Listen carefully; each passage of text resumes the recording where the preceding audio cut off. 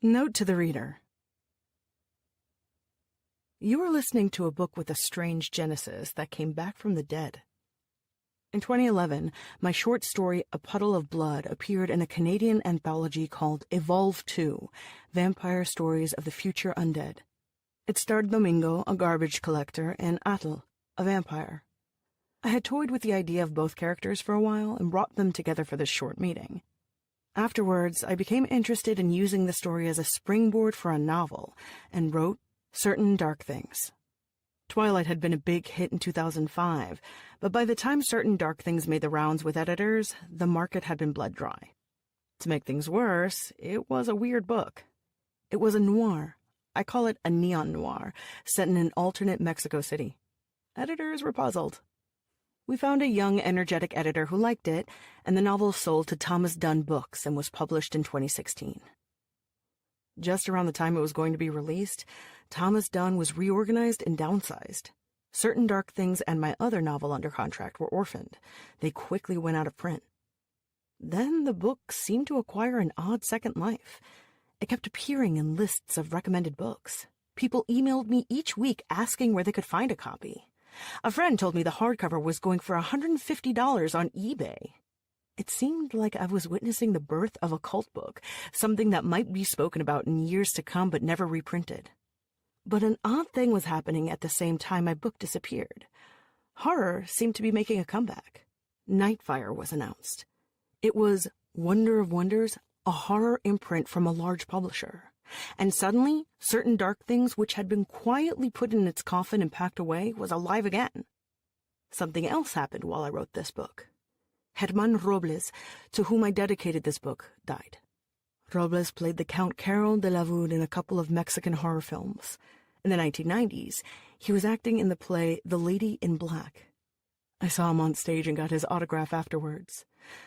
Robles inspired several characters in my short stories, including the vampire in Stories with Happy Endings and the vampire Bernardino in Certain Dark Things.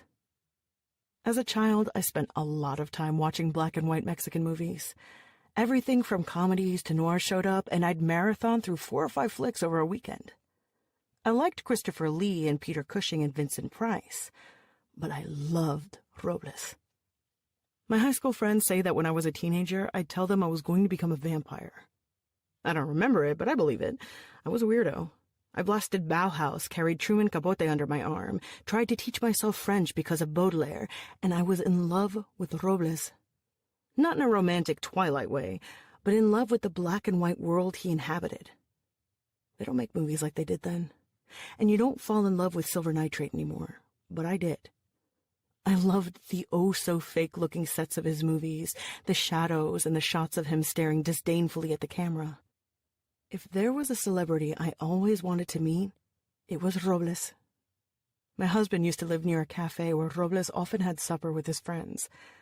I could have, I suppose, waited for him there, but that just seemed stalkery. And I didn't want to do it because there's a difference between the performer and the character they give flesh to. I understood the separation. I dedicated the book to Robles after asking my husband if that seemed like too much of a fangirl thing. My thought process was that I'd write, to Robles, the vampire, and when the book was out, I'd mail him a copy. Maybe he wouldn't be able to read it. I didn't know if he spoke English. Or maybe he wouldn't care. He's 80-something, I told my husband. I should finish the book quick. What if he dies? And then, of course, he did die, before the book was out. I've only cried over one celebrity's death. It was Robles. Certain Dark Things is back, and it's still dedicated to Herman Robles.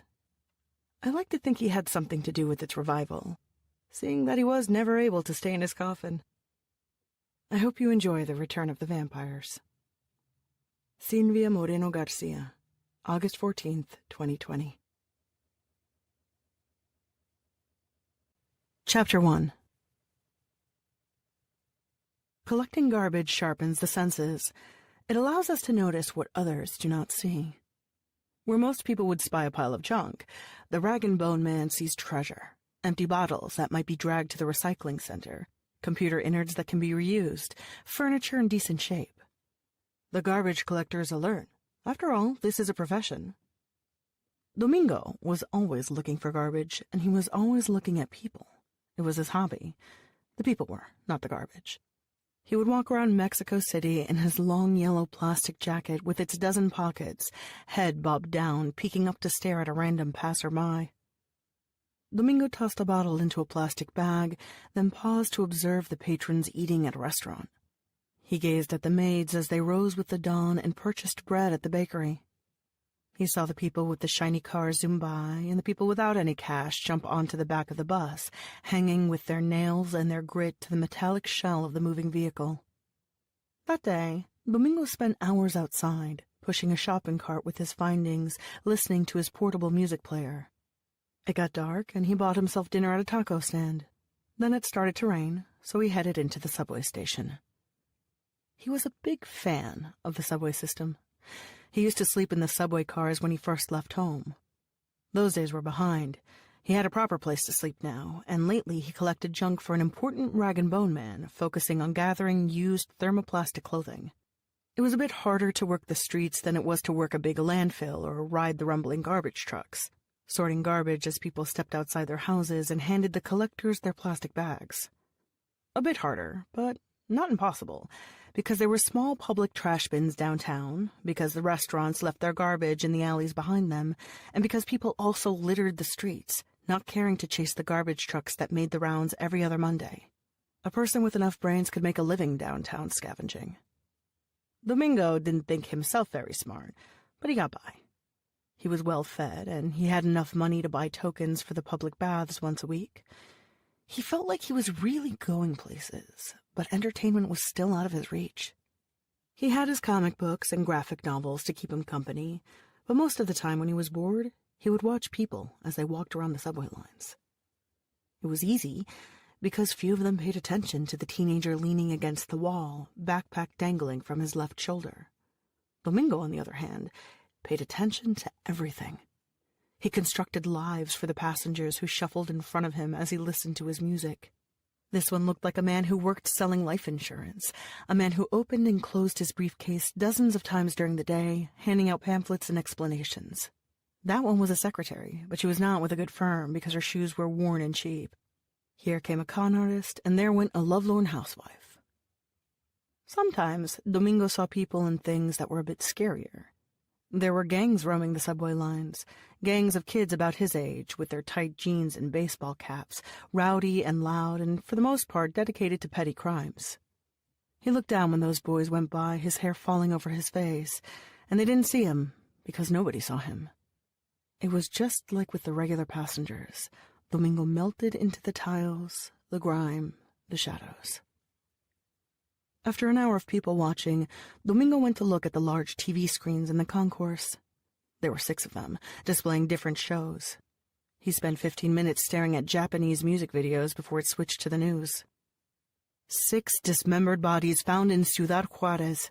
Vampire drug wars rage on. Domingo read the headline slowly. Images flashed on the video screen of the station. Cops, long shots of the bodies. The images dissolved, then showed a beautiful woman holding a can of soda in her hands. She winked at him. Domingo leaned against his cart and waited to see if the news show would expand on the drug war story. He was fond of yellow journalism. He also liked stories and comic books about vampires. They seemed exotic.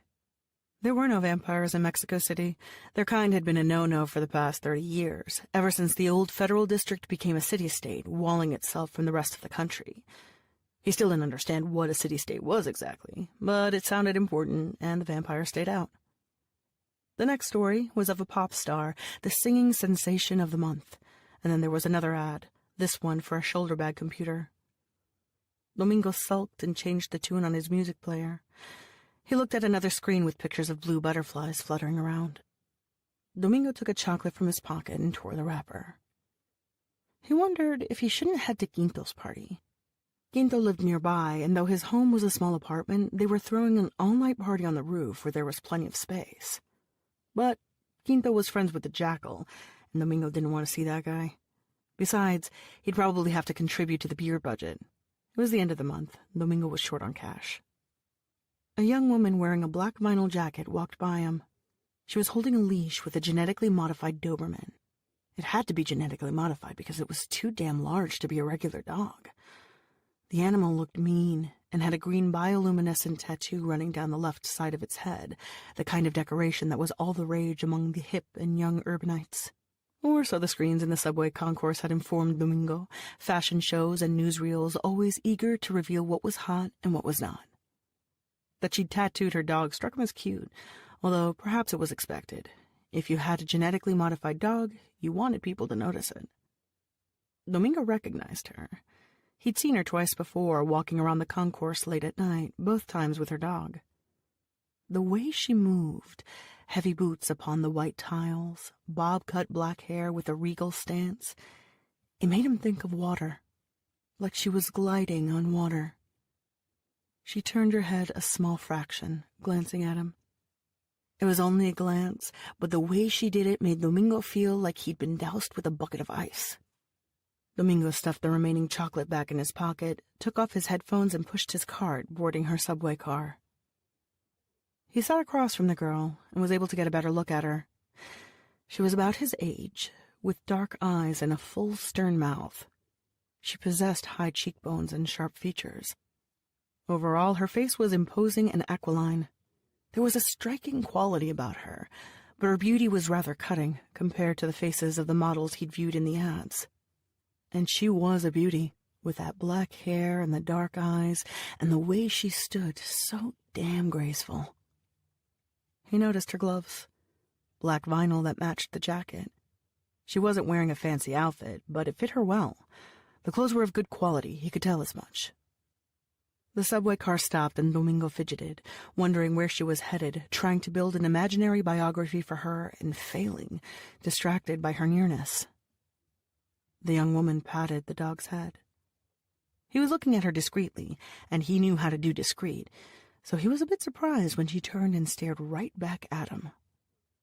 Domingo froze and then swallowed. He found his tongue with some effort. "Hey," he said, smiling. "How are you doing tonight?" She did not smile back. Her lips were pressed together in a precise, unyielding line. He hoped she wasn't thinking of letting the dog loose on him for staring at her. The subway car was almost deserted, and when she spoke, her voice seemed to echo around them, even though she spoke very softly. "Should you be out by yourself at this time of night?" she asked. "What do you mean?" "How old are you?" 17, he replied. "It's early. It's just before midnight." "No curfew?" "No," he scoffed. "I live on my own." "Ah, a man about town." There was laughter in her voice, even though she didn't laugh. It made Domingo feel stupid. He stood up, ready to push his shopping cart to the other side of the subway car to leave her alone. This had been a terrible idea. What was he thinking, talking to her? Her gaze drifted, skipped him, and he assumed this was goodbye, good night, go to hell, which was the only reasonable response from such a girl. "I'm looking for a friend," she said unexpectedly. Domingo blinked. He agreed, uncertain. "Would you like to be my friend? I can pay you." Domingo wasn't in the habit of prostituting himself. He'd done it once when he was in a pinch after he'd left the circle of street kids. Times had been hard, and one did what he could to survive. He'd been cold, hungry, desperate for a few pesos. He wasn't any of those things now. "Sorry, I'm not sure I understand," he said. I'm getting off at the next station. Would you like to come with me?" Domingo looked at the woman. He'd seen her walk by those other nights, and he'd never thought she'd speak to him. When he'd tried to talk to a girl on the subway the previous year, she'd recoiled. Domingo couldn't blame her. He did look grubby. And now this beautiful woman was chatting him up? Who was he to imagine a babe of that sort was going to give him the time of day? He nodded. He'd never been a lucky guy, but maybe he was in luck today. Her apartment building was located just a few blocks from a busy intersection. It looked rather run down, a box of bricks built in the 50s that had not been updated. The tiles that had once decorated its facade might have been green and lively in the beginning, but they were now a muddled brown. Many of them had slid off, revealing the naked cement beneath. The apartment's name was written on a plaque by the entrance, but someone had defaced it. Though he was reluctant to part with it, Domingo left his shopping cart near the front door of the building. People stole your shit if you didn't keep an eye on it. Garbage pickers were notorious for it. You could spend hours gathering glass bottles only to come back and discover they'd disappeared. That's why you kept your stuff close. Domingo didn't think he could ask her if they could take the cart into her apartment, so he hid it behind the stairs and prayed nobody chucked it out. They climbed the stairs, and he noticed that the building was in better shape inside.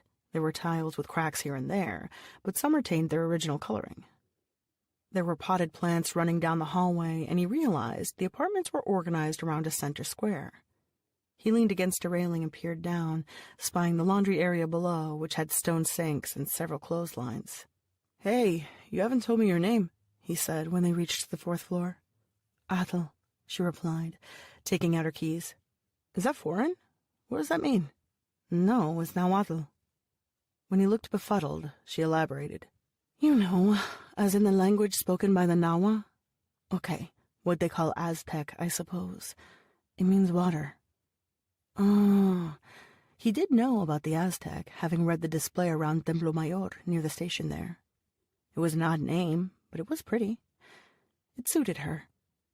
He thought her voice sounded like water, like a stream filled with pebbles, though he'd never seen a real stream in his life.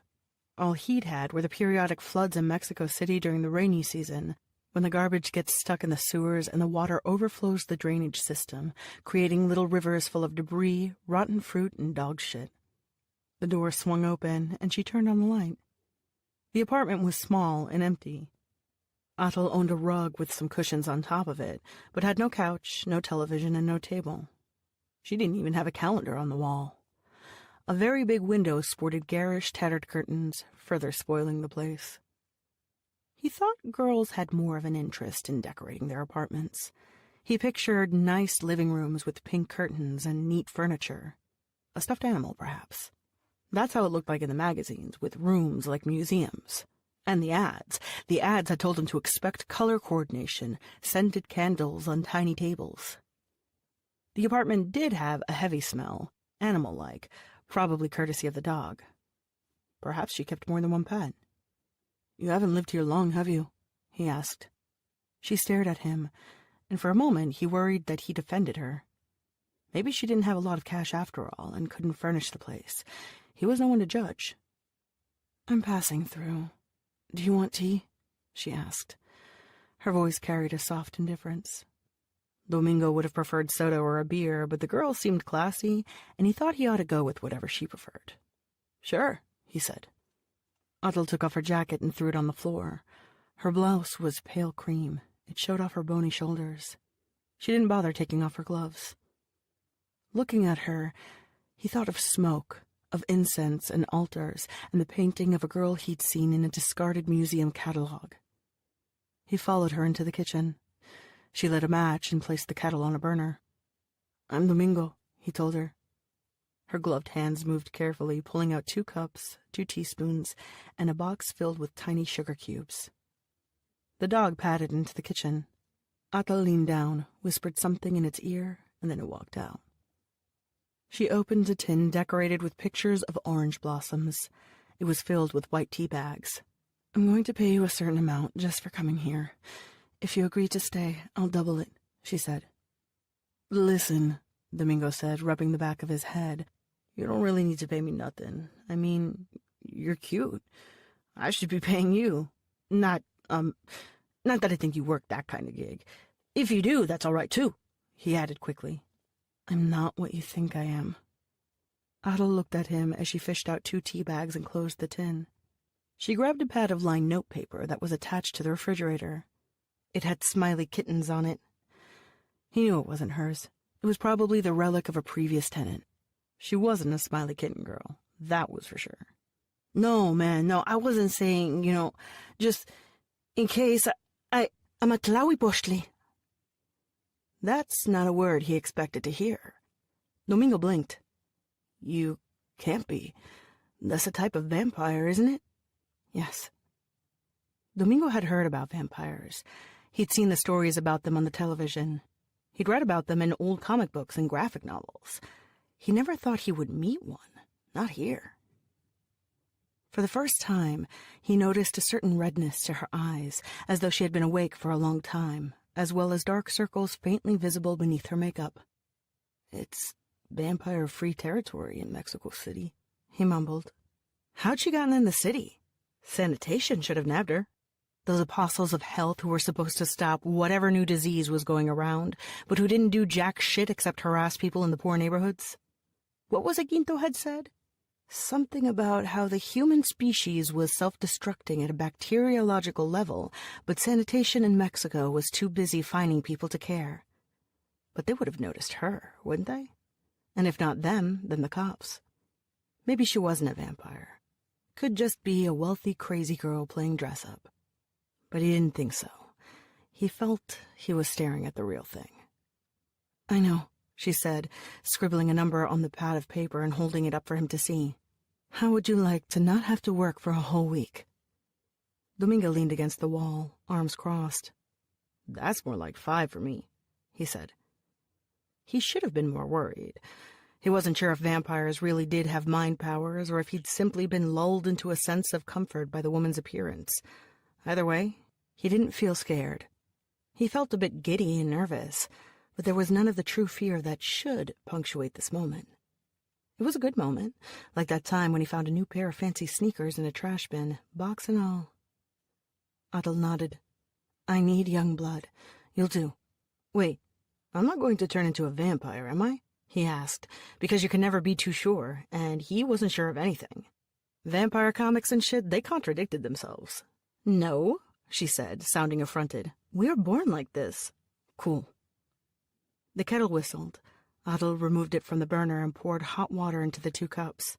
She placed the tea bags in the cups and offered one to him, pointing to the sugar. "Help yourself." He grabbed a sugar cube. She tossed 6 into her cup. Adel's spoon rattled against the cup's sides as she stirred. Vampire. Like in Crypt of Darkness. Something both strange and awesome and intimidating. She was pretty. She had money. She was cool. He didn't hang out with cool people. He didn't hang out with much of anyone. Domingo placed his hands around the cup and took a sip. "It won't hurt much. What do you think?" she asked. "I don't know. I mean, do I still get to, sleep with you?" She let out a sigh and shook her head. "No, and don't try anything. Kuali will bite off your leg if you do." Domingo took another sip. He was disappointed. But then he wondered if he might not get a small kiss as a token of affection. A tiny smile. A brief hug. Any of those things would make him happy. Disappointment turned to hope. And there was, of course, the money. "How do we do this?" Domingo asked, setting down his cup. Adel removed her gloves. Her fingers were long and beautiful, but the nails were sharp and black. It was not nail polish. These were her natural nails. These were a bird's talons. She raised those long hands and placed them on either side of his face. Domingo thought his previous idea about vampire powers might have been right, because he didn't flinch. He just stared at her as her hair turned into feathers and her hands seemed to grow more talon-like. She craned her neck. "Don't worry, this won't take long," she said, "and don't move." Athel was part bird of prey, yet he did not move a muscle. She leaned down, her lips brushed his neck. It did not hurt much. It was a quick stab of pain that burned down his neck and through his body. After a few minutes, he did try to move as the pain slowly seemed to wake up a part of his brain that had been shut down, but it was too late. She held him in place, her strong, wicked talons digging into his shoulders. It became enjoyable rather quickly. One moment he was flinching, and the next there was a slow, sweet wave that dragged him down. It wasn't like drinking booze or sniffing paint thinner, though he had tried both and discarded them as useless pursuits. It was a haze, the haze you experience when your eyes are heavy and you are about to fall asleep, where your limbs feel tired, your whole body is weighed down, and there is this soft, pleasant sensation as you surrender to exhaustion. Domingo closed his eyes. Geometrical patterns exploded behind his eyelids, shifting from yellow to orange to crimson until they turned black, and there was nothing but a heavy inky blackness around him. He felt his knees buckle. The velvet darkness cushioned him. It held him tight in its embrace. He felt himself sliding down, and the darkness helped him, sliding down with him. He lay in this velvet blackness for a while before drifting into a dream. Domingo awoke with a blanket against his cheek. He raised his head. He was still in Atel's kitchen on the floor, and the blanket was wrapped snug around him. Atel was leaning against the refrigerator. She had her cup pressed against her lips. Her eyes were closed. He wiped his mouth with the back of his hand. "Don't try to stand up yet, or you might vomit. I'll help you in a few minutes," she said. Domingo touched his neck. He felt a bump, but it didn't seem like a big wound. Good. He'd half feared she'd torn a chunk of flesh off when she first bit him, or whatever she did. He felt lightheaded, and his extremities were jumbled. He waited quietly, not knowing if he was allowed to speak. "My legs feel funny," he said at last. "It's like they've fallen asleep." Think of it as an anesthetic. "Is it gonna hurt later?" "No. Your neck might itch a bit, but that will pass in a day or two. It's like a mosquito bite." "Do you always do that?" he asked. "What?" she replied. "Do you change?"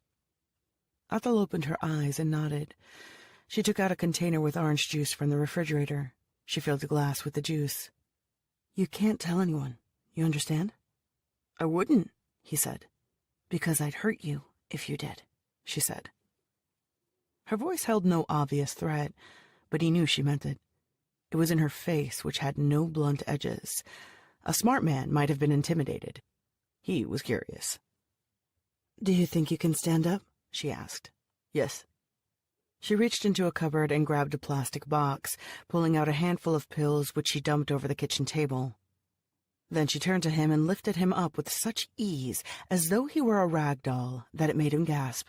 "Are you all right?" she asked. "Yes," he said. "You need to eat well.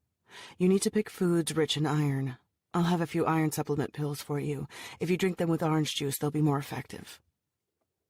She walked him to the table. Domingo had to lean against her. His hands trembled, but he managed to pop the pills into his mouth. He drank the whole glass of juice.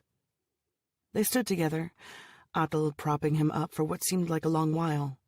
The feeling had returned to his legs, and the slight lightheadedness that was plaguing him had vanished. "Are you ready to go home?" she asked. "Yeah."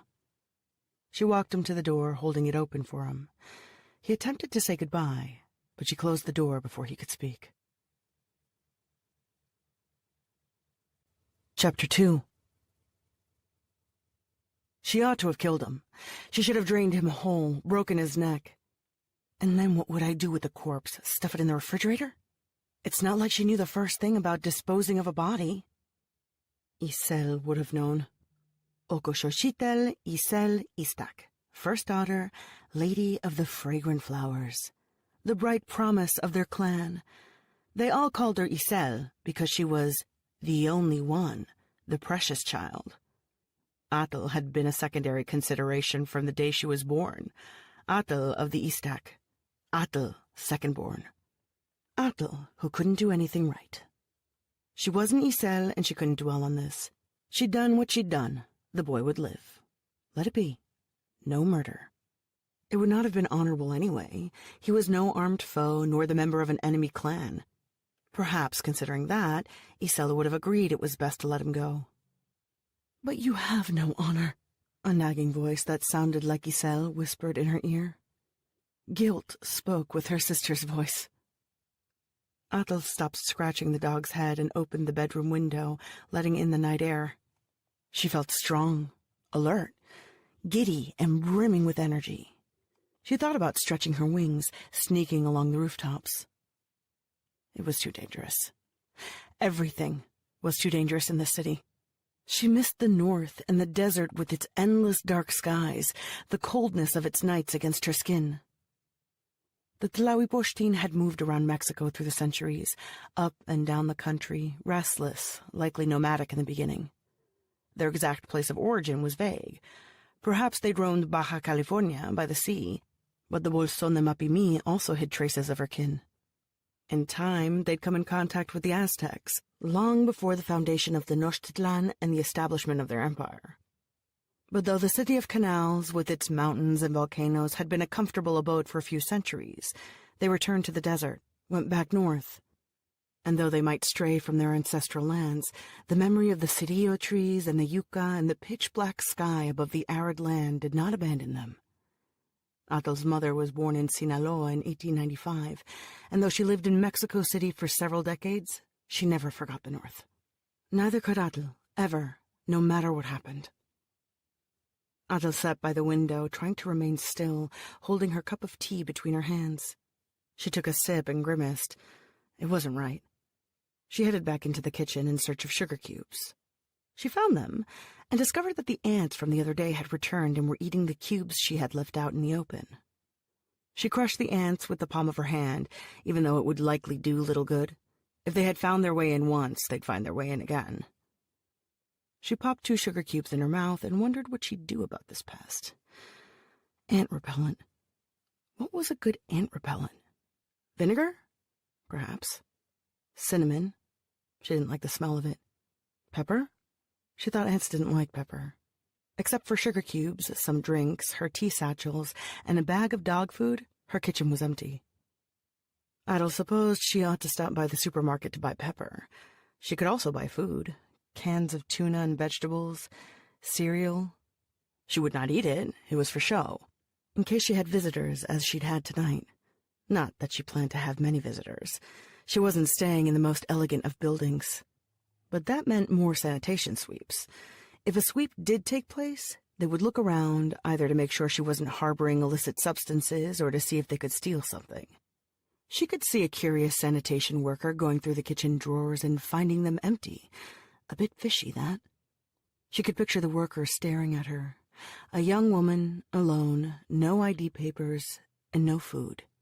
Northern accent. Let me check. My, this woman's body temperature is not right. Maybe they wouldn't peg her for a vampire. Maybe the curious sanitation worker would think she was a junkie or a Croning. There were tons of people with Crohning's disease running around these days.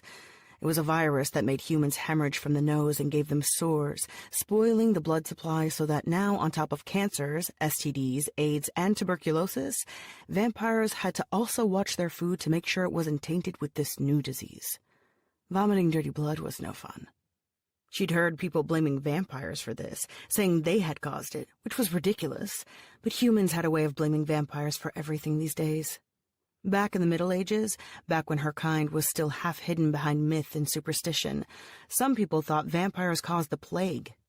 They did not, though the bubonic plague did help to expand the reach and power of the necros. Necros, just like the German Nachzehers, when in a pinch, could feed off carrion, something unthinkable to other vampires. They found a plentiful supply of corpses in Europe while other vampires starved, deprived of a clean blood supply. The old wives' tale that vampires liked nubile virgins perhaps had some root in the sensitivity of vampires to tainted blood. If you had a virgin on your hands, then you could avoid drinking the blood of a syphilitic. But since STDs were not the only awful diseases humans carried, that did not provide much protection against anything. The boy had remarked about her lack of furniture. The furniture could be explained by a recent move, but the lack of food... Yes, she must do something about that. Atel sighed and put away the sugar cubes. It was hard to think about those things. She wasn't used to keeping up appearances. She hadn't needed to. Back north, Atel had her mother and her sister and a host of servants to take care of her. The north was like a great oozing wound, and the vampires drank from it freely. Mexico City, it was not friendly to her kind. But she'd run out of options. This was it, her safe haven. She hated the apartment, though. She hated the color of its walls and the scratches on the kitchen counters, the ancient dirt staining the bathroom tiles and the way the pipes rattled. She hated the smell of it, the smell of the whole city. Dirty. When it rained, it smelled like wet garbage, and it rained constantly. The stench was worse in the subway, but she forced herself to take it. She lacked a license and ID papers, no way she could drive. Taxis were an option, but she was afraid of getting in an unknown vehicle. No place to run there. It was better to brave the subway, to walk down the filthy streets with her umbrella. And she'd found him in the subway, at any rate, so good things did come from that place. Domingo. Atel again wondered if she had made the right choice. Her instinct and her upbringing compelled her to drag her food to her lair, but she still did not know if this was wise, if the way she'd handled him was foolish or efficient. And yet, what other alternative did she have? If she had fed in the streets, someone could have seen her. The same went for the cheap motels that charged by the hour. Too many nosy people, both cops and criminals. There were other problems. A willing donor, for example. Procuring a sex worker from the streets meant dealing with a pimp, and Adel did not want to pick a fight with a brute who thought she was bruising the merchandise. No, too much trouble there. That narrowed the options. Young blood. Twice before she had found street kids sleeping in alleys. They were both out stone cold. She fed from them, no pimp, though she feared the eyes of vagrants upon her. It was risky. Besides, the blood of the street kids was bitter from the cheap drugs and booze running through their veins. It gave Atel a headache and cramps. It almost made it worse than starving. Atel had decided to change her tactics. Domingo had looked clean and nice enough. No telltale signs of drug use. He smelled healthy, too. His blood, when she tasted it, was warm and sweet. Old blood, sick blood, drugged blood. That was like feasting on carrion. Finally, she had found a fresh, delicious meal. She must make it last. She must conserve her energy. Atel drummed her fingers against the ceramic cup. There was plenty of time before sunrise. Unlike European vampires, Atel could handle the sun, though it weakened her. It required too much energy to move through the city in the daytime. She must save her strength. This meant sleeping longer. Sleep had its dangers, however. Kuali could guard her, but he was not infallible. Between staying up and wasting energy, or sleeping and being vulnerable, Atel picked sleeping. She closed the window and slid open the closet's door. Inside were a sleeping bag, a pillow, a blanket, and scraps of paper. She had been nesting there. It was a big departure from her mother's luxurious home, with its Aztec artifacts and expensive furnishings. All that had been left behind. Atel had only her wits, some money, and the vague hope she would be able to find Veronica Montealban, and she wasn't exactly sure how she might manage that. What she had to go by were a few old papers her mother had held on to. Atel got in the closet and reached beneath the pillow. She stared at the photograph. It was a Polaroid, one corner bent. The image showed her mother, and next to her a young woman whose hair was parted in the middle. It had been decades since the photo was taken. Veronica Montealban was much older now. Very likely she did not resemble the young woman she was looking at. She might have left the city. She might even be dead. If she was alive, she wasn't making it easy for Atel to find her. Why would she? But she had been Mother's companion, her tlapalewani, for a number of years. Atel refused to use the word Renfield to describe her. It was such a coarse term foisted upon them by Anglo pop culture. Mother spoke of the human girl. She had been loyal, efficient. The adult Veronica had smuggled certain items for her mother years after she had left her mother's side. She could be trusted, Mother said. If she found Veronica, Atel might be able to figure out a way out of this mess. She couldn't stay in Mexico City forever, but leaving its limits meant certain death. Guatemala. There had to be a way to get into Guatemala. Crossing into the States was out of the question. The northern border zone was too militarized. God, she needed papers, a smuggler, a damn weapon that packed a bigger punch than her switchblade knife. Well, you have to stop kidding yourself. That voice that sounded like Isel's said, You can't get to Veronica without Bernardino. He'd know where to find Veronica. But there was no assurance she could trust him, and since he was a revenant, and that particular type of European vampire could gobble other vampires, well, they were a bit like boogeymen for the average vampire. There was also the issue of their customs. Vampires were incredibly territorial. They used envoys to communicate. She had none, and could not imagine showing up at his place, dashing protocol. Although he'd been somewhat of a friend to her mother when she'd been much younger, Mother said he'd turned on her in later years. Bernardino was dangerous, paranoid. Still, there had been mention of certain debts owed by him, but these were vague illusions. All Atel had to bank on then was the value of her deceased mother's name and she wasn't sure how far that might go. Her sister would have marched into Bernardino's house. Atal was too much of a coward. Atal placed the photograph under the pillow. Gwali whined. She knew he wanted to sleep next to her, but she needed the dog to guard her. "Gwali, sit," she ordered. She slid the closet door shut, then buried her face against the pillow. Atal gained control of her breathing, slowing it down. Sleep, when it came, was like plunging underwater. She sank into darkness, her breath slowing so much that her chest was barely rising and falling. The following evening, Atal decided to go shopping. It was a chance for a much-needed walk, but she was afraid of going outside. Each time she ventured into the city streets, it was an opportunity for a sly cop to ask for her ID. Staying inside the apartment, however, could be just as bad. Cabin fever would not be productive. To hell with it.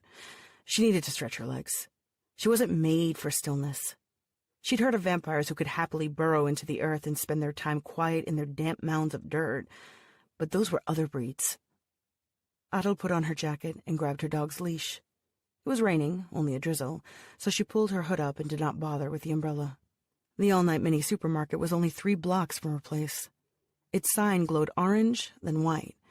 She told her dog to wait outside. When she walked in, an annoying bell rang to announce her arrival. She looked around, carefully scanning the place. There was a tired man in an orange uniform behind the counter, protected by an acrylic partition. He was mesmerized by a small television set and did not even lift his eyes to look at her as she walked by. 3 teenagers dressed in neon jackets were hanging in the store, busy chatting with each other. She could hear the music from one of the kids' headphones. Heavy metal. She hated that music. It had no symmetry. Atal grabbed a plastic basket. She walked down one aisle, looking at the labels.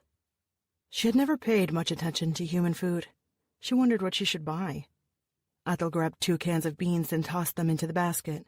She located the pepper and bought more sugar cubes. She stopped to look at an area that had potato chips and candy on display. The lists of ingredients were alien to her. It wasn't like she ate this shit. Godoy's kind, the fuckers who called themselves necros could. She wasn't sure if Bernardino's type could stomach it. Atal gritted her teeth and threw a bag of potato chips into her basket. Maybe she should get more of those iron supplements she'd grabbed the other day. She didn't know if they actually worked, but what did she know in the end? Barely nothing. She should not be in this situation, second-born and still woefully young. She was 23 in a family that could span centuries, the baby of the clan. 23 and spoiled, because she had not cared much for anything that wasn't fun and blood. She remembered Isel chiding her a few months ago for her disinterest in the family business, for gallivanting around the city on her new motorcycle. But Mother hadn't cared. Atal smirked. Why would she? Mother had preferred Isel. Isel was the strong one. Isel was the heir. Isel was everything. Atal was just the spare. Now, Isel was dead, and Atal couldn't do a thing on her own. The bell rang again, startling her. 2 cops walked into the joint. Atal's hand tightened around the plastic handle of the basket. Goddamn luck! She steeled herself, shifting toward the back of the store, closer to the refrigerators. The teenagers were laughing raucously. They were popping chocolates into their mouths. "Hey, whose idea was it to park a car and take 2 whole spaces out front, huh?" one of the cops yelled. The teenagers turned their heads. One of them tripped and spilled dozens of bright, colorful chocolates onto the floor. They scattered wildly upon the white tiles. Atal felt the immediate desire to throw herself to her knees and start counting them. It was a nervous tic, a thing about her kind. She closed her eyes and rested a hand against one of the refrigerators. "It's like for 2 minutes, man," one of the teens said. 2 minutes. Okay, you fucker, show me your license. All of you, IDs and licenses. One of the cops had lit a cigarette. She smelled it as if he were standing next to her. But he wasn't. He was on the other side of the store. He wasn't close. Everything was normal. She was just a normal person going out for a normal walk, buying groceries. People did that. "You going to give me a fine?" one of the teenagers said. "Are you? What are you high on, kid?" Shoes squeaked upon the floor. The stench of the cigarette drifted closer to her. A cop was heading her way. She would be fine. She looked perfectly normal. She'd fed recently. Her eyes weren't red, her cheeks were not too hollow. She would be fine. Atal looked down, staring at the prices stuck inside the refrigerator.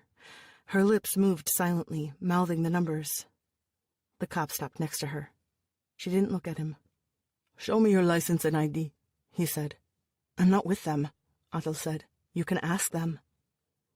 He paused to look at her. His gaze lingered. "Hey, you, why are you handcuffing me, motherfucker? My dad is a lawyer, you dick!" one of the teenagers yelled. The cop next to Atal turned his head and yelled to the teenager. "Shut your mouth!" he said, then sighed and looked at her again. He seemed tired. "Damn kids. Probably going out clubbing, you know?" She nodded, wishing he'd leave her be. The policeman opened the refrigerator door and pulled out an energy drink, then walked back to the front of the store. The teenagers were muttering to each other, the one who had been handcuffed still repeating the bit about his lawyer father. The policeman who had spoken to her told them they were headed to the station. They protested, and then came the expected bribery. Once they had their money, the cops undid the teens' handcuffs, bringing an end to the evening's performance. The cashier, sitting behind the partition, returned to his TV, watching as soon as the policeman and the teenagers left the store.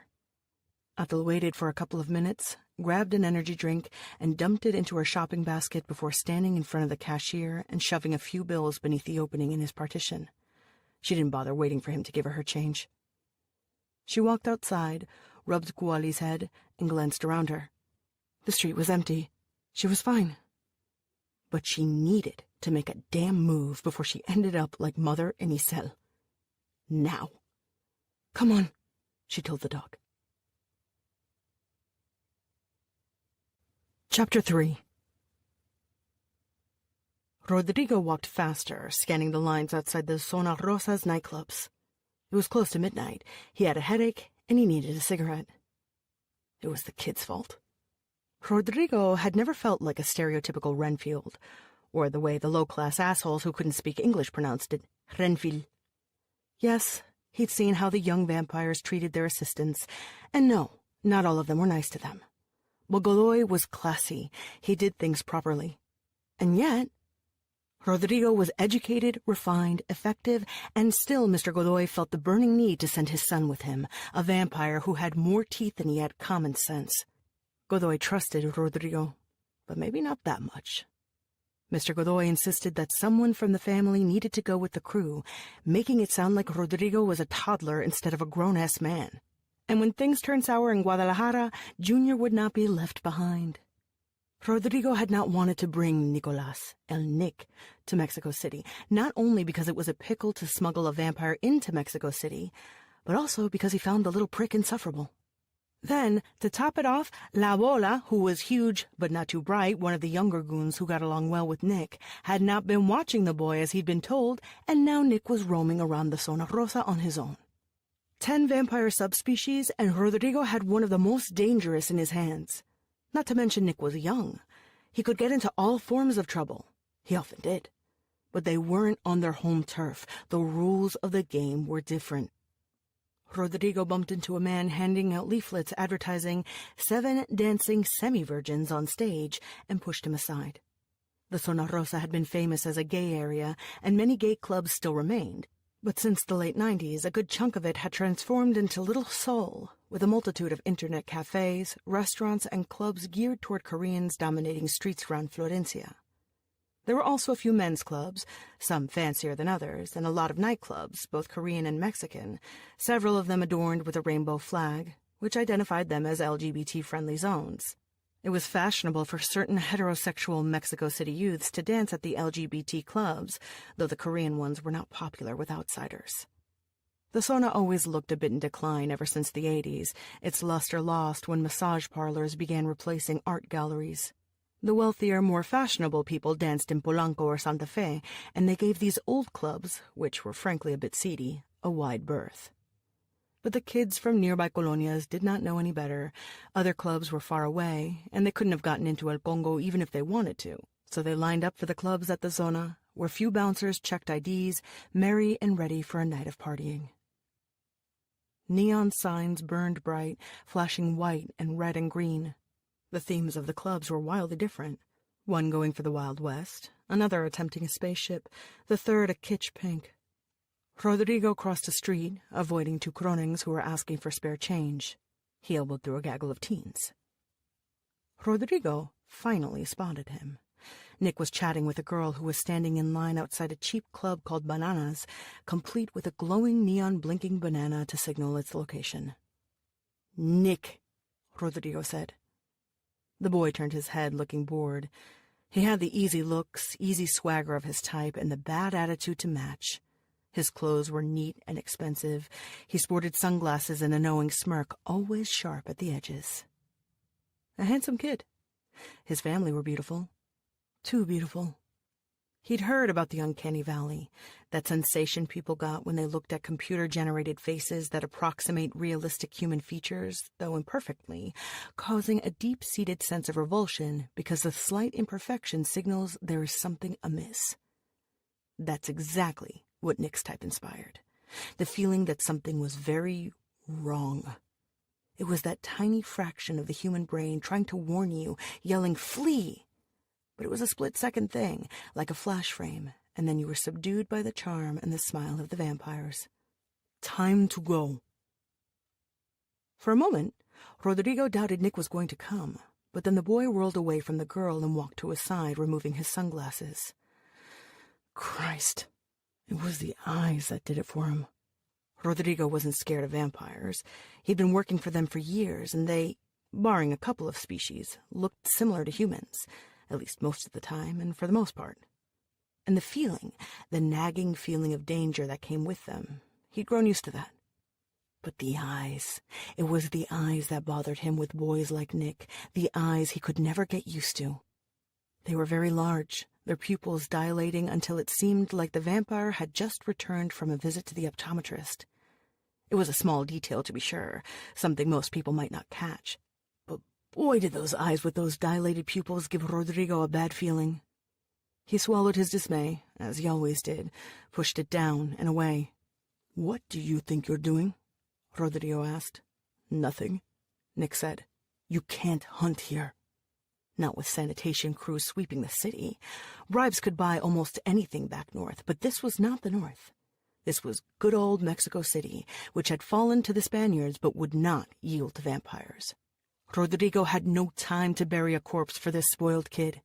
And if Nick didn't mean to drink and kill, if he meant to drink and gain control of a human, that nasty trick the Negros loved to play, well, that wasn't going to happen either. It was too fucking risky. Who said anything about hunting? "Don't bullshit me, pretty boy," Rodrigo said. The neon banana sign blinked from yellow to green and then back to yellow. Nick flashed him a smile that was all teeth. "What if I was hunting? These people are nobody.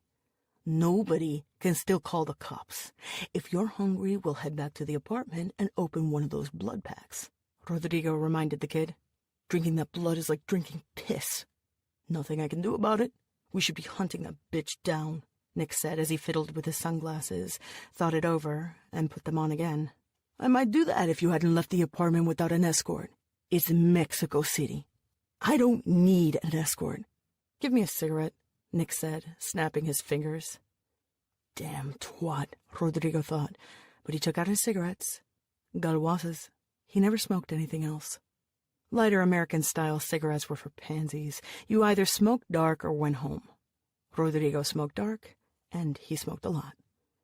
He took out 2 cigarettes and struck a match, lighting both and handing one to Nick. Nick took a puff, gave the line of young people one last look, and shrugged. "Fine, let's head back to the apartment," Nick said. They had to walk several blocks, back in the direction of Parque España. They stopped at a liquor store because Nick wanted booze. Nick's kind, necros, though jokers called them necronacos, the trashy vampires, drank it like it was going out of fashion. Something to do with endophenotypes, but Rodrigo was no biologist. True to his heritage, Nick put 6 bottles of vodka into a green shopping basket. He also wanted absinthe. Not just any absinthe. Czech absinthe, using the original formula with authentic wormwood. They did not have any, and Nick looked like he was going to pitch a fit. Rodrigo convinced him to take 2 bottles of whiskey and said he'd find him absinthe later. When they walked into the apartment, they found La Bola eating fried chicken and playing video games. He sucked his fingers and waved at them. "Where are Colima and Nacho?" Rodrigo asked as soon as he closed the door. "They've gone to find those cousins they mentioned, to help with the job." Rodrigo had brought only 3 operatives with him. He needed a few extra hands to help out. It would not be difficult to recruit a few more guns. Nacho and Colima had relatives here, eager for a break, for a ticket back north. These thugs were cheap and easy to come by. He might have been able to play it with just the lot he had, but Rodrigo didn't want to take chances. Although Atal was alone, she was still a vampire, and she'd already given them a run for their money. Of course, Rodrigo had Nick, but Nick was young and hardly well trained for such a task. He'd lost the girl when they were in Jalisco. She'd slipped from his fingers despite his macho posturing. It hardly mattered how big your fangs were if your prey could outwit you and land a mighty good punch in your face, breaking a few of those sharp teeth. He healed fast. Vampires like Nick were like sharks, and there was always a tooth behind the one that just fell out. When they were angry, their maws were a scary sight. But facts were facts. Nick had been outwitted by a girl. "I wonder what they'll bring," Nick said. "Colima and Nacho are vermin. I liked Justiniano. Justiniano's dead, and vermin serves its purpose." Nick grabbed one of the bottles and opened it. He sat down on the couch and began drinking it straight from the bottle, vodka dribbling down his chin. "Come," Rodrigo said, motioning to La Bola. They headed from the living room to the studio. Rodrigo kept 2 places, one in Sinaloa and this other one. Of the 2, the Mexico City apartment was the grander place, even if he visited it sparingly. It had more style, more things, more of him. The apartment was large, with tall ceilings. There was a monochromatic look about the furniture, everything black and white, though he added dashes of color with several paintings of vast sizes hanging from the walls. The studio was very much the same. A huge desk, a couple of comfortable chairs, and his rare books on display. Electronic books might be easy to purchase, but Rodrigo was a collector, not a consumer. This, he thought, was what differentiated him from the vampire lords. God, the affront of these drug pushers to call themselves lords, who splashed their cash with no taste. Rodrigo had taste. He had style. He couldn't say the same for everyone else. "Sit," Rodrigo ordered. La Bola sat on one of his fine leather chairs. While Rodrigo was short and skinny, La Bola was a tall, beefy man. Despite their difference in bulk, La Bola looked at Rodrigo meekly. As soon as La Bola sat, Rodrigo approached him and punched him in the face. "You moron! Didn't I tell you to keep an eye on the kid?" "I was, Rodrigo, but this is Mr. Godoy's son. I can't just lock him in the bedroom if that's what it takes. What do you think Mr. Godoy will say if his son gets picked up by sanitation?" "He said he was just going to get himself some tail," La Bola babbled. "Wake up, you moron! How long have you been around vamps, huh? 3 years?" La Bola raised a couple of fingers. 2? "You should know better, shithead. Tail ain't never just tail, not for Nick. I shouldn't have talked your dad into letting you work for me." "I'm sorry, Rodrigo." "Just watch him. Properly." "I will," La Bola muttered as he rubbed his face. Rodrigo, did your contact know anything about the girl?" "No," Rodrigo said, irritated. "But she was in Toluca. I confirmed as much. Which means she's here.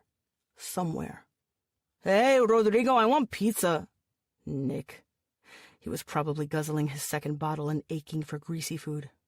"Go take care of him," Rodrigo told La Bola in a low voice. La Bola dipped his head, hurrying back to the living room. Rodrigo stretched his arms and smoothed his suit, pausing to check his black enamel cufflinks. He glanced at himself in the great floor-to-ceiling gilded mirror that adorned the south wall of the office. Gray thinning hair, parted in the middle. A web of wrinkles etched on his face, teeth slowly yellowing. Yes, he was getting old. Maybe too old for these games. Even a vampire's goon deserves a pension and a peaceful retirement.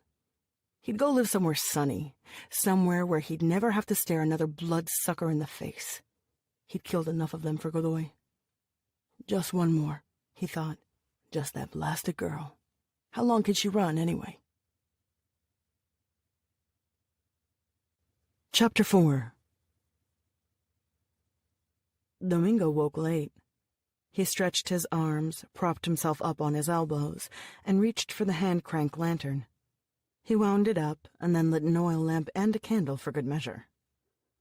There was no electricity in the web of narrow underground tunnels that ran downtown, but it was a free space to hang out, and he didn't mind having to maintain a mountain of lanterns on hand.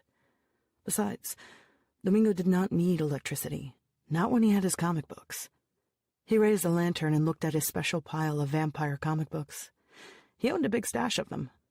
Domingo stared at the colorful panels. Eventually, he turned his attention to the wall he had plastered with magazine and book covers. He ran a hand over an image of a vampire woman in a long dress, a misty forest behind her. Vampires, danger, adventure. He'd met one, and she was damn pretty. Domingo looked at the pile of hybrid personal protective clothing he was putting together for the Rag and Bone Man. He should do some work, collect more clothes, take empty bottles to the recycling center. But he did not need to. He had money. He had a whole fortune. Domingo did not know how to spend all that cash. After careful consideration, he decided he needed breakfast. He exited the tunnel and walked into a fast food joint, where he purchased an egg and sausage combo. It didn't taste the way it looked in the picture, but he wolfed it down and bought a large orange juice at a stand outside. He drank it in a few quick gulps, then went back for a milkshake. Afterward, he headed to an internet cafe. It was one of the large ones, with many rows of booths squeezed next to each other. Each booth had a door with a latch that would open only after you tossed tokens into a slot. Domingo bought a handful of tokens from an attendant at the front counter, then squeezed himself into an empty booth. Domingo sat in a ratty fake leather chair that had been patched one too many times. The computer screen was hidden behind a partition, and Domingo had to insert more tokens into a slot before the partition opened. He scooted closer to the computer screen, clumsily thumbing it until a few options showed up. He chose keyboard input, and a compartment beneath the screen slid open. He pulled out the keyboard. The breathy moans of a woman spilled into Domingo's narrow space. He frowned. The woman panted and moaned again. The guy in the next cubicle must be watching porn. Domingo pulled out his frayed headphones, carefully wrapped with insulating tape, and pushed the play button on the music player. Depeche Mode began to sing about a personal Jesus. Domingo didn't know much about music, but when he'd first found his player, it was filled with 80s songs, and he'd listened to mixtures of Soda Stereo and Duran Duran with fascination. He'd asked Quinto about the bands because Quinto knew all kinds of weird things. Quinto had taken him into an internet cafe much like the one he was in now. They'd downloaded more tracks, and Quinto had talked about a new wave, but Domingo told him he'd never seen the ocean. Domingo did a search for the word Tlahuipostli. Stories about gangs, murders, and drugs filled the view screen, images quickly superimposing until they formed a large mosaic. Domingo tugged at the images, running his fingers across the screen. He scrolled through an article about the history of the Tlahuelpocmimi, pausing to look at the images that accompanied the text. They were black and white illustrations that looked very old, but were nothing like the pictures of the European vampires in the graphic novels. No one was wearing a cape, for one. Mexico's native vampire species with roots that go back to the time of the Aztecs, he whispered. The article had lots of information, but it used very big words he didn't know, such as hematophagy, endemic, anticoagulants, and matrilineal stratified sept. Domingo could read well enough, but these words and sentences were much harder than the ones in the mags. He gave up on the article, preferring to stare at the bold headlines and colorful pictures of the vampire gangsters. Those resembled the comic books he kept at his place. He was comfortable with this stuff. Domingo opened another page and read the headline twice. Child killers. The Tlahuelpocmimi have a specialized diet. They consume only the blood of the young. The accompanying illustration showed a drawing of 3 hags huddled together. One of them was holding a baby up by its foot, dangling it above her grotesquely, impossibly large mouth. The other 2 were rubbing their hands together, waiting their turn. But no, Atl had not killed him. Atl was not an ugly old woman. A countdown number blinked on the screen.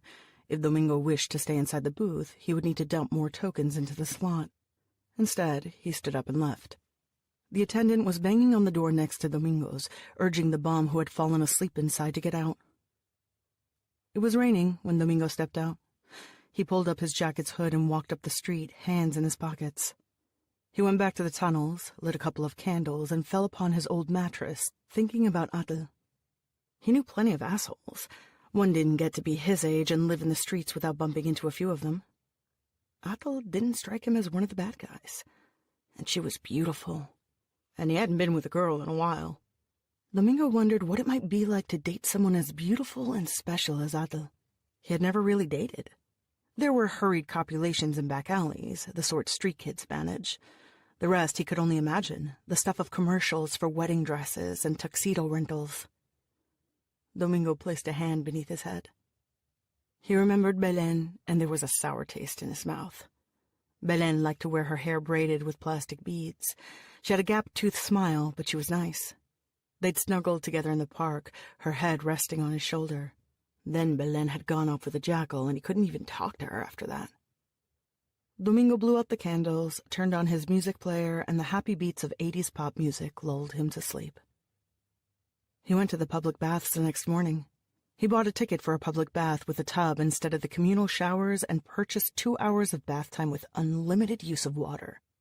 He made a point to purchase the expensive shampoo and soap. He also bought a shaving kit. Domingo usually brought laundry to wash at the baths, but not this day.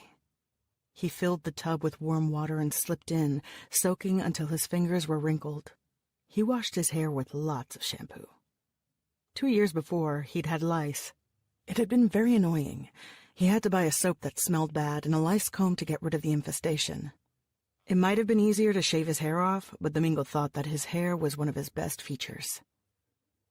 Once he was done with his bath, Domingo stepped out of the tub and wrapped the towel he had brought with him, tying it around his waist. He did not shave often. It was not like he had a lot of facial hair, merely some incipient whiskers. But he wanted to appear well-groomed. He lathered his face and shaved. After his bath, Domingo went clothes shopping. He had never bought new clothes in his entire life. When he was still living at home, before his stepdad kicked him out, he'd enjoyed the hand-me-downs of his older brothers. On the streets, when he was washing car windows, there was little chance of new clothes. Now that he gathered garbage, he found enough stuff among the rubbish to wear. Shoes, hats, jackets.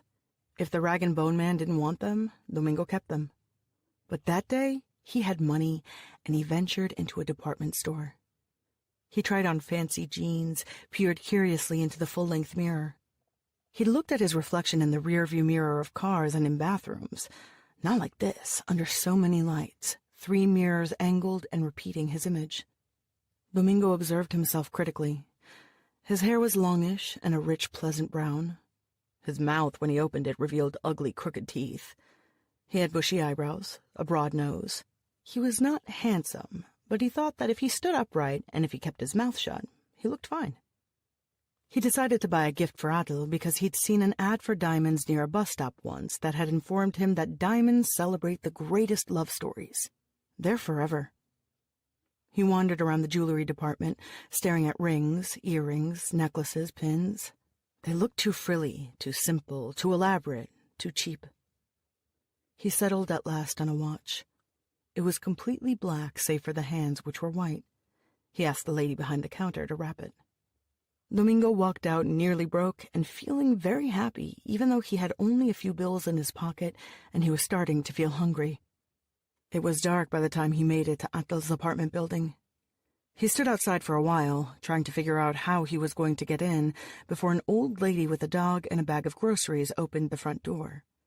He politely held the door for her and was able to gain access to the building this way. He looked at the mailboxes in the lobby. A few of them were labeled with the occupant's name. Others simply said tenant. None said Atle. He figured he could remember her door, just as he'd tattooed the way to her building in his mind, and climbed the stairs to her floor. When he reached her door, he held his breath and knocked. He couldn't hear anything inside. Domingo knocked again. Silence. He was going to knock a third time when the door swung open suddenly. The dog growled at him. Atle leaned against the door frame, frowning. Her eyes were a bit red, like she'd been up for a long time. "Hi, Atle. What are you doing tonight?" he asked lamely. He'd practiced his greeting. It had sounded better in his head. "Go away," she said. "Wait," he said, holding up his hands in front of him. "I figure you want a steady person. Steady food, no? And the other day, it was fun." "Fun," she repeated. I have this hunch about you. I think we could be friends. That's what you said, no? That you're looking for a friend?" He was going to add that she seemed kind of lonely, and he was kind of lonely too, but she stared at him so hard all he could do was look down at his shoes, knowing he probably fucked it up. He ought to have given her the gift first. "You're not getting any more money, all right?" she said. "I don't need food right now. There's no sense in you coming here." "You only eat young blood, no?" he asked. "Yeah, I do," she said.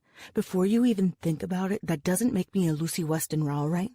Like in Dracula. I read that one," he said. He'd also watched a black-and-white movie with that bloke, Herman Robles, which wasn't quite Dracula, but wasn't far from it either. He should ask her if she'd seen the film. Her frown deepened. He heard voices coming down the hallway. People were walking their way. "Get in," she said, pulling him inside quick. Chapter 5.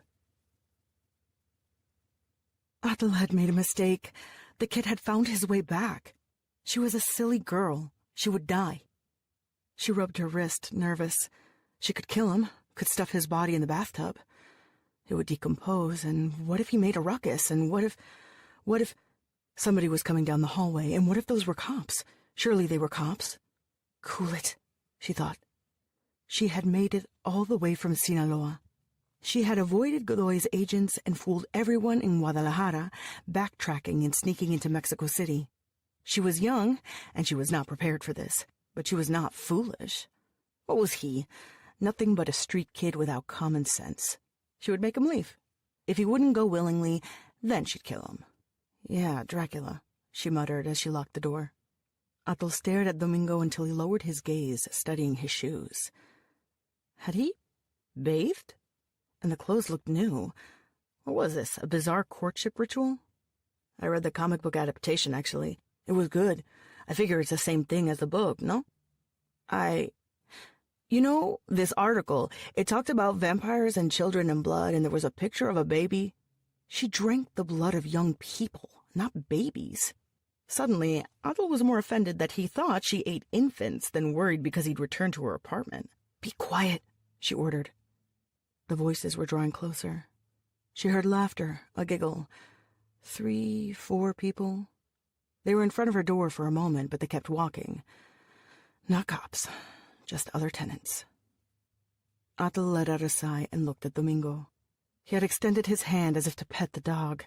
"He'll bite your hand off," she warned him, and Domingo stopped in midair. Isel had given Atal her first dog. Isel loved animals. She was fond of her axolotls, but she also had a thing for snakes and spiders. When they would drive around and Isel spotted roadkill, she would often stop to look at it. Sometimes she buried the animals in the desert. "What's it called?" Domingo asked. Atal crossed her arms, leaning her back against the front door. "I said I'm not paying you." "I know. I didn't come for money. I have a gift for you." He took out a white box from his jacket. It was wrapped with a red bow. Atal tore the paper off.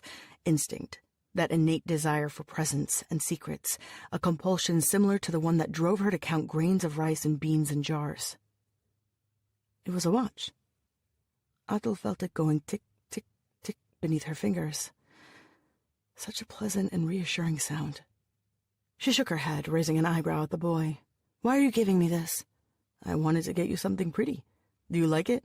"Take it back," she said, tossing it to him and slowly circling the living room like a wild cat inspecting its cage. "It's not a cheap plastic one. It's a nice one. Look, you've got to get a few facts straight, all right? I'm not in Mexico City on vacation. You don't want to hang out with me. Trust me, I'm more likely to bite your head off than give you a hug." "Understood." She spoke more to herself than to him. He was nobody of importance. A speck. A nothing. "You can really bite someone's head off?" Domingo said, excited. "That's cool." "Jesus," Atal said, standing still and staring at him. "Are you some sort of fanboy?" Domingo shook his head. "No. Why are you here?" "You seem all right. I like your dog," he said. "I didn't have anything to do, so I thought I'd say hi." What an idiot, she thought. He wasn't even there to blackmail her, not that he had the air of a blackmailer. But maybe she was the greater fool, because she was starting to consider a Tlapalewani. They had different names for them. Some called them Renfields or blood lackeys or other nicknames, but she thought that was a disservice, although the rules were constant regardless of names. Human servants loyal to a vampire. The particulars might vary, but in general it was a type of vassalage taken rather seriously by vampires. Renfields represented an extension of the value of the vampire's clan, so you would not have a Renfield dressed shabbily or behaving in a dishonorable way. Killing a vampire's Renfield was akin to injuring a family member, and Renfields were protected by whatever treaty was arranged between vampire clans. Vampires tended to keep only one or two Renfields, though they might employ many humans in their service. Or, in the case of the Necros, they might enslave many humans and still keep a Renfield. She'd never had one. Not yet. She was still a girl, meant to live with her clan in the shadow of the older women for a few decades more. To learn and assist. She was not yet old enough to earn the privilege of Tlapalewanis, nor of weapons and warriors' marks, nor the trappings of an adult. And yet, Atal was alone, adrift. She needed food. She needed help. Atal began to move toward the kitchen. She wanted a cup of tea with lots of sugar. She wanted to open the windows and feel the night air against her skin. She wished he would leave. Or not. She could smell it. His life, his youth. "I'll give you a cup of tea and you leave afterward, all right?" "Sure. What were you up to before I got here?" Atal didn't reply. She put the kettle to boil, observing the steam curl up. She grabbed the cups, the tea bags, and poured the water, adding 3 sugar cubes to her tea. They sat at the kitchen table. He watched her with interest, a man attempting to solve a puzzle. "Do you have a sweet tooth?" She stared at him, frowning. He shook his head. "Sorry," he muttered. "I didn't mean it as a joke. I only see vampires in the papers." "Go figure." Atal lifted her cup. Like a mirror, Domingo raised his own and took a sip. Humans gave many physical clues about their thoughts. Perspiration, heart rate, inflections. He was nervous, but not scared. "I'm not trying to be obnoxious. I just think you're interesting," Domingo said. "Oh, you're just trying to get into my pants," she replied. He looked at her from above the rim of his cup, mortification making his lips tremble. "Not really," he mumbled. Gwali curled down by her feet as she finished her tea. There were benefits to humans, of course. Her dog was useful, had saved her life before, but it was not infallible. A human servant. "You should keep the watch," he said, sliding it toward her across the table. Then he walked out of the kitchen. Atal blinked in surprise. "Where are you going?" "You said you wanted me to leave after I drank my tea," he said, shrugging, hands in his pockets. "I'm heading out." "I'll buy you dinner," she said. It sounded like it would be the nice thing to do. Not that she really cared to eat with him, but she wanted to make a good impression. Atal needed Domingo to feel at ease. "No, I don't, please," she said, rolling her eyes, like you weren't hoping for that. He grinned at her. Atal grabbed her vinyl jacket and Gwali's leash. Atal nursed a glass of water, ignoring the salad in front of her, while Domingo wolfed down a whole plate of huevos rancheros. She watched him as he pushed every last morsel around the plate with the tortilla, gulping his soda and removing bolillos from the basket. He was slim as a bamboo stalk, but she thought just like bamboo, he wouldn't break. "You're not going to eat?" he asked her when he paused to look up at her. Atal leaned her chin on the back of her hand and shook her head. "I can't eat that," she said. Just seeing him eat was gross. His meal looked utterly greasy, but she thought it best to order at least one thing. "What do you mean you can't?" "This junk would make me sick." "But it's very good," he proclaimed, and held up the bread basket. Atal looked at the bread with disinterest. He might as well have offered her a plate full of stones. "It doesn't matter. My body can't process it." "That sucks," he said. "On the other hand, I have a much higher tolerance for alcohol than you'll ever have," she replied. "Do you get hangovers?" "Not from drinking booze." "From what then?" Atal looked out the window. making sure Kuali was still sitting outside the restaurant where she'd left him. He wouldn't go anywhere without her order, but she was still nervous when he wasn't right by her side. Blood, Atal said. Drugs. She thought of home, the parties. They'd hire humans and then they'd drink from them. And then they'd drink tequila, bottles and bottles of tequila, and there was always a pick-me-up, some of the synthetic drugs that vampires loved and that would have fried a human's head.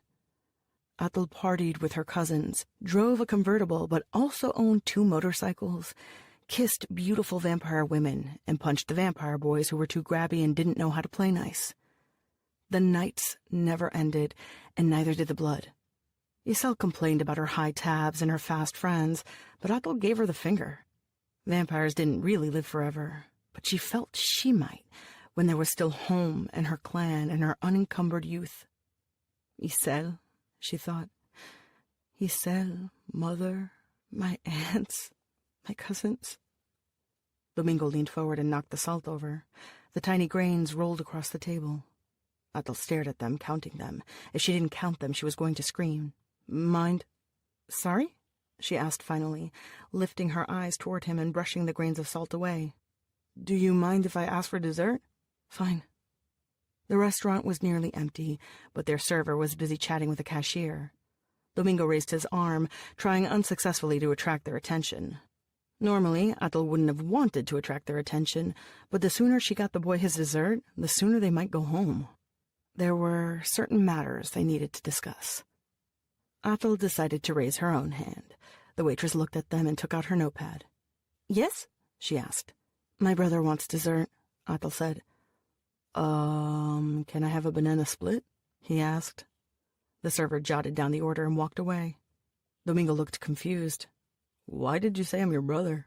It's an easy way to explain why we are hanging out together, she said.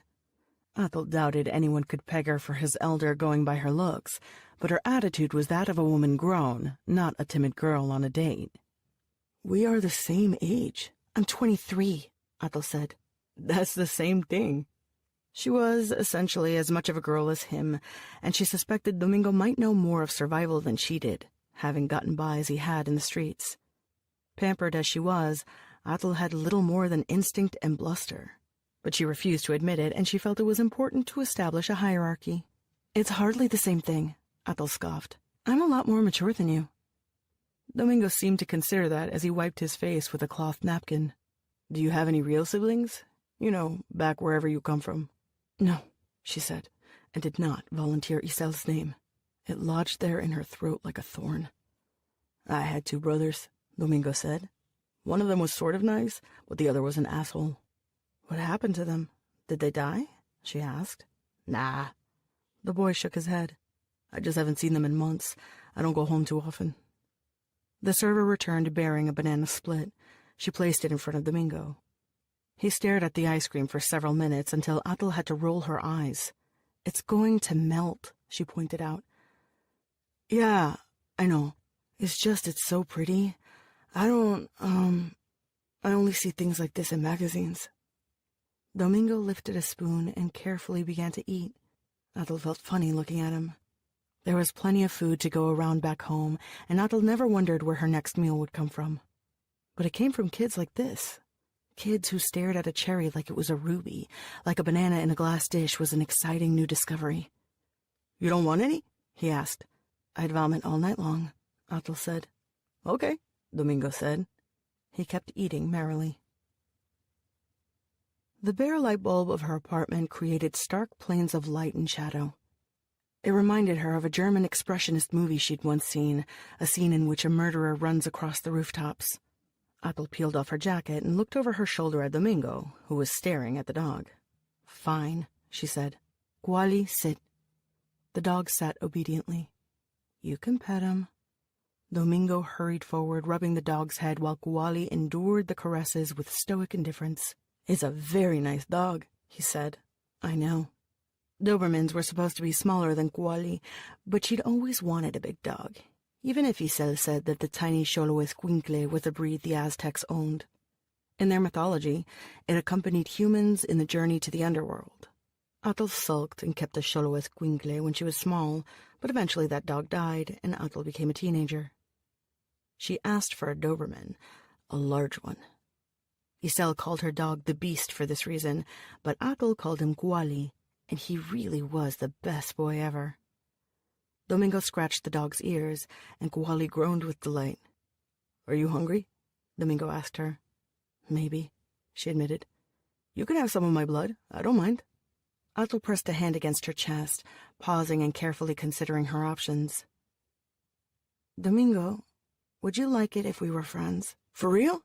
"Yes, but being my friend is a bit different." "I'll bet it's different," he said, smiling goofily, his crooked teeth showing. "No, it's not just the blood." "Then what?" "It's a bond. You'd be my Tlapalewani." She moved closer to him, brushing his hand. Bloodletting was very important to the Aztecs. Did you know that? No. He probably didn't know Aztecs from Mayans. None of the gods, none of the mythology, none of the names she'd learned since childhood. There had been vampires in America long before the Aztecs rose to power, and they had interacted with humans, of course. But the Tlahuelpocmimi had blended so seamlessly into Aztec culture, it was difficult to determine who had influenced whom, whether the emphasis on blood and sacrifice had come from exposure to the vampires, or whether the vampires had gravitated toward this tribe because it meshed with their worldviews. The face of all earthly things at one point is sacrifice, Atul continued. The codices show noble men and women piercing their tongues, lips, and genitals, drawing blood with bits of bone and maguey thorns, because we offer ourselves to the universe and to others. We can only pay our debts with blood. The ultimate gift is always blood. Domingo looked justifiably intimidated as she spoke, but she noticed the spark in his eyes, the hunger lurking there. "People aren't very good to you, are they?" "Not all the time," he muttered. "The blood rituals are part of a reciprocal relationship. Do you know what reciprocal means?" He shook his head. "It's when two people owe each other." A murky simplification, Isel would have said. The bond with the Tlapalewani was powerful.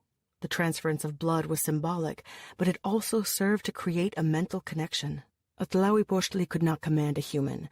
Tales of vampires hypnotizing their victims had their basis in the necros. But the vampire and the human, after coming in contact with each other's blood, could share memories, and even a crude form of telepathy. Atul's kin called this the Xiu Tlatoli, the precious speech. Since the word Xiu, precious, was associated with turquoise, the Tlapalewani wore pendants or bracelets made with this stone to indicate their high-ranking status. And just as the turquoise was precious, so was the human a vampire picked as its Tlapalewani, and picking one was a delicate, painstaking task. It did no good to choose a weak or unsuitable candidate. After all, this would be the human who would protect, represent, and assist the vampire for decades to come. Which is why Isel would have cautioned Atul against selecting a boy she hardly knew. But Isel was nothing but ash. She was bits of blackened bones. "I can take care of you, if you'll take care of me, if you'll be loyal," Atul said, shoving her misgivings away. "I can be loyal. Give me your blood, and I'll give you mine. And then we'll be friends?" Atul grabbed his arm, pulling up his jacket to reveal his wrist. To his credit, Domingo barely flinched as she shifted and pressed her mouth against his skin. His blood was very sweet, clean and fresh, like drinking from a spring. She drank greedily, enjoying each drop. It might have only been better if she'd had a chance to down a few glasses of tequila. Booze and blood. She'd had them aplenty before things went to hell. Now blood and blood alone would have to do. But it wasn't so bad, was it? For a fugitive, she was doing quite well. She'd be fine. She'd survive. Domingo closed his eyes and muttered something. She felt his body collapsing against hers, nothing but an old rag doll. His heart fluttered in his chest like a scared bird. She let him slide down onto the floor and knelt down next to him. Atul slashed her wrist with one of her nails. She stared at the line against her wrist, the rich, dark blood. This was more than a pact. It was a true connection. Once she gave him this, she could not take it away. There should have been a selection process, a ceremony, the burning of copal. She was going at it wrong, and she was too young to have a Tlapalewani. The Aztecs did not consider a warrior a man until he had captured his first prisoner of war. Her people did not think a warrior was a woman until she had made an honorable kill or pleased the gods with her deeds. Youths had no business with the Tlapalewani. Fuck it. Ato pressed her wrist against Domingo's mouth. Be mine, she said. He did not swallow the blood at first, but it was easy to force him to do it. She pressed her wrist against his mouth with such vehemence that he'd either swallow or choke. The boy did swallow, slowly. Yolo, Tonal, Nawal, she said, the three principles.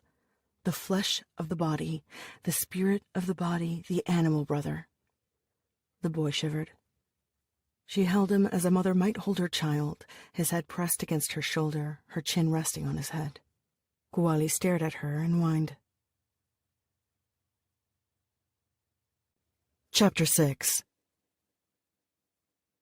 Nick ignored the gnawing hunger as much as he could. He really did. Vampires had markedly different appetites. Nick's subspecies ate food along with blood. In fact, his kind were quite voracious. He had a predilection for junk food. Twinkies, chips, soda, popcorn. They helped keep him mellow and staved off the hunger.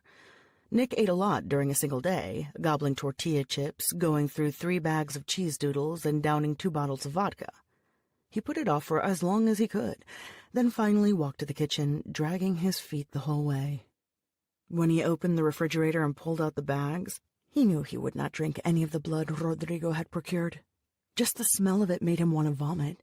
It smelled like the plastic it came in. Rancid blood, tasteless mush. He might as well drink his own piss. Not that Rodrigo would care. Rodrigo didn't give a shit what Nick felt, and he hadn't wanted Nick to come in the first place. He sensed the older man's disapproval in every quiet look, every movement of his head. But Nick had more of a right to be there than Rodrigo. Atal had killed his kin, and not only did he want payback, but he was also going to prove to his father that he was ready to handle the family's affairs. Of course, Rodrigo disagreed. Rodrigo knew everything. Dad should have sent me alone, Nick thought. He squished the bag of blood between his hands. Nick squished so hard that the bag burst open, spilling blood over the floor, which made his stomach grumble. But when he sniffed it, it still smelled disgusting. Enough. He needed to eat. Real food, not the garbage Rodrigo was stuffing in the fridge. La Bola was on sentinel duty and Rodrigo was in his study, but Nick didn't need to break down doors to get to where he wanted. He went to the bathroom, locked the door, and opened a small window. It would not have been large enough for a normal man to squeeze through, but Nick was not normal. His bones cracked, and he twisted his limbs, dislocating his joints, and out he slid, slipping down the edge of the wall like a lizard. The Aztec vampires could fly a bit, he'd heard, but Nick was a necros, so all he could manage was to climb up and down the sides of buildings. Not that it mattered. He didn't envy the power of others. Most vampires were so caught up in tradition, in bullshit pomp and ceremony, that they forgot the reality of the world around them. The necros were pragmatists, willing to seize modernity with both hands while others cried about the good old days. His kin were creatures of action. This is why Rodrigo made him so angry. Instead of catching the girl before she reached Mexico City, they had lost her trail and were now trapped in this ridiculous place. Nick was told to simply sit still and wait. Nick wouldn't have to be hungry if it weren't for Rodrigo's ineptitude. After all, how hard was it to find a stupid, spoiled chick like that? Nick reached the alley behind the apartment building, cracked his knuckles, and headed away. The other night, when he'd gone to the Zona Rosa, one of the girls in line at the club had told him about an interesting joint where you could slip in without ID. He found it without much trouble. The Hyena was an old Porfirian house in the Condesa, painted a bright blue. It was one of the more fashionable establishments in the area, supposedly bohemian and really a bit snobbish. The interior was just what Nick was looking for. Lots of taxidermied animals on the walls and stuffed birds hanging from the ceiling. Coyote heads, horse rears, a whole bull near the bar. The music was Eurotrash with tiny beats and obscure vocals. It was loud. Loud was good. It pleased him. Nick ordered a drink. He didn't bother with any food. He wasn't there for overpriced nachos meant for tourists. He wanted blood. He zeroed in on a girl in a tiny neon pink miniskirt. She wore several silver crosses on her chest. The sight of them amused him, but no, not her. He looked around and saw another. This one wore a black lacy outfit. Her hair was a matching black, and her makeup was excessive, caked too heavily, artlessly applied. He thought she looked a bit like Adel, a vague resemblance that stirred him, made him lick his lips. He drifted toward her, smiling and asking if she was having a good time. She gave him an answer he did not catch, so he nodded and asked what she was having. She yelled into his ear, a screeching, irritating sound, but he continued smiling and ordered shots of black vodka for her. They danced. 3 songs later, Nick told her it was too warm inside and it was too loud, and she agreed eagerly when he said they should step out for a minute. Humans were so simple, so stupid, so trusting. Like this silly girl, wearing a ring on each finger, one of them a mood ring that sparkled blue and then green. They ventured into the alley behind the club. She kissed him, and Nick kissed her back with the indifference of a man pressing his lips against a piece of mutton. But she did not care. She did not notice. Her hands drifted toward his belt, and he considered his options. Sometimes sex and blood mingled well together. He didn't mind playing with his food. Nick grinned against her mouth and bit his own tongue hard, then kissed her again, his blood coating her mouth. It took only a few seconds, and the girl went lax in his arms. "Take off your shirt," he commanded her, and she did, like an obedient doll. "Your name is Adel." "My name is Adel," she said. She sounded wrong. Adel had a beautiful voice. "Kiss me," he said, deciding it was better if she didn't speak. She did. But then, when he looked at her, he frowned. He liked doing this. He liked using his power to control humans, wrap them around his little finger. But Adel would never, ever yield to him. Staring at the girl, he realized what a cheap imitation she was. "Put your top back on," he said. Her black hair, now that he looked at it more carefully, was a bad dye job. Her eyes, which had seemed as dark as Adel's inside the club, were a honeyed brown. She looked nothing like Adel. The mere sight of her repulsed him. "Bite your tongue," he said, and she did. Hard. Blood dribbled down the corner of her mouth. He threw his head back before crashing down on her, his serrated teeth tearing the skin like it was papier-mâché.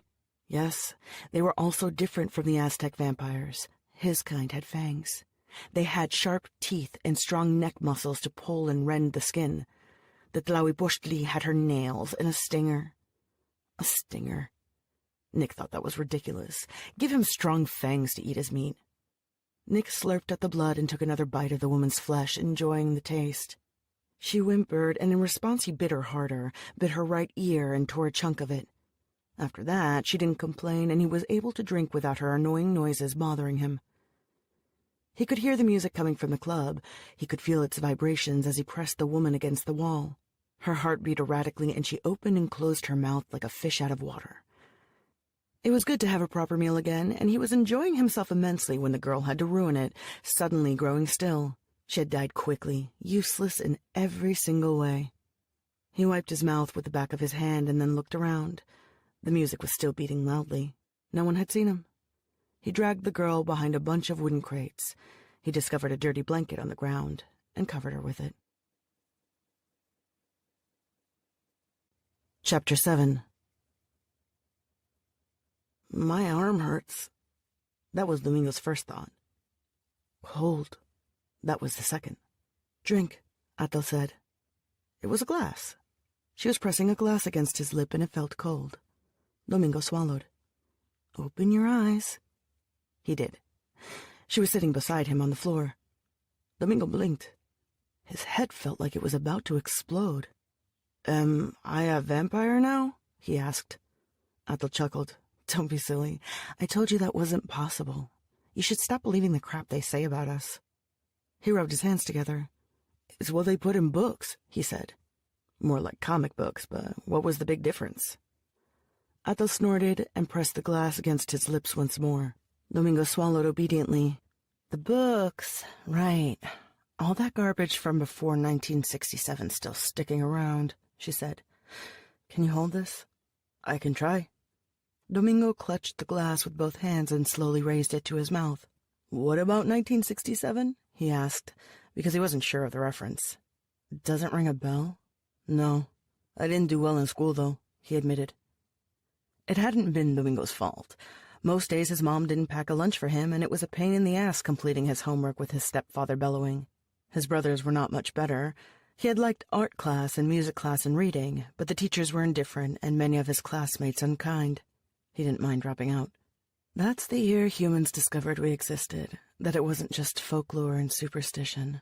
There was a huge panic. A bunch of countries tried kicking the vampires out. Spain and Portugal made a big show of it. That's how we ended up with so many European varieties in Mexico. Yeah, he vaguely remembered hearing about that, but this had happened long ago, before he was born. Besides, Domingo was more interested in the splashy vampire stories. These often involved guns, gangs, and drugs. But since he had a real vampire talking to him now, he thought he'd ask. It was an educational moment, and his teacher had always chided him for letting such moments go by, too mesmerized by comic books to consider a dusty history fact of any value. But he wanted to know everything about her. "How come we don't have vampires in Mexico City, then?" Domingo asked. "'Cause you guys are pussies," Atal said with a shrug. "You'll need iron pills. Anytime we drink from a human, we are supposed to give them iron pills, my mother's orders. Finish your juice." He took another sip. "So, like, no type of vampire can turn a human into a vampire ever?" he asked. "No.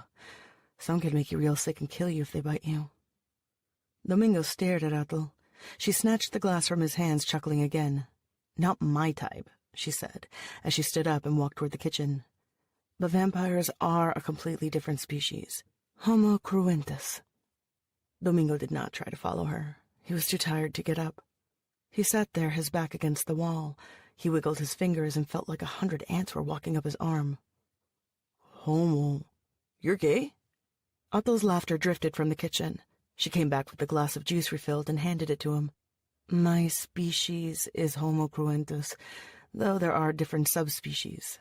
I suppose if you were to be really precise, you might say some of us don't qualify as members of a subspecies, since you have to be able to interbreed." She stopped, noticing his puzzled expression. "Do you know what a species and a subspecies are?" "Not really," he said. "It's like we are different types. Wolves are Canis lupus. They are a species. Dogs are Canis lupus familiaris. There are also dingoes, which are called Canis lupus dingo. They're two different subspecies." She crouched down next to him as she spoke. He nodded. "I get it now. I wasn't too good at science in school." "When did you stop going to school?" "About 4 years ago," he said. "I got kicked out of my home." "How come?" He took a sip of juice and shrugged. "I used to stay out a lot. I'd come home real late at night. My stepdad said if I didn't start bringing in money and stopped hanging out with troublemakers, he was going to kick me out. One night I came home and he wouldn't let me in. He had dumped my clothes by the door in a trash bag. That was that." "What did your mother say?" she asked, looking surprised. "She didn't really say much, and I didn't want to come back anyway. My stepdad was always hitting me with the belt. One time he hit me with the iron and another with a frying pan. The belt was small potatoes. Now the iron, that one had hurt. Domingo had to get stitches." "What about your real dad?" "He went away a bunch of years ago. I don't know where he is now. I've got 2 brothers and we've all had different dads." It sounded a lot worse when he said it than when he thought about it. Things just were the way they were, but judging by the way she was looking at him, maybe it had been worse than he'd thought. "Drink up," she said, helping him tilt the glass. Domingo downed the rest of the juice in one huge gulp and wiped his mouth with the back of his hand. She took the glass from his hands. "What's your mom like?" he asked. "She's dead," Atal said simply, turning the glass in her hands, a finger sliding along its rim. "I'm sorry. How did she die?" "She died. What do you care?" she said, standing up. "The sun will be coming up soon." She wasn't wearing the watch, and there was no clock in the living room. Domingo didn't know how she could tell. Maybe it was one of those vampire powers. "I need to sleep," Atal said. He wanted to ask, "Can I look at your coffin?" but stopped himself in time, realizing how stupid that might sound. "Will you do me a favor?" she asked. Sure. I need you to go look for someone today. It's a guy. His name is Bernardino. I have his address, but I haven't been able to visit him." "That doesn't sound too hard." "Wait." She moved away and returned with a small cloth bag. She reached into it and took out a single jade bead, placing it on the palm of his hand. Go see Bernardino and tell him that Atal, daughter of Centewa, needs his help. I need to find someone, and only he can tell me where she is. Give him this piece of jade. Who do you need to find? This person, she said. He took the folded piece of paper in her hands and looked at it. Her handwriting was very tight and neat, not the sloppy strokes that Domingo managed when he chanced to write something. Veronica Montealban, said the note.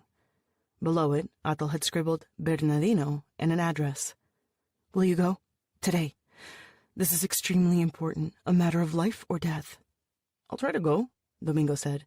I'm feeling a bit tired right now, but definitely I'm serious. This is important. You can rest for a few hours. There's a mattress in the bedroom. She looked worried, and he did want to help her. Domingo shuffled tentatively into the bedroom. The dog padded behind him. It was very dark. I can't see much, he muttered. She turned on the light. There was not much to see. Atal did have a mattress in the center of the room, but no sheets. She slid a closet door open and rummaged inside, tossing him a blanket. Domingo placed it on the bed and lay down. Atal flicked off the light. He was at the edge of the bed, waiting for her to join him. Instead, he heard the closet door slide shut, and then nothing but a deep silence. He counted up to 10 in his head before wetting his lips and gathering the courage to speak. Atal, you ain't coming to bed? He asked. No, came the muffled reply. You don't have to sleep on the floor. It's not like I'd try anything, he said. If it makes you feel better, I could take the floor, no worries. She chuckled. I like small spaces. Just as the animals in the desert have their burrows, I have mine. Oh, he said.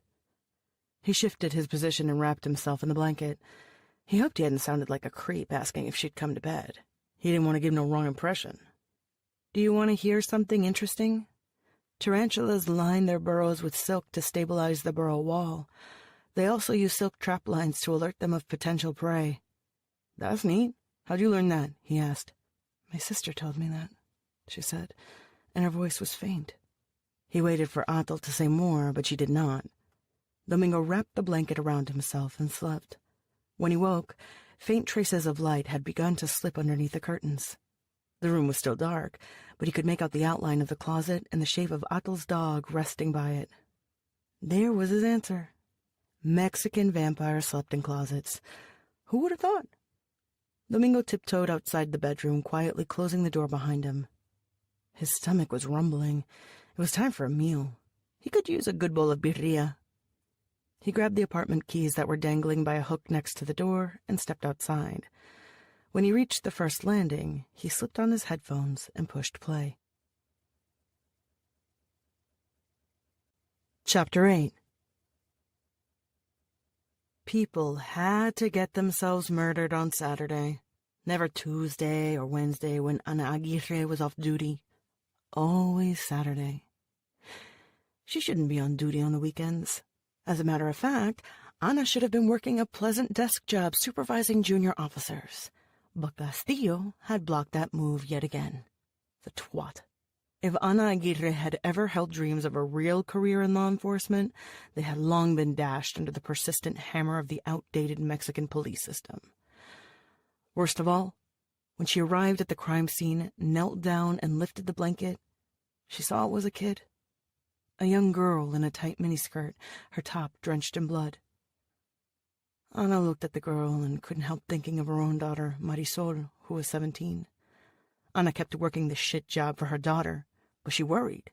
She wasn't home nearly enough, and the city had a hungry maw, one ready to swallow the young and the innocent. Ana aimed her flashlight at the girl's face. The neck had been torn, savaged.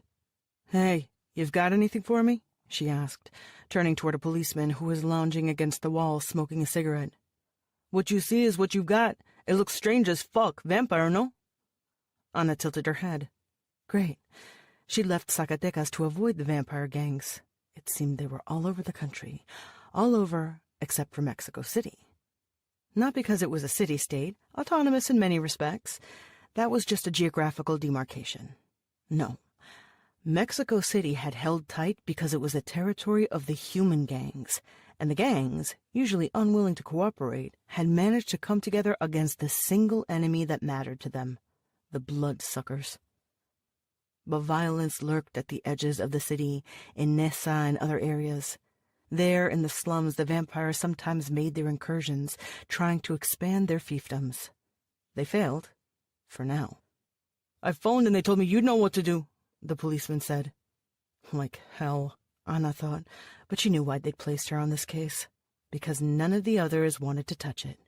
Because she was from Zacatecas, and it didn't matter if you lived in Mexico City for 6 years, you were still an outsider.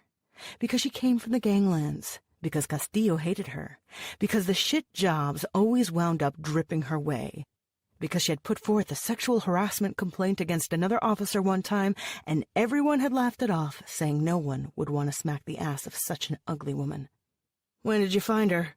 "I called it in half an hour ago. Took you long enough to get here?" Anna wanted to backhand the punk. He looked shy of 20. Probably thought he was God's gift to the Secretariat of Public Safety simply because they'd issued him a baton.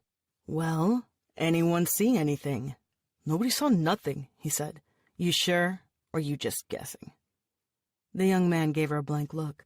They'd already set the yellow tape across both ends of the alley, and onlookers were peering curiously at the cops. A couple were even raising their cell phones and trying to take photos. For souvenirs, she thought bitterly. She considered lodging a complaint about this cop's performance, then decided the paperwork wasn't worth it. Her note would end up at the bottom of a file anyway. "She had the blanket on top of her when you found her?" Anna asked. "Yeah." The vampire had covered her. She didn't think it was modesty. Although he'd done a shoddy job of it, he'd probably been trying to delay the finding of the corpse. Had he simply dragged the body to the next alley, he would have found a pothole so large it could probably fit half the girl's body. It wouldn't have taken too much effort. Stupid, she thought. "Go talk to your friends over there and see if they have any witnesses for me, will you?" she said, pointing toward a couple of cops who were talking animatedly with some of the onlookers. The young man huffed, but obeyed her. Anna leaned down and took out her camera. In theory, forensics would come over and photograph the crime scene, but that wasn't theory. Many times they just wouldn't show up because there was too much shit going on, there weren't enough of them, or they didn't want to get up and drag their sorry asses out of bed. Mexican police work didn't play out like in the movies. There was almost no investigative work. They relied heavily on confessions and wouldn't even blink if they contaminated a crime scene. Physical evidence was used in about 10% of convictions, and the rest were signed affidavits. Things were changing, supposedly. Anna was one of the shiny new breed of detectives, a real investigator, but that was a bunch of PR mixed with only a little substance. She was tired of this game. Anna snapped photos and took notes, wondering if she should even bother, but doing it anyway. She was up and about already, so she might as well work. No reason to give Castillo more fuel for his fire.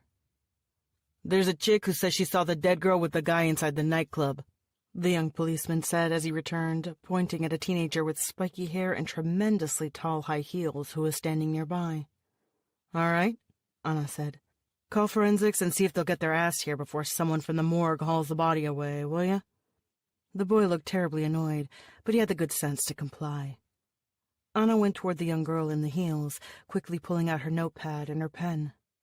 They were supposed to have standard-issue mini-tablets, but hers had broken and nobody had bothered to give her a replacement. Anna preferred the feel of a pen between her fingers anyway. Old school, but reliable. Just like a knife. Electric zappers were also good for vampires, but knives had their appeal. She still carried the good old silver knife with her. Cut off their heads and burn the bodies. No other way. "They're telling me you saw the girl inside?" Anna said, and the teenager gave her a vehement nod of the head. "Uh-huh, sure did. She was with this majorly hot guy." "What did he look like?" "Platinum blonde hair, pale. He was wearing nice clothes," the girl said. "Age?" she asked, her shorthand neat against the yellow pages of the notepad. She'd taken typing classes in high school. Technical high school.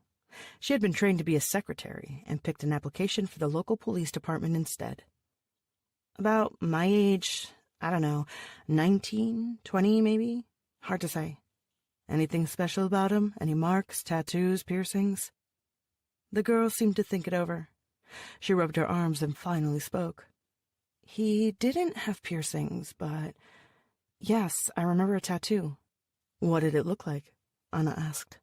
He took off his shirt to dance, the girl said, mimicking the motion of a man lifting his arms. He was wearing a wife-beater, and I could see kinda part of the back of his neck. It was a shark. Anything else you saw? No, I was inside till someone came running in and said the cops were here and someone had killed a girl. I just wanted to see. I hope it was amusing, Anna thought.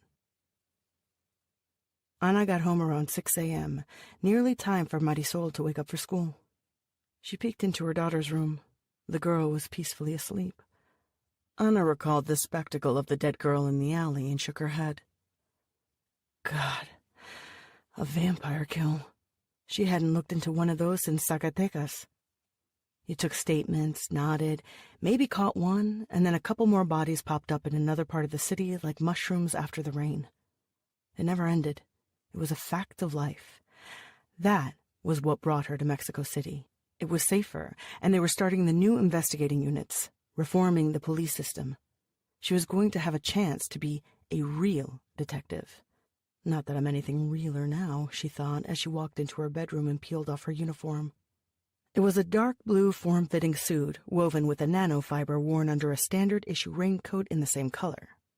It itched, and she often found herself scratching her neck. Anna carefully folded her clothes and lay down on her bed. She lay on top of the covers and wondered if the examiner was going to get to the girl's corpse that evening. Probably not. The girl was nobody of importance, and Anna didn't have much pull around the office. If the coroner looked at the girl, and if he deigned to produce a report, it might be weeks later.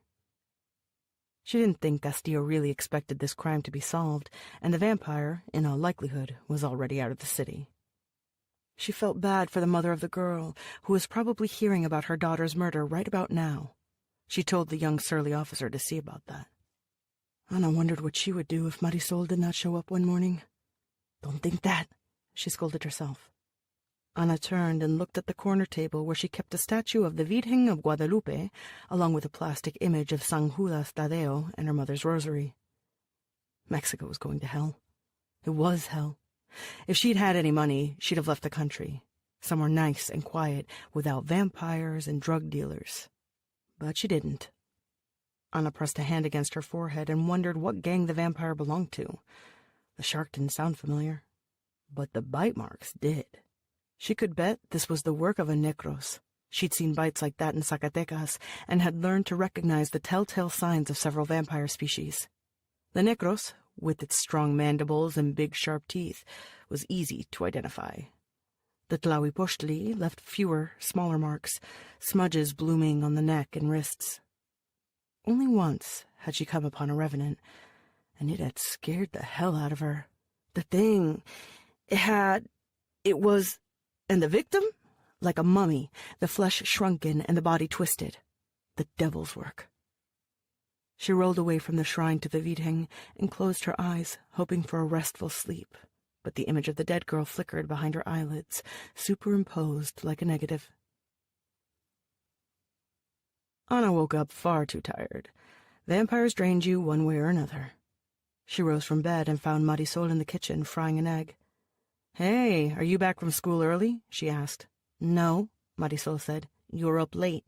You're supposed to cook dinner." "I'll make dinner now." Anna extended her arm to open the refrigerator, but Marisol shook her head. Her mouth was doing that thing where she wasn't quite smirking, but it was damn close. "There's no vegetables. There's nothing. You haven't gone to the supermarket." "No, we went." Anna opened the refrigerator and stared at a solitary avocado, a bit of parsley, the wedge of cheese with a dab of mold on it. "Told you," Marisol said. A full smirk now. Anna grabbed a can of diet soda and did not bother pouring it in a glass. It would only mean one more glass to clean. There was already a pile of dishes waiting in the sink. "I need to buy a new school uniform," Marisol said as she flipped her egg with the plastic spatula. "What's wrong with your current uniform?" Anna asked. "It's not the official uniform?" Anna sipped her soda, shaking her head. "It's got green and blue squares on the skirt and a blue sweater. How is that not official?" "You know very well the nuns want me to wear the one they sell at the school shop, not a cheap copy," Marisol said, sounding like Anna had sent her to school dressed in a paper bag instead of real clothes. Ana put the soda can down on the kitchen counter. Well, the nuns can go piss themselves. Marisol, the school manual doesn't say it's mandatory that we buy it there. The other kids can tell it's a knockoff. Once again, Ana regretted having enrolled Marisol in a private Catholic school. The school fees were outrageous, but public school was no good, with the teachers always on strike and the lousy facilities. Marisol needed a private school so she could have the best teachers, a chance to learn a second language, to make something of herself. Employers advertised jobs in Mexico by specifying the age and even the goddamn school a kid had to have graduated from. No student from the UNAM, no one over 34, no married people, no kids, send a photograph and indicate religion. Under those fucking circumstances, you had to try to give your child an edge, or they were going to be trampled upon by the richer kids from the Tech or the Anahuac, kids who had lighter skin, heavier wallets, and the right last names. No, Marisol needed this high school. If only Ana could afford it. Money was tight. I bet you're not going to let me go on the class trip to Acapulco either, Marisol said as she tossed the egg on a plate and handed it to Ana. Then the girl cracked another egg and began frying it. Ana leaned against the refrigerator and held the plate in one hand. I don't have the money. You could ask Dad. As if that would help. Ana was supposed to receive alimony, but any cash from her ex-husband was sporadic and unpredictable. He had remarried, and he had a new family. He didn't trouble himself with the old one. Ana was grateful for this, since it meant he had stopped nagging her about moving back to Zacatecas so he could see his daughter. If she started complaining about the alimony, he might start talking about that again, a topic Ana felt no desire to revisit. Your father won't be able to help. This is not a field trip. It's a glorified party, and I'm not paying so you can go get drunk on a beach. Plus, it's the state with the highest concentration of vampire cartels. There are half a dozen different families disputing territory there. No damn way you are headed into that necro's nest. Really, Mother? It's the same everywhere. No. Ana shook her head again. It's not the same everywhere. There's no vampire cartels chilling in Mexico City. You yourself have told me that the gangs, the human gangs, are not going to leave you in an alley with your throat torn out, she replied, slamming her plate against the kitchen counter. Marisol looked at her. Ana recognized the same defiant stare she saw each morning in the mirror, the same hooded eyes and thin mouth. Marisol was a younger version of Ana, and this troubled her. She didn't want her daughter to be like her, to make the same stupid mistakes. Look, Marisol, we just can't afford it, all right? Marisol nodded. She had finished cooking her egg and turned off the stove. Eat up, it's getting cold, her daughter muttered. Chapter 9. The house was in the Colonia Roma, where Domingo seldom ventured. The Roma had been a fine area since the time when people rode carriages and ladies wore corsets. It was no longer aristocratic. The super-wealthy lived in walled-off complexes or the newer Polanco and Lomas neighborhoods. Yet it retained plenty of its grandeur and tradition, showcasing its history in its wide avenues, its parks, its boulevards, and a number of elegant old houses, very European. It was nowadays morphing into a hipster haven. The grungy elements of the area paired well with the bookstores, antique shops, art galleries, cafes, and restaurants with far too pricey items on the menu. A latte always went down better when you could pat yourself on the back and declare yourself très chic because you were having a snack at a butcher shop turned trendy eatery, right smack in front of a street where prostitutes lined up in the evenings to engage in their daily trade. It was a place for sophisticated older people and hip young ones, with magnificent trees and faded mansions, a taco stand here and there to remind you it was not quite the Belle Epoque and you were still in Mexico City. It was not a place for Domingo, who preferred the downtown crowds, the pressure of people in the subway, the underpasses and alleys. There were too many private security guards walking around the Roma, who were eager to stop a young man in a cheap yellow jacket. They stared as he walked by, but if Domingo had learned a lesson in his short life, it was to keep walking and stare straight ahead. The private security guards couldn't arrest him anyway. They could beat him if they didn't like the look of him, but that was about it. Domingo kept his head down and walked with his hands in his pockets as he checked the address again. It took him a while to find the house, because the number was half hidden behind a layer of graffiti. It was one of those old casonas that seemed like it would stand forever, braving earthquakes and pollution. The gate, an iron double door, was rusty with age. The place looked abandoned. This was not entirely unusual. Yes, the area was now fashionable and gentrified, but there were houses here and there that had gone to hell in the 80s and never recuperated, some of them occupied by upper-class squatters, university students and artists with proletarian leanings, and others by the regular run-of-the-mill squatters who had never read Marx and did not give a fuck about globalization talk. He wondered if he was at the wrong address. Domingo gave the gate an experimental push. It swung on its hinges, groaning a welcome. He closed the gate behind him and walked down a small inner courtyard, past a fountain decked with chipped blue tiles, and to the door of the house itself. The door seemed terribly heavy, like the door of a castle. Well, what he imagined a castle door might be like. The closest he'd ever gotten to a castle was the castle of Chapultepec, and he was pretty sure that didn't count because it was a museum. He'd never seen a door knocker except in horror movies, but there was one, a heavy iron ring which he slammed against the wood. He waited, staring at the fountain, which was filled with dirty, murky water and an abundance of leaves. Several pots overflowing with wilted plants sat by the fountain. A couple of them were cracked, and earth had oozed out. An old woman opened the door, her white hair pulled back in a bun. She squinted at Domingo. "I'm looking for Bernardino," he said, reaching into his pocket and showing the woman the jade bead Atel had given him. "Atel, daughter of Centewa, sends me." The woman nodded and let him in. Domingo had spent nights sleeping in old abandoned houses or in tenements that had stood for more than a century. Many of these places were humid, dark, and unpleasant. However, as he followed the old woman in toward a staircase, he thought he had never been in a place this cold. Not only was it chilly, it was dirty, too. Yet in the dirt, he noticed things that looked like the genuine article. Antiques, pricey shit, cool-looking furniture, tea sets in a glass case. But there was also a lot of garbage, hundreds of newspaper pages with solved crossword puzzles, plastic toys that came free with fast food meals, books stained with mold, broken watches, a very large TV set from another era with a crack running down its screen. A dozen dolls sat on a wall, lined up in their white dresses, wearing matching lace hats. Their blue and green and brown eyes seemed to follow him as he climbed the steps. There was the faint smell of mildew and the stronger smell of cat piss. When they reached the second floor, the darkness of the hallway hit him like a wave. He slowed down, afraid to run into a piece of furniture. The old lady did not say anything. She did not offer to turn on the lights, but merely waited a few paces ahead of him.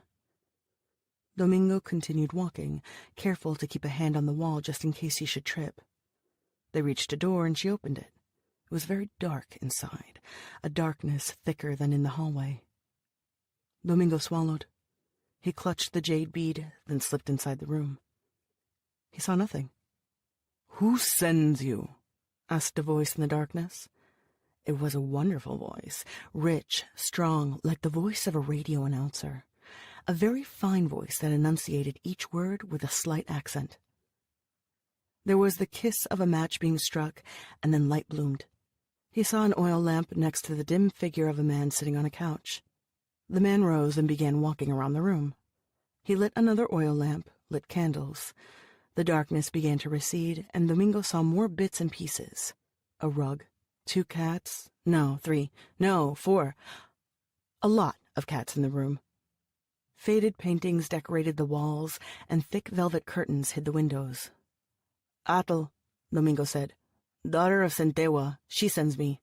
"I do not know Atel. She gave me something for you." The man lit 2 more candles. Domingo saw him properly now. The man was wrapped in a frayed crimson robe, leaning against a cane. He had a great lump on his back, a hunchback. His skin seemed thin, almost translucent. His eyes, when he glanced at Domingo, were a dim, sickly yellow. He looked old, rather ugly. "Show me." Domingo stepped forward and opened his hand, the jade bead resting upon his palm. The man stretched out his thin, bony fingers and picked up the bead, holding it up. "The Istak clan, the people of the white-feathered hummingbird, Tlahuipochtin, the man said. "The first vampires in Mexico. Did you know that?" "Yes," Domingo replied, and then before he could stop himself, he spoke again. "Are you a revenant?" Domingo's knowledge of vampires was fragmented. The Necros were the ones who appeared most often in popular culture. But the silhouette of the revenants was distinctive with their crooked spines, and though he'd seen only a couple of drawings of them, he remembered that telltale detail. The vampire smiled, pocketing the bead. "Most definitely." He pointed to an overstuffed leather chair. "Please sit." Domingo did. There was a toy wooden horse in a corner. He noticed a pile of newspapers by the man's chair, and these also had crosswords that had been solved. He had the crazy desire to go through the stuff. It was the garbage collector in him, eager to find empty bottles and secret treasures. He stilled himself, resting his hands in his lap, trying to keep himself from repeatedly tapping his foot. He was nervous. "I thought there weren't any vampires living in Mexico City," Domingo said. "This house was built during the reign of Santa Anna, more than 150 years ago. It was the time when he was imposing great taxes for dogs, even taxes for breathing. He taxed you by the number of windows and doors your home had. People bricked their windows and their doors. But I didn't mind. It was good for me. Then came the revolution. You could hear the cannon in the distance. I remember the smell of charred corpses drifting in under the door. A great quake hit in '85. Half the Roma fell to pieces. But not this house. Not this one." The vampire placed his hands atop his cane and stared at Domingo. "This is my home. It will always be my home.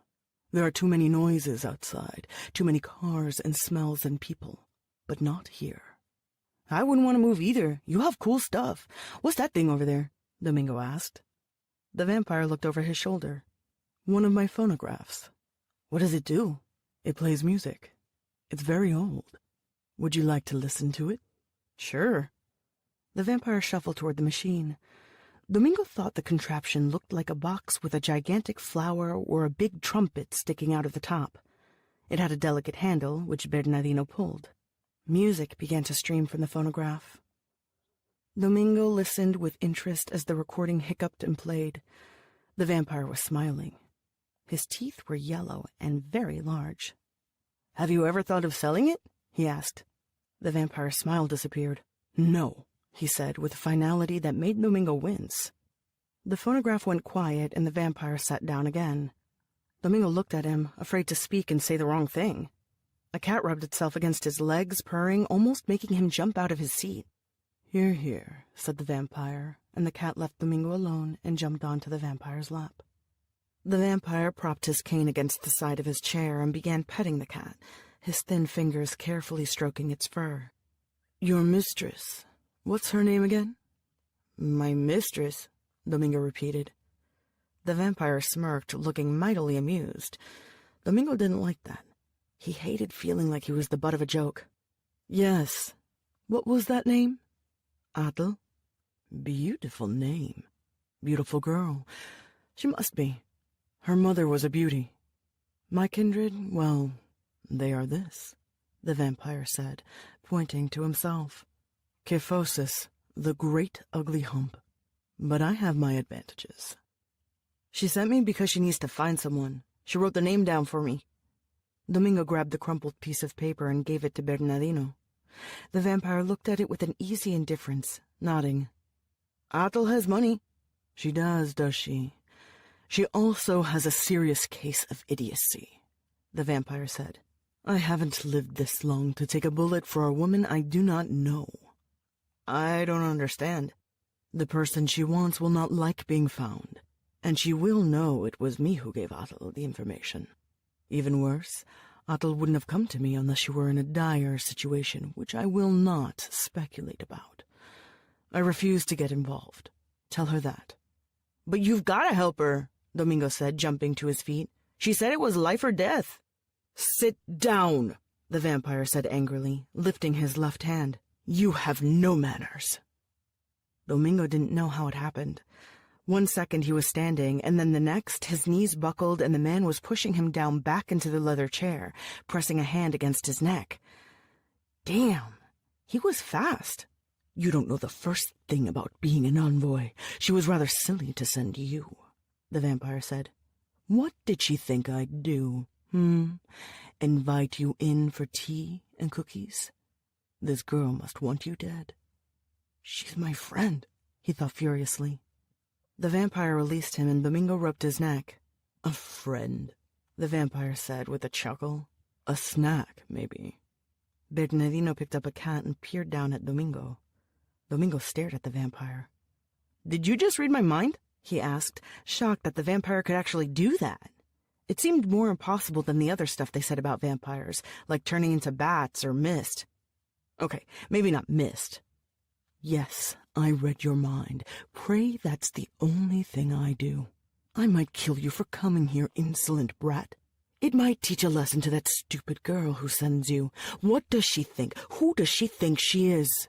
People have begged for my audience, sent gifts and proper letters. There are protocols and there is tradition. People have... He trailed off, frowning, as if he'd run out of breath. Sir, she really needs your help, Domingo whispered. Bernardino lifted a hand dismissively and stepped away. He stroked the cat's back and shook his head, muttering a couple of words in a language Domingo failed to understand. My apologies. Time and isolation do strange things. Of course, the levels of serotonin do not help, the vampire said. The what? Domingo asked. Serotonin, a neurotransmitter. The low levels in our brains make us violent, impulsive, self-destructive. It's worse in some types than others. We are not very nice creatures. You are foolish to seek out the company of vampires. Have you any idea what I'm talking about? Humans are not very nice either, Domingo said. He thought about the jackal who beat him. Domingo didn't want to say that everyone was an asshole, but many people are assholes when you're living in the streets. Apples and oranges. Most humans would not look at you and wonder what your bone marrow might taste like, would they? Okay, yes, maybe. But it wasn't like you wouldn't get killed in the streets for your wallet, and sometimes simply for the hell of it. Kids disappeared and they weren't snatched by vampires. Maybe vampires were bad, but other things were just as bad. Cops could spend the weekend beating you, or pimps could decide they needed a new warm body. Athel wasn't beating him, and she wasn't pimping him. It doesn't matter what she thinks of me, Domingo said. What matters is she sent me and she needs an answer, so stop trying to scare me. I ain't gonna scare. So what's it gonna be? Bernardino chuckled. The way he carried the cat, it seemed like he was carrying a baby. Domingo wondered if vampires liked animals. He might ask Athel about that. There were a ton of things he didn't know about her. You are plucky, the vampire said. It amuses me. The vampire's face had the coldness of an autumn moon, yet Domingo sensed he had passed muster, even if he didn't know the protocols the old creature was so worried about. Whatever you say, as long as you help Athel, he replied with a stubbornness that can only be present in one's youth when a boy doesn't know any better. Athel. Yes, very well. I can't give you exact coordinates. I can give you another name, though. The vampire moved to stand by the curtains, ripping a piece of paper from a pile of notebooks and scribbling on it. He motioned for Domingo to come closer. He rose and walked to the vampire's side. Elisa Carrera, Bernardino said in a low voice, handing Domingo the scrap of paper. The vampire pulled away the curtain, revealing a bricked window. He smiled. Domingo could see the tracery of dark veins upon his skin. Run along now, the vampire muttered. We are done. I'm tired. Domingo moved toward the door. The vampire began to crank the phonograph, stale notes spilling out. The cat meowed. Chapter 10. It took a while, but Anna found what she was looking for after combing through the police's image database. It was not well organized, which was what caused the delay, but she didn't want to stamp unsolved on this file without at least giving the investigation some minimal effort. And there it was, under the gang and symbols category, the shark tattoo. It belonged, just as she'd thought, to a group of necros. Northern narcos, the Godoy family. She'd heard of them. The discovery did not make her happy. Most countries had taken measures against vampires since the 70s, measures that grew increasingly hostile. Many vampires, a lot of them from Europe, knowing how these things went, simply underwent a mass migration toward the countries that would take them. Countries with corrupt officials who would issue admission papers for vampires who should have been turned back at the airport. Places where citizenship was easy to purchase, or sanitation officials were not too stringent if one could cough up the necessary dough. Mexico, corrupt yet stable, free of wars and political upheavals, was a favorite destination, though Brazil and Argentina also enjoyed a steady influx of vampires. By the time Ana was in high school in the 80s, all 10 vampire species were represented in Mexico in varying degrees. Most numerous were the necros. At first, things remained pretty much the same. This stasis was interrupted in the 90s. More vampires arrived or expanded their power base, rivalries grew, alliances evaporated.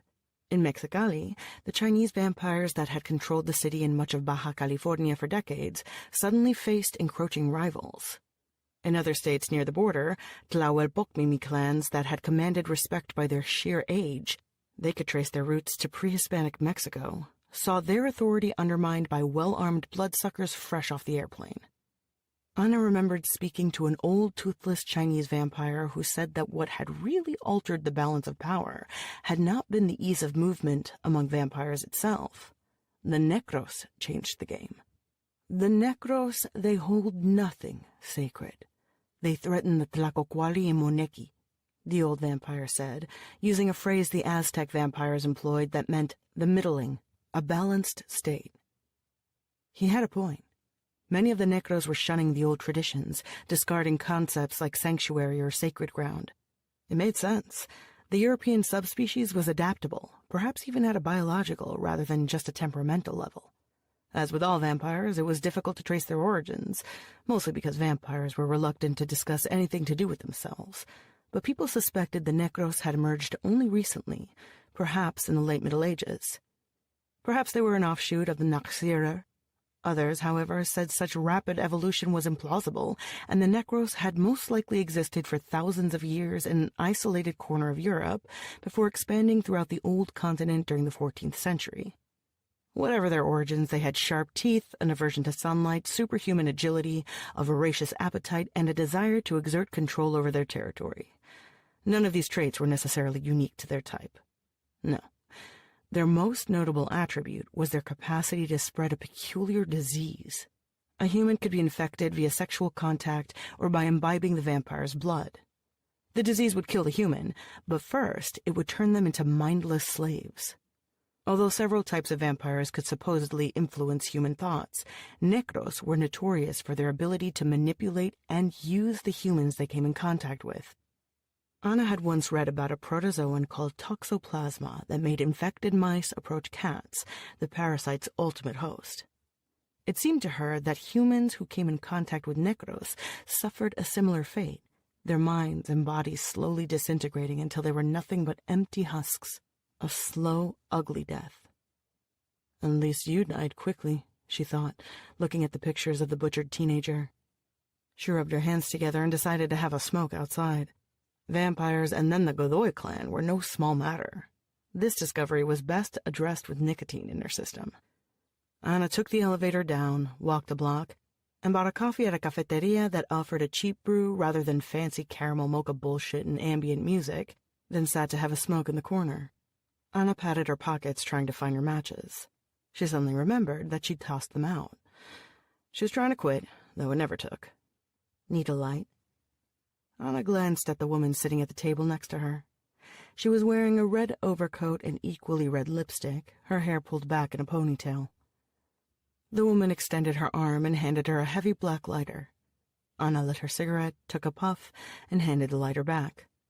"Thanks," she said. "You're welcome." Ana looked down, noticing that the woman was also wearing red high heels. "I'm Kika," said the woman. "Hi. You're Ana Aguirre." Ana turned to look at her, frowning. The woman smiled and shifted in her seat, leaning back and taking out a cigarette of her own. Anna stood up. "Don't get twitchy, finish your coffee. I'm not here to shoot you," the woman said with a dismissive gesture. Anna sat down slowly, her eyes fixed upon Kika. "How do you know me?" Anna asked. "I've been told you're investigating the death of a girl." Anna looked to the left toward the barista, who was checking his cell phone. She could hear the sharp sounds of each notification he received. Ping, ping, ping. Still looking at the barista, she replied, "Yeah, what's it to you?" "They're saying it looks like a vampire did it." "So?" Anna said with a shrug. Kika mimicked her, replying with a shrug of her own. "I don't like vampires." Anna's voice lacked any emotion. It was colorless. "Who does?" "My dislike of vampires is precisely why I'm here." "Oh?" Kika changed seats, pulling a chair and joining Anna at her table. Gang member, very likely, even if she seemed to dabble in unorthodox outfits. Not that Anna wanted that to be the case, but the way this conversation was going, there were few other options to consider, though movie extra from a remake of Gilda might fit the bill. She had the femme fatale aura down pat. "Vampires in Mexico City are bad for business." "Whose business?" Anna asked. "Several people," Kika replied, looking at her manicured nails. Surprise, they were painted red. "Vampires sometimes come here," Anna replied. "Not downtown, they don't." True enough. Maybe they ate people living at the edges of the city in the more distant quarters. Those were odd excursions, the work of reckless young creatures. They didn't venture into the heart of the metropolis. "No, not usually." "Have you identified the vampire who is on the loose?" Kika asked. "Not yet," Anna said. "It's Nick Godoy. He's come down from the border zone. Some major shit went down over there and he's chased a girl here." "What makes you so sure this Nick Godoy did this?" Anna asked. "He's got more balls than brains. He told everyone in Guadalajara who'd listen to him that he was going to catch up with the Tlahuipostli in Mexico City. And a little birdie who was listening told us about him. Now there's a dead girl and it looks like a vampire killed her. Can you add 1 + 1? It's him. If he's here, she's here too." "Case cracked then," Anna said. "That still doesn't tell me who you are or why you care about a random dead kid." "It doesn't matter." "You're with Deep Crimson," Anna said, finally voicing her thoughts. It wasn't like keeping quiet was going to make the woman go away. Might as well call a spade a spade. Kika smiled brightly, her silver bangles clicking together as she tapped her cigarette against the edge of the ashtray. Deep Crimson, then, one of the 5 big human gangs who resided in Mexico City. Crime. It drenched the country. Mexico ran red. But Mexico City was spared the worst of it. Mexico City was squarely under human control. And here, the gangs, the criminals, the pimps, they were people, not flesh-eating monsters. Heads didn't roll in Mexico City because Deep Crimson, the Tritons, the Maximiles, hell, even the Exorcists and Apando patrolled the metropolis as much as the cops did. Back in '92, some vampires had tried to make inroads into Mexico City. The result? 15 vampires burned to a crisp, their bound corpses a graphic reminder of what awaited any bloodsucker who wandered into this area.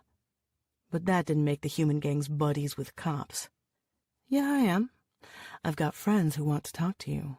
"Fuck a meeting," Anna said. "Piss off before I smash this mug against your face and ruin your makeup, all right?" The woman did not seem intimidated.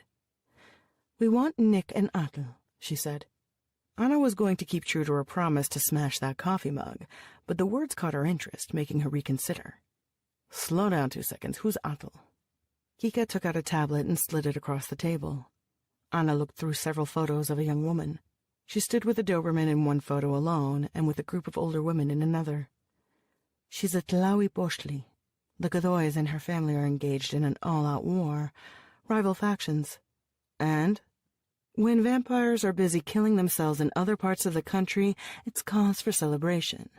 When they start killing humans in our streets, it's a problem.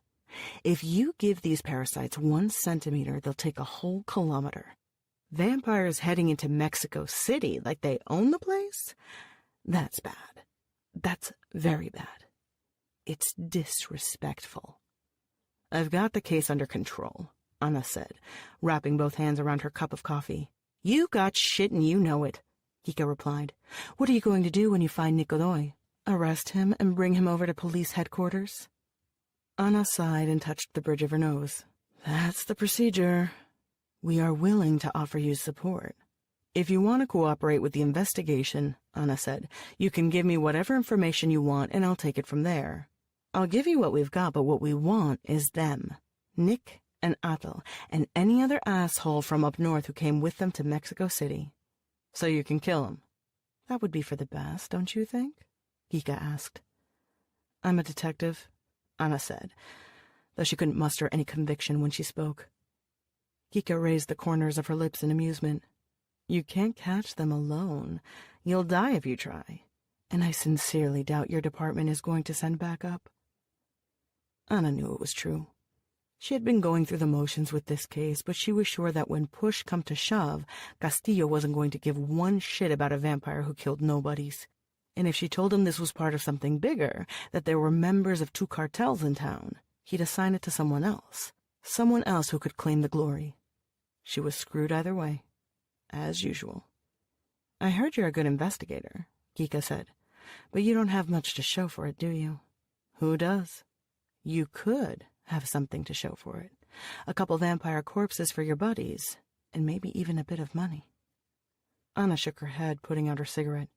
You mean help out a nice gang like yours? I mean, we could assist you, and you could assist us. We can probably find these leeches eventually, but we could use professional help and police resources. I thought you had friends in my department. Don't they have better resources? Everyone has a big mouth in your department, but you caught several vampires, even an imago. It sounds exciting. Anna raised her cup of coffee to her lips, her hands surprisingly steady as she took a long sip. God, she didn't want to think about it. When she killed it, the flesh had melted off its bones, and she'd seen its true face. Dear God. I killed one of those, Anna said, but it was a long time ago. It was practically an accident, she thought. A fluke. Maybe it wanted to die. I came to Mexico City to get away from vampires, Anna said. Exactly. You want them out there eating more people? First, it'll be these 2. Next, who knows? 4, 6, a dozen? Thinking they can just walk in like this is their damn home? Catch them by yourself, then, Anna said, pulling back her chair and standing up. She took a step before Kika grabbed her wrist. My friends want someone who knows what she's dealing with. We've never seen a Tlahuipostli, she said, and for the first time, the young woman's face grew stony. Well, of course not. They were not the most common vampires, especially these days. Humans had the upper hand in terms of numbers, but you could easily find the necros and naxeros hanging around, partially because disease had decimated a good percentage of the pre-Hispanic vampire population a few centuries before. There was also the fact that both the necros and naxeros could reproduce with more ease than other breeds. While a Tlahuipostli might give birth to 1 or 2 children during its entire lifespan, and this lifespan could be centuries, the necros could reproduce every few decades, meaning they could potentially have 4 or even 5 children. It made a very real difference once you added them up. I'm no Van Helsing, Anna said, pulling away. You haven't even heard the monetary offer, Kika said, her voice chipper once again, her face relaxed. Look, why don't you sleep on it? Come on over and pay us a visit. My friends are very rich, and they really want to meet you. And let me hold on to these. Kika grabbed the tablet she had allowed Anna to look at and pulled it away out of Anna's reach. The woman then took out a pen and scribbled a phone number on a napkin, depositing it on the table right by Anna's hand. Anna did not speak. She grabbed the napkin and stuffed it in her pocket. Chapter 11. Rodrigo had a dog that used to piss on his furniture. He tried to train it. He put newspapers down on the kitchen floor, but it would just piss on the couch anyway.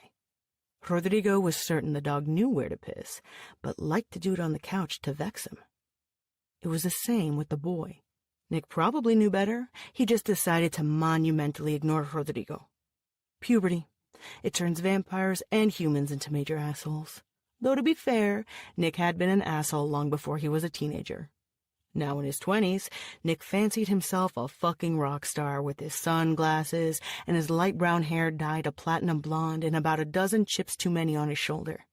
Maybe, if his father had reined him in. But no.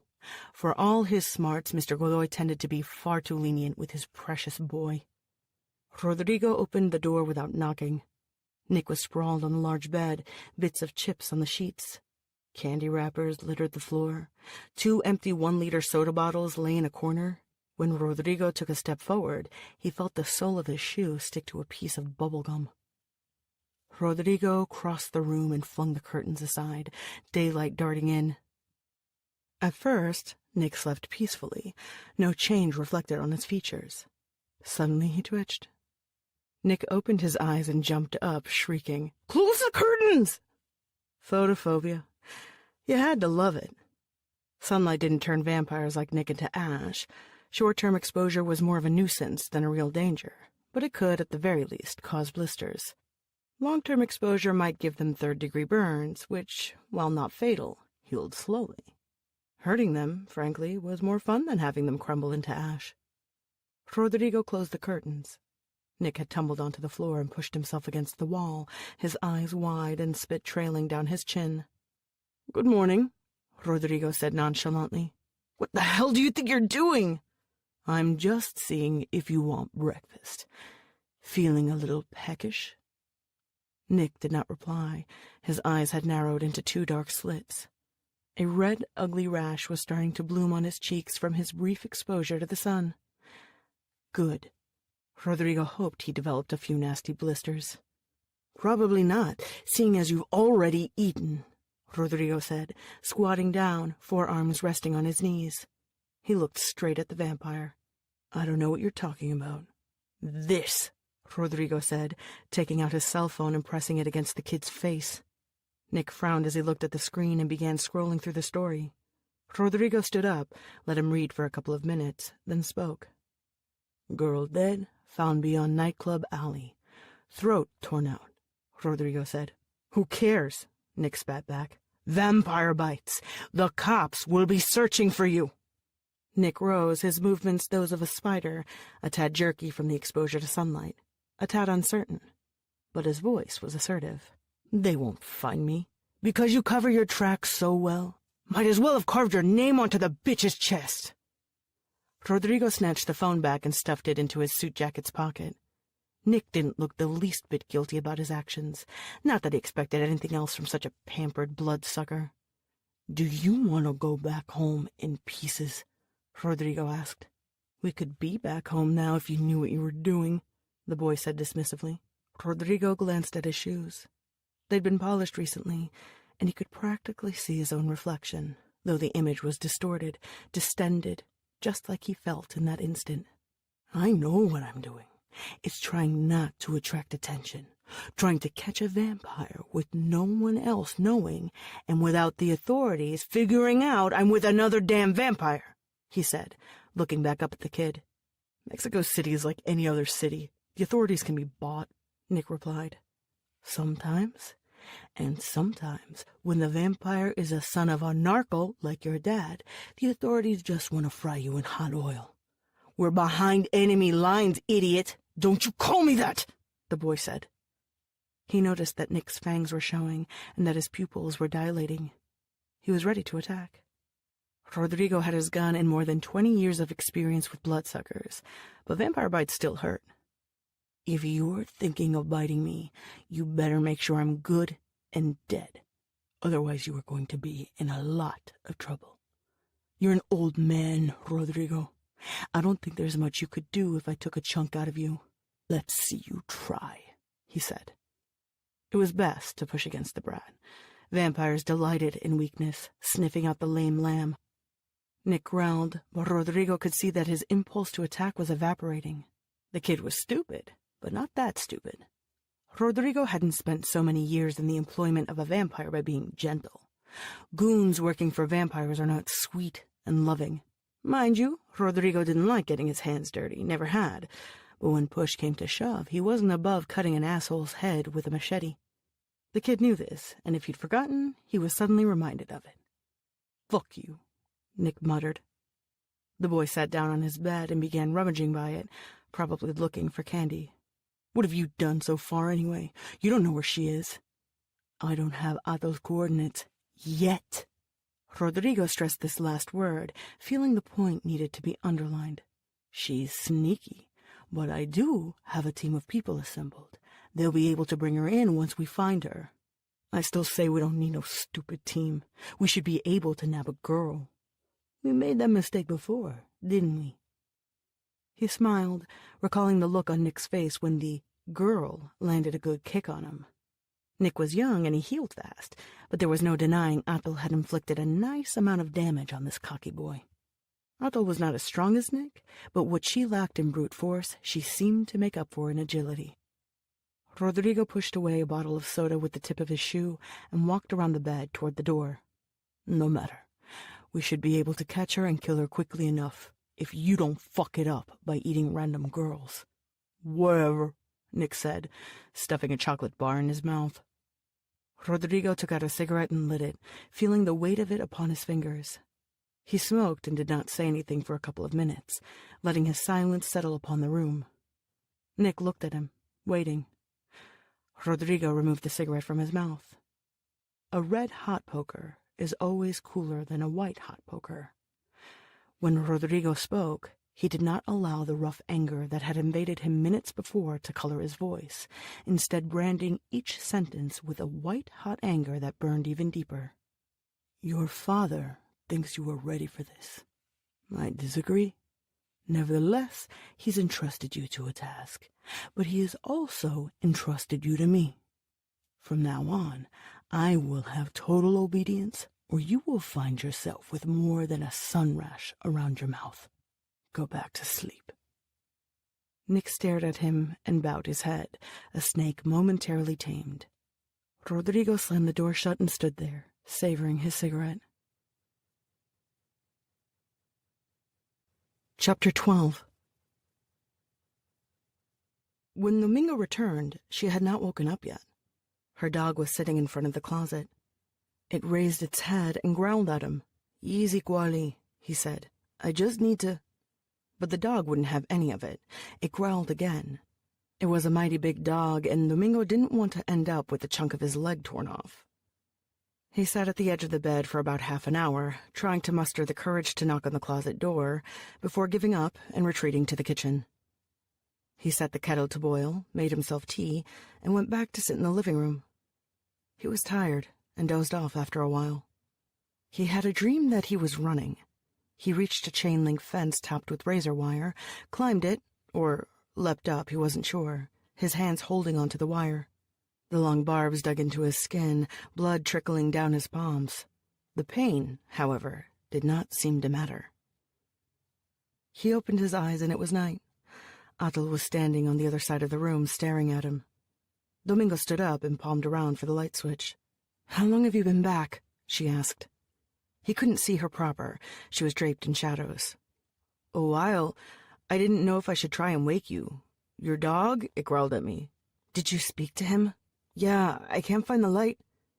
She walked over, effortlessly touching the switch. She wore the black jacket and jeans, not black, but a dark shade of gray. Monochromatic, like the panels of graphic novels.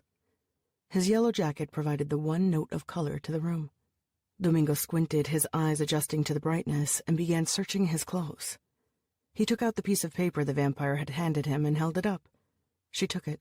"This is all he gave you?" "That's all." Atul frowned. Her disappointment was easy to read, and Domingo found himself wincing, quickly trying to make things better. "I can go back," he offered. "No, it should do. It should lead somewhere," she muttered. "Do you want tea? I made some for myself. I can make you a cup." "No." Her dog padded into the room, and Atul bent down to scratch its ear, the Doberman staring at Domingo with its small black eyes. "Atul, who are you running away from?" The way she looked at him, the way she lifted her chin and her eyes narrowed, told him real quick that he shouldn't have asked. "Why do you think I'm running?"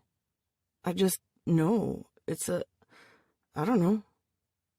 He thought he ought to mention the dream, but he kept quiet for now. It might only make it worse. She already looked half spooked. "I'm not going to tell no one," he said quietly. Atul stood up and pushed her hair back behind her ears with both hands. She shook her head. She seemed kinda offended. He thought she wasn't going to tell him anything, and then she leaned back against the wall, arms crossed. "I'm trying to get away from some drug dealers." "Can't you call the police?" he asked, sliding his hands in his pockets. He had a pack of bubblegum somewhere. She laughed. For all her talk of being his elder and apparently so much more mature, it was girlish laughter. "What do you think they'll do first? Throw me in a cage because I'm a vampire or because I'm a narco?" "Like, what, you sell those synthetic pills and shit?" He thought of the parties he'd attended and the stuff that was up for grabs there. Not much, to be honest. Street kids were more likely sniffing glue, paint thinner, and rubber cement than doing blow. But once in a while, he would go to a rave in a rugged warehouse. There, the upper-middle-class kids who spray-painted themselves with glow-in-the-dark paint mixed with the street kids and the poor from the lost cities, the poorest of the poor neighborhoods, where people lived in shacks made of tin and whatever they could find. There, too, sometimes you'd find a rich kid from high up the slopes of Santa Fe. And there, Domingo had met guys and girls passing pills with funky names. Crimson Dreams, The Snail, 4x3. He tried one and didn't like it. It had dulled him too much and had made his head spongy. Domingo didn't have much more than his wits, so in his view, he couldn't be messing with them. Even if he thought he could, he didn't have the cash for it. Try as he might, though, he just couldn't picture Atul at a rave, carrying a plastic baggie full of pills, selling them and counting the money before putting it in the change purse at her waist. It seemed way too ordinary for her. "I don't sell anything." "I don't get it." "My family is in the drug trade. They ran a tidy operation for years and years up north, supplying drugs for the vampire and human markets. Very lucrative.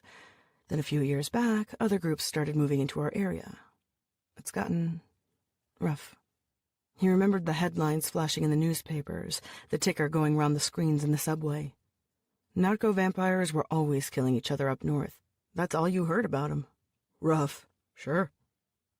Anyway, we've been having problems with this one guy, Godoy, one of those new Euro-vampire lords who have been messing with our operations and stirring the pot. My mother thought she had it under control, and then they killed her off. Jesus, so you ran off? My sister said I should be ready. I looked through the window. Atul's voice trailed off. She looked down at her hands as if she were concentrating, inspecting them very carefully. Suddenly she snapped her head back up and stared at him. "They killed my sister, my family. That's when I ran. Now they're going to make an example out of me." "I'm sorry," he said. "Won't the cops arrest them anyway?" "You don't get it." Atul unzipped her jacket and tossed it on the floor. Then she turned her back toward him and lifted her shirt. She had a tattoo between her shoulder blades. It looked like a bird with a long beak, stylized and odd. Sort of like the pictures he'd seen in his history book when they talked about the Aztecs. Like the picture from one of them codices. "What is it?" he asked. "My family's crest, the hummingbird. We're not a small-time gang. I'm not a small-time thug. The police won't do shit. Well, except maybe kill me or jail me then kill me." Domingo extended his left hand, reaching toward but not touching the intricate drawing. Atul tugged her t-shirt down and threw him an irritated look. He pulled his hand back. "I need to find a place with an internet connection," she said. "I know a cafe where they don't ask for ID," he said. That's what you want, right?" Atul scooped up her jacket from the floor and nodded. He took her to the cafe near the basilica. The person at the door waved them in, taking their money without bothering to check their papers. Even if someone had said something, Domingo knew it would take no more than a few words to convince the employees to let them use a computer. "That was easy," Atul said, as they navigated a narrow hallway looking for an empty booth. "I thought you needed an ID for everything." "It's no big deal. There's this talk about how biometric IDs are super necessary and cops can stop you to look at your papers for no reason, but it's not a problem. Most of the time, no one asks me for papers. I know the places where they never even bother thinking about asking anyway." "Why don't they?" "'Cause I'm not important," he said with a shrug. "If I was a superhero, my power would be invisibility." "What about sanitation?" Sanitation is looking for Kronings. They don't care about me. Domingo didn't even know why they bothered harassing the Kronings. It's not like they were going to get proper medical treatment. All they did was ship them to that old convent in Coyoacan they had turned into a crappy sanatorium, and if that were full, they were off to Iztapalapa. The Kronings died quick anyway. They shuffled around the city with their sores and their tired faces begging for coins, and nobody really gave a shit as long as they weren't loitering in the nice areas. They do care about vampires, Atul said. He found a booth and opened the door. It was narrow and it smelled of cheap air freshener, but they squeezed in. Atul pulled out the keyboard and began typing. "What are you looking for?" he asked.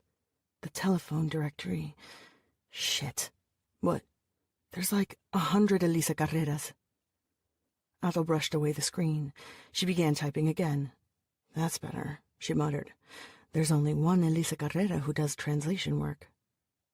Domingo leaned down next to her, mouthing the address. "How do you know she's a translator?" he asked. "Veronica Montealban was a translator." The monitor flickered, cheap thing that it was. Atul gave it a whack with the palm of her hand, and the image steadied itself. "You think she changed her name?" "Yes. You have a pen?"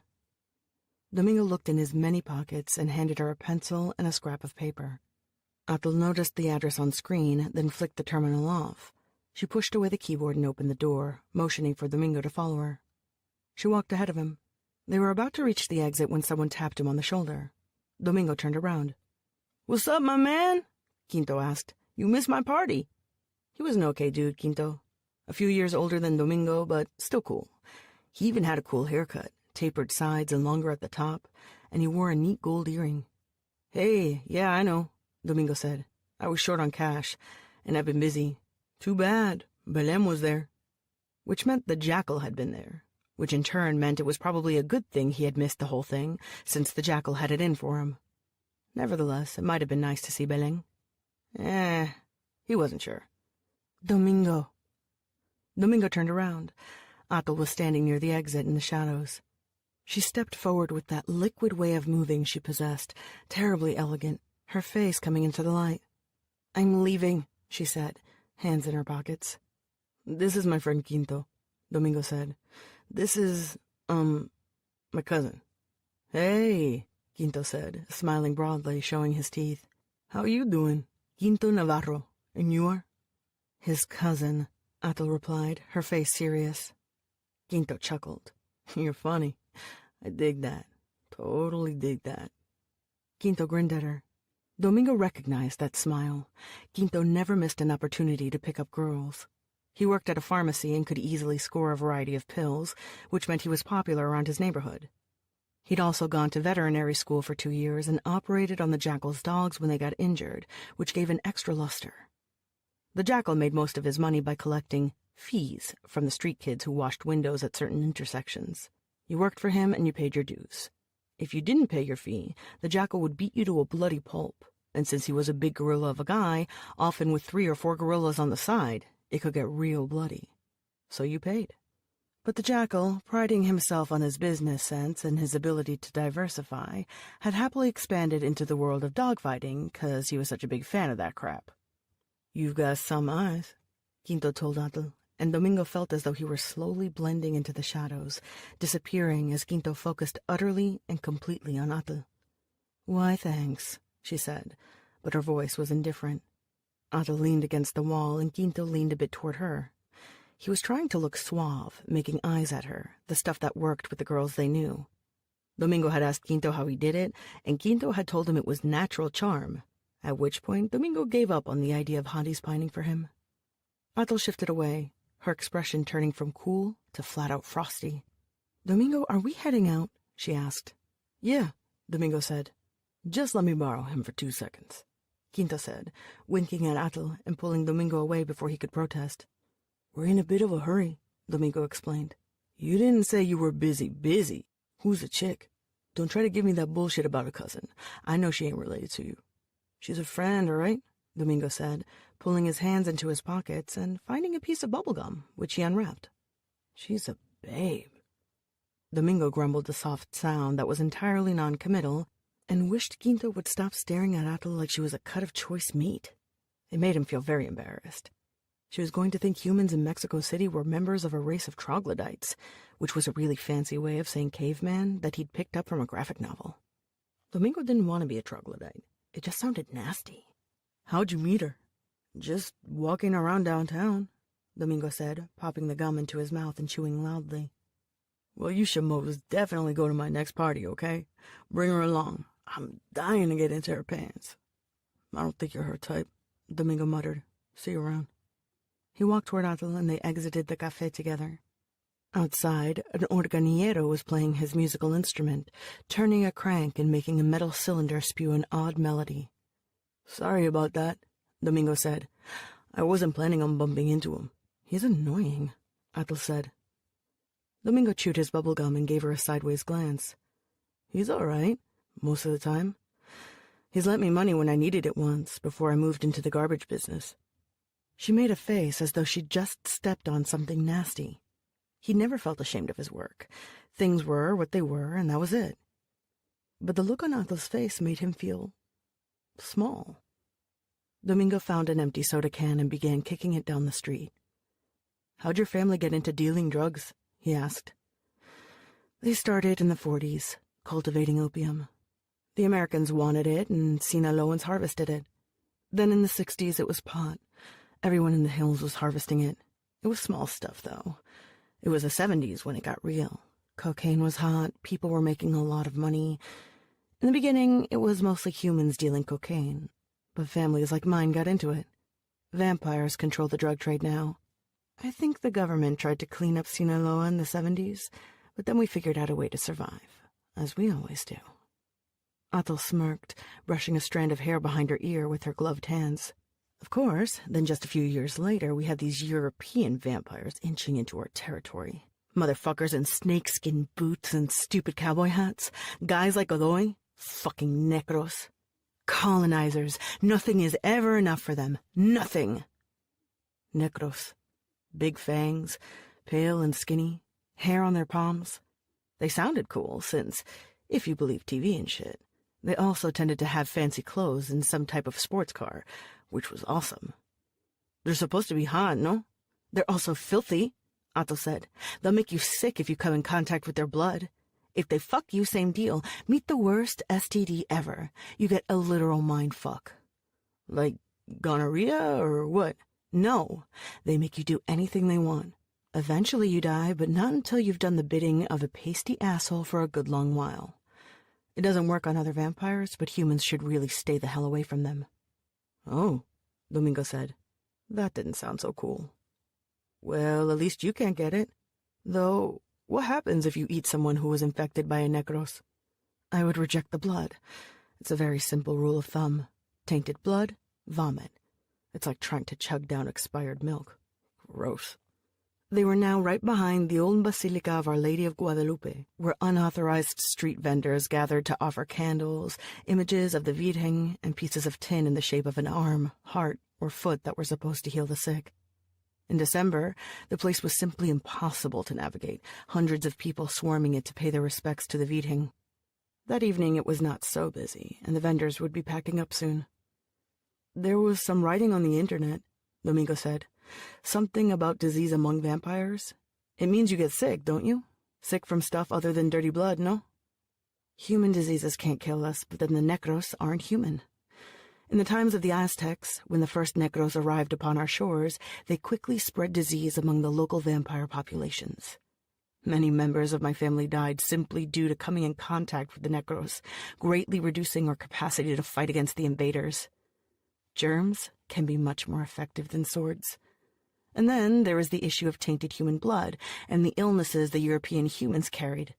What could we eat if the humans were sick and dying too? He kicked the can in her direction, and she kicked it back.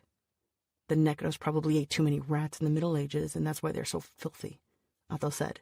We were warriors. What kind of warriors? We guarded Huitzilopochtli's temple. It was more of a warrior priestess kind of deal, Athel said. Ain't that like Aztec? Yes, Aztec, Athel said, laughing. She spread her arms.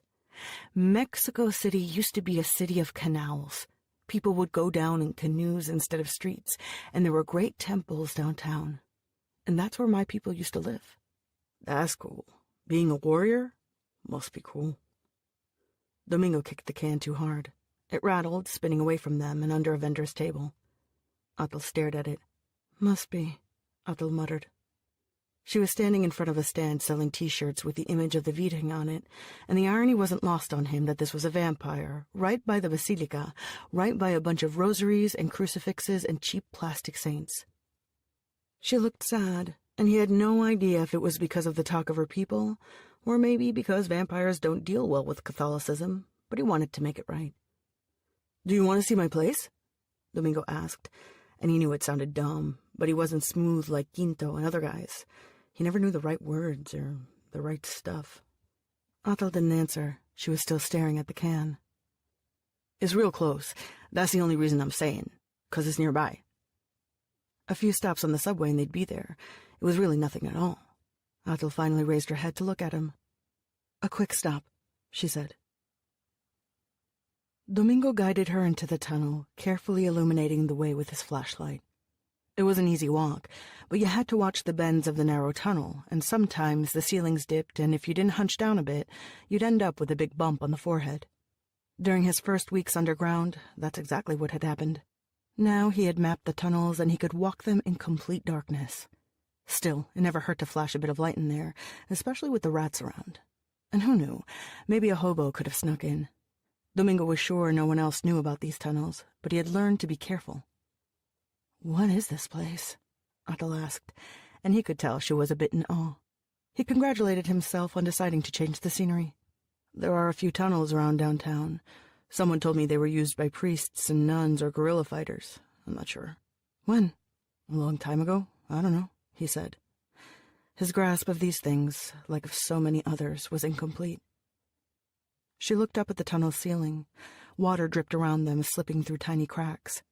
It was cold and humid below, but Domingo didn't mind. He peeled layers on or off as necessary. "How did you find it?" she asked.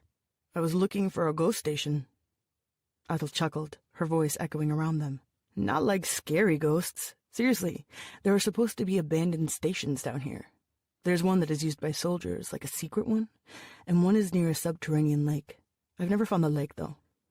He jumped over a puddle and turned around to offer Atal his hand, but she needed no assistance and evaded it with the ease of a dancer, landing next to him and giving him a smirk. "It probably doesn't exist," she said.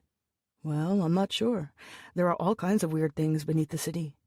I know a guy who said they once found an abandoned bag on one of the trains, and there was a human fetus inside.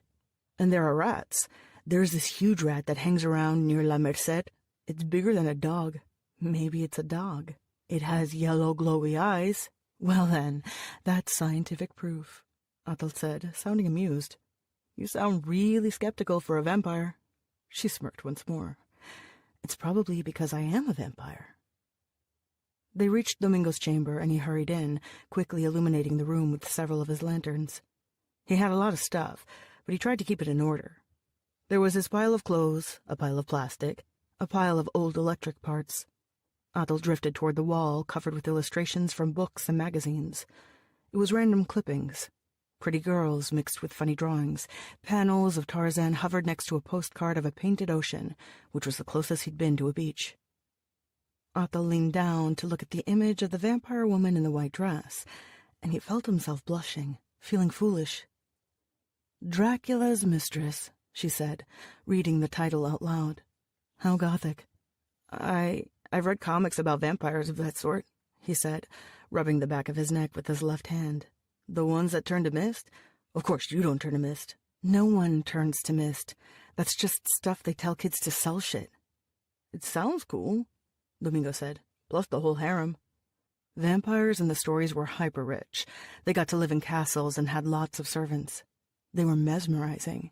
And there had to be an element of truth to the stories because Atal did have money, and she wasn't nowhere near ugly. Atal sat down on a plastic chair and leaned back, stretching her legs, her lips curving into a dismissive smile. "A harem? Vampire guys have lots of babes with them. Dracula has 3, 4, probably more than that. Lavud also has a few.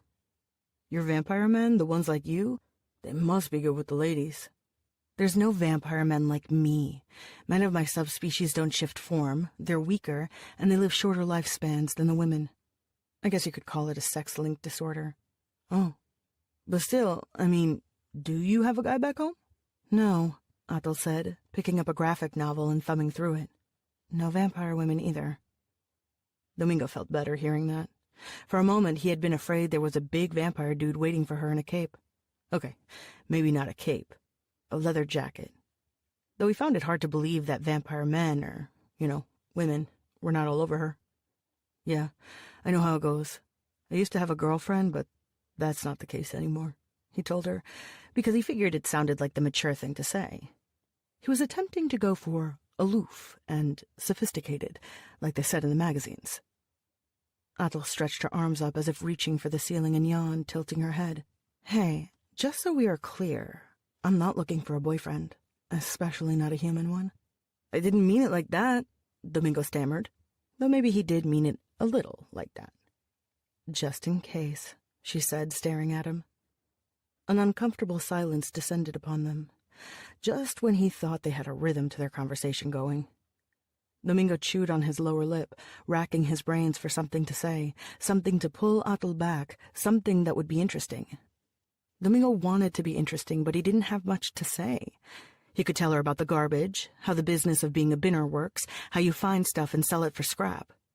It was the only thing he really knew about. That and comic books, 'cause his stories about the ghost station and the big rat sure as hell didn't seem to interest her. He wanted to tell her something that didn't seem to make him like such a kid. But all the stuff he shared with folks like Quinto were dirty jokes, comments about this or that hot chick from whatever show, useless chatter she'd surely dismiss. "Have you killed anyone?" he blurted. "Enough," Atul said, pushing herself up. "Well, I did your tour. I should head back to my apartment." "Or you could stay here," Domingo said. "You could have my bed." Technically, it was a mattress on the floor, but he thought it counted as a bed. He even had covers that matched, dark green. "I'm heading to my place." "Okay," Domingo said. "I just want to grab a few comic books and stay here for now." "What for?" "I thought you needed my help, my blood." "And some fucking space to breathe," Atul said, irritated. "Come look for me 4 hours before sundown, all right?" He walked her back to the entrance they'd used, which led back to an abandoned building. Atul slipped out without a word or a look at him. He watched her walk away, hands in her pockets. Chapter 13. When she was a kid, Anna had liked watching cowboy movies with her grandma. There was a simplicity about them that appealed to her. Good guys win. She always wanted to be a good guy, or gal. That's why she got into law enforcement. Unfortunately, real life is not like in the movies. All that Hollywood junk where they have super advanced tech and clean, heroic cops? Not true. Of course, back when she first donned the uniform, she thought she was going to magically clean the force from within. Those hopes had been dashed in Zacatecas, but the faint glimmer of heroism still remained. Mexico City, they had told her, was different. The police force there was being reformed. Before, women could only aspire to be traffic cops or belong to the incredibly sexist Ladies' Auxiliary, which was mainly dedicated to visiting public schools and telling kids how fun it was to be a cop. But not the new Mexico City police. This was going to be a state-of-the-art modern force. Women would be required. Especially women like Ana Aguirre, a police officer with solid experience in Zacatecas and a letter of recommendation. Detective Aguirre had a nice ring to it. At bare minimum, there were no vampires in Mexico City. It was safer, less violent, and with the drug dealers she'd busted, Ana hadn't made many friends in the narco world. It turned out to be a crock of shit. They had printed manuals with gender-appropriate terminology and the like, but detectives still called gay men faggots, women were bitches, and if a lady was raped, the first question to ask was what she'd done to incite the crime. The worst part was that nobody wanted Ana there. Castillo plain detested her. In Zacatecas, Ana had been tolerated, if not fully accepted, because she proved useful. Most of the other police officers had no idea how to deal with vampires, and they didn't want to learn how to. Ana was willing to go into the neighborhoods with a high concentration of vampires. She was willing to question suspects who made her colleagues wet their pants, and she could handle herself if some sick fuck decided he wanted to take a bite out of her. It had been her grandma who taught her that. The old woman had lived through the Mexican Revolution, and even in her old age she was an excellent shot. A country girl, Ana Aguirre's grandmother had been exposed to much folklore and superstition. Some of it concerned vampires, and it turned out her stories were accurate. The result was that while other humans around the world had grown insulated from these tales, forgotten most of them, and entrusted themselves to modernity, Ana Aguirre's grandmother had not, and she had been able to lavish her knowledge upon her granddaughter. But in Mexico City, vampire knowledge was not valued. Here she was just an annoying broad, her hair streaked silver as she inched toward 50, someone to push around rather than respect. Still, she was trying to do right. When she walked past her desk, she tossed her raincoat on her chair and hurried toward Castillo's office, skipping her customary smoke. He waved her in, looking none too happy to see her. "All right, Aguirre, what do you want today?"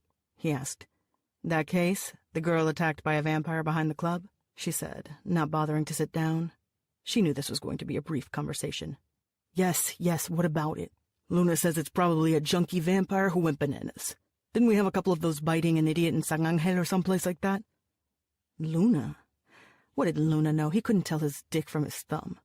A junkie vampire might have been a prime candidate at the outskirts of the city, not smack in the middle of the Condesa.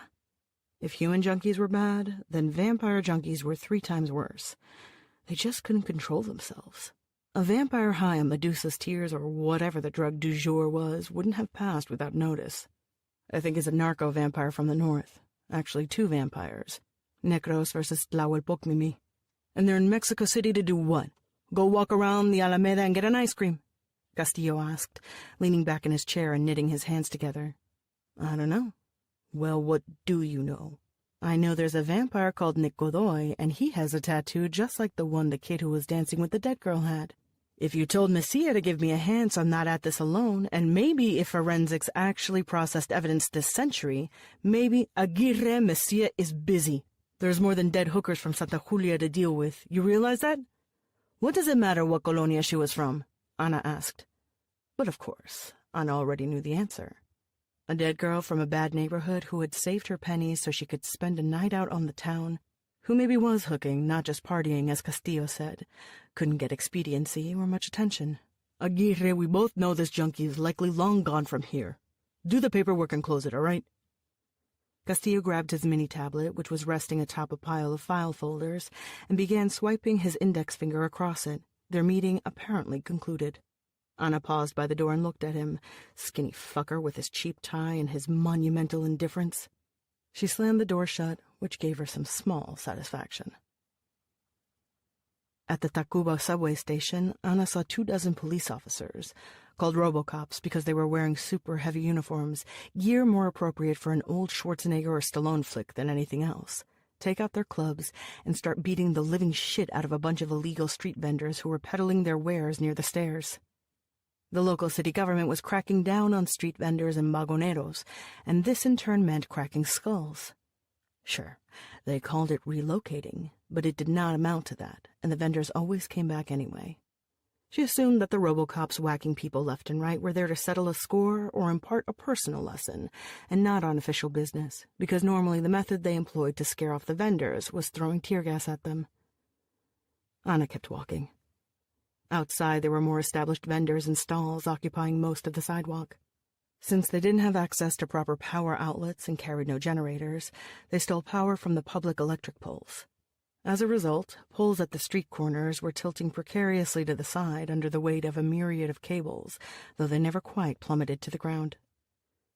The competition at Tacuba was fierce, and at night each stall blinked with Christmas lights, light bulbs, tiny neon signs, the music blaring, and voices rising. There were vendors offering nuts and dried fruits, headphones, pencils and pens and markers, bubble gum, oatmeal bars. Illegal DVDs and video games for kids were located next to a stand dedicated to hardcore pornography. It was hard to walk around Tacuba with the swell of people and stalls, but Ana was tall and strong, and she imposed herself even without her uniform, so that most people wisely moved a bit to the side. She cut to the left, took a side street, then wandered down an alley until she left the bustle of the street vendors behind and continued down quieter streets. She passed a shop selling piñatas and a barber shop until she reached a small green building, its paint peeling, a large neon pyramid indicating she had reached the center of the unified faith.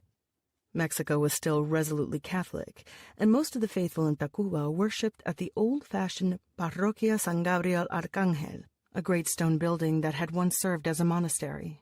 The center of the unified faith, however, was one of many New Age churches sprouting up around the country. Apocalyptic churches and the cult of the Santísima Muerte drew substantial crowds, but these New Age joints also had their devotees.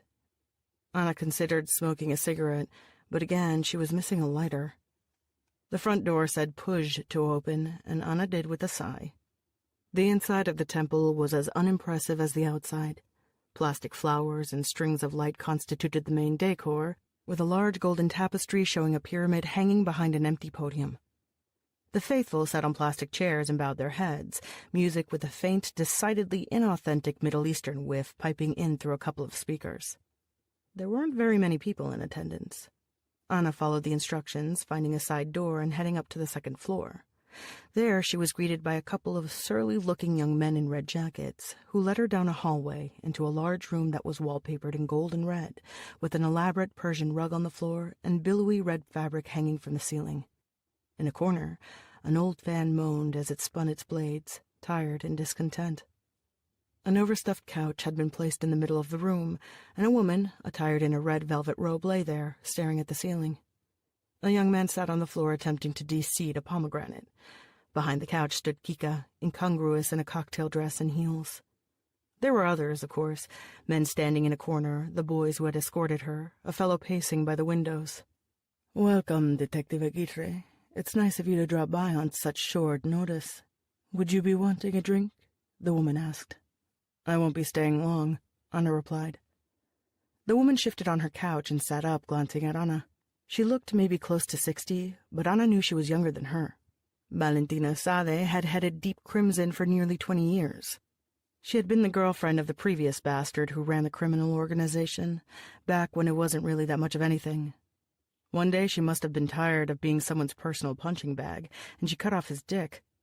She'd been running with Deep Crimson since then, possibly because nobody wants to mess with a lady who's willing to slice off your dick with a rusty knife, and possibly because she had a great deal of common sense.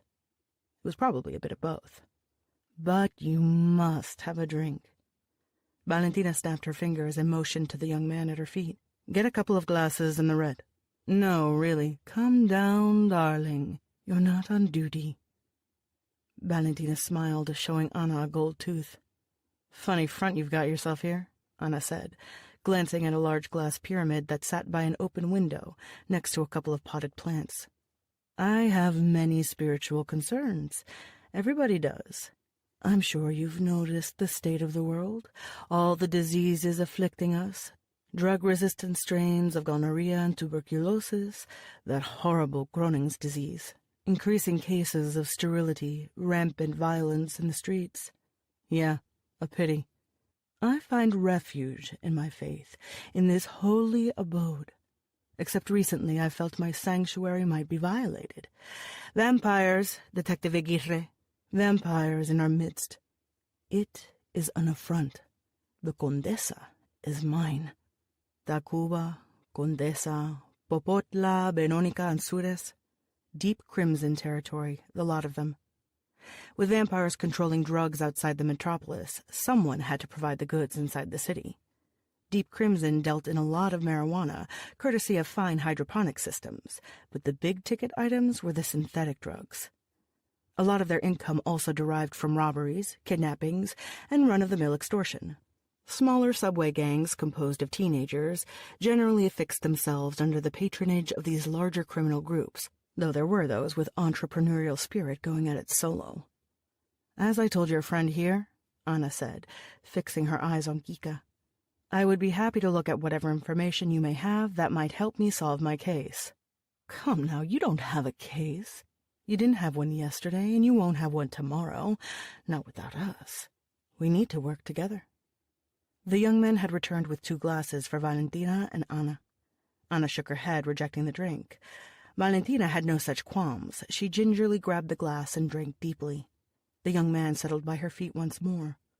"I'm a cop," Ana told her, "and a good one. Kika is impressed with your record in Zacatecas."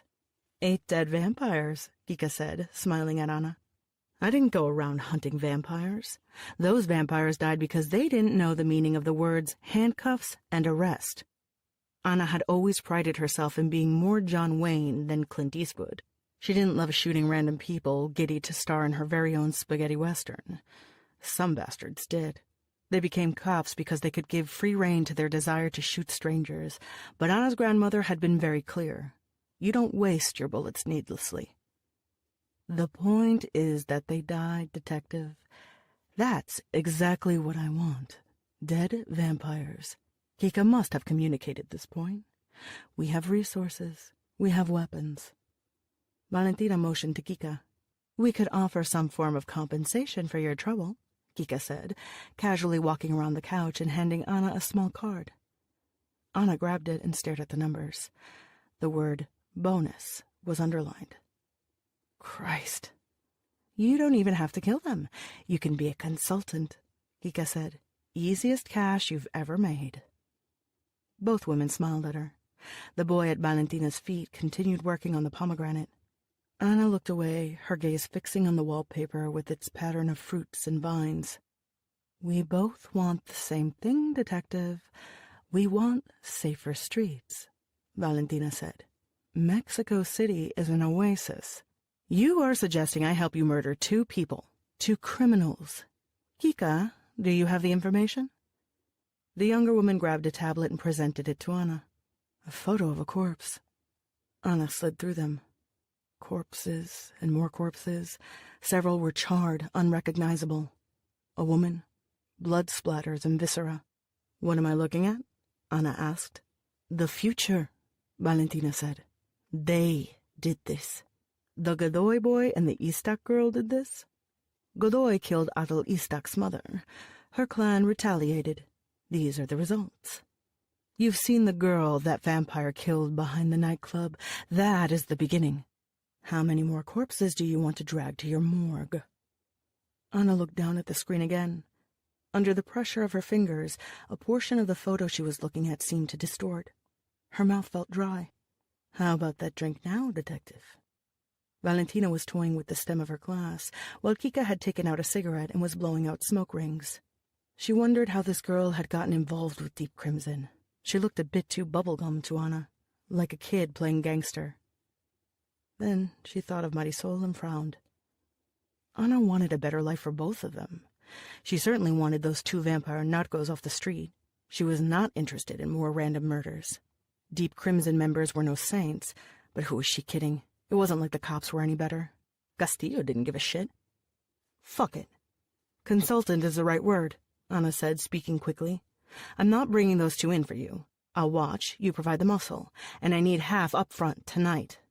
Give me the account number and I can initiate the transfer, Valentina said. Or would you rather have a plain old-fashioned suitcase? A bank transfer is fine.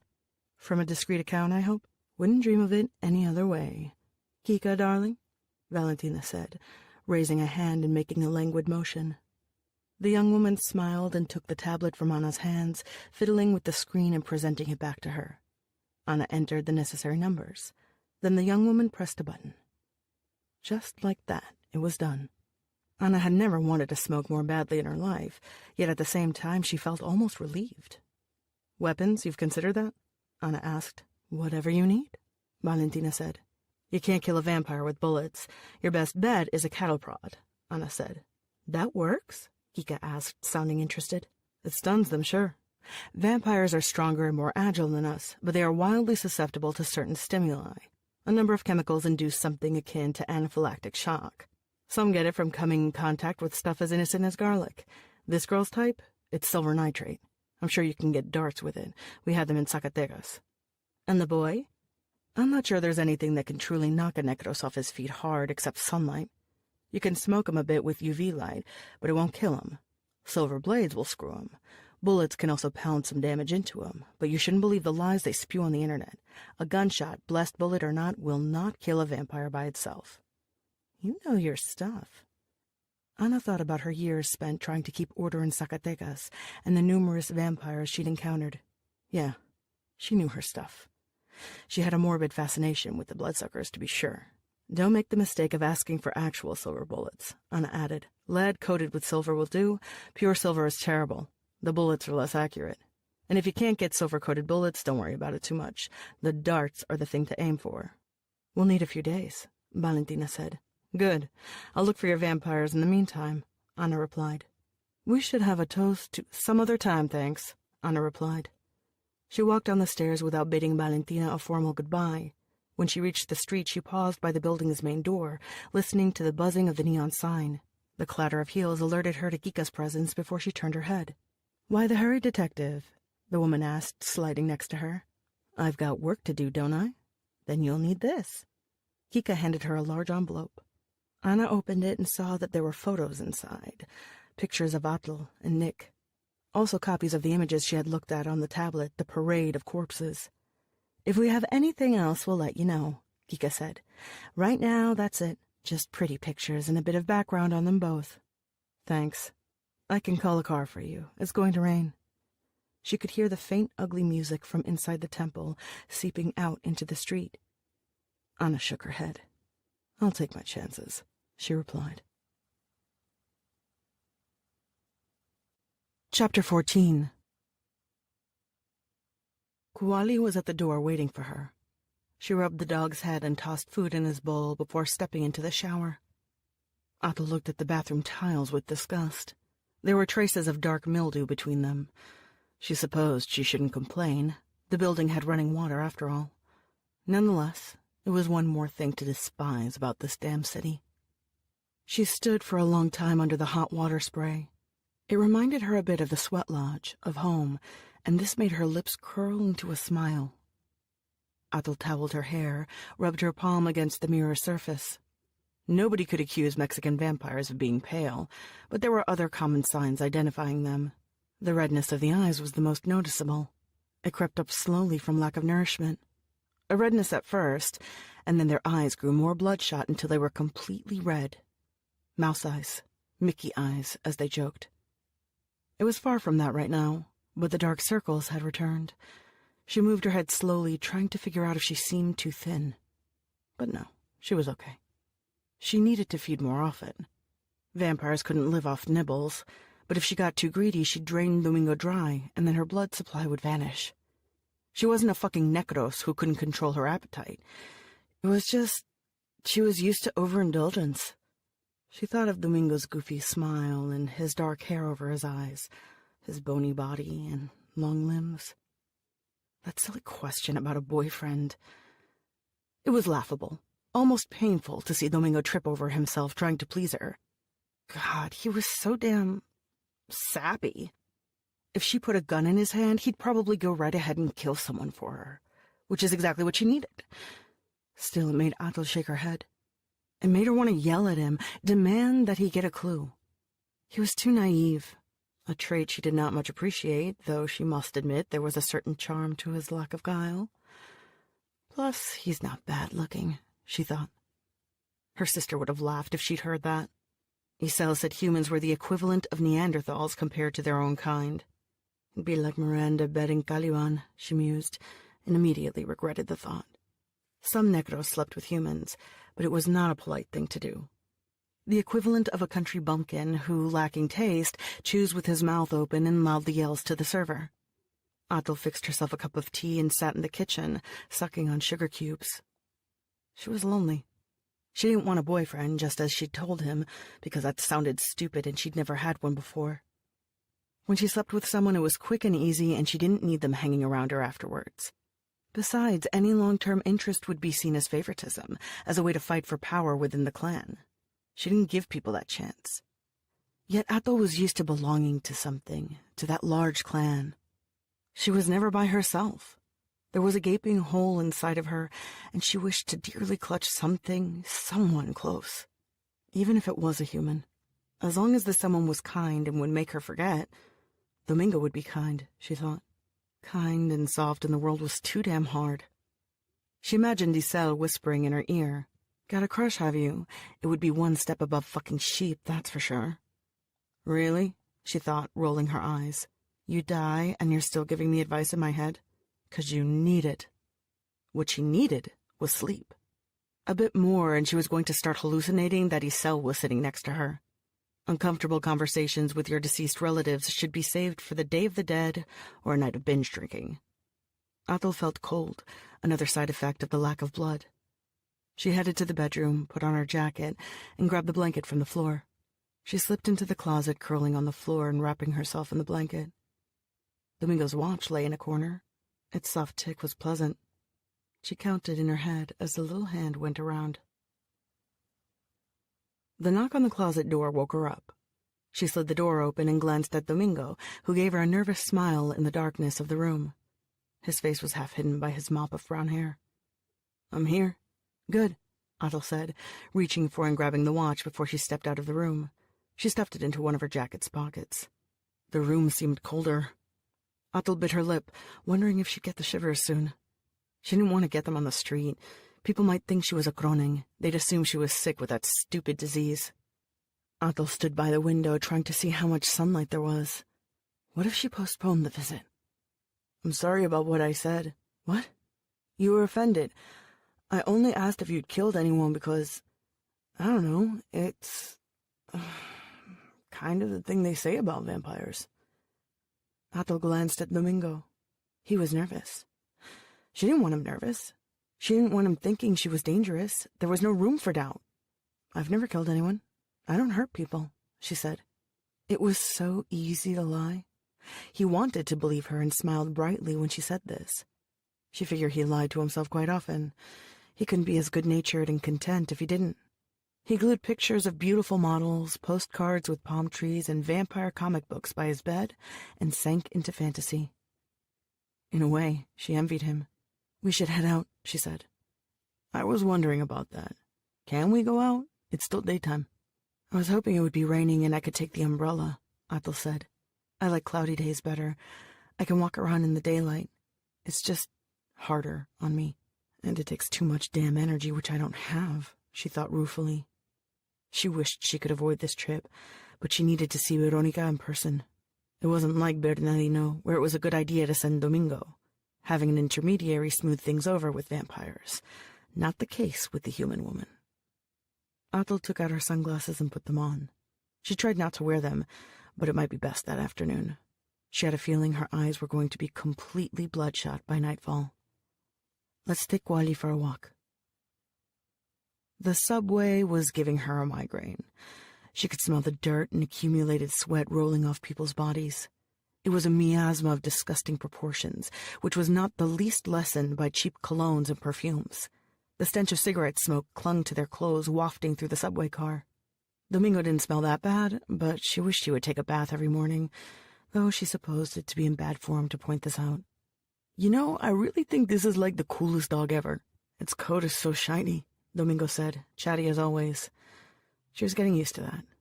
"How'd you get the Doberman?" "Guali takes care of me.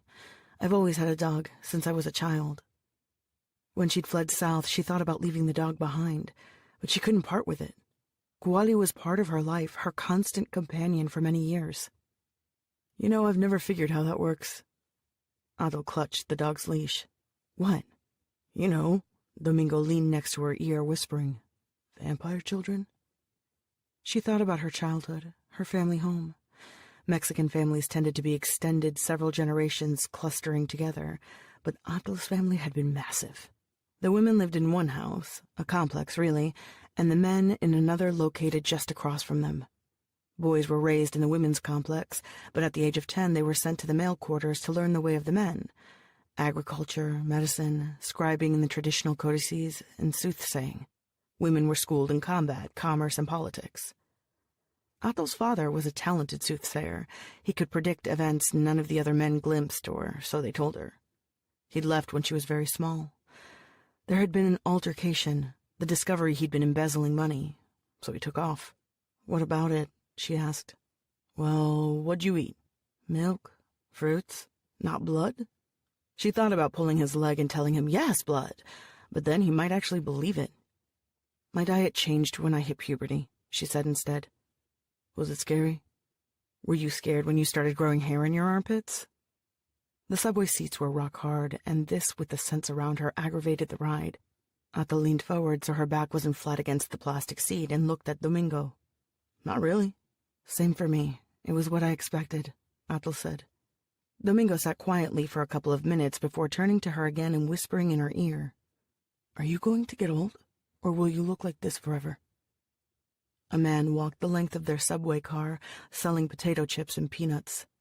The peddlers always worked in pairs. One sold the product, the other was the lookout who, whistling and making hand signals, would alert his partner if a cop was approaching. There was also a small-time mafia at work. Certain lines were controlled by a specific group, and you couldn't just show up and try to sell shit if you didn't pay an initiation fee to the local boss. The man with the peanuts glanced at Atal and Domingo, but seeing their Doberman, kept walking by. I'll age, but I'll look young for a very long time, she told Domingo. How long? I can easily remain young for decades and decades. It's quite similar for most of us. When I'm 80, I'll seem 40. There's a point where our bodies just remain still, seem to stop aging. That guy I went to see, Bernardino, I think there was something wrong with his bones. Yeah, that's an issue with his kind. Their bodies age more quickly, grow deformed, though I'm not exactly sure how it happens.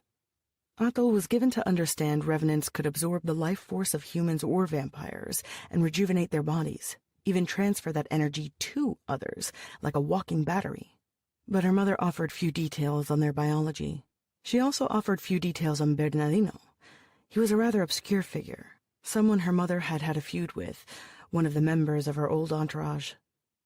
If she hadn't been so afraid to meet him, so afraid of breaking protocol, she might have liked to ask him a few questions about her mother. If I live long enough, I'll have health issues of my own eventually, Atal said and chuckled. What? Domingo asked.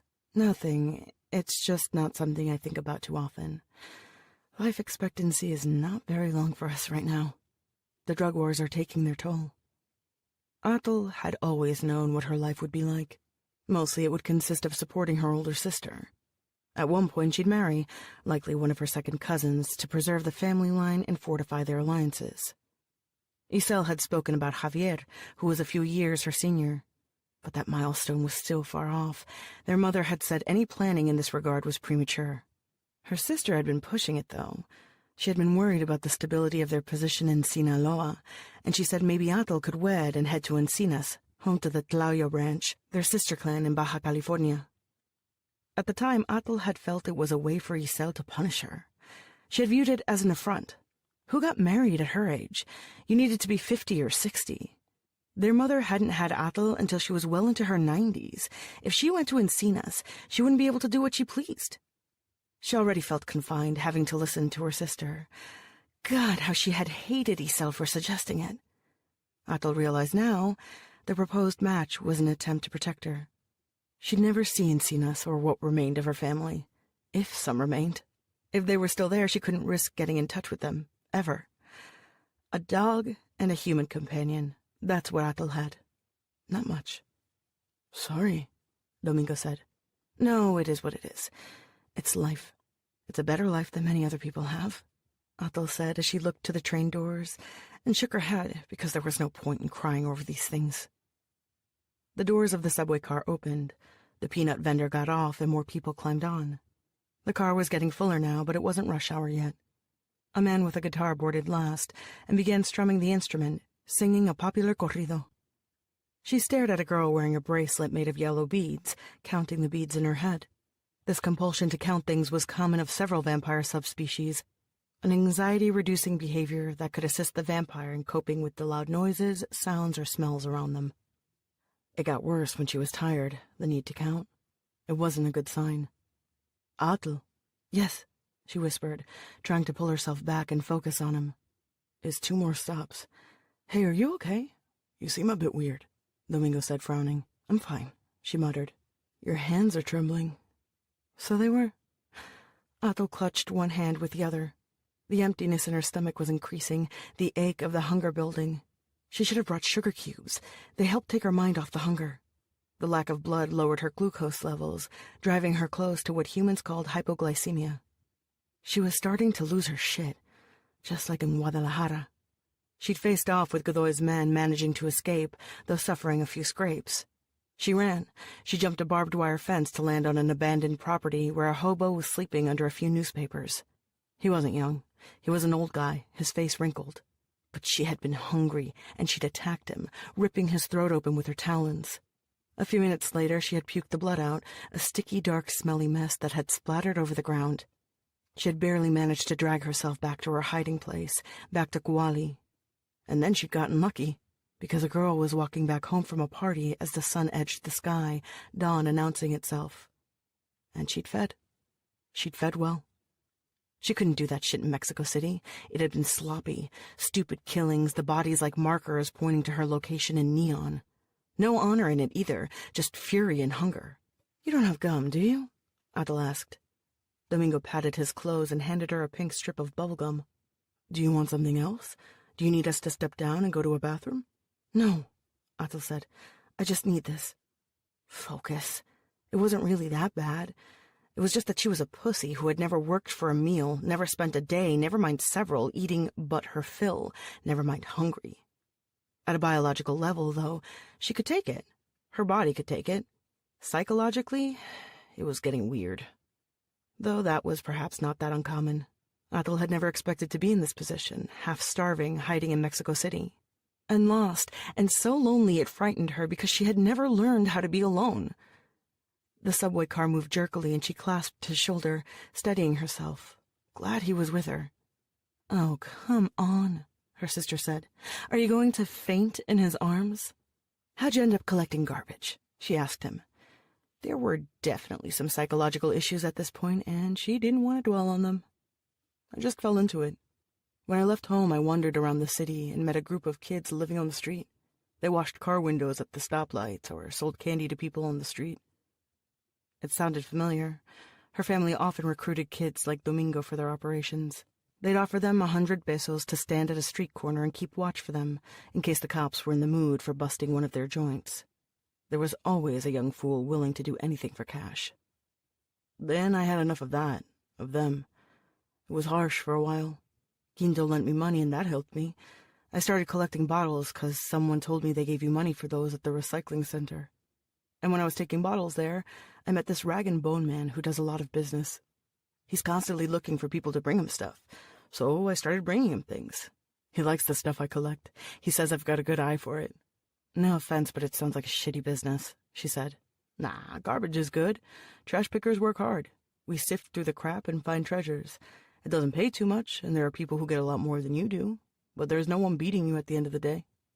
"You'd be better off dealing drugs up north," she thought. "You'd make more, die faster, and that's not too bad sometimes.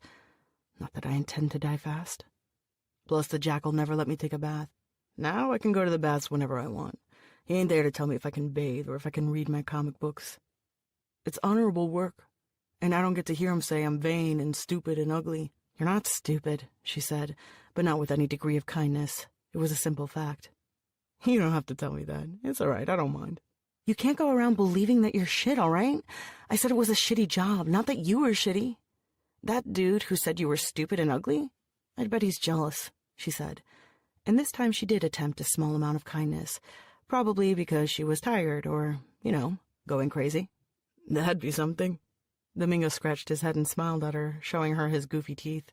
His teeth were bad, but his hair and eyes were dark and attractive, both a pleasing, rich shade of brown. She liked pretty things, and he had his charm. She had to admit that one reason why she'd zeroed in on him was because he'd looked nice enough when she spotted him. That was a stupid, shallow reason to pick a food source, and Isel would have mocked her for it, but then what did she know about picking food?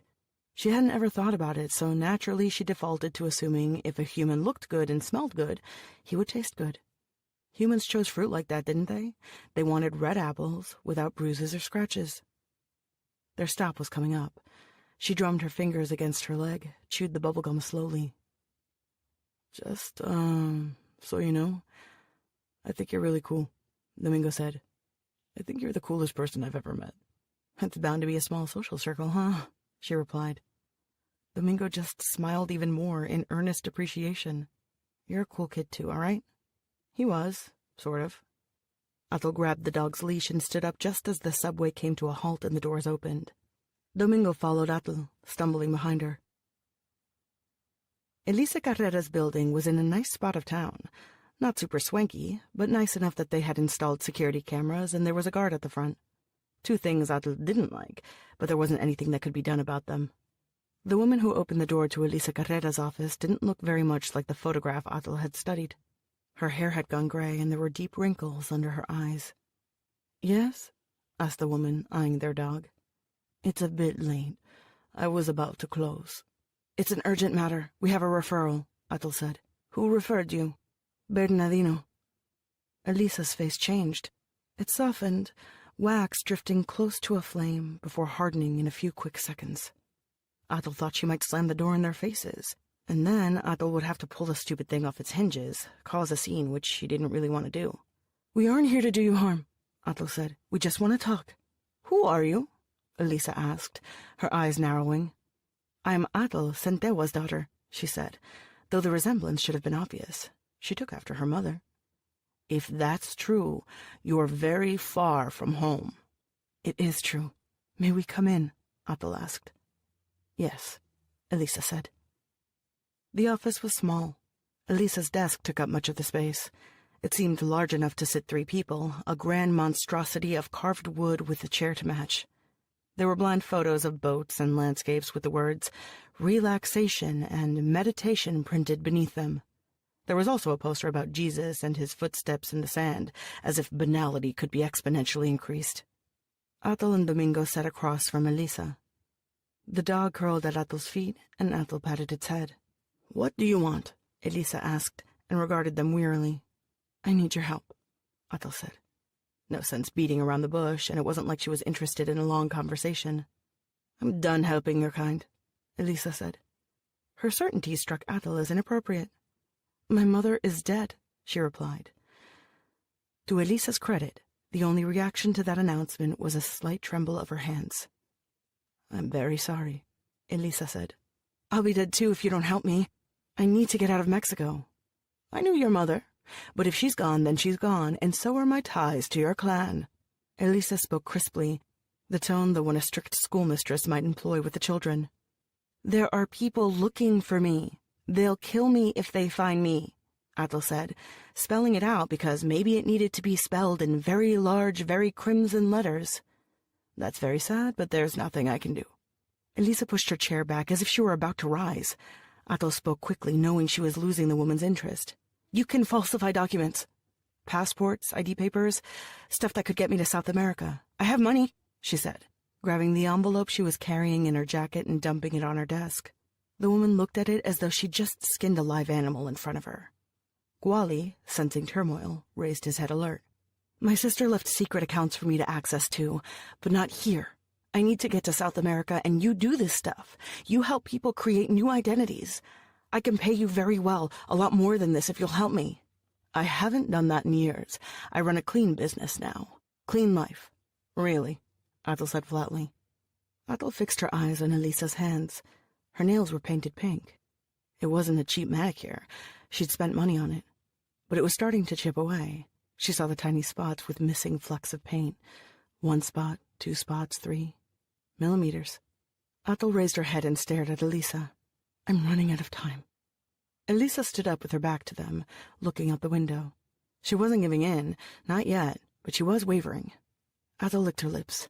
They felt chapped. "I can't stay here much longer. Mexico is too dangerous."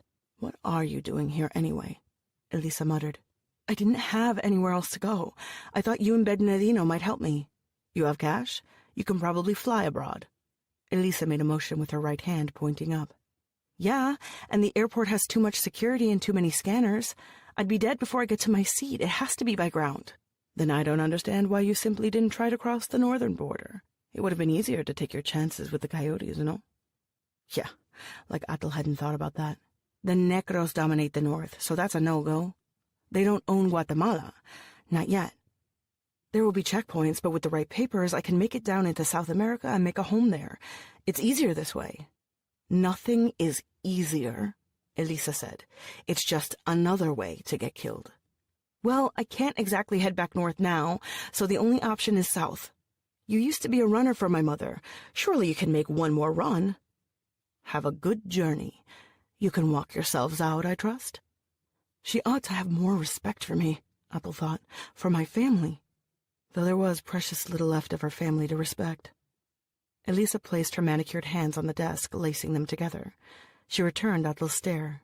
"My mother was your protector," Ethel said in a low voice. "She pulled you out of the gutter. She housed you, fed you, clothed you. If things were the other way around, if it were your daughter asking her for help, she would offer assistance. I paid my debt to your mother. I paid it in blood, and I don't owe you anything.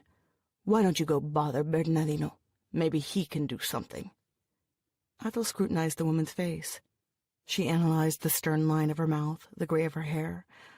Elisa said the words, but she didn't mean them. Elisa was pretending, and Ethel knew the deck was stacked in her favor, that she need only find the right words.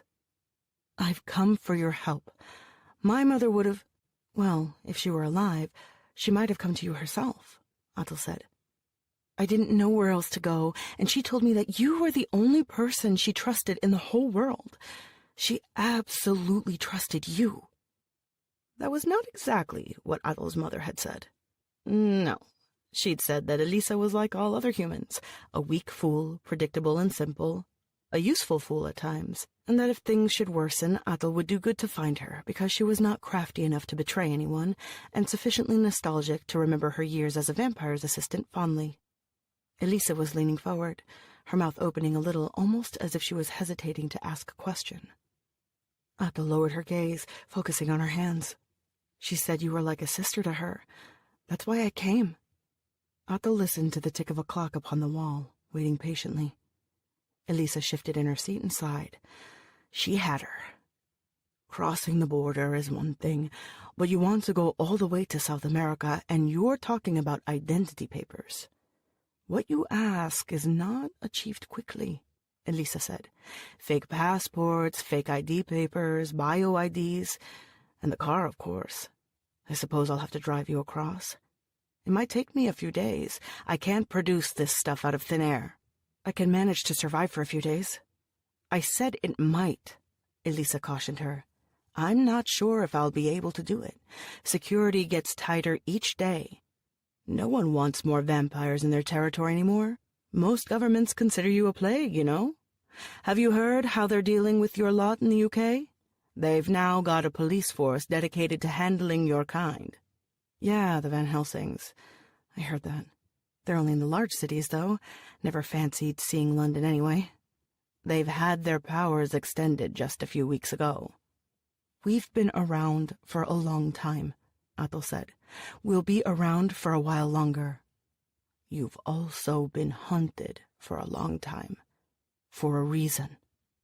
Mother had told her that in the old days, before the Europeans washed up on the coast of Veracruz, when her kind were priestesses, the great temple ran red with rivulets of blood, offerings of hearts and heads to the gods. The bodies of sacrificial victims tumbled down the steps of the temple. The people below stabbed, pierced, and bled themselves in sacrifice. They were not a plague, nor vermin, nor common killers that hid in the shadows.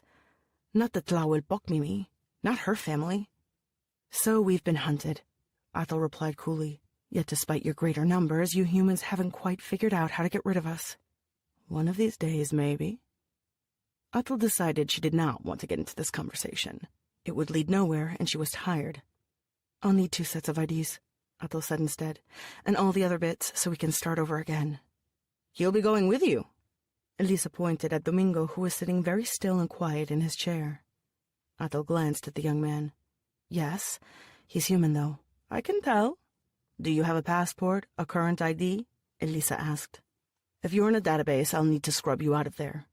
"No, I don't, miss," Domingo said politely. "He has no fixed address," Ethel said. "What's your name?" "I'm Domingo, miss." "Domingo, if you go south with this girl, you might get into a lot of trouble." Elisa again sounded like a school teacher when she spoke, warning a kid about the dangers of doing drugs. Ethel scoffed. "I'd like to see Guatemala, if it's okay with you," Domingo replied. Elisa nodded. Her expression was skeptical. She let out a bitter sigh. "Stand against the wall. I need to take your photo." Ethel went first, her eyes wide open as the flash went off. Then it was Domingo's turn. Elisa muttered to herself and sat behind her desk again, shaking her head. "I need to get in touch with someone," Elisa said. "Will you two be all right until next Thursday?" "Yes," Athel replied. "What time should we come back?" "Not here. There's a bar in Plaza Garibaldi, the Tenampa. Meet me at 10. "We will." Elisa tapped her fingers against the desk. Their meeting had clearly concluded, and Athel pushed her chair back. "Who killed her?" Elisa asked, just as Athel opened the door. "Godoy," she said. Elisa nodded gravely. She didn't ask anything else, and Athel walked toward the elevator, one hand in her pocket, the other on the dog's leash. On the subway, she thought of axolotls and her mother's head delivered in a cooler. "Hide, Athel, hide," Isel whispered in her ear. Chapter 15.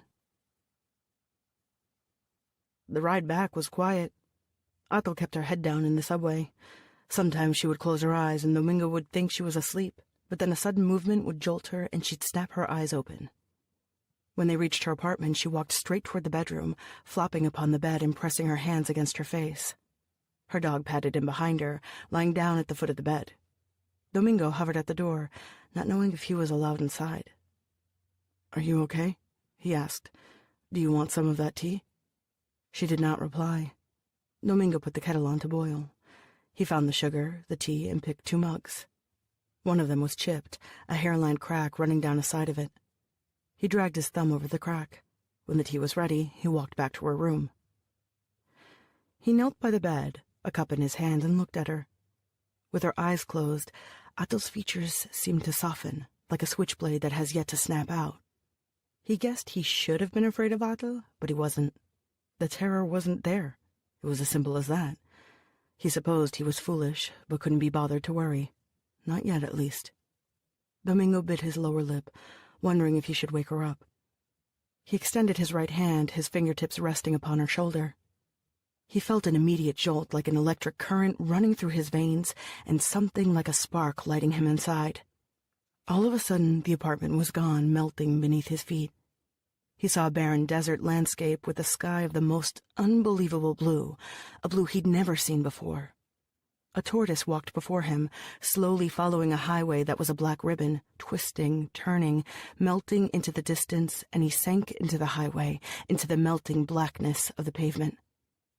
Then he was running through a city, past warehouses and shacks, past a circle of homeless people sipping booze in the darkness, until he reached a chain-link fence and scrambled up it. The fence was gone, and he was holding a gun in his hands, and then it wasn't a gun, it was a decapitated human head. He dropped the head and it rolled onto the floor, spreading a coat of red upon the white tiles. Red the walls and red the ceiling and red every single speck of everything until... Athel's hand wrapped around his wrist, steadying him, and he stared at her. "You're going to drop your cup," she said in a hushed voice. Domingo blinked.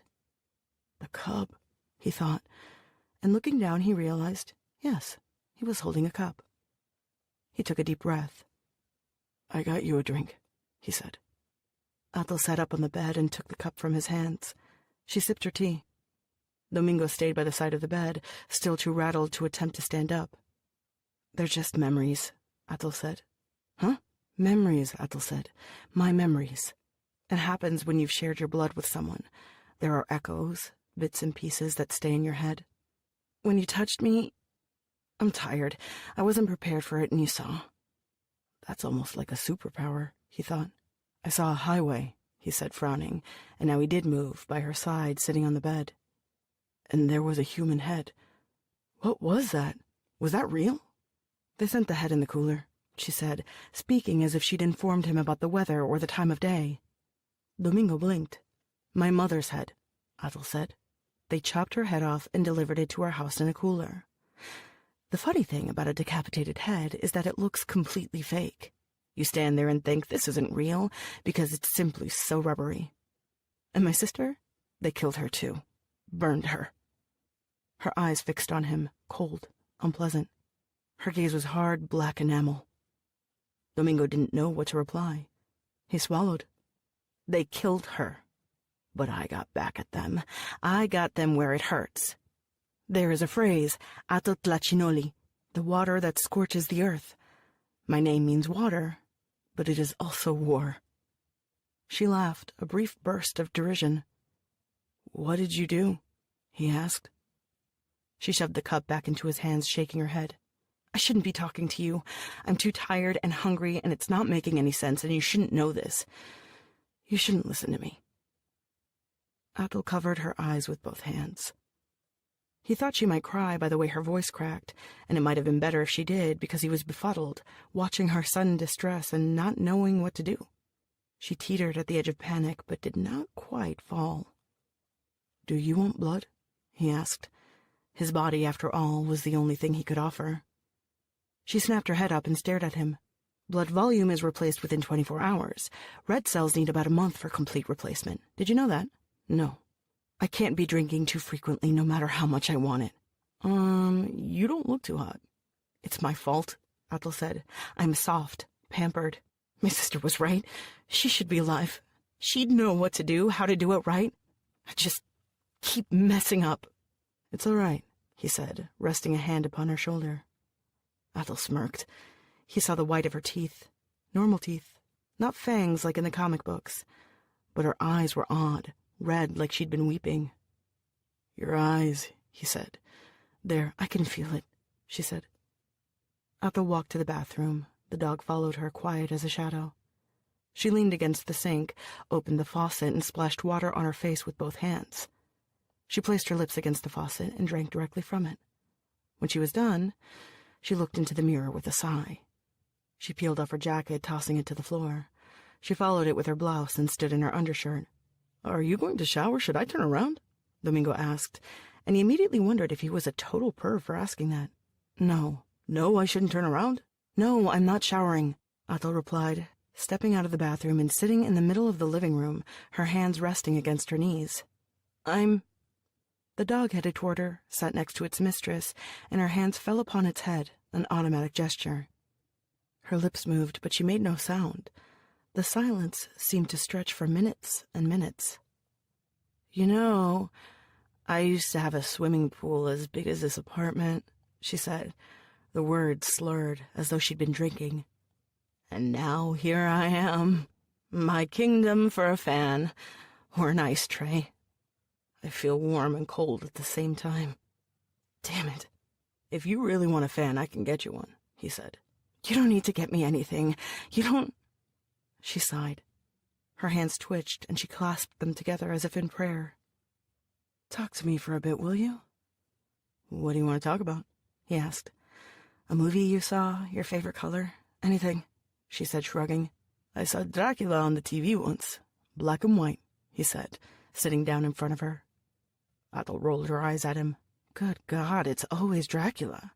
I saw Herman Robles one time for real.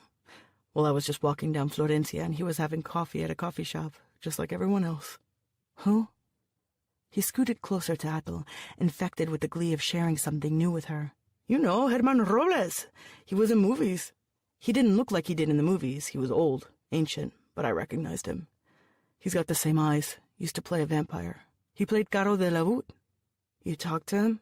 Nah, Domingo said. I was pushing my shopping cart, and I didn't think they'd let me in. You know, it wouldn't look none too good to pull a shopping cart into a coffee shop to tell him hi. I suppose not. I've always thought vampires should be like Caro de la Voûte, he said, remembering the small TV set, the black and white images late at night. How's that? Well, Domingo said, with a cape. Athel cocked her head a little, smirking at him. A cape? It looks cool. No, it doesn't. Domingo shrugged. He thought the old vampire images were awesome, with the mist and stars and moonlight and the cape flapping in the wind, but he supposed Athel might have a point. After all, there was no mist in Mexico City, just smog, and you couldn't see any stars thanks to it. It was a lot less romantic, though Athel still cut an impressive figure.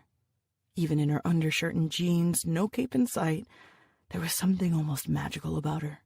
Like she didn't need no mist and moonlight, her sharp features and the blackness of her hair enough to freeze any mere mortal in his tracks. He'd moved closer, but she moved closer still, her knee bumping his own. You like music? He asked, glancing down, fearing he was about to blush, pretending to fiddle with his music player. What have you got? Everything, he said, Concrete Blonde, Bose, Depeche Mode. It's mostly old stuff, but here, he said, handing her the headphones. Athol carefully took the headphones, as though she wasn't quite sure what to do with them, and put them on. Domingo pressed play. She frowned, but her frown soon relaxed. "You like?" he asked. "It's all right. How'd you get this stuff?" "Here and there. You've heard it before." "Not really. When I go dancing, they don't have this type of music. It helps to listen to something when I'm working, to keep the rhythm. Takes me places, too." "You're funny, Domingo." "In a good way or bad way?" he dared to ask, but she just laughed and brushed his leg with her fingers for a fleeting second before she began tapping her fingers against her knee, softly following a rhythm. "I should go to sleep," she said after a while, taking off the headphones and returning them to him. "I'm going to head back to my place," he said, pointing to the front door. To give you your space like you like."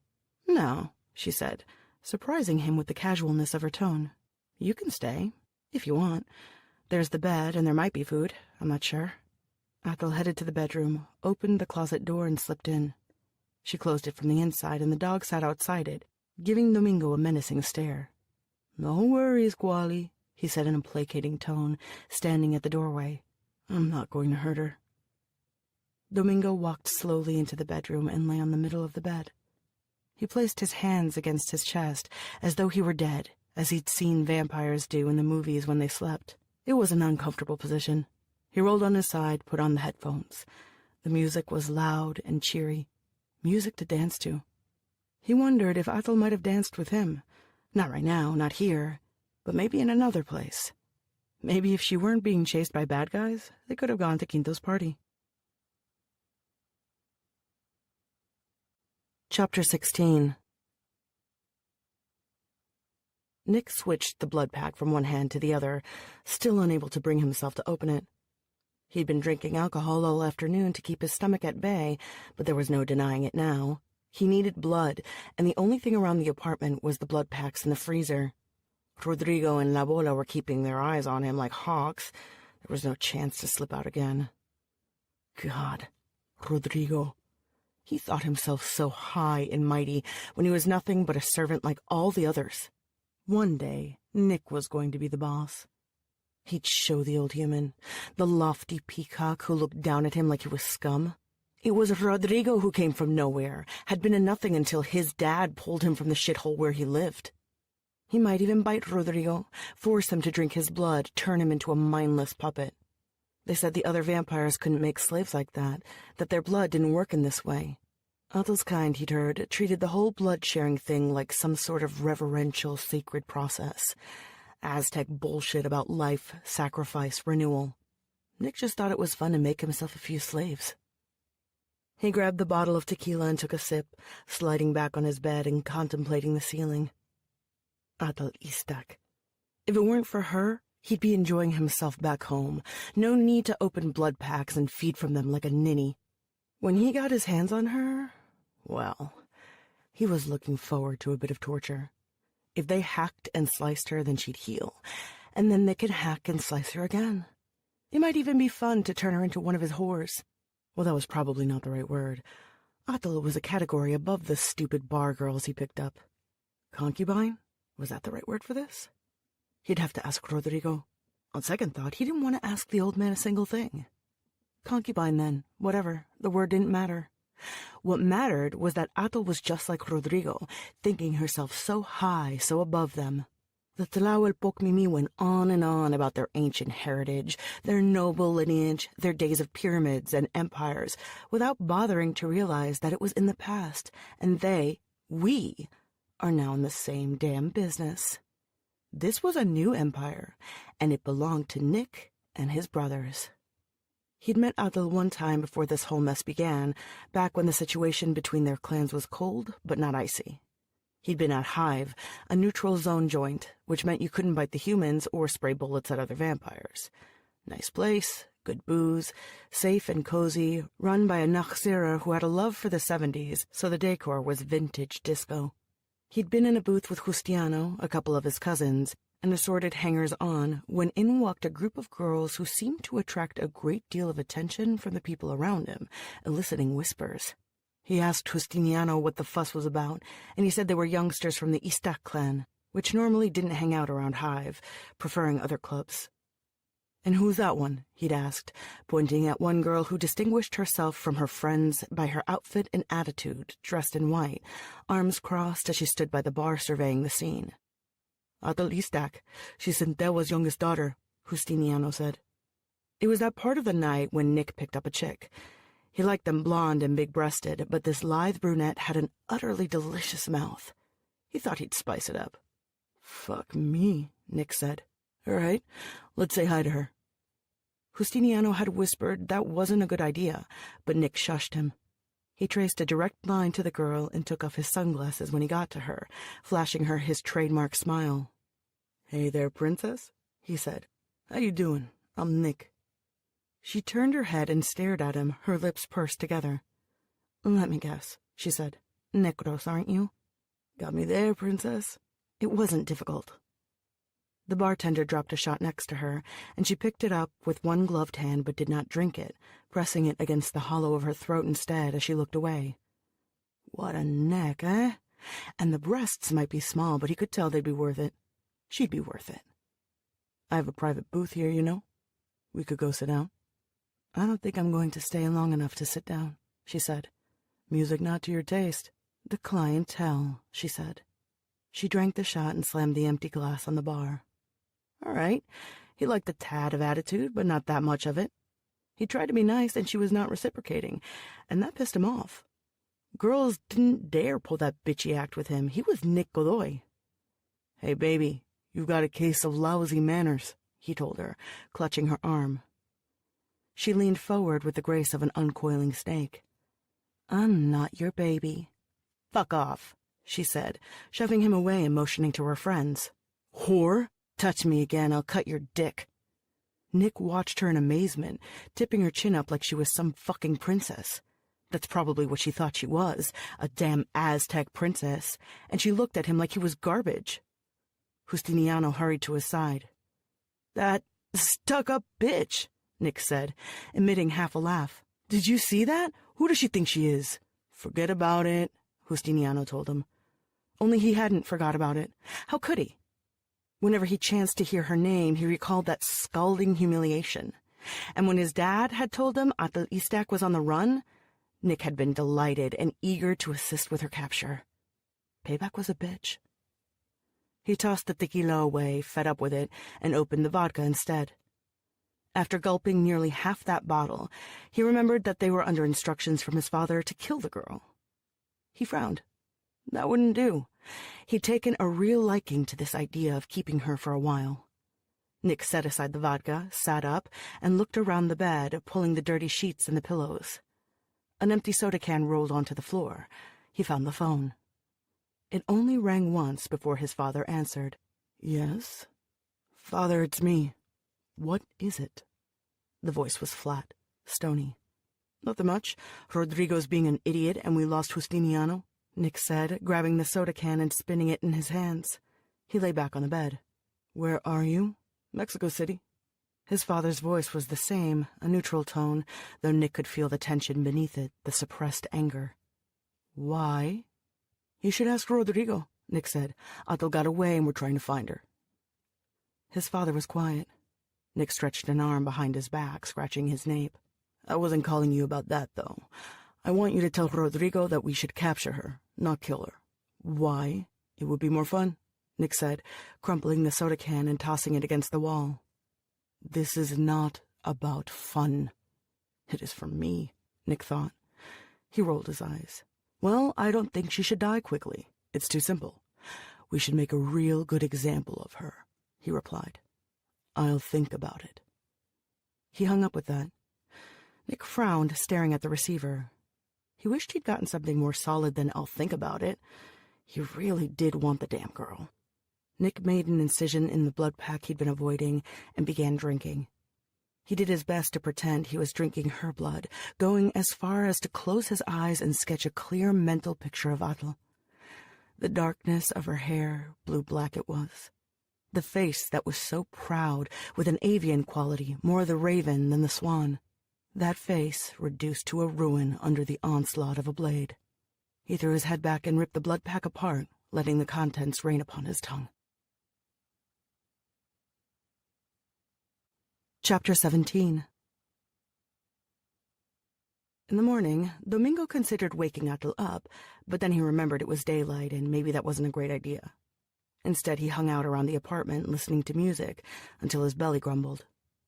In the kitchen, he found 2 cans of beans, but no can opener. There was also a big bag of dog food in a corner and a bowl next to it that served as the dog's feeding dish. He refilled the dog's dish, then grabbed Atul's keys and decided to have a meal outside. He discovered a torteria just a few blocks from the apartment. He ordered a cheese and ham torta, and while he ate it, he started thinking about money, because he hadn't gone to work in several days, and he didn't have much cash left after buying new clothes on the watch. He didn't want to be a bum, having Atul pay for everything, but he also couldn't go picking plastic bottles off the streets if she needed him around. It was nice being needed. It made you feel special. Domingo wrapped half the torta in a napkin and put it in one of his large jacket pockets for later. He did not waste food. He never knew when his next meal was coming. He went to hang out in front of a newsstand, looking over the newspaper headlines and staring at the magazines. The guy selling newspapers shooed him away after a while, telling him he couldn't be reading everything if he wasn't going to pay, so Domingo walked a few more blocks and stood in front of a different newsstand. When he got back to the building, it was late, and the whole place was swarming with activity. The front door was open, and there were lots of people in green and blue sanitation suits at the entrance. "You know what's up?" he asked an old lady who was standing outside. "Sanitation sweep, what do you think?" the woman grumbled. "They're looking for Kronings, as usual." Domingo panicked, thinking of Atul. He managed to walk up the stairs without running, simply staring down at the ground and praying none of the sanitation officers stopped him. They didn't, and he managed to fit the key in the lock and open the door, immediately closing it behind him. "Atul!" he yelled, and rushed to the bedroom. He was relieved to see Kuali was still sitting in front of the closet. The dog stared at him when he approached, but didn't growl, and Domingo knocked on the closet door. When Atul didn't reply, he slid the door open. She was on the floor, in a sleeping bag, her eyes closed tight. Domingo hesitated for a second, remembering what had happened last time, and touched her hand. "Wake up," he said. She turned toward him, eyes wide open. "What?" "There's a sanitation crew in the building. We gotta get out." "Damn it," she muttered. She jumped to her feet and hurried to the living room. She picked up the blouse and vinyl jacket she'd taken off, put them on, and suddenly stood very still. "Atul?" "Hush, I can hear them," she whispered. "They're on this floor, walking down the hallway." She quickly moved toward the large living room window, opening it and looking up. "What are you doing?" Domingo asked.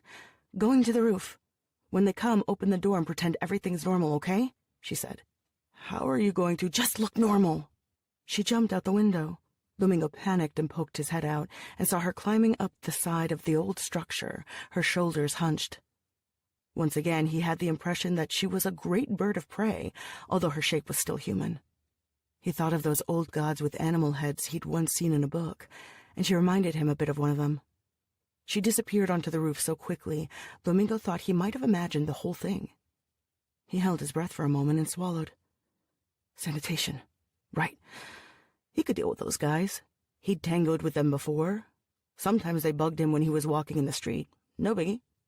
Domingo went back to the bedroom and took out the sleeping bag and the blanket in the closet, tossing them on the bed.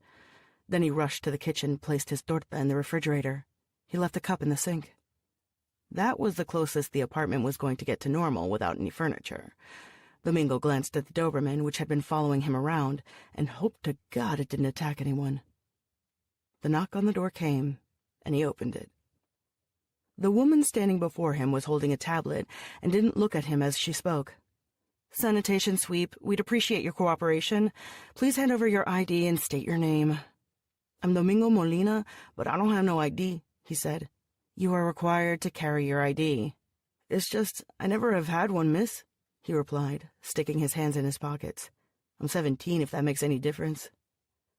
The woman now raised her head, sighed, and gave him an irritated look. "Do you live here alone?" "Just me and my dog," he said, feeling the Doberman drifting closer to his side.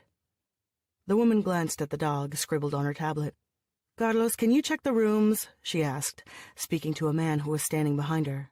The super gave us his notes, and it says a girl lives in this apartment. Where is she?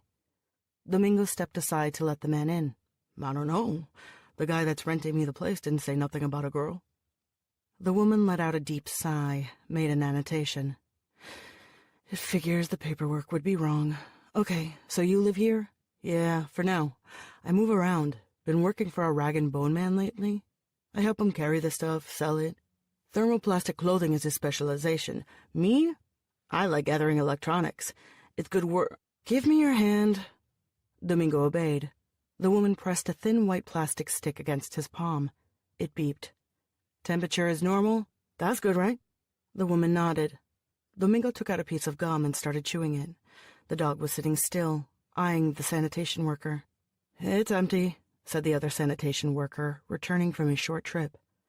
The woman was looking at her tablet again. Apparently, it was much more interesting than Domingo. You realize that you have to register with the health station in your borough, right? It's the law. I know, ma'am, but I don't have no ID. Yes, well, even if you're a minor, you need to fill out the form and register. If more people followed that simple procedure, we wouldn't have to be knocking on so many doors trying to find Kronengs, would we? No, ma'am? Your dog, it's enhanced?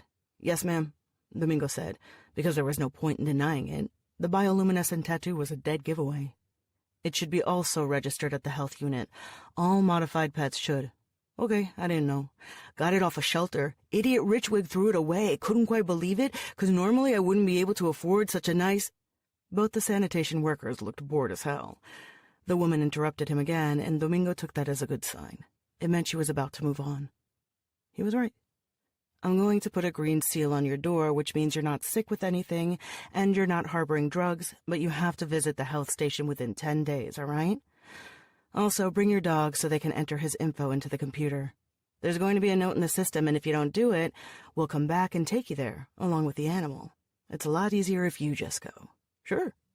The woman handed him a pamphlet with an address and information printed on it, then bade him goodbye. Domingo locked the door, sat on the floor, and waited. He could have sworn it took forever, and he was about to run to the roof when Athel simply flew back into the apartment. Okay, she didn't technically fly, but she jumped inside with a certain grace and flexibility that was definitely bird-like. Athel looked at him, and her face was not really human. It was a bird's face, though it lacked a beak. Instead of hair, she had lustrous feathers. She shook her head, and the feathers disappeared, leaving only pitch-black hair behind and a face that was so thin and sunken, it seemed positively emaciated.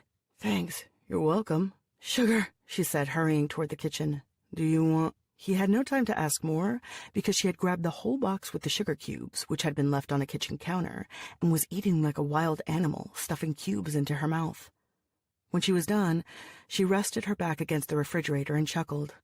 It's not good, she said. What's not good? The hunger. You can bite me. It's cool. Conservation, Domingo, she said. I can't squander. Damn it. You should just take, a bite, he said. Athel looked amused. She patted his arm. You're too generous. I know what it's like to be hungry. She looked at him in this strange way, like he'd said something really nasty, only Domingo didn't think he'd said nothing bad. He hoped not. He didn't want to be mean. And then her face twisted and changed like she was hurt, and she glanced away. Hey, it's cool, he said. Look, it's fine. He showed her his wrist, holding it up for her.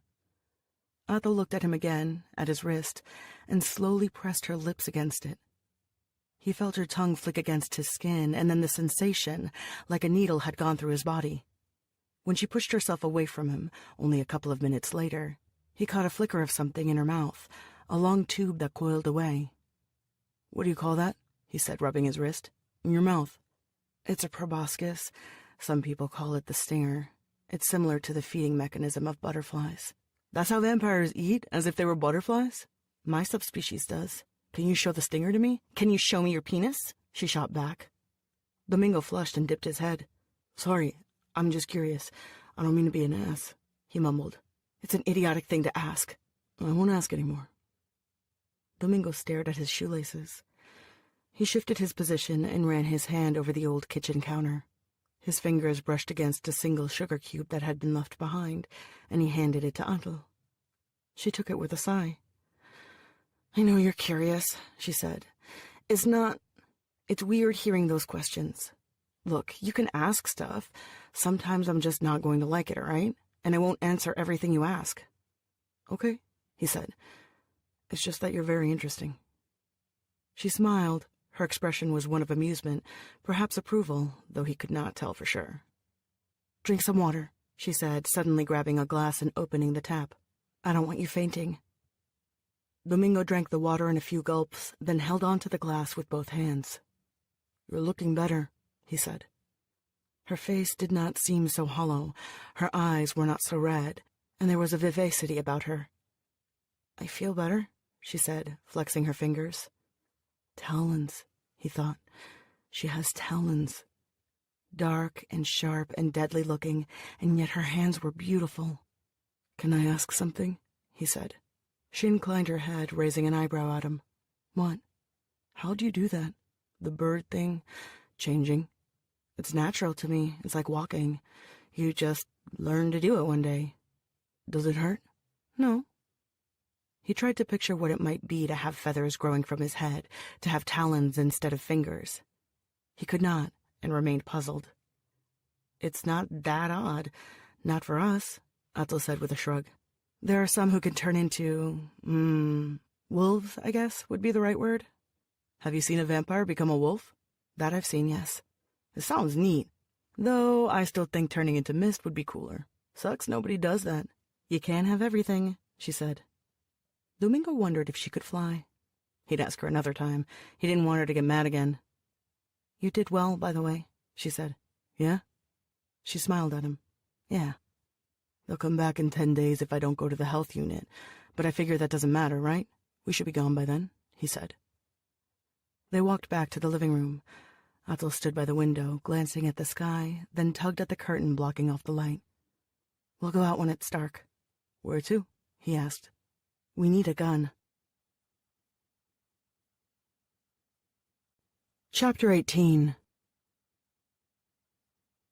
The bars in the downtown core were coming alive by the time they got off at the station in El Zócalo, that great plaza that had existed since the time of the Aztecs. Old houses, built in the 19th and 18th centuries, spread around them, transformed into restaurants, shops, and entertainment joints. She kept Guali on a short leash as they drifted among the crowds of revelers ready for a late night, and even when they moved to side streets and alleys that were empty, she kept the dog close. She felt safer with the Doberman by her side. I think it's around here, Domingo said, squinting. It's hard to tell. You said that 2 blocks back, she reminded him. No, I'm sure this time. Atul gave him a non-committal look and snorted. Guns were difficult to come by legally in Mexico City. There were only a couple of authorized stores in the whole city, and you required a letter from the local police department attesting you didn't have a criminal record. Plus, you needed your ID papers. Atul had neither, so she must find an illegal supplier. Easy, if you knew someone, and Domingo said he did. Harder when Domingo couldn't remember where the supplier lived. Atul had never had a burning desire to own guns. Her sister had given her a switchblade knife, which Atul kept tucked in her jacket, and a gun, which she'd left behind. But she hadn't had much of a chance to use either. The gun had been gold-plated and custom-engraved with flourishes and hummingbirds. She remembered the weight of the weapon and how it felt the first time she raised it, pointing at a pile of bottles they'd arranged for this purpose. Atul's aim was terrible, and Isel had a good laugh at her expense, but after the few appalling misses, she started to get the hang of it. Although Atul could never handle a firearm as well as Isel, she had managed to become a fairly decent shot. That didn't mean she liked it, though. Ah, here, Domingo said and crossed the street. This is the place. They stood before the entrance to a vecindad. The heavy wooden door was not locked, and Domingo pushed it, and they walked into a narrow hallway. It was not a nice vecindad, not one of those places that had been repurposed and repainted, made to look like a palatable pad for yuppies and artsy types after the rental freeze ended in the 90s.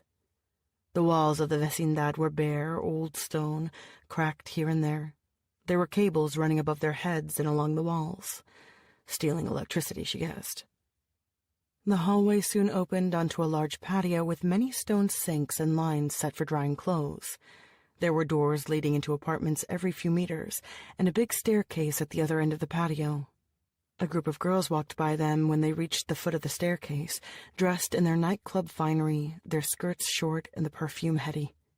They giggled when they saw Domingo whispering a few words, but when their eyes settled on Atel, they did not laugh, apparently intimidated by the sight of her dog. The girls scattered away. Domingo and Atel went up.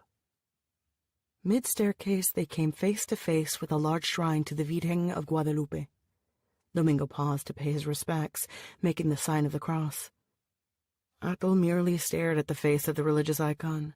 Her family had been priests of the god of war, and though they no longer worshipped in the same fashion, she had no desire to follow the customs imported by the Europeans, saints and virgins and angels. They veered on the second floor to the left and stood before a door. Domingo bit his lip. "What?" Atel asked. "It's just, I don't like being here. This guy is friends with the jackal." "Can he get me a gun?" "Yes, I'm sure he can." "I don't care if he's friends with the devil. Let's do this, unless you have another weapons dealer." "Can't say I do," Domingo mumbled. Domingo knocked on the door, creating an echo that bounced down the hallway. The door opened, and a woman, her hair dyed an absurd shade of cherry red, which was almost a requirement for young women, stood in the doorway in a fluffy bathrobe, frowning. "It's late," she said. "What do you want?" "I'm here to see Mario," Domingo said. "I'm Quinto's friend. He brought me here one time with Belen and other people." "Mario is one of the street kids that hangs out with Quinto," the woman yelled. "Let him in," came the reply. The woman stepped aside and let Domingo in, but then she made a face at Atel and pointed at Guali.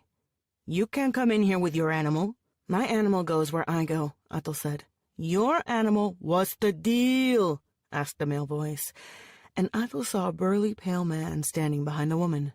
"She's got a dog. I don't want it in here," the woman explained.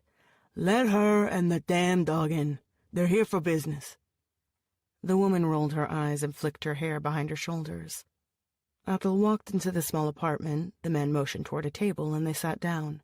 The man sat across from them. Behind him, she saw a poster of Rambo 2 on the wall. A large TV and a couch occupied a good portion of the living room/dining room area. The rest of the space was taken up with boxes. "You gotta forgive the girl. She ain't got no manners. I'm Mario. What can I help you with?" "Guns," Atel said. The man gave a snort of laughter. "That's a different one. Kids like you, they usually want drugs." He probably thought them a couple of fools who were headed out to dance to cumbias and ruido song. In the north, the hot thing was to gather and dance at a slaughterhouse, the decor the carcasses of cows. "You have them?" she asked. "I have them," the man said. "Something lightweight." "No, the most powerful one you've got. 454 queso would be nice." The man whistled at her. "Damn, what you gonna shoot?" he asked. "Polar bears. An itty-bitty girl like you and a big bear." "I'm not a girl," she replied tersely. The man chuckled. "Bring me the howdah and a box of bullets," he told the woman. The woman made a face, but returned with a box of bullets and a wooden box, and placed them on the table between them. The man stood up and walked next to Atel, lifting the lid and handing her the weapon. It was a double-barrel pistol in glossy black. "Inspired by British hunters who used weapons like this to hunt elephants and tigers. A modern take on it, but still very nice. I was going to sell it to one of my regulars, but seeing as you need to hunt polar bears..." The man gave her a smile. "I could be persuaded to change my mind for the right price." "I'm very persuasive," Atel said. "Are you?" "Sure," Atel said, putting a wad of bills on the table. "That don't look too persuasive." Atel added 2 more bills to the pile of money. "Well, what do you know? You were right. Can I also interest you in some pot?" "We're busy, but it was great meeting you," Atel said, grabbing the weapon and the box of bullets. She had no desire for chit-chat. Judging by the face of the red-haired woman, neither did she. "Yeah," Domingo said. "It was super great." It started to rain when they reached the street, a drizzle that could hardly be called rain, but Domingo still pulled up his hood. She was grateful for the drops splashing on her head. She took off her jacket, wrapped the gun and the box of bullets with it. "Do you know how to shoot it?" Domingo asked. "Sure I do." You've owned many guns? She thought of Isel, her arm firm as iron as she aimed. Firstborn. Stronger, better than Atel at everything. Not really. My sister did. If you shoot a vampire, can the vampire die? They jaywalked their way across the street, moving fast. With regular bullets, no. But if they find me, it'll be humans who come after me. Rodrigo can't afford to bring vampires into the city. Unless Nick is with him, she thought. He probably is. She'd asked for a powerful gun for this reason, just in case. It needed to have a kick in order to do real damage, or it would be like throwing marbles at him. Last time they'd met, she'd been lucky. She didn't know if her luck would hold. Atel frowned. She did not want to think about that now. They'd successfully contacted Bernardino and Elisa, procured a way out of the city, and evaded sanitation. So far, so good. It was not worth spooking herself over Nick and Rodrigo when they might never find her. Tell me more about the jackal, she asked, because Domingo had brought up the guy before and she was curious. He's a dude that organizes dogfights and stuff. Yeah, all right. How do you know him? Domingo took out a piece of gum and chewed it noisily. He was a guy with the street kids I lived with, older. They call him the jackal because of the way he laughs. You had to do what he said. He'd give you candy to sell and take a cut. Or he'd send you to wash car windows at an intersection. When he wasn't telling me to wash cars, he'd have me go to the place where he kept the dogs he used for fighting. I helped clean the cages. Domingo glanced at her from the corner of his eye. His voice had grown more hushed, and now it was a whisper, though Atel could hear him well enough and see him also in the semi-darkness of the streets. There was a girl, a street kid, Belen. The young girls, the pretty ones, he was always after them, always trying to sleep with them. Belen, though, she was going out with me. She wasn't, I don't know, she wasn't a girlfriend, but it was close enough. He gave her presents, and he was real sweet to her. What happened? I told Belen she shouldn't go with the jackal, that he was nasty. The jackal figured I was the one putting ideas into her head, that she wasn't shacking up with him because of me. So he decided to teach me a lesson. Domingo took a deep breath, as though he were about to dive underwater. He told me my meddling was costing him some fun times with Belen and that I'd have to pay him for causing him grief. He said I was such a damn talker, talking Belen's ear off, that maybe I should put my mouth to good use. He told me I should get on my knees and kiss his shoes. He made a big show of it, told everyone to watch as I did it, said he'd have his friends beat me if I didn't. So I did. And then he tells me to lick his boots. And then he takes off his shoes and tells me to lick his damn feet clean. So I did it. I couldn't look at anyone in the eye, and I felt Belen staring at me all day long. I thought of running to the subway and throwing myself on the tracks. He raised his head and looked at Atel, his eyes very large and honest. That's when I left the street kids. I went away and started collecting garbage. Everything was better. Only she wouldn't leave with me. She stayed, and she's with the jackal. I'm sorry, she said. It's fine, he said with a cool firmness that made him sound beyond his age. Things change. I'm glad they've changed. Besides, I've met you, and you're nice. His words were devoid of malice or deceit. They made her grimace, slicing through her composure. She wanted to touch him, and so she extended her hand, meaning to lace her fingers with his, snatching it back at the last minute. You have too high of an opinion of me, she said. One day I think you'll realize that. Chapter 19. It was late in the afternoon by the time Anna found the needle in the haystack. She'd combed through recent police reports and moved to sanitation reports. A fresh one had just come in, courtesy of an eager, anal worker who filed it darn quick. Domingo Molina, male, 17, no ID papers, no health issues, required to visit nearest health unit to register himself. Has pet, biomodified Doberman, also not registered, also required to visit health unit for registration. Anna pulled out the envelope Kika had given her and found the photo she was looking for. It was the girl Atel with her dog. She had a large Doberman with a tessellation of light running down its neck. The report talked about a boy, but Anna felt sure she'd hit the jackpot. She raised her head and looked at the desks around her, glanced at Castillo's office. The door was closed. Quickly, she gathered her things and headed out. The cab dropped her around the corner from the apartment she was looking for. There were a couple of kids standing in front of the entrance. She showed them Mato's photo, but neither one recognized her. Anna went around the block, showing the picture to other people, but they shrugged. She was dying for a smoke. A few blocks up the street, there was a busy avenue, and she found a convenience store. Once inside, she hesitated, and in addition to the cigarettes, grabbed a soda and a gansito. She doubted it contained a single natural component, but sometimes synthetic is what you are after. The cashier rang the items. "Hey, have you seen this girl by any chance?" she asked, holding the photo up. The cashier stared at the photo, frowning. "Yeah, I've seen her a couple of times. What'd she do?" "Run away," Anna said. "When was the last time you saw her?" "A few days ago, I think. She didn't take her change. It was a big bill." "Thanks." Anna stepped outside and lit her cigarette. She enjoyed the smoke for a few minutes before she took out her cell phone and sent a text message. She grabbed a cab and waited at a 24-hour automat, which was baby blue throughout, from the tables to the chairs and the machines dispensing the food. The whole retro vibe was very much in these days. It was too early for the late-night club hoppers to stream inside, so Anna had the place pretty much to herself, unless she counted the homeless guy asleep near the entrance. Anna slid her credit card into a slot and pressed the touch screen. A sandwich came tumbling down. She moved to the drinks area, placed a cup under a spigot, and pressed the right code for coffee. She sat in the back and glanced at the ornate carved ceilings, remnants of the 1910s. They were playing 1950s music, Aquellos Ojos Verdes by the trio Los Panchos. A clash of styles and eras. Kika walked in briskly, sporting a long red coat and matching lipstick. She sat across from Anna, resting her elbows against the plastic table.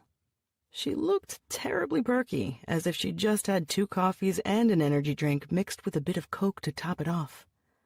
"This is a bit casual," Kika said, looking around. "You could afford a better dinner now that we are partners." "I like sandwiches," Anna replied, dryly. "I also have a lead, partner. I think I found where she's staying." "You think? Or are you sure?" "It would take more time for me to be sure, and I assume you'd like me to be quick." Anna took out her notebook, scribbled the address, and showed it to Kika. Kika nodded and took out a cigarette. "Smoke?" she asked. "I'm fine." Kika shrugged. She lit her cigarette.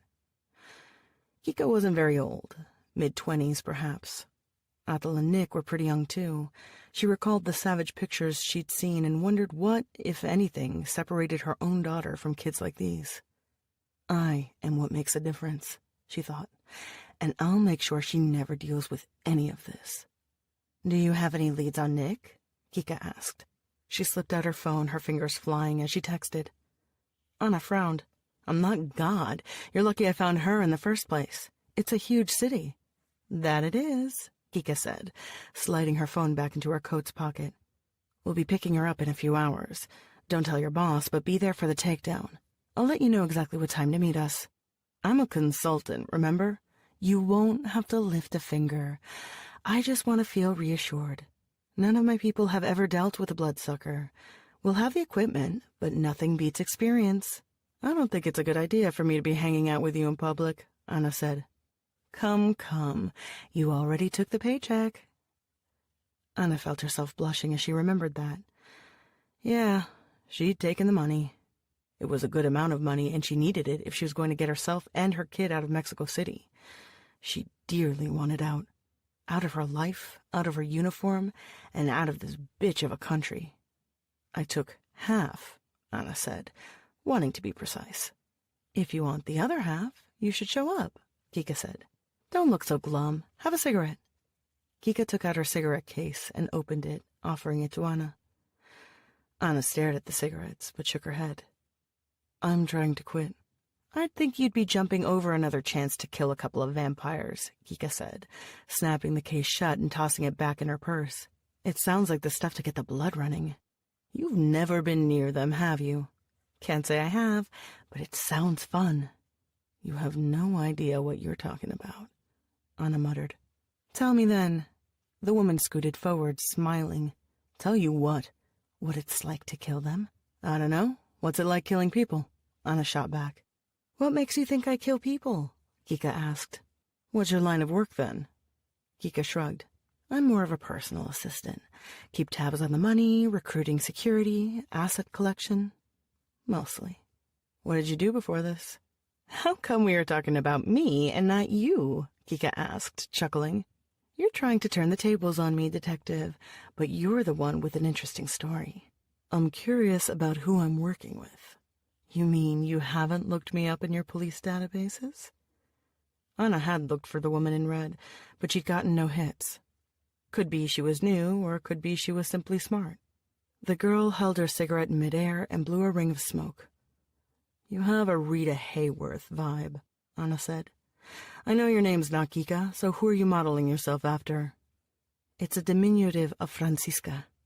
It means free woman. You weren't free before? Not quite. Anna sipped her coffee and nodded. She carefully unwrapped her sandwich and began eating it. Killing vampires is hard.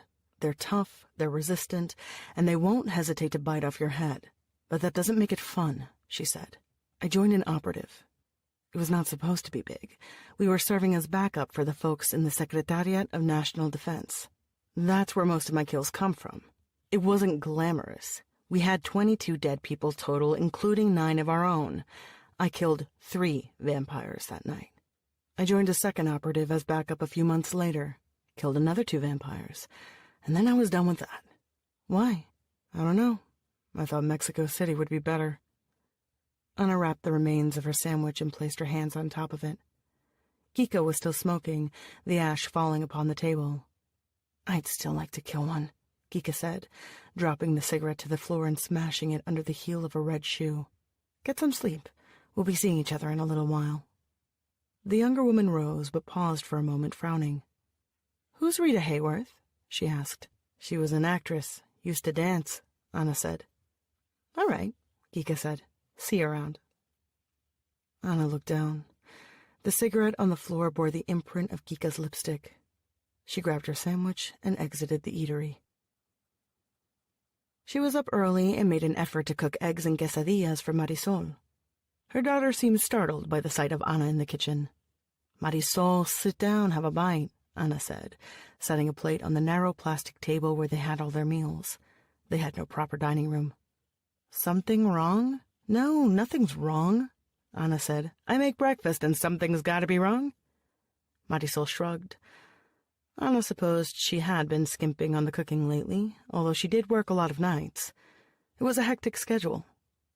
They sat down and ate quietly. Her daughter checked her phone constantly. I thought about the Acapulco thing, and I don't think it's a good idea, but we should go see your aunt soon. You know, a trip to Zacatecas. And I was thinking maybe after that, Cuba. Cuba? Marisol said, raising her head. Like a real vacation? There were no vampires there. And there were other places, Hawaii, New Zealand. But they could speak Spanish in Cuba, the culture shock wouldn't be so bad, and the money would stretch very, very far. And almost any place would be better than Mexico, wouldn't it? Can we afford that? I've got a bonus, Anna said. I put the bulk of the money into the savings account, and I have cash in the cigar box under the bed for emergencies. So, yes, we can afford it. Cool. Marisol went back to checking her phone, but she paused to give her mother a smile before running off to school. Anna sat for a few more minutes at the table before making her way to her bedroom. The Virgen shot her an accusing glance from her shrine, but Anna could not allow herself to feel any remorse.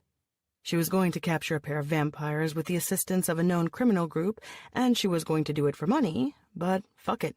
Sometimes you have to sin in order to earn your way to paradise. Or in her case, a couple of tickets to Cuba and the promise of a comfortable life. Chapter 20. Mexico City was an apocalyptically dysfunctional place at the best of times, what with the pollution, the flooding, the teetering concrete slums, and the city sinking into the lake bed upon which it was built. However, that day, with the sun hiding behind thick clouds and the rain coming down so heavily, it was damn hellish. Rodrigo wished he could head home, back to the sunny, arid north, but there was too much work to be done.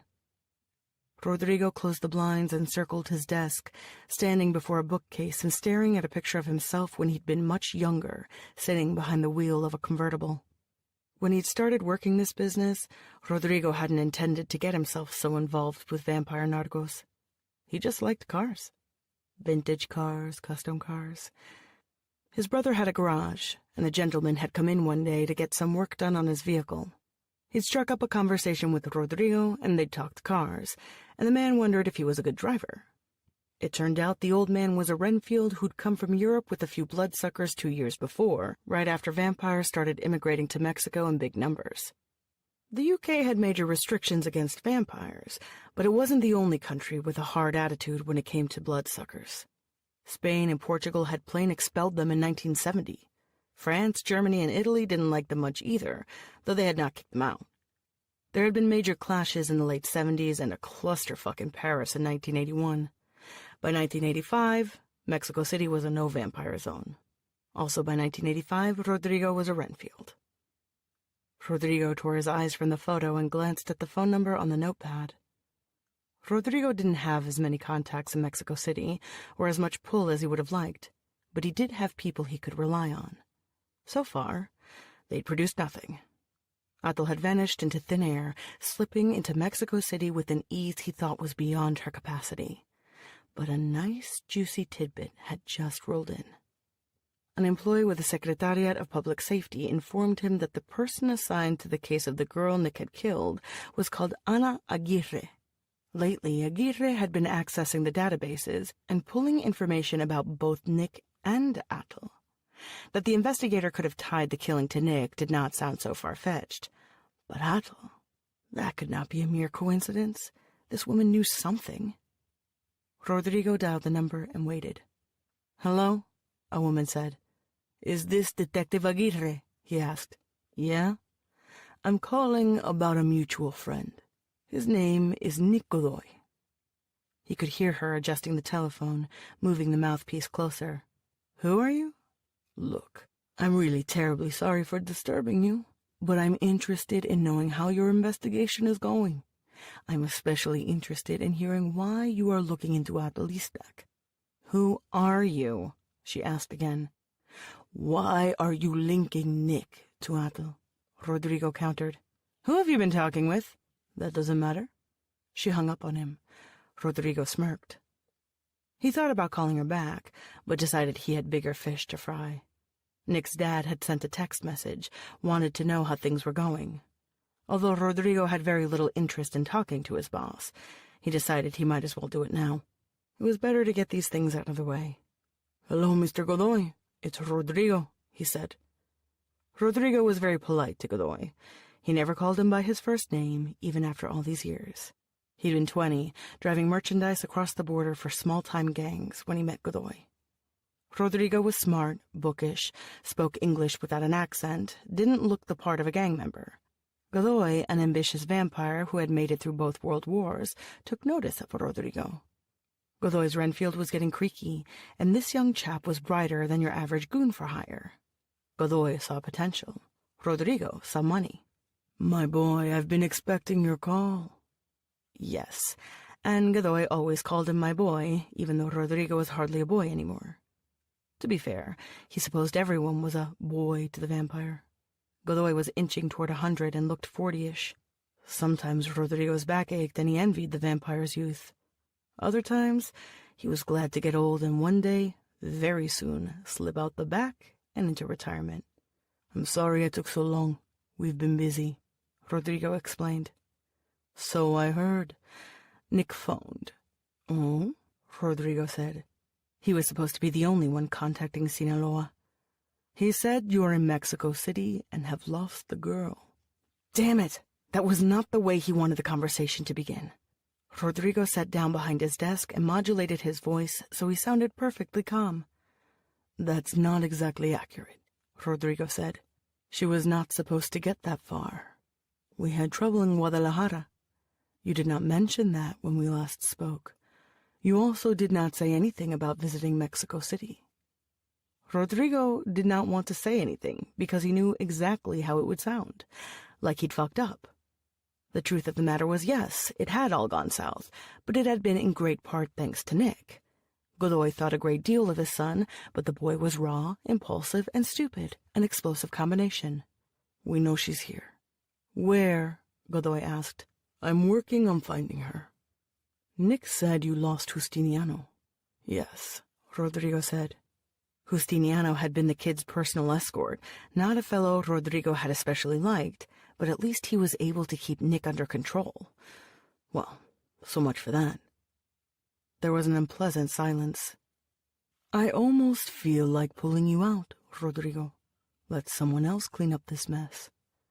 Rodrigo recalled the vampire's idea of cleaning. It involved chopped bodies dumped in a vat of acid. Rodrigo was not about to let his career end in shame with his tail between his legs, or worse, as an unidentified corpse dumped next to a highway.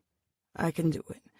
It's been a bit more complicated than I'd anticipated," he said, thinking about Nick's murder feast the other day. He hoped Nick hadn't told his dad about that, though the boy probably had enough common sense to keep those details to himself. "Complicated, yes," Godoy said. "Overly. She's a girl."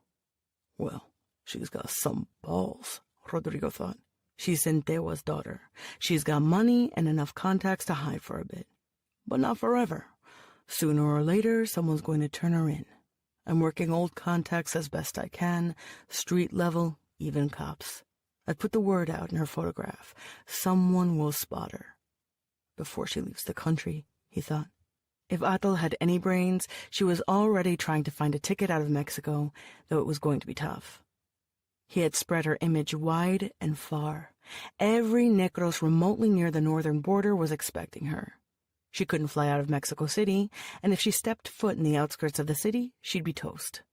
No, Atal was still in Mexico City because it was the only place left to hide. For now.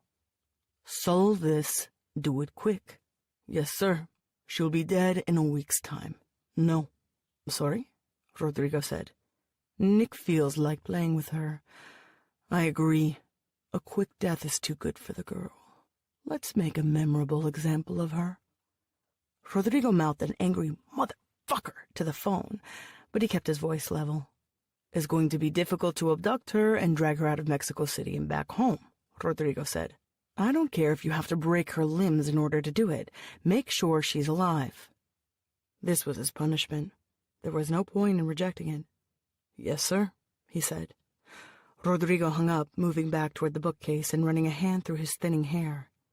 He glanced at the photo of himself and thought of the days when his only concern had been getting his hands on nice cars and racing them. Chapter 21. She dreamt of her sister, and when they were little. Isel was holding her hand, and they were running down the stairs to hide from her cousins. Atal must have been 4 and Isel 9. Giggling, happy girls. Then the dream changed, and Isel was a charred corpse, unrecognizable, a dark lump left on the ground. The corpse writhed, opened its mouth. "Our hearts want nothing but a war death," it said, the same line Atal had once recited. When Atal woke up, there was one thought ringing through her head. I should have been with her. She'd always been such a petulant child, too busy picking fights with Isel to help the family. She had not wanted to help out with anything because that would spoil her easy life, would burden her with responsibilities. Moody, resentful, she figured she'd grow up later. "There's trouble brewing," her mother had said, but Atal dismissed it. And when trouble came, Atal was stupid and afraid. Her head still foggy with sleep, Atal stumbled into the kitchen, managing to fill herself a glass of water. "Hey," Domingo said. "How you doing?" "Fine," she muttered. Kuali walked into the kitchen as well. Domingo patted the dog's head. "He must like you," she said, looking at them and trying to remember if there had been any time when Kuali liked anyone but her. "He's so awesome. I've never had any pets, you know. I would have loved a dog. Cats are just so aloof," Atal ventured. "I was going to say smelly. Bernardino's house reeks of cat piss. You wouldn't believe it. If Dracula's castle had smelled of cat piss, I swear he wouldn't be in that many films." Domingo grinned at her, and Atul chuckled. He was too honest by far, and too silly, and still she enjoyed his company. For a moment, things felt okay, like the unbalanced mess of her life was now tipping in the other direction, balancing itself out. "Let's go get a bite. For you, I mean," she said. "Sure." She grabbed her jacket, put the leash on Kuali, and out they went. It was raining, and Atul paused next to the building's entrance to open her umbrella. Kuali growled. A few split seconds was all the warning Atul had, but it was enough. She saw them from the corner of her eye. She held her breath, pretended to fiddle with the dog's leash and the umbrella as she counted 9 of them. They wore no uniforms. Not cops, not sanitation. They were human. Rodrigo and Nick seemed to be nowhere in sight. Were these their goons or someone else's? It didn't matter. They were waiting for her. Atul released her grip on the leash, dropped the umbrella, and let her breath out. She shoved Domingo behind a car and pulled out the gun, shooting 2 of them dead before they had a chance to blink. The others raised their weapons and shot back at her, but the loud bangs of pistols firing did not thunder along the street.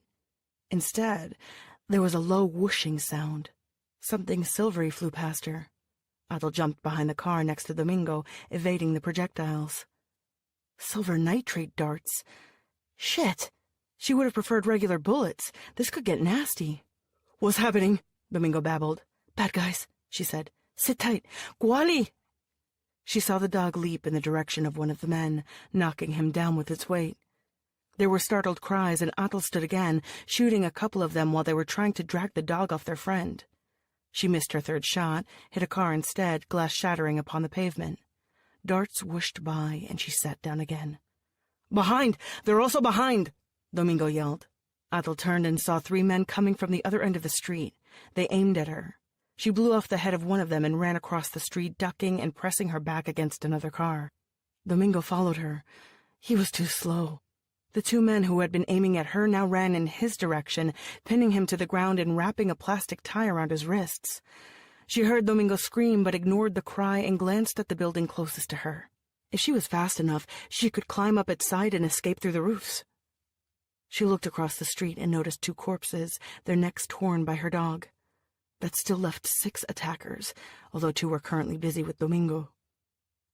Kuali was barking, and Domingo was being dragged away, kicking and screaming.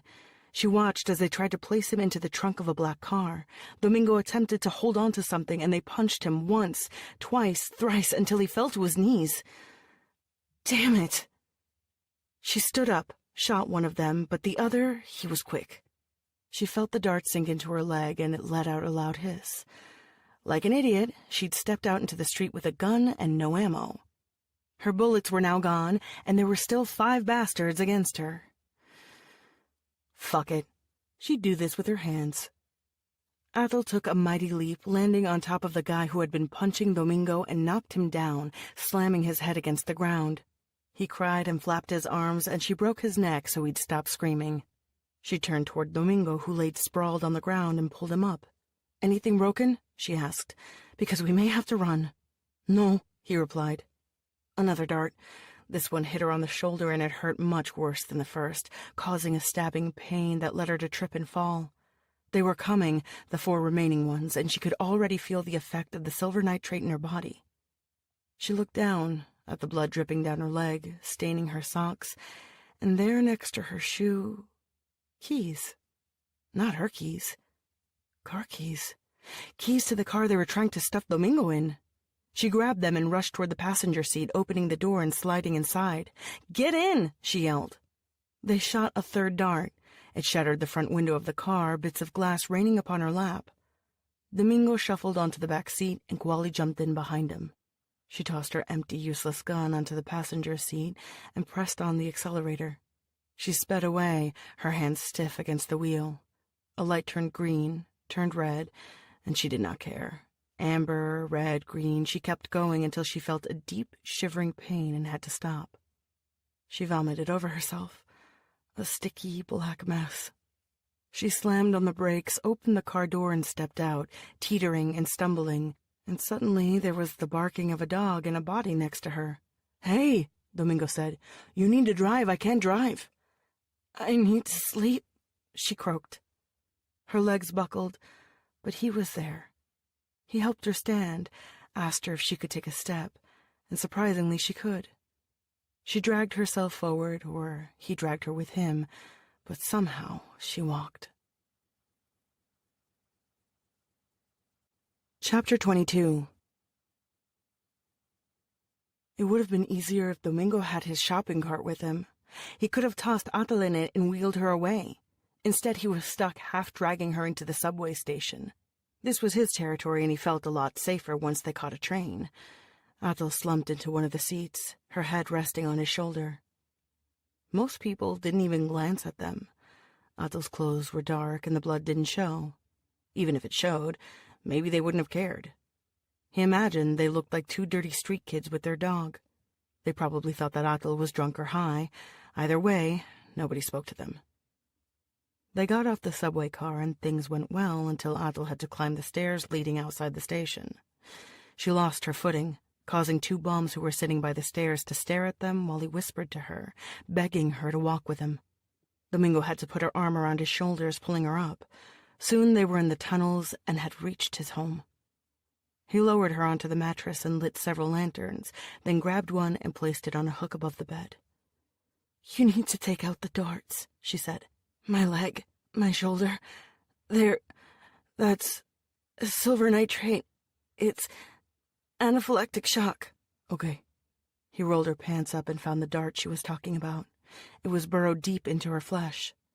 When he pulled, it seemed to sink in deeper, and Atal let out a gasp. "Sorry," he said. "It's messed up. It's embedded into your skin. Yank it out," she ordered. "I can't, Wait." Domingo took the lantern away and dashed to the other side of the chamber, opening and closing boxes until he found what he was looking for, a pair of old pliers. He had rubbing alcohol but no bandages. He tore a t-shirt into long strips and hurried back to her side. When he set the lantern down, the shadows on the wall seemed to tilt and bob up and down. He pressed one hand against her leg and held the pliers with the other, pulling a small metallic needle out. Blood seeped out, and he grabbed the rubbing alcohol, cleaning the wound. "The other," she said. Atal yanked off her jacket and rolled onto her side, her back to him. Again he pulled out a needle, this time from her shoulder. Another had embedded itself right above her heart, and when he took it away, blood sputtered like a river, and though he kept pressing the t-shirt against it, it didn't seem to stop. "Atal, what do I do now? Do I get Elisa? Do I take you to Bernardino?" "No, I can't have Elisa panicking. Bernardino, never him, okay? Too unpredictable, dangerous." "Who then?" "Nobody. I'll get better. I need to sleep," she said, clutching the shirt against her chest. "Let me sleep." Domingo pulled a blanket over her. He boiled himself a bit of coffee over his portable stove and sat in a corner, biting his nails, thinking about what had happened and taking sips of coffee. It had been so fast.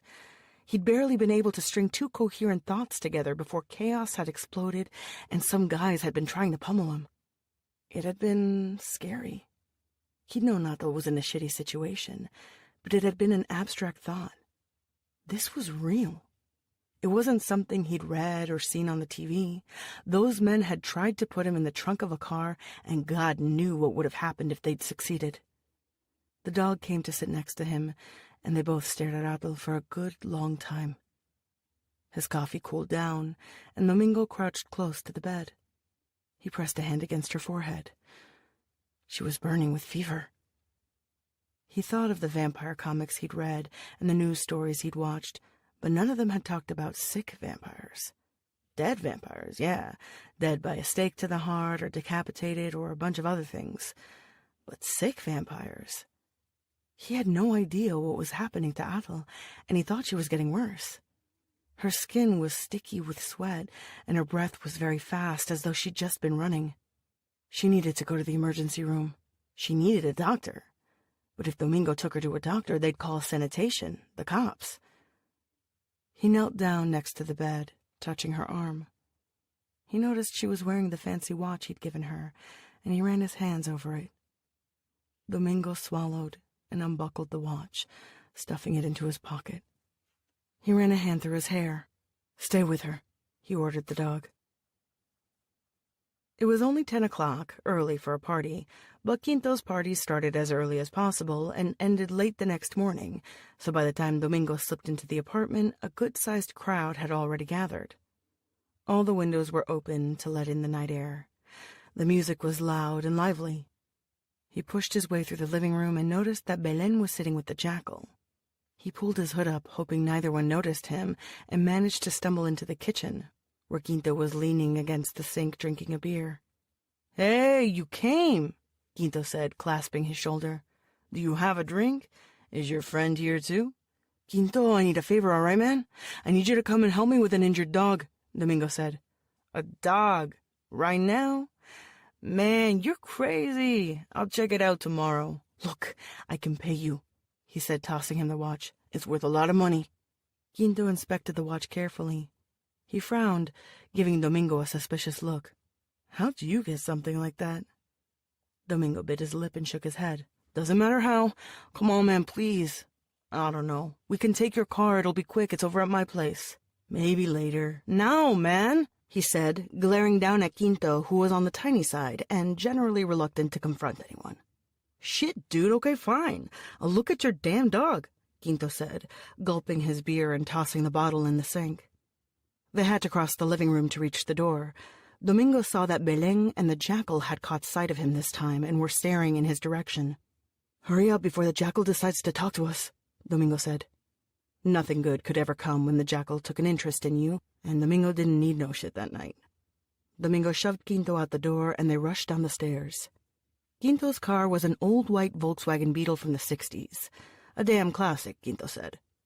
As soon as they slid into the vehicle, Quinto blasted the tired radio with heavy metal songs in German. The music was so loud it didn't allow for any conversation, and Domingo was grateful for that. Once they reached the tunnels, though, Quinto started humming, as was his custom. The humming stopped as soon as they stepped into the room, and Quinto took a look at his bed, which was stained with many strokes of red. "Shit, man, what did you do? Kidnap and kill a chick?" The Doberman, which was sleeping by his mistress's feet, raised his head when Quinto screamed. "We had an accident. I need you to help her out." "What damn accident? Jesus!" Quinto said. Will you look at her? She's running a fever."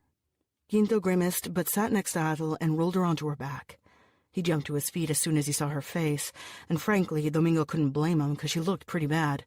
She'd coughed more blood and her chin was streaked black. Her features were not wholly human. There was something of that bird of prey look about her. She seemed deformed, alien.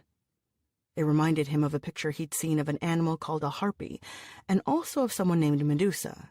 And still there was a bit of beauty in the strangeness, though, just like there's always a certain beauty about a wild animal. "What the hell?" Quinto screeched. She's a vampire and she's hurt," Domingo said, cutting him off. "I need you to help her." "Help her? No way, man, no way," Quinto said, waving his hands wildly. "Yes way, right now. What do I know about vampires?" "Well, you patch up them dogs. 2 years of veterinary school, dude," Quinto said, holding up 2 fingers for emphasis. "That's not the same as a vampire. No, take your damn watch back." Quinto tossed the watch at him. Domingo caught it and held it tight. He took a deep breath. "If you don't help me out, that dog's gonna kill you," Domingo said. He was a bit surprised to notice how calm he sounded. "What?" "That's an attack dog," Domingo said. "It's a modified dog, and it's meant to kill people, and I can make it eat your face." "Dude, come on," Quinto said, attempting a laugh and only managing a pathetic, frightened half-chuckle. "That's not right." "Guali," Domingo said, and the dog growled, eyes fixed on Quinto. "You're serious? You'd kill me over a vampire bitch?" Quinto had been okay to Domingo, and Domingo didn't want to be an asshole, but he forced himself to nod, 'cause she needed him. She was depending on him. "Take a look at her."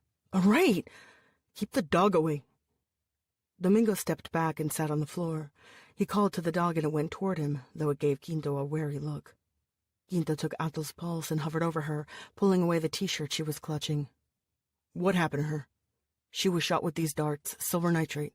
Said she was going into shock. Something shock. Anaphylactic shock." Domingo thought that was the word. "What's that?" "It's an allergic reaction." "What do we do?" "I'm not sure. Look, normally I'd say give her an epinephrine shot, but she's not human, and she should be dead by now by the way she's looking. Her heart's racing like crazy. I took the darts out, but it seems to have done no good. I need more light. Domingo grabbed one of the lanterns and held it up while Quinto stared at her legs and arms. Quinto shook his head. I think there are fragments of the dart in her shoulder. The arm's swollen too. Look, I don't have no equipment to treat her here, not even a stethoscope. I'm not sure what you want me to do. Where would you have the equipment? Over at the kennels. But that's the stuff I use on the dogs, dude. No guarantees it would help. Then let's take her there. You crazy? The jackal would have a shit fit if I took her there. He's paranoid about the dogs. You want him breaking your arms? I'll worry about that later. She's covered in blood. My car, then we'll wrap her in a blanket in her jacket. Let's go. Quinto looked like he wasn't going to move an inch, but the dog growled, and he grabbed the blanket. The city seemed strange at night as they drove to the kennels, quiet and gloomy, the only noise in the car the back and forth of the windshield wipers and the patter of the rain. Quinto wasn't too thrilled that, on top of a vampire, he'd asked him to bring the dog along, but they'd all crammed into the Volkswagen in the end, with Atul in the back seat. Quinto parked the car behind the old factory that had been retrofitted to serve as a kennel and fighting arena for the dogs, and together they carried Atul inside. The place was a major disaster zone, a jumble of crates littering the main entrance. They walked down a narrow hallway that led to a large room filled with cages, most of them occupied by sad-looking dogs, and kept going. Their destination was the hospital, that's what Quinto called it, a room that was fitted with several tables and special instruments so Quinto could patch up the dogs. Quinto turned on the lights and the room lit up. Over here, Quinto said, and they lowered Atul onto the wheeled veterinary surgery table. Christ. Okay, let me wash my hands and find my things. Quinto rushed around the room, pulling bottles off shelves and grabbing scissors, knives, and pliers. He dumped them onto a smaller table and dragged it next to Atul, muttering to himself. Okay, I see this asshole. The projectile, whatever the hell it was, broke into shards and is embedded in her arm and leg. I can clean it up and stitch her up, but I have no damn idea if I should administer epinephrine. What do you mean? Domingo asked, watching Quinto as he made a small cut on Atul's arm. It could give her a heart attack for all I know. Okay, here's one shard. Pass me that dish. Domingo stretched out his hand and held out a white ceramic dish. Quinto dropped a metallic sliver into it. I guess you shouldn't give it to her then. Well, I don't know.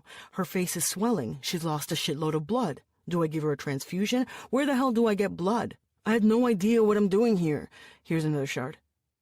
Quinto dropped the shard into the dish, and Domingo watched him as he pulled several more bits of metal out, and then stitched and bandaged Atul's arm and leg. Quinto kept muttering to himself. He grabbed a syringe and looked at Domingo. I'm going to try and give her an intramuscular injection. I don't know if this is going to help or not. Quinto pushed the plunger down. He took Atul's pulse and shook his head. Let's try again. Quinto kept checking Atul's pulse, watching her and shaking his head. I think it's working, he said at length. Shit. It's like trying to treat an elephant. She's got a ton of adrenaline pumping through her body and she barely twitches. Is she going to be okay? I don't know. There's nothing I can do about the blood she lost. Domingo smoothed Atul's hair away from her face. It was starting to change, slowly morphing into a more human shape. And now? What do we do now? Domingo asked. I think you ought to let her sleep. This is so wrong. Damn, what is it with you and girls? First you get your ass beat because of Belen, and now you're hooking up with a monster? She's not a monster. Vampires. They suck people's blood, man. Come on, you know that. She's not going to hurt me. Quinto gave him a skeptical sigh and crossed his arms. The light in the room was harsh, drawing stark lines upon Atul's face, so that he felt he could almost see every bone underneath her skin. I'm off, Quinto said. What? Where? You can't leave her alone. What if she needs help in a couple of hours? Domingo protested. Yeah, I need to shower and go straight to bed. Quinto, look. I'm just going to pull out the old cot you slept on a few times and nap. If she needs me, come and look for me. All right. Thanks, by the way. Quinto didn't reply. He moved toward the door, but paused to give Domingo one last look. She's a vampire. You need to get rid of her before it's too late. Domingo did not reply. He bent down to pick up Atul's jacket, which Quinto had tossed to the floor, and placed it on top of her, also drawing up the blanket they'd wrapped her in. He guessed he ought to find her clean clothes and a clean blanket, but there wasn't much in terms of that around the room, and he was afraid of looking outside and Athel suddenly having a relapse while he was gone. She was looking better now, but there were no guarantees she wouldn't need more medical attention. He patted her hand and pulled up a chair, sitting by her head. He supposed he was dreaming, because he was standing in the middle of the desert and there was a tortoise crawling next to him. Domingo looked at it. The sun bleached the desert white. The animal looked like it was made of porcelain. He turned and saw a fire burning in the distance. Smoke billowed up, black, staining the sky, but when he approached, the fire had stopped burning and there were only ashes left. A pile of ashes blanketing the desert, which was now gray. And that's when he saw them, under the shadow of a dead tree. 3 bodies. 2 teenage boys. Someone had inflicted tiny cuts on their faces and bodies, then cut off their heads, and the severed heads stared at him, their eyes bulging out. The third was a pregnant woman. A shot had blown off half her head. Her belly was a bloody mess. He knew, in a corner of his heart, that this was a true memory and no nightmare. It was Athel's memory. Domingo opened his eyes and lifted his hand, glancing down at Athel. She was breathing slowly, eyes closed, and her face now was that of a normal young woman. Just a girl, asleep. But for the first time, he felt apprehension, the trickle of fear upon his shoulders. And then he heard it. Footsteps. Several people. He whirled around to find himself face to face with Quinto. He wasn't alone. The jackal and 2 of his buddies were with him. "Hey, asshole," the jackal said. "I came to meet your new girlfriend." "Fuck," Domingo whispered. Chapter 23. Athel waited for Isel to scream. She waited for her to wail. She waited for anything except the calm, restrained look on her sister's face, as though someone had dragged an eraser across a blackboard, cleaning the slate. "Aren't we doing something?" Athel asked. "I am making arrangements for the funeral," her sister said. "I'm not talking about the funeral. I mean something." Isel was standing beside the large axolotl tank, observing the white and black salamanders as they swam up and down. You know, people tend to focus on the neoteny of the axolotl. It reaches sexual maturity without ever undergoing metamorphosis. But its more interesting aspect, the reason why we've always kept a few as pets, is their healing ability.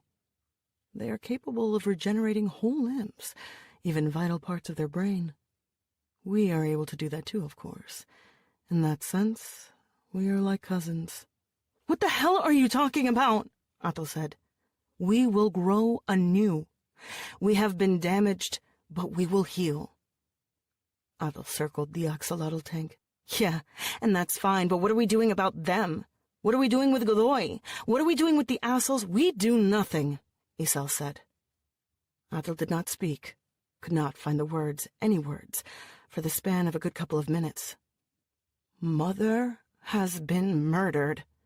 They delivered her head to us," Athel said. "I know. The elders spoke yesterday. I am the Siwatlatwani now, and I say there shall be no retaliation." "No retaliation," Athel repeated. "They sent us her damn head." They hadn't even bothered returning the remains of their 2 cousins who had been with their mother. Rumor had it they'd fed the corpses to their dogs. They did write a note to go with the head. "Godoy controls this town, bitches." Isel's nails were pressed against the glass. She tapped them once, twice, thrice, and raised her head to look at her sister. Her eyes were 2 pieces of onyx. "They'll send us more heads if we attack them. Our cousins, our aunts. Our cousins, our aunts, they want revenge. Revenge is too costly."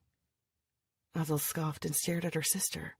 She acted so strong, so sure of herself, and now here she was, unable to make what should have been a simple decision. "You think if we stay here with our arms crossed, they'll magically leave us alone? They took out Wu last year, and they've kicked out 2 of the Naxira clans. If we don't make a stand now, we'll be next." "I can probably negotiate a solution," Isel said. "You'd speak to them? You'd barter with the men who killed our mother?" Athel asked, aghast. "They broke the rules." Athel inched closer to her sister. The rage she felt could have filled the stupid tank, the whole damn room, while Isel looked indifferent, as if their mother were on vacation and everything was fine. We are in a vulnerable position. My resources are limited. To hell with your resources. What about the family? Athel asked. Our hearts want nothing but a war death. It was a line from a poem they had both learned as children. But Isel, rather than looking uplifted by the words, seemed disgusted. You don't give one shit about this family, Isel said. You never have. And you're probably glad Mother's dead so you can boss us around like you've always wanted, Athel said, her voice rising shrill and strange, like she'd never heard it before. She was at the edge of panic.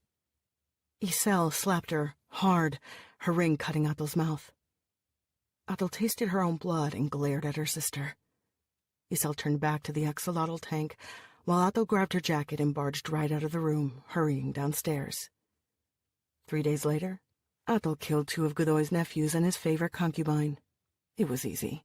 They had a couple of bodyguards with them in the apartment, but the guards were human, and there were old codes against slaying enemies' wives or concubines. They were not expecting Athel, safe in their expensive nest. Godoy had violated those same codes when he killed Athel's mother on neutral ground, but apparently he feared no retaliation. She pounced on the guards from above, dispatched them in a minute, and then dosed the vampires with UV light. They shrieked and shrieked, but she bound them tight and injected them with allicin. They quieted down after that, and she continued cutting them with ease. She chopped off the boys' heads. It was messy work, although the boys were small, just teenagers, and that helped. The concubine was considerably older and pregnant. Athel stabbed her in the womb 12 times. The woman pleaded for mercy, but Athel grabbed one of the guns that the guards had been carrying and blew off most of the vampire's head. She convulsed for a long time before dying. Athel watched the whole performance, impassive. She'd never killed a vampire before, and had only harmed a couple of humans one other time at a club, but it had felt natural, and she knew she'd behaved the way she was supposed to. She believed she regained what she'd lost. Dishonor. Honor. She told Isel what she'd done right away. They'll come for us, her sister said. They'll come for both of us. How could you? The family wanted it. Masatel and Naui and the others, they told me so, Athel said. It was true. She hadn't lied when she said her cousins and aunts desired revenge. They had expressed deep reservations toward Isel. Cousin Naui had even told Athel point-blank that leading required certain skills, and Isel might not have them.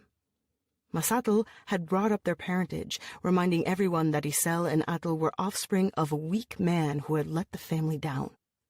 Athel ought to have spoken in her sister's favor, assuaging any fears, but instead the cries stoked her anger.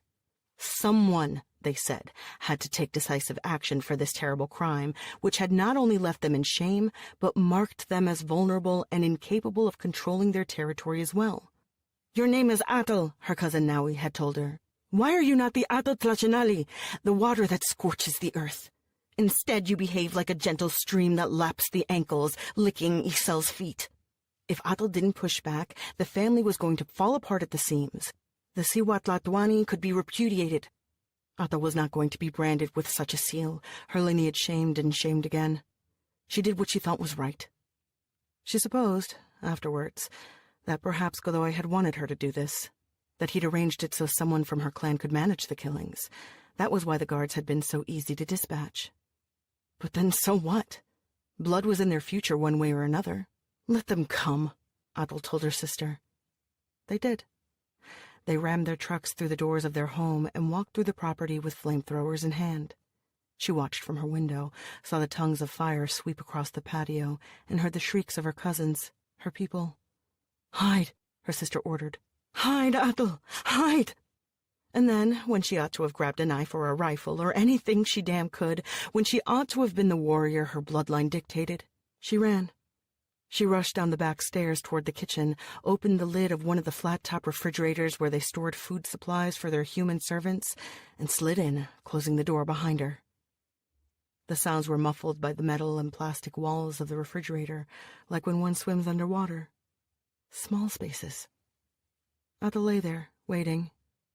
When she finally dared to push the lid open, she chuckled, thinking that if anyone was watching her, it would be a great parody of a vampire film. Instead of pushing open the door of a coffin, she was pushing the lid of a refrigerator. But no one was there to watch her. The house was quiet. She walked slowly through the hallways, stepping over broken glass, coming upon mutilated corpses. Several had been partially burned. She recognized Iselle by the bracelet on her arm. The rest was a black lump with a vaguely human shape, mouth open in an eternal scream. Athel slid down against a wall, resting her hands upon her knees. While she lay there, Gwali came bounding out of the house.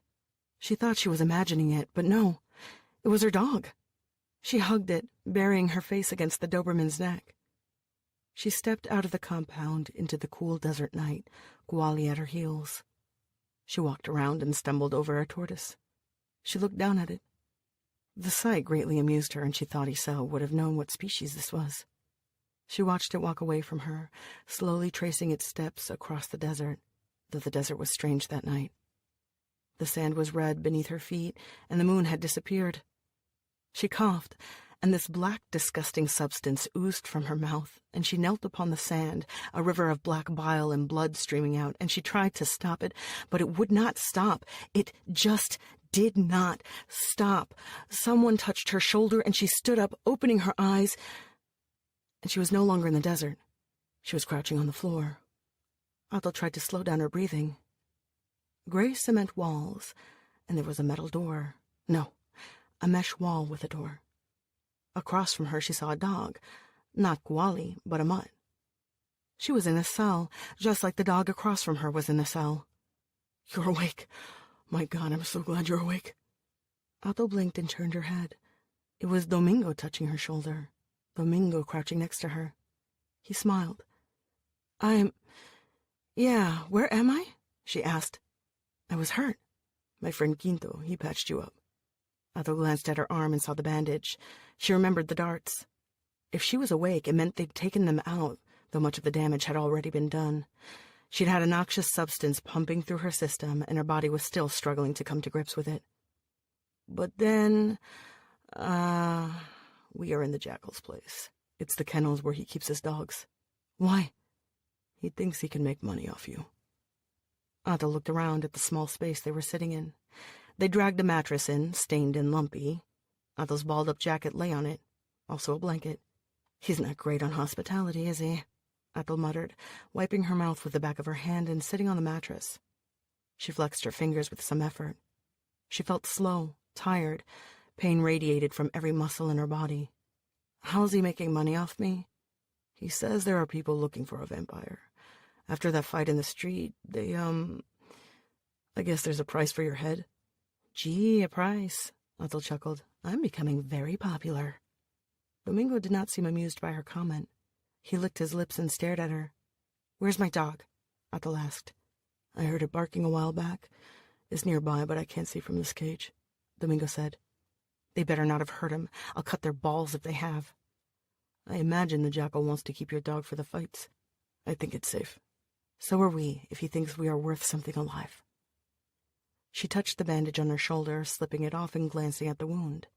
The arm was stained black from the silver nitrate, with wild streaks radiating from the place where the dart had pierced the flesh. When she touched the skin, it hurt, and she winced. She slipped the bandage back in its place. "Damn it, they had to go with silver nitrate," she said. "We need to get out of here. I can kick that door down and we can make a run for it," she said. "That's probably not a good idea." "Do you have a better one?" "No. I don't think you're supposed to move a lot." "Bullshit." She stood up and took a step forward. One step was all it took, and she felt the bile gathering in her throat and started coughing again. She almost lost her balance and fell down, but Domingo hurried to her side, steadying her. Athel croaked, and black bile spilled down her shirt. He helped her back to the mattress, and they sat down side by side. She was filthy. She smelled of blood and vomit. She could barely keep her eyes open. She began to cough again. Domingo took out a rag from his pocket and handed it to her. Athel pressed the rag against her mouth and frowned. Finally, the coughing subsided. "Yeah, I get your point," Athel whispered, tossing the rag on the floor. The coughing fit had robbed her of her energy, and she let herself sink against the mattress. Her only weapon was her switchblade knife, and she wasn't sure if she still had that. It should be in her jacket, but maybe they'd looked for weapons, or maybe they hadn't cared, with her so weak. She had, perhaps, a knife. She had Domingo, too. Though he might be willing to protect her, she doubted he could smash the door down, carry her in his arms outside, and evade the people keeping them in the kennels. "Are you hungry?" Domingo asked. "Do you need to?" Food. She did not want to think about that. The pain was so bright right now that she could not even consider eating. The pain erased any other concern. But once the pain died down, once her body began to heal in earnest, the hunger would arrive in full force. She was not sure what she'd do at that point. She remembered the old man she'd killed in Guadalajara. She wasn't even able to keep his blood down, and yet she'd killed him because she had been in too much of a frenzy to care or notice what she was doing. If that happened again, she didn't know if she could keep herself from harming Domingo, or if she would even want to. If it came to it, she didn't want to die. He can be replaced, she told herself. But she wouldn't think about that now. Later. I'll consider it later. I need to feed, yes, but right now I'd probably barf it out again, she said. "What do we do then?" he asked. What do we do? She was a girl who had played at murder and only succeeded in getting her sister killed in the process. A girl who could not be relied on to provide good counsel. A girl who ran off into the night, launched herself into a wild escape. A girl who was sick and tired. A girl who couldn't pretend she was a tough cookie who could get through this intact. She looked at him, and he seemed really interested in her answer, with that open, eager look on his face he seemed to get quite often. Domingo was such a boy. She might be a girl, but she'd never been what he was. She'd never be that. "We wait," she told him. "All right," he said. "It'll be all right, you know. I got a hunch about it." A sweet boy with a goofy smile and hair in his face and such faith in Atul, or the universe, or something. She wondered how he managed to keep believing in anything. "Yeah," she said, and her mouth had an acidic, unpleasant taste to it. "It'll be all right. I'll kill him, later, if necessary," she thought. But no, she didn't want him dead. She looked away from him. "Dear God, don't be stupid." Chapter 24. The dogs barked, announcing the arrival of people. Domingo stood up and approached the door, nervous. Atul had heard the noise too, and she was sitting up, reaching for her jacket. Quinto appeared and gave him a sheepish smile. He was carrying a backpack, which he set down on the floor. "Hey, Domingo," he said, lifting his right hand in greeting. "Hey?" Domingo asked, pressing his hands against the mesh door. "You lock me in this cage and you hate me. Look, dude, I didn't have a choice. The jackal was mighty curious about you after you went to find me at the party. He phoned me and I had to tell him." "Awesome. Your girlfriend is still alive, ain't she?" Quinto said. "Besides, you told me you were going to kill me with your damn dog. Fair is fair." Domingo curled his fingers around the mesh, staring at Quinto. Quinto bent down to unzip the backpack and rummaged in it. He found clean bandages, opened the little panel they used to feed the dogs, and handed them to Domingo. "You need to change your dressing." Domingo scowled but went to Atul's side and began bandaging the wounds anew. The old dressings were completely soiled and useless, so he tossed them aside. When Domingo was done, Quinto spoke again. "You thirsty?" Quinto asked, holding up a flask. "I also have a sandwich for you, Domingo." "What if you poison them?" Domingo asked. "Don't be an idiot." Domingo grabbed the flask and the sandwich and went back to Atul. Her hands were not steady enough to hold the flask, so he had to press it against her lips. When she was done drinking, he drank and took small bites from the sandwich. "Who is the jackal trading with?" Atul asked. She sat with her back against the wall and did not look at Quinto. "I don't know for sure. Rumors have been spreading that there was a vampire on the loose and some northern guy was willing to pay for her. And the dog." "Nick," Atul whispered and glanced up at Quinto. "When are the buyers coming?" "I don't know. They should be here soon enough. I'm just supposed to keep an eye on you and make sure you don't die on us before they arrive." "How thoughtful. You know, if you let me go now, I won't have to kill you," Atul said. "But I'd kill him," the jackal told her, stepping forward. He was wearing the flashy metallic jacket he loved in gray sweatpants. Next to him stood Belen. She appeared utterly shocked. 2 other men rounded out the party. These were the Jackal's usual thugs and did not seem to find the scene before them particularly surprising. "You're the Jackal?" Athel asked. "You got that right," the Jackal said, looking smug. "Seems I'm famous. Did he tell you about that time I made him lick my boots?" "Fuck you," Domingo said. "It was very fun. Maybe we can have some fun with you too, sweetheart. Although I have to say you're not looking too hot." The Jackal frowned. "Quinto, what the fuck is this? They said they want her in one piece and she looks like shit. You sure she ain't gonna keel over and die? If she dies, I'm cutting your balls." "No, don't be thinking that. She should be able to make it." "I need blood," Athel informed them. "I need it now." The Jackal gave Quinto a questioning look. "That true?" "I don't know. I'm not an expert in vampire medicine. What am I supposed to do, stop by the Red Cross for plasma?" Quinto said, looking at Domingo. "If she's really hungry, there's the—" Quinto trailed off, but Domingo understood well enough. The Jackal chuckled and his men smiled. "What's Nick paying for me?" Athel asked.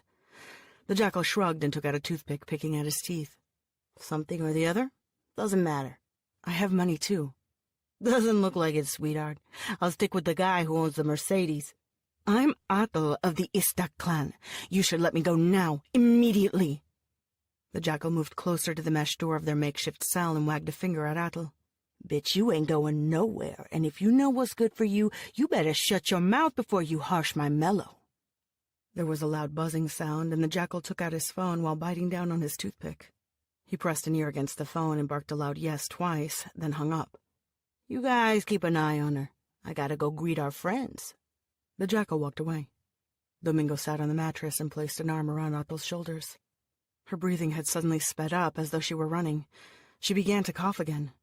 Domingo had to let go of her because her body was contorting in such a violent fashion. He watched as she coughed again, spewing bile, and then she fell on her back. Her mouth was overflowing with blood. "She's choking," he told Quinto. "She's choking on her own blood." Quinto, Belen, and the 2 men looked at him with mute incomprehension. Domingo tossed himself against the mesh door, shaking it hard. "She's going to die! Quinto, help her!" Quinto took out his keys and with shaking fingers opened the door. Belen and the 2 men just stared at the unfolding scene, watching as Quinto dragged his backpack inside the cell and began rummaging in it. "Do something! I'm trying to find the damn epinephrine!" Quinto managed to pull out a syringe and drove it into Athel's chest. She immediately yanked it out and rammed it into Quinto's eye. Domingo stepped back and lost his footing. Athel pulled out a knife from between the folds of her jacket and threw it at one of the men, hitting him square in the middle of his forehead. The other men reacted quickly enough, grabbing a gun and shooting at her, but the bullet did not hit her, and she landed on the man's chest, breaking his neck with one clean movement. Then she was up and standing with such speed Domingo did not understand what was happening at first. Belen gasped as Athel grabbed her by the neck, her long fingers squeezing. "What are you doing?" Domingo asked. "I need blood," Athel said. "Don't hurt her." Athel turned her head and stared at him. Her voice was hard. "I won't. Get my dog," she said. Domingo scrambled toward Quinto and pulled the keys out of his pocket. Quinto was moaning in pain, but Domingo had no time to help him. He hurried down the hallway, looking at each of the mesh doors. Kowali was way down the hallway, and when he came back with the dog, he found that Athel had Belen pinned against a wall, her mouth pressed against the girl's neck. Belen gave her a panicked look. "I told you not to hurt her!" he cried. Domingo pulled Athel back. She looked at him with her other face, her bird's face, her eyes narrowed into 2 angry slits. "Athel, let her go," he said. She hissed at him and continued feeding. Belen was weeping, tears streaming down her cheeks. Domingo swallowed. He bent down and grabbed the gun one of the men had dropped. His hands trembled. He had no idea how to use the weapon, and he didn't want to do this, but he knew he had to. Athel just wasn't herself right at that instant. "Let her go," he said. "You're going to kill her." "Don't interfere." He pressed the gun against her back. "Athel, stop. I mean it." Athel spun around and clutched his face with one hand, tilting it a little and tilting her own head in turn, staring at him. Her eyes were dark and hard as obsidian. "You mean it? Have you ever pulled a trigger, "Athel," he muttered. "You said you wouldn't hurt her. This won't kill her." "Fine. Let her go now," he said, and somehow he managed to speak calmly. She seemed to respond to his tone, her hand sliding down his face and pulling away. "Very well. Atul said, and she shoved the girl aside like she was a wet rag, then walked into the cell where Quinto lay whimpering. Domingo caught Belen in his arms and held her as she sobbed. For a moment he thought Atul was going to kill Quinto, but all she did was grab her jacket from the place where it lay on the mattress and put it on with the greatest care, as if it weren't stained and filthy. Then she walked out, pulled her knife from the corpse where it was lodged, and hid it between the folds of her jacket. When she raised her head to look at Domingo, her face had shifted and seemed human again. "You should run now, girl," Atul said. Belen disentangled herself from Domingo's arms, and obeying Atul, rushed down the hallway away from them. She knew the building, and Domingo was confident she'd find her way out safely. Or she'd hide until it was safe enough to exit. "Do you want to follow her?" Atul asked him, her voice a challenge. "No," he thought, and another part of him cried a definitive, "Yes, I want out of this." And he wondered why he was doing this, why he was sticking to her. The answer was not a coherent thought, merely the thump of his heartbeat. He shook his head and offered her the gun he was holding. She snatched it from his hands. "You know a way out?" "There's a loading area," Domingo said. "We can get out from there." Atul raised her head as though she were listening for something. "They're here. We need to hurry." Chapter 25. Rodrigo said he had a team of people ready, but in Nick's opinion, the 7 goons that comprised the team looked damn shitty. Nick didn't know what sewer the new recruits had crawled out of, but they certainly didn't seem very skilled. Hell, none of them had even met a vampire before. They were Mexico City lads, cocooned in their shit city for far too long. Nick looked at their weapons scattered over the living room and smirked. Regular guns, as if that could kill one of his kind. Nick grabbed a rifle that had been left on a large dining room table and held it up, pointing at one of Rodrigo's paintings. He quickly turned his attention toward the knives, which were more interesting, and the stun batons. Now that was real vampire hunting gear. "I told you not to touch anything," La Bola said. "I'm not breaking it. You have to stay in your room." Nick rolled his eyes and snorted. La Bola was pathetic, stammering whatever words were put in his mouth. This was what his bodyguard amounted to, a fidgeting moron. Nick wished Justiniano had not died in Guadalajara. He'd been a smart cookie. The girl's stupid dog killed him. When they found Atul, he was going to skin the dog before her very eyes. "Look, Bola, either I get out of this apartment or you get out in a body bag. Don't be so melodramatic," Rodrigo said from behind him. Nick turned around and stared at the old man, scowling. "If you want to go out, we are making a business trip and could use your company. I might have found our lady friend." "You found Atul?" "Maybe. I imagine you want to come along for the ride. Unless you'd like to stay here and watch a few cartoons, the team is ready to go." Nick gave Rodrigo the finger, but followed him down to the car anyway. Bola and the shitty team were just behind them. "When were you thinking of briefing me?" Nick asked, once they were inside the car. No one ever told him anything. "I got the news only a little while ago. I've been sharing Atul's photo and description with every lowlife in Mexico City I've ever had dealings with, and apparently we hit the jackpot." Rodrigo handed Nick his phone, and Nick looked at the picture on the screen. It wasn't a terribly good image, but it looked like Atul, her eyes closed. "Who's got her?" Nick asked. "A nobody who got lucky. She's alive and badly injured. It should be a piece of cake then." "Don't get cocky," Rodrigo warned him. They drove for a while, and when the lights turned red at an intersection, a young kid sprang forward with a rag in his hand, ready to wash their windows. Nick was going to shoo the kid away, but Rodrigo spoke up. "I'm looking for the jackal," Rodrigo told the boy. "Sure, mister," the boy said. "Keep driving. Turn right after 5 blocks and ask for him again."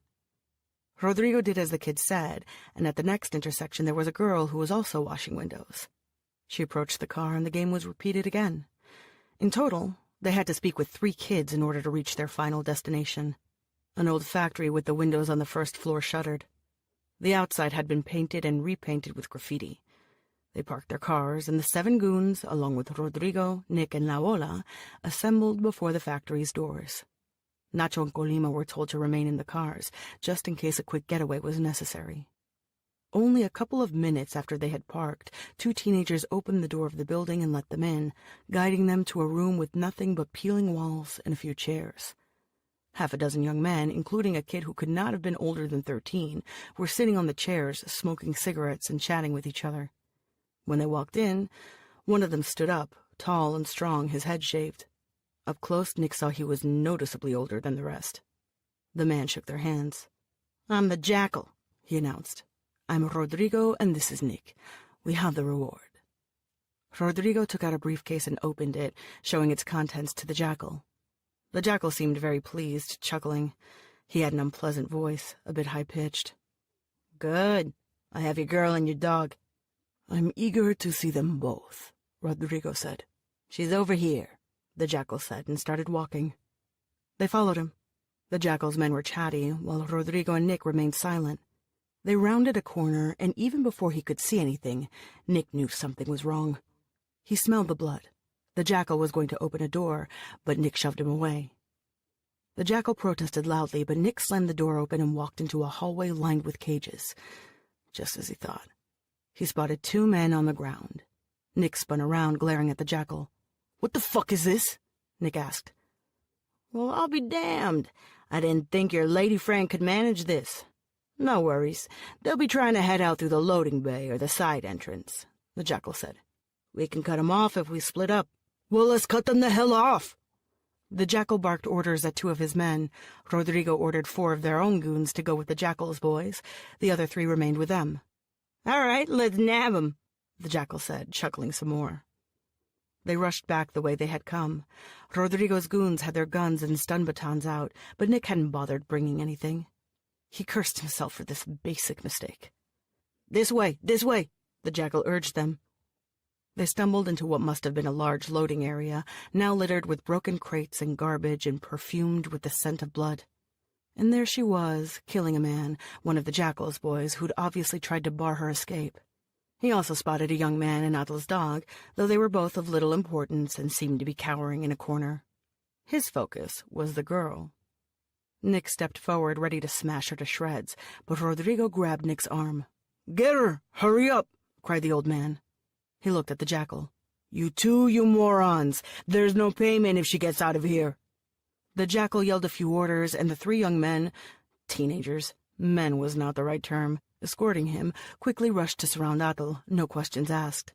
She kicked one away, sending him slamming against a bunch of old crates. Rodrigo, meanwhile, was still holding Nick by the arm. "Let go," Nick muttered. "They can handle it. No need for you to get your hands dirty. I'm not a child. This is their job." The Jackal was yelling into his phone, telling someone to hurry to the loading bay, and Rodrigo turned to speak to the goons. Nick watched as Adol pulled out a gun and shot 2 of the teenagers who were trying to seize her. Her gun emptied, she tossed it away, then turned around and evaded one of Rodrigo's goons. As a Tlahuipochtli, Adol simply did not possess the greater strength of a Necros. But what Adol might not pack in strength, she made up for in speed. It was not impossible for a human to take her down in her current state, but it wasn't that easy either. And the man trying to get a good shot at her now was woefully unprepared. She yanked the rifle out of his hand and blew his head off with a single shot. Nick's nostrils flared, the whiff of blood making him salivate. They were doing it wrong, bunch of amateurs.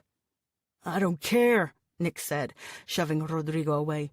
"You want something done right, you do it yourself." "Nick, you asshole!" He gave Rodrigo the finger and headed straight toward Adol, snatching a stun baton from the nervous hands of one of Rodrigo's goons. Man, he was going to have fun. She saw him approaching, and her eyes narrowed in recognition. "Yeah, bitch, it's me again." "Hey," he told her, "how've you been? Long time no see, you cocksucking whore." Chapter 26. The moment Nick stepped forward, Adol knew things were about to get very messy. Humans were one thing. A vampire was quite another. She was really in no state to fight anybody, with just a bit of that girl's blood coursing through her body. Adol was running on adrenaline and bravado, and both of these were evaporating fast. "Hey," he told her, "how have you been?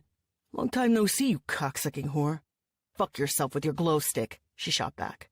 Nick leapt toward her, slamming the stun baton in the direction of her head. Adel barely had time to raise the rifle and repel the blow with the weapon. Nick was strong, damn strong, and she felt the strength of his blow as he hit the rifle's barrel.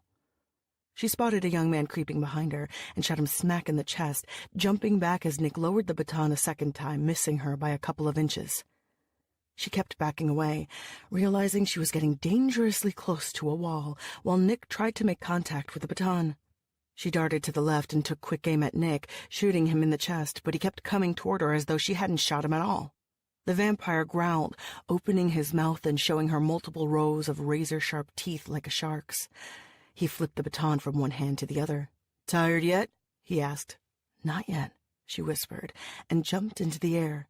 She slammed her foot on Nick's head and landed behind him with a grunt. Nick turned and took a swipe at her, but Adel evaded him and hit him with the butt of the rifle, giving it all she had. The blow was enough to send Nick staggering back. Adel charged forward, ready to smash his head into a pulp.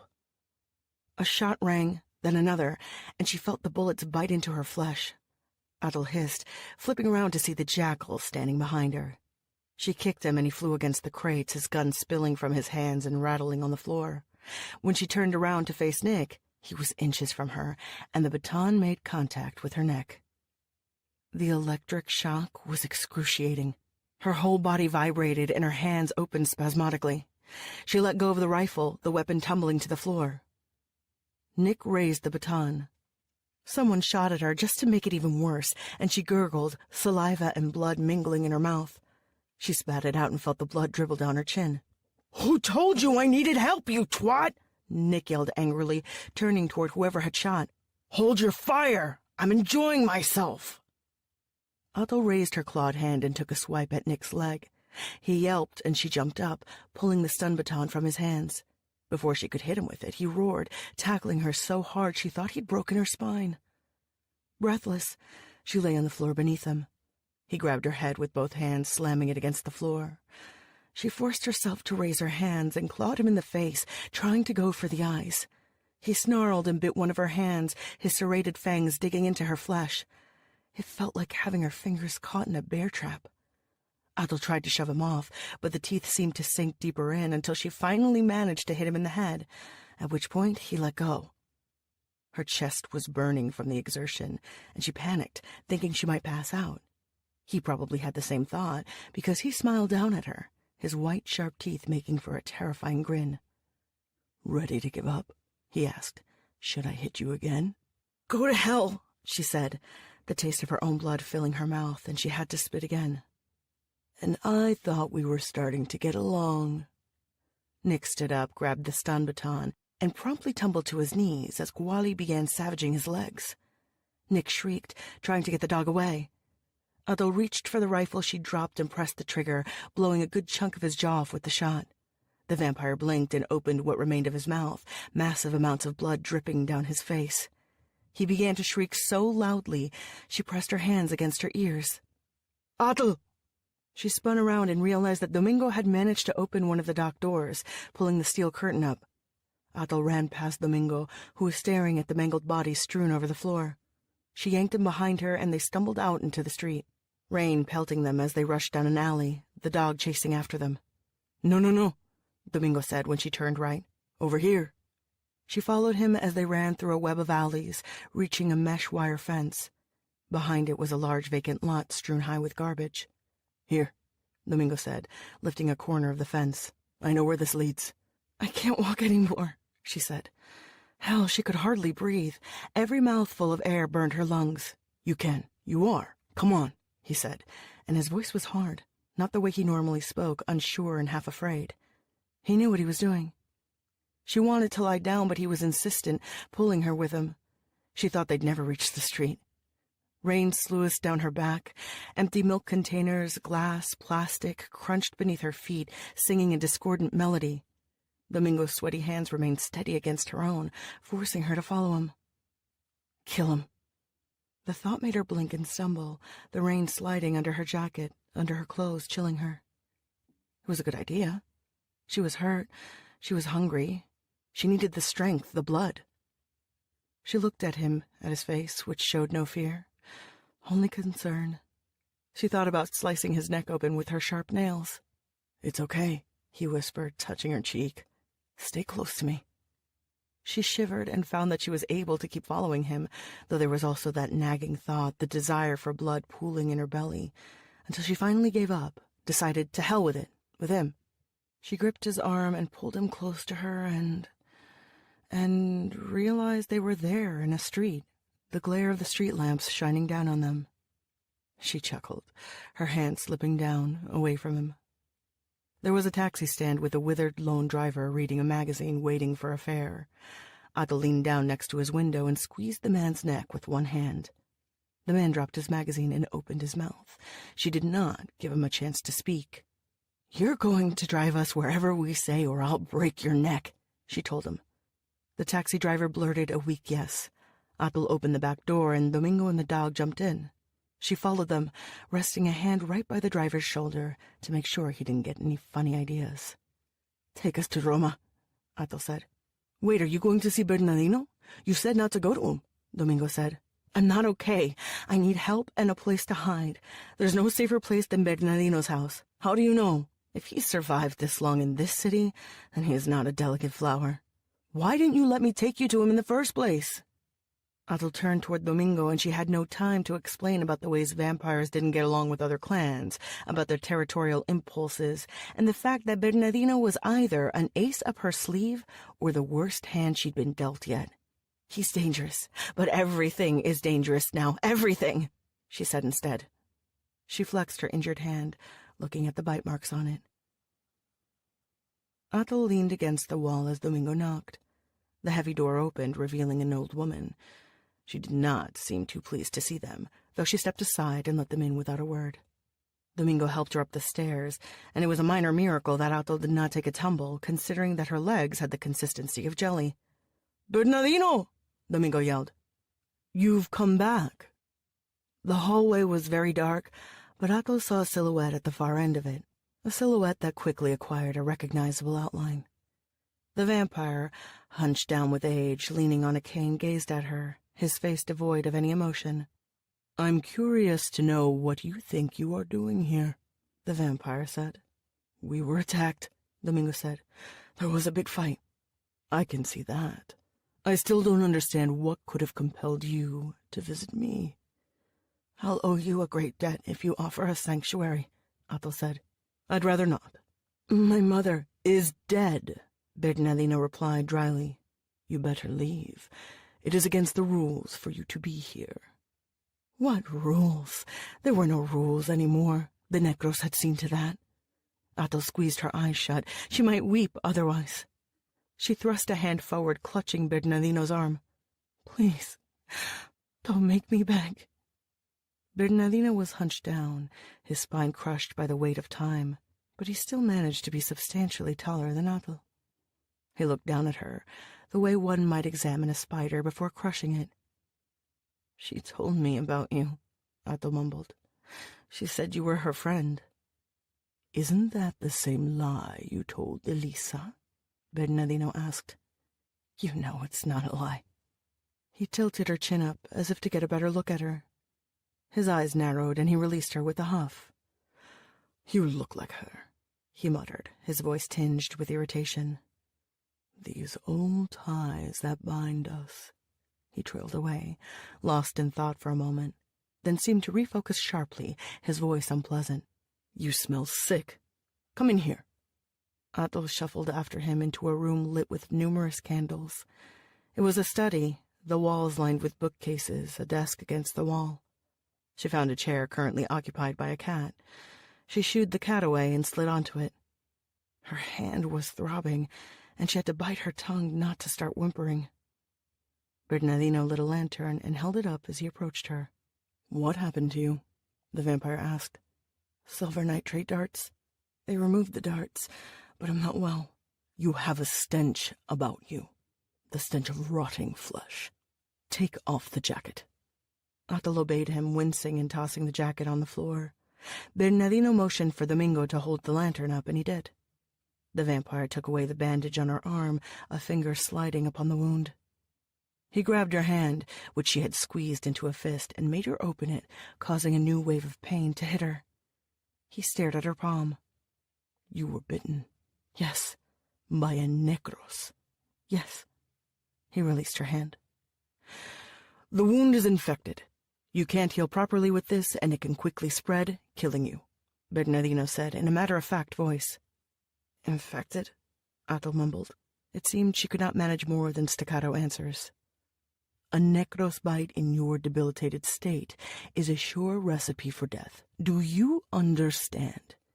What do we do? Amputate the hand and hope the infection does not spread.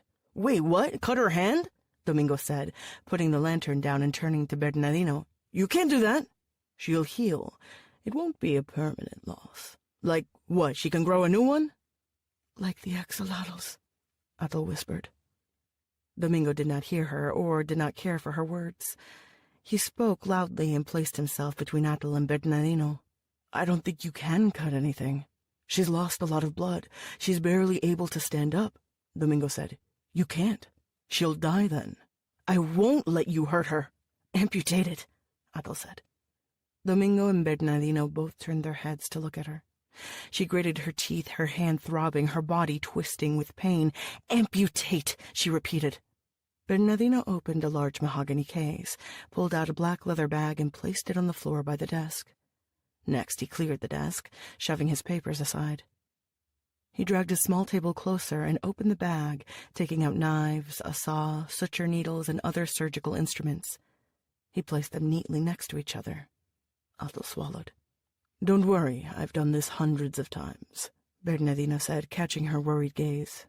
I attended patients during the Revolution. Wasn't that 100 years ago? She asked. I will return. Wait here, I won't be long, Bernardino said, and took a couple of the instruments, exiting the room.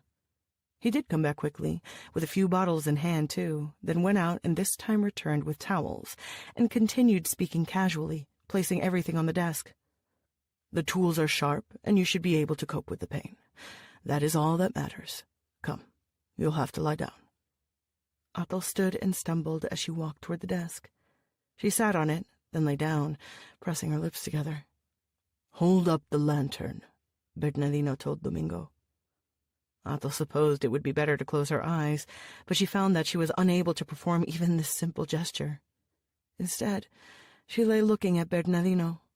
First he scrubbed her arm and hand with what she thought was turpentine, then brushed another substance on the skin, pressing a moist cotton compress for a few minutes over the area before removing it.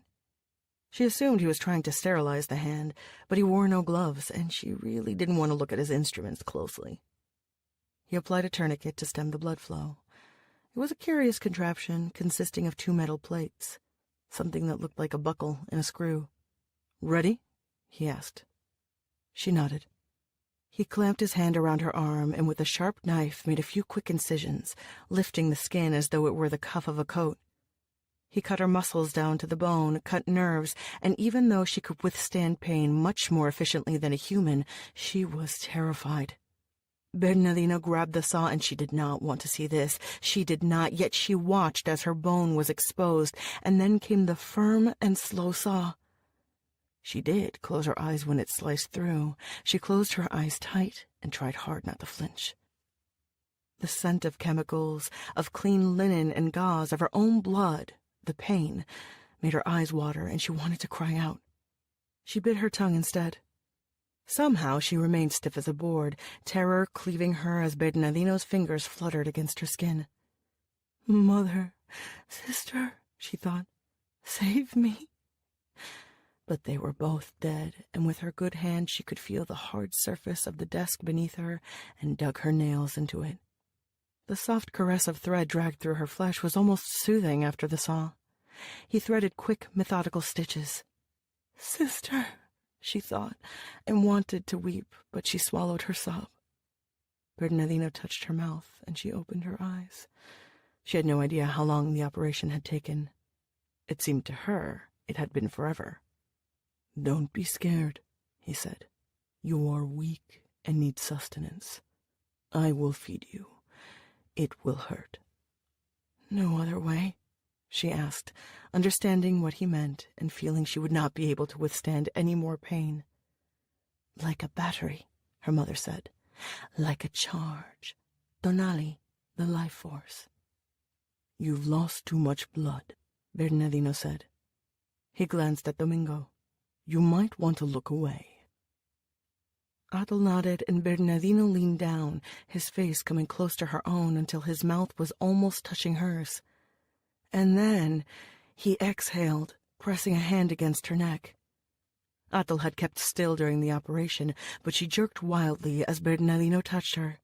She felt she was being burned alive. It was like pouring hot coals into her mouth. The fire spread, invaded every pore and every single muscle in her body, and she trembled, half in fright and half in agony, until he stepped away and the touch was severed. Atal took a deep breath and closed her eyes. "What did you do to her?" Domingo yelled. "Gave her a fraction of my life. Saved her. Atal." She felt like she was sinking into icy waters, the murmur of the sea invading her ears and blotting the voices. The cold snuffed out the light, and she breathed slowly, and then just as quickly she was thrust up through the surface.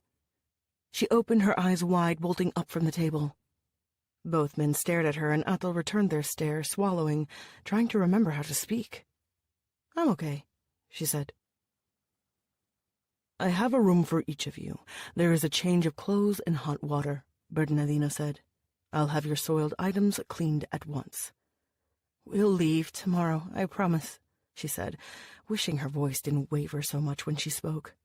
"Elisa's getting me out of the city." Bernardino did not reply. He pointed at a door, then motioned to Domingo to follow him. Her room was sad and had an air of neglect. It was crammed with knickknacks and ancient oil paintings.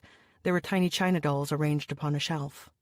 Their heads and dresses were covered in dust. Wasn't the main ingredient of dust human skin? Who had told her that? Had it been Isel? The clothes lay upon the four-poster bed. The outfit was old and must have been fashionable in the 50s. A skirt, a blouse, gloves, and heels. But then the whole house was old, trapped in time. Atal peeled off her dirty clothes and slipped into the bathtub, the warm water relaxing her body.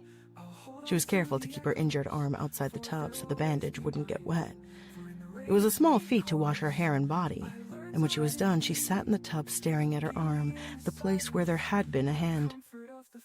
Finally, she snatched a towel, rubbing her body vigorously. She drank from the tap, and she swished water around in her mouth until she had washed away the taste of bile. She slipped into the blouse first. The skirt, which had a gaudy pattern of palm trees, proved to be more problematic. She could not zip it up with only one hand. She looked at her wrist, at the bandaged stump. There was a knock. "What?" she said, and turned around. "Sorry, Bernardino said you might need help," Domingo explained. "Yes," she said. "Come in, zip me up." Domingo darted in and quickly zipped up the skirt. She stood before a full-length mirror, staring at her reflection. "Atal, what did he do to you?" Domingo asked. "You were shaking. I thought he'd hurt you." "He feeds differently than I do. Bernardino absorbs life. I guess that is the best way of putting it," she said. "He feeds from human or vampires. It doesn't make a difference to him. He is also capable of giving life. It took away the hunger, and it gave me strength. My clan, we call it Tonali. In the days of the Aztec Empire, warriors cut off their enemies' heads because they thought they could steal their Tonali, that life essence that resided in the head. And this reminded her of her mother, dead, decapitated, and Atal had to sit down on the bed. "Are you all right? You sure he didn't hurt you?" Domingo asked. "It was unusual and uncomfortable for me, but it's fine even if blood is what I crave." If she were to sit in complete silence, she was sure she might be able to feel her muscles knitting themselves, each tired cell weaving itself anew. He wasn't lying, was he? It'll grow back, right? "If you cut off a part of the axolotl's brain, it'll grow back," she said. "It's not that hard. How long will it take?" "I don't know. I haven't lost a limb before. It's not like we had been removing arms and legs in my family just for laughs," she said, turning toward him and giving him a venomous look. "Isel would know. She's dead, though. They're all dead by now." It's damn pathetic when you think about it. I'm the one who's still ticking, and I shouldn't be. I am the worst of them all.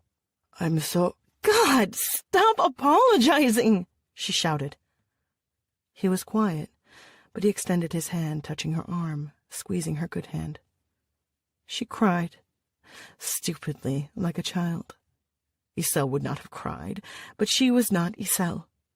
The tears rolled down her cheeks, and she had not cried when they killed her mother or when they killed Iselle, but somehow she was able to drown in her self-pity and cry over her stupid hand. Domingo tugged at her, pressing her against him, embracing her. A hug, a ridiculous hug, as though that could offer her any comfort. But she let her head rest against his chest, reclined against his skinny frame. "It'll be okay," he said. "They're not going to catch us." "How do you know?" "It's a hunch. I'm really good at hunches, you know." she said.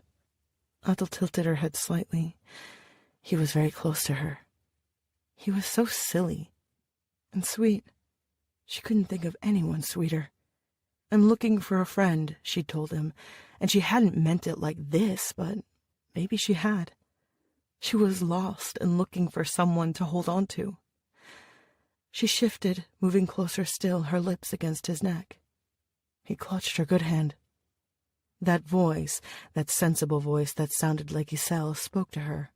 "Don't." It was as if she suddenly realized she was drinking salt water. She pushed him away, not gently, hard. Domingo's eyes flew open. His face was pained, confused.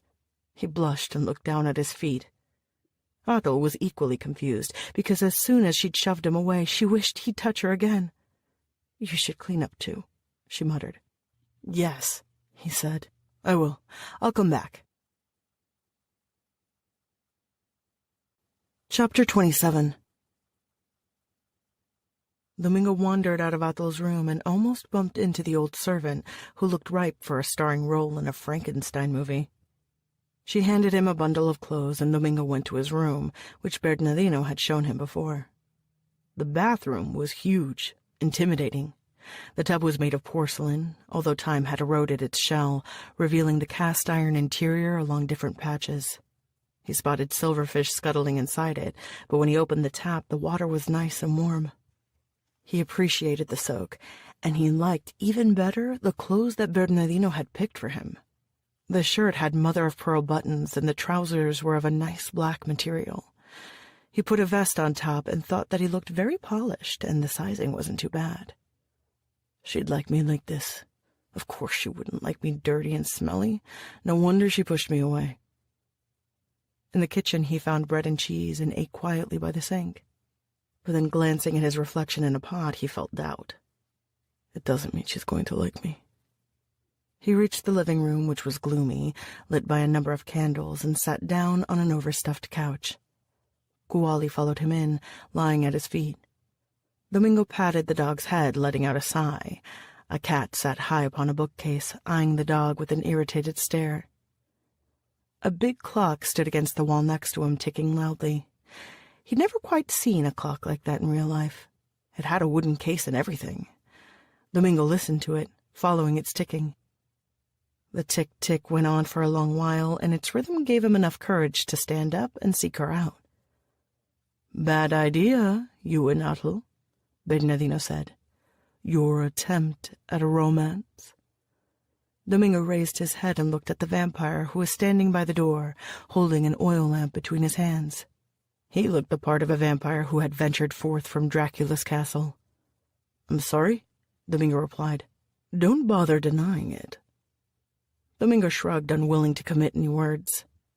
Bernardino set his lantern upon a table and smiled at Domingo, though the smile was hollow and held no mirth. It was a copy of a smile, a fake. "She seems to enjoy your company. She may even like you. And yet, don't deceive yourself, my boy. This is not a love story." Even in this dim light, he knew the vampire could probably see the silly expression on his face, his open mouth, the surprise that made his cheeks burn and then quickly turn his face away. Too late, though. Bernardino rested a hand against the lantern, and this time when he smiled, it was different. It was a cutting gesture, real and full of mockery. Vampires, we are a diverse lot. So many differences. Yet we are united by one simple, unavoidable fact. We are our hunger. It is no surprise when you consider it. We have been surviving for a very long time against a rather cunning and adaptable foe. Humans are nothing if not adaptable. I can't claim the same of us, though we are persistent. Yet we make it through, despite being outnumbered by your folk, despite times that change too quickly because of that undeniable truth. In the end, we are always our hunger.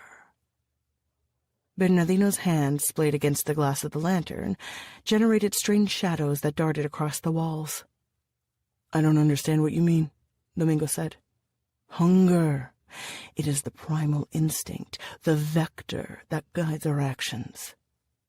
Do you know, boy, what Athel would do if faced with a choice between saving her life or preserving yours?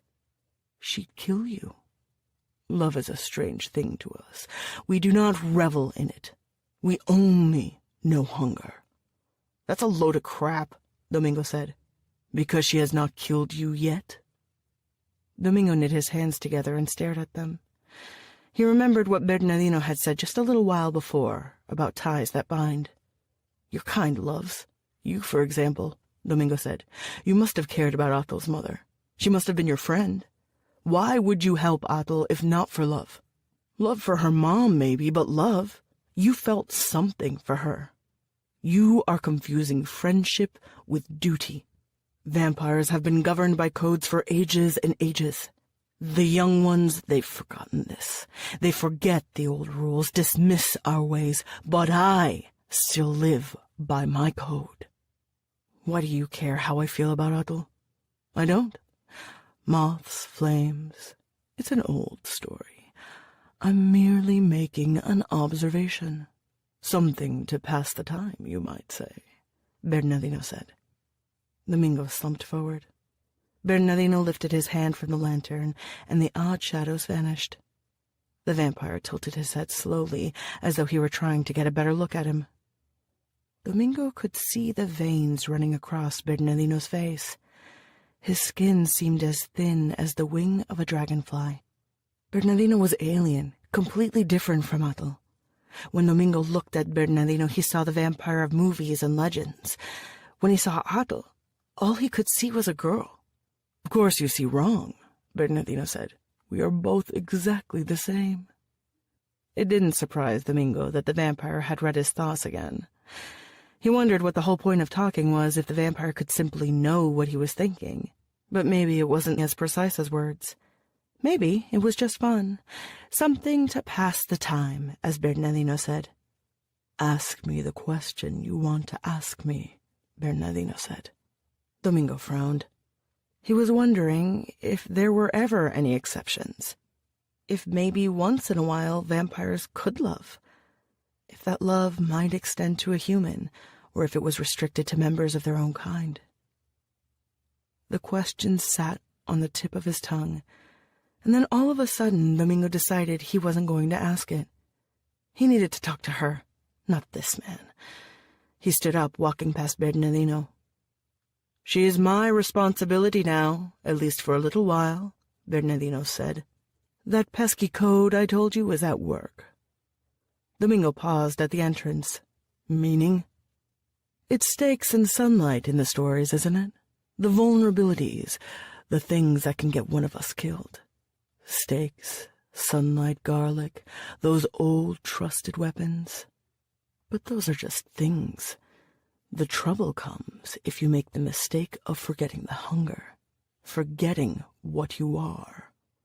Bernardino moved to occupy the couch where Domingo had been sitting, tangling his long fingers together.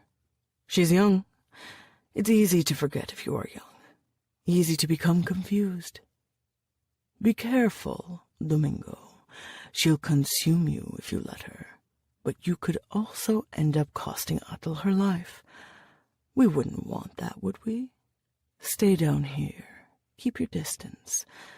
Let her be. The clock began to chime, marking the hour. Domingo grabbed the lantern. I can't. Her door was open, but now that Domingo had climbed the stairs, he couldn't make up his mind about whether he should walk in or step away. He elected to lean against the doorframe, looking at the bed where she slept. He understood what Bernardino had said, and yet he also had understood nothing. All he knew was that he liked this girl, and maybe she liked him.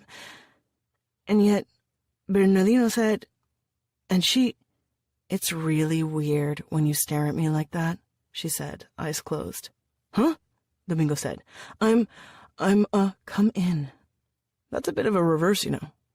Athel shifted in bed, turning to look at him. Reverse what? Of vampire stories? Humans are supposed to invite vampires into their home, otherwise they can't walk in. It's like that, but the other way around. I wonder exactly how much nonsense you read about vampires before you met me, she said. He loved the sound of her voice, like incense. It belonged in vast, elegant rooms lit with candles and strewn with fragrant, pale flowers. Quite a bit, Domingo said. He placed the lantern on the side table and approached the bed, although he stopped short of sitting on it. He simply hovered next to her, biting his lip.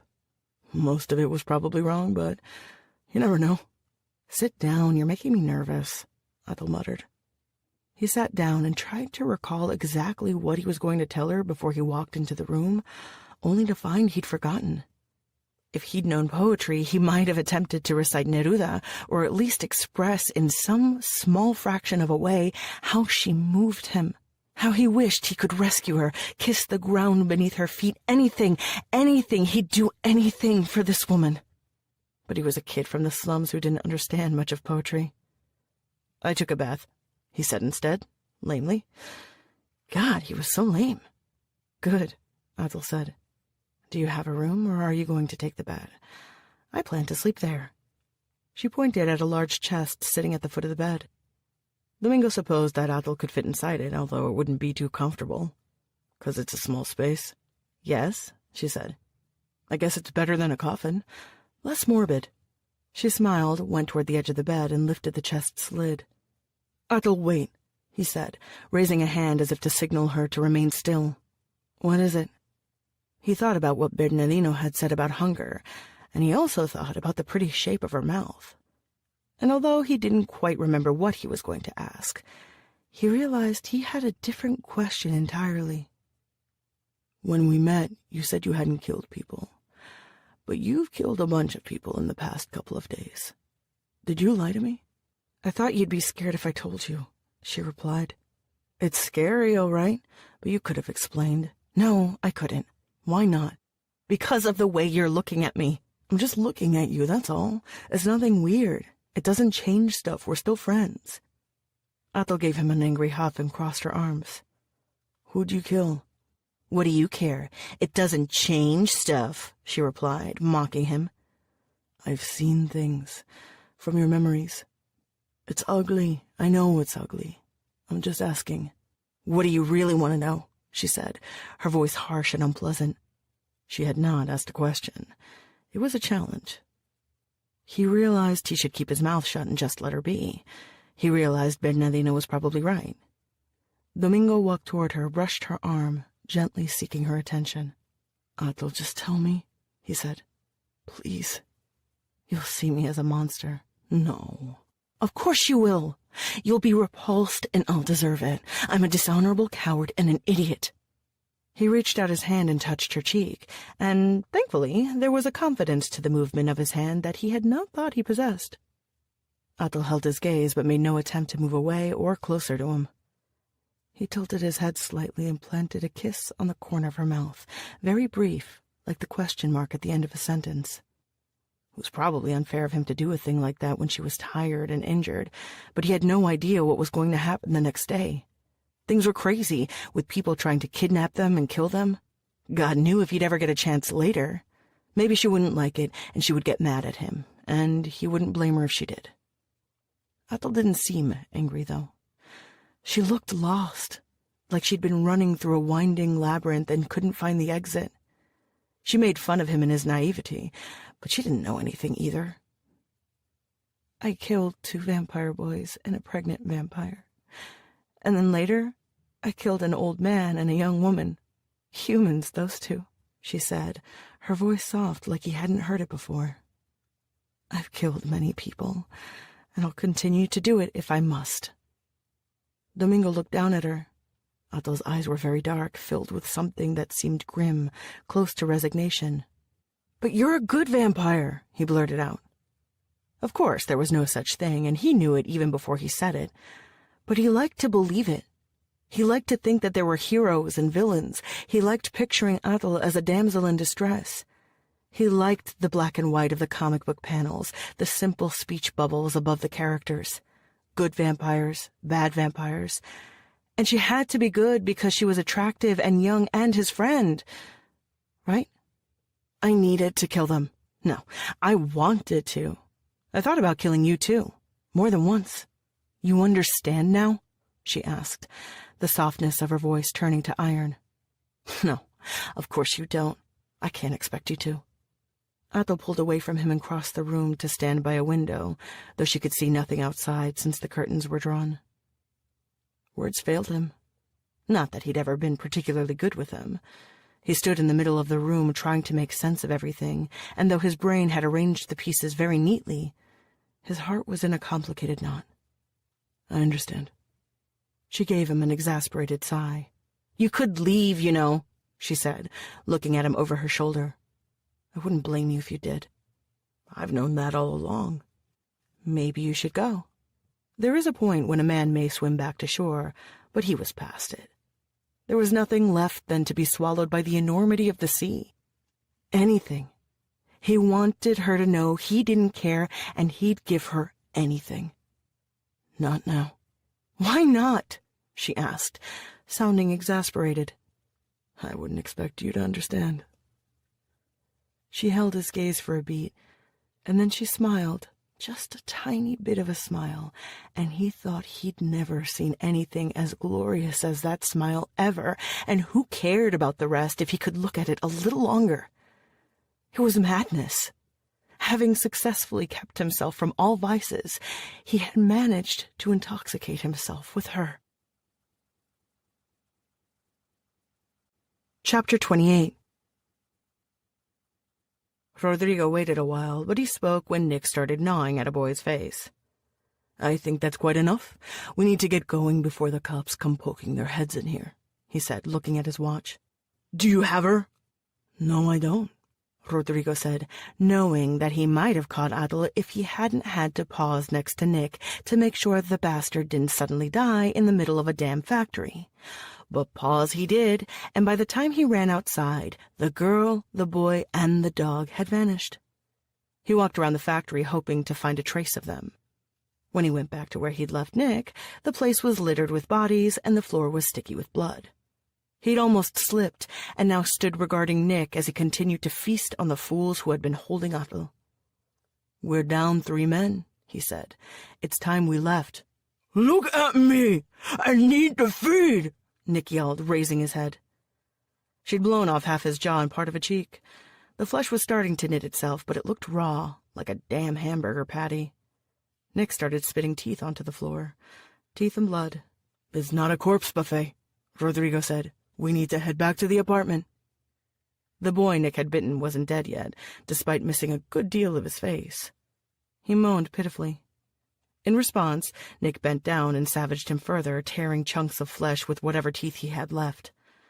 At this point, he wasn't really feeding, just giving shape to his rage. Nick.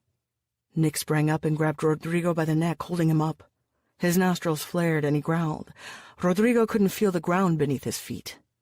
He hated the thought of dying in the middle of this filthy place, strangled by this boy vampire.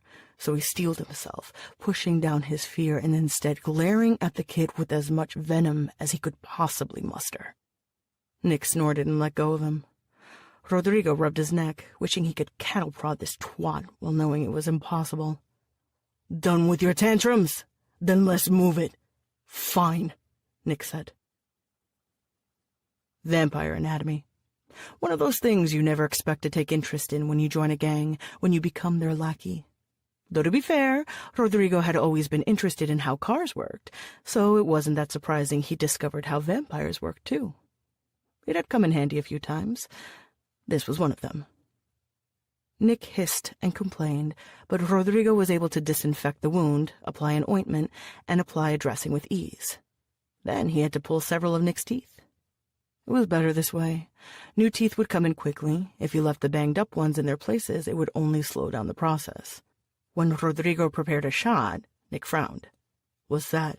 "The painkiller. Do you want to feel the skin and muscles growing?" "It'll make me sleepy," Nick complained. God, what a whiner he was. "You need to sleep." "I don't want to. I want to find her. You let her get away." Rodrigo didn't bother to inform Nick that he was the fool who had lost a fight against the girl. He simply held the syringe up. "Would you prefer if I kissed it better?" "Fuck you." They stared at each other. "Do it," Nick muttered. His voice sounded funny due to the damage to his face, and Rodrigo almost wanted to smirk. He injected Nick 3 times. The boy began lolling his head after the 3rd shot, and Rodrigo called for La Bola. Together they carried Nick to his bedroom. Rodrigo had a tremendous headache. He was exhausted. He poured himself a glass of whiskey, dragged himself to his bed, and fell asleep almost instantly. When he woke up, it was near dark. Rodrigo walked to the kitchen to check on their blood supplies. They were down to 3 bags. It wasn't going to be enough, not with Nick in this state. He grabbed the phone and dialed a contact of his. "I need more of the last delivery," he said. There was an uncomfortable pause. "You watched the news yet?" "No." "Turn the TV on." Rodrigo grabbed the remote and flicked through the channels, stopping at a news station. They were showing footage of the outside of the factory where they'd been. The TV was on mute, but the words "Vampire Attack" were superimposed upon the bottom of the screen. "What does that matter?" Rodrigo asked. "It's gnarly, bro. The cops are looking for you." "What else is new?" "Deep Crimson is also looking for you. I don't want no problems. Price is not an issue." "Sorry, bro." His contact hung up. Damn it. Procuring blood would become a lot more difficult now. Nick was going to wake up with an appetite, and all he had were 3 measly bags of blood. Of course, he only had 3 bags because the damn kid went through them like they were candy. Shit. He wanted to get into his car and drive away. Drive until he reached a solitary beach down the Pacific coast. Trade his suits for t-shirts and shorts. Rent a house. Adopt the anonymous, boring life of a retired old man. He couldn't. Rodrigo took a deep breath. He was used to solving problems. All that was required was a little creative thinking. The woman called herself Dulce. He found her next to a bike repair shop, wearing a plastic transparent poncho that allowed customers to see her underwear. She looked like she was in her mid-20s. Bubbly, though not pretty. She might have been attractive once, but time and drug use had left her with a weary, hardened look. Dulce told Rodrigo she really liked his car and suggested they go to a nearby motel. Or they could do it right there in the car. He said he wanted her to go back to his place. She balked at that, but then he offered her a bit more money and told her he was doing this as a surprise birthday present for his friend, who was feeling a bit down.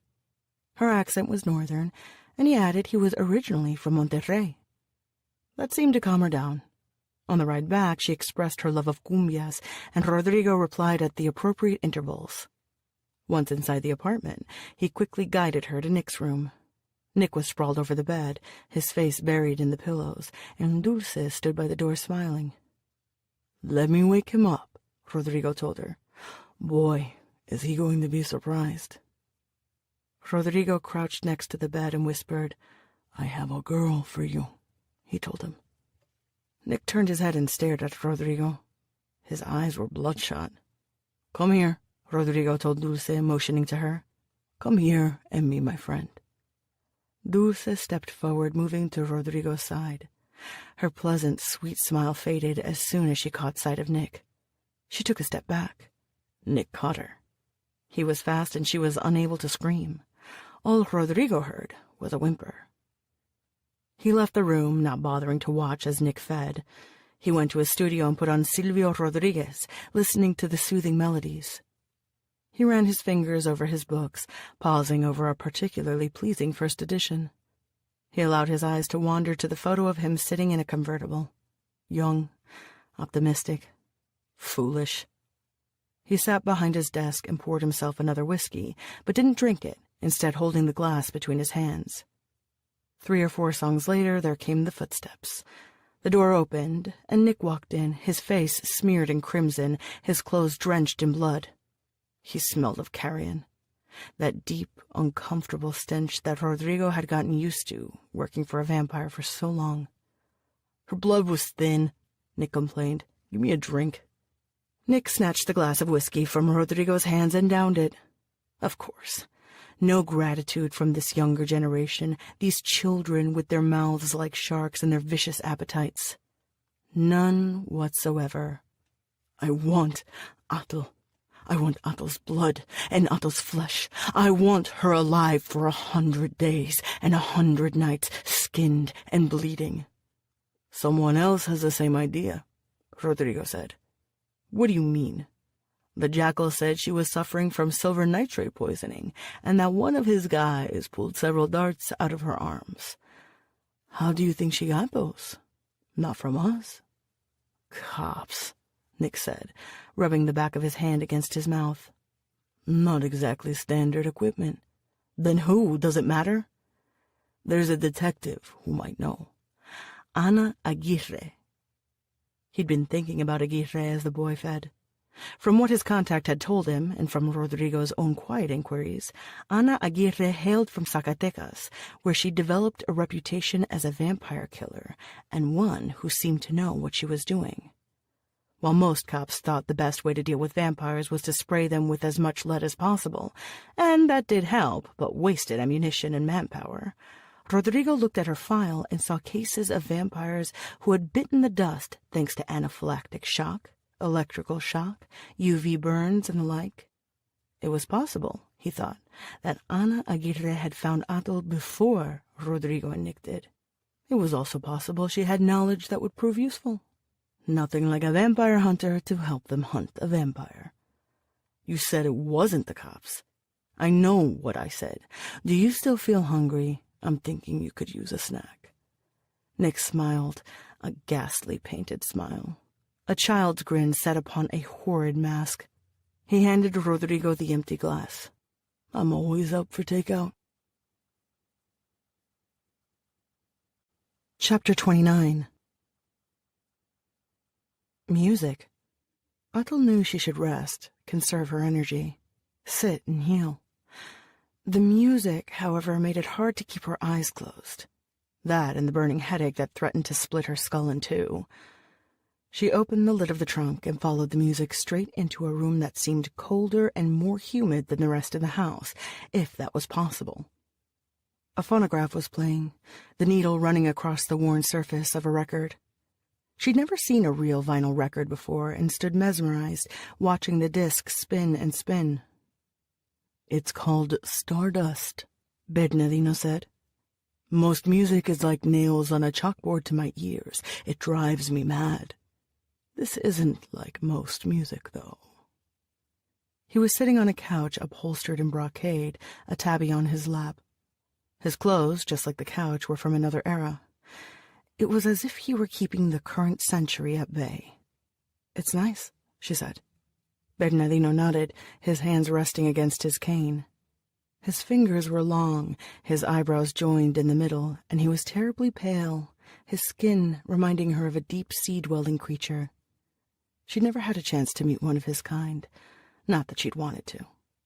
How did your mother die? He asked. Decapitated. The Necros did it. Godoy, he killed her. Your sister, she is also dead. Atul nodded. I imagined as much. I think everyone else is dead too, she muttered. Probably not. Your lot is hardy. He gently put the cat on the floor and stood up, shuffling to her side. There were stacks of records by the table, and he grabbed one, switching it. The singer was a woman this time, talking about a man she loved. How was the arm feeling? He asked. Fine, I suppose. Let me see. Otto raised her arm and he removed the bandage, running his fingers along the stump. Otto glanced away. She didn't want to look at it. It heals well and fast, he said, slowly placing the bandage back in its place. Not fast enough for me. I need my hand. There's nothing I can do about that. She didn't want to seem ungrateful, so she gave him a small smile. Thank you, by the way, for helping us. He returned the smile with a stiff nod and hunched over his records, as if looking for something else, though he made no effort to go through them. My mother said you were a surgeon, she said. She really had no idea why she had said that, since she did not want to start much of a conversation with him. Bernardino had helped them, but he still scared her. Yet there was also something fascinating about him. He was uncanny. Not only a different organism, but a relic from a whole different era, like watching a dinosaur walking the earth. For a while, when I was younger. His mouth moved slowly. The words were sluggish. Bernardino stared at the phonograph, lost in thought. She didn't think he'd say anything else, but he spoke again, his voice more animated. It was interesting work. In the late 19th century, during the Porfiriato. That was as much as she knew. Mother liked to talk about the past, but not her own past. The family's past, the clans, everything was narrated in a collective manner. Did your mother tell you how we met? He asked. No. It was during the Revolution. She was only a few years older than you, I think. Or younger. Perhaps she was younger. The city was going mad. It was when the soldiers rose in arms and Madero was killed. The city was ringing with the sound of bullets. Corpses were burned in the middle of the streets. I was afraid I'd be killed and had gone into hiding. What happened? She asked. I was found out and managed to run away, though they were catching up with me. I can't recall who they were by now, he said, waving his hand dismissively. I ran into a street thinking they'd catch me and burn me, and then there came a rider on a galloping horse. Come on, she yelled. She gave me her hand, and I jumped behind her, though for a good full minute I didn't realize she was a girl with that hat upon her head and the gun at her hip. When we were safe, she introduced herself. At first I was suspicious, thinking maybe she'd saved my life only to rob me and toss me on the side of the road. But she had not. Like I said, she was young, she was naive. She thought it was important to do the right thing, even if that meant saving a vampire she owed no allegiance to. Adel had a hard time picturing her mother as young or naive. She'd been the leader of their clan for nearly 3 decades. A determined, stern woman, but not one she could see socializing with this man or spending any time in this cold house. Her mother loved the desert, its warm days and the nights when they could count the stars. The last time I saw her, it was 1979. Yes, she'd come to Mexico City for a visit, but the country was changing. The vampires were leaving. It was not good for us anymore. She came here to see me and told me I ought to head north, where things were much better. Of course, I told her I'd never leave my house. It's been my house for a very long time, I said. She told me I'd get myself killed, like I almost did during the Revolution, but I wasn't afraid. I knew I'd probably never see her again, so I gave her a gift. She liked to collect Aztec artifacts, your mother, didn't she? Ethel remembered the house back north, with its ancient pots and figurines, her mother's fascination with archaeological digs, the talk of the old clans, the old ways. It was gone now, shattered, burned. I found this old jade necklace, very beautiful, an authentic relic. I gave it to her as a parting gift, but she was angry at me and simply broke it. The beads spilled over the floor. So that's where the bead came from. Her mother had explained nothing about its provenance, simply telling Atal and Isel that it would get them a meeting with Bernardino if they ever needed to meet with him. Perhaps she might have mentioned that time with the soldaderas, he said, bobbing his head up and down. Atal had no idea what he was talking about. She did not tell me about what happened during the Revolution. What did she tell you? Only that you'd been her friend, Athel said. I could not understand how she could say you'd been a friend to her when you were of a different clan, a revenant of all things. It sounded crazy. Most of the time we were not friends. Allies, perhaps, when circumstances demanded it. The last time she visited me, it was duty that compelled her. A favor, you might say. It doesn't mean we'd forgiven each other for our respective sins, but I suppose she thought she owed this to me. What sins? Athel asked. That's a long story, and much blood was spilled. But it was a long time ago. Long, long ago. I forget bits and pieces of it, but I remember her. The record had stopped spinning. Silence settled into the room. Bernardino stared at her. Your friend is here, Bernardino said, his eyes still fixed on her. True enough, she could recognize Domingo's footsteps. Domingo peeped into the room.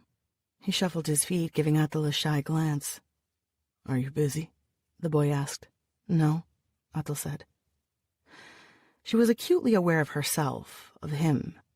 Having Bernardino around did not help, his eyes darting between Domingo and her with the expression someone might have when solving a crossword puzzle. It's nearly 10 o'clock. We need to talk to Elisa, Athel said. You want to go to Garibaldi? Domingo asked. Yes, of course I do. We have a meeting with her. I can go by myself, Domingo said. You should stay here and rest. I need to speak to her. I can't just send you out as if you were going on an errand. But you sent me on an errand before. You should— I am not going to discuss this with you, she said, cutting him off. She already had a headache, and her arm was throbbing. She wanted very much to yell at him and tell him he had not been appointed her knight in shining armor. She decided what they did. He was hers to command, not the other way around. You look like shit. I bet you feel like it. You're not strong enough to be running around the city, he told her. I can take this. I don't know if you've realized— she began, unable to believe he was contradicting her. I'll be going with you, Bernardino said, interrupting her. You will? Domingo asked. You do have a point. Athel is not quite herself yet. She might need my strength. Domingo gave Athel a questioning look, and she nodded stiffly. Despite her protestations, she could feel her energy ebbing away, and she had no desire to fight both of them on this point, damn them. But she'd have a chat with Domingo later. Chapter 30. It rained like a motherfucker. Anna stared out the window while the other detectives typed on their computers. Several of them were probably playing online poker or watching porn.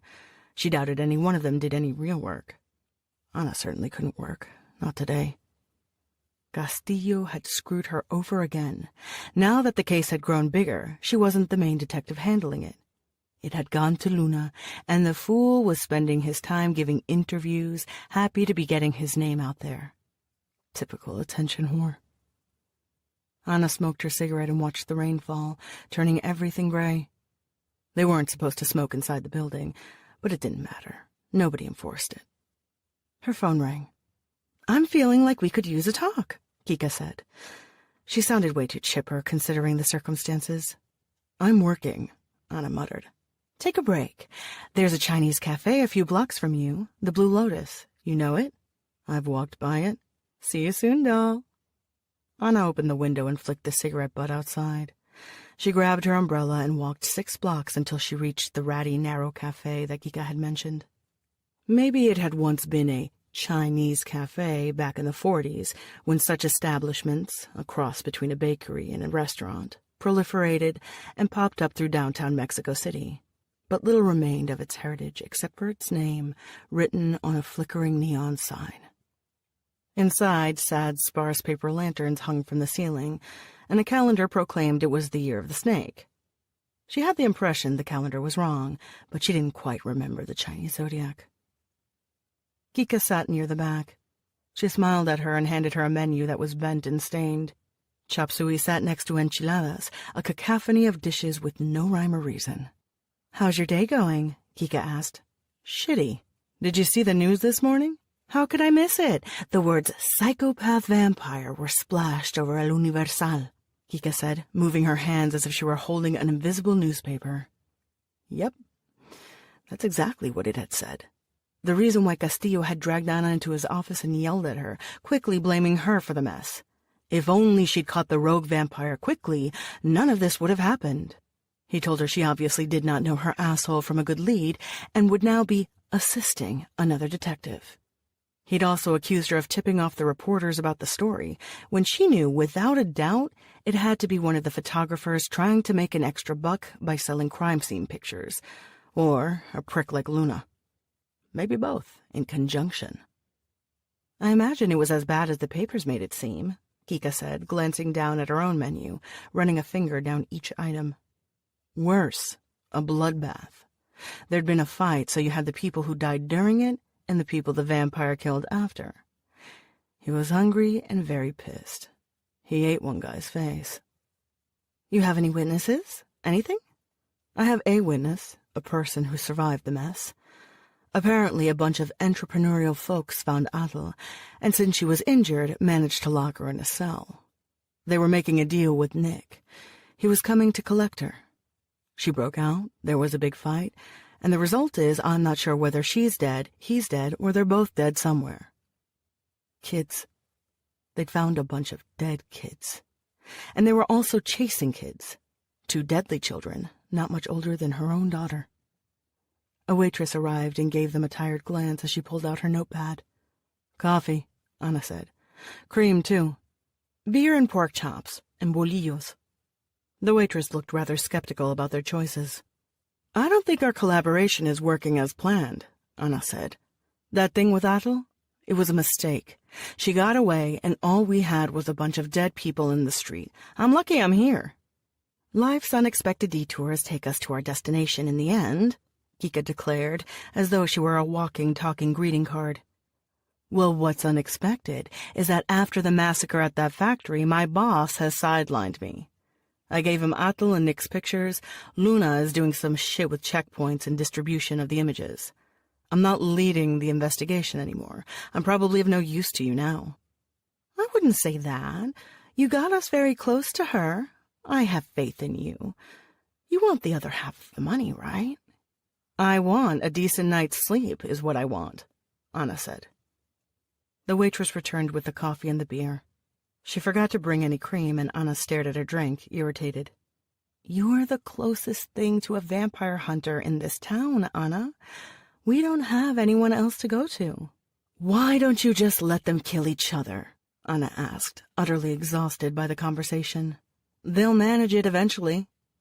Ana grabbed a napkin and folded it in half, then in another half, while Kika drank her beer, looking cool and chill. If the young woman ever had a bad day, she didn't let it show. I told you why already. It's disrespectful. Vampires start getting the idea they can just waltz into Mexico City. How soon before they're snacking on us and messing it up like they do in the rest of the country? It's a question of pride. Yeah, I don't give a fuck. I'm worried someone thinks I'm working with you, or at least suspects something's up. You're imagining things. I'm not imagining shit. I got a phone call the other day, very unsettling, asking why I was researching Nick and Atul. Ana had not breathed a word to Marisol about what she was doing in her spare time, but she had checked the locks on the door and made sure the electronic peephole was in good working order. Marisol was under strict instructions to never open the door when Ana was away anyway, but it didn't hurt. As an extra precaution, Ana had arranged for Marisol to ride the daily school shuttle back and forth from school, which she normally didn't do because it cost an extra fee. Since it was a private school, the shuttle carried an armed guard. Come on, you do give a fuck, Kika said, brushing away Ana's concerns like they were useless garbage. My boss is going to fire me if he figures out I'm working with you, Ana countered. Who cares? Kika took another swig of beer and smiled at Ana. Don't start with the lame excuses. You won't need your stupid job soon enough. Are you scared? It's scary when you're going against vampires. Maybe you don't care because you think this is a staff barbecue, but I know what they can do. If the pictures in the papers are correct, I also know what they can do. Disgusting. The reporters are enjoying it, Ana said. Naked girls on page 3 and a guy that was gutted on the cover. When I was a kid, I remember reading those old romantic books, the Gothic paperbacks. Remember those? Anna stared at the calendar and what she supposed was the Chinese character for Year of the Snake printed below the Western letters. She remembered the Chinese vampires she had bumped into, their atrophied muscles giving the sensation that they were always shuffling around. The revenants had similar problems, kyphosis, arthritis. Not like in the books, no. Not romantic either. No, Anna said. But then again, I have never been a big reader of romance books. Well, they had castles in those books, and they vampirized young virgins, offering them eternal love. The truth, though, well, the truth is more interesting. Corpses on parade. It'll be a blast pulling a bullet through their skulls. Steak. Something. I'm not interested in discussing vampires and cheap novels, Anna said. I'm heading out. You can't let me eat by myself. Anna considered staying for a bit longer. She decided against it. The coffee looked terrible anyway. I've got work, she said. I'll phone you if anything comes up. You're not scared, Detective Aguirre, Ika said, raising her bottle in a salute. You're eager. Anna took out a bill and left it on the table.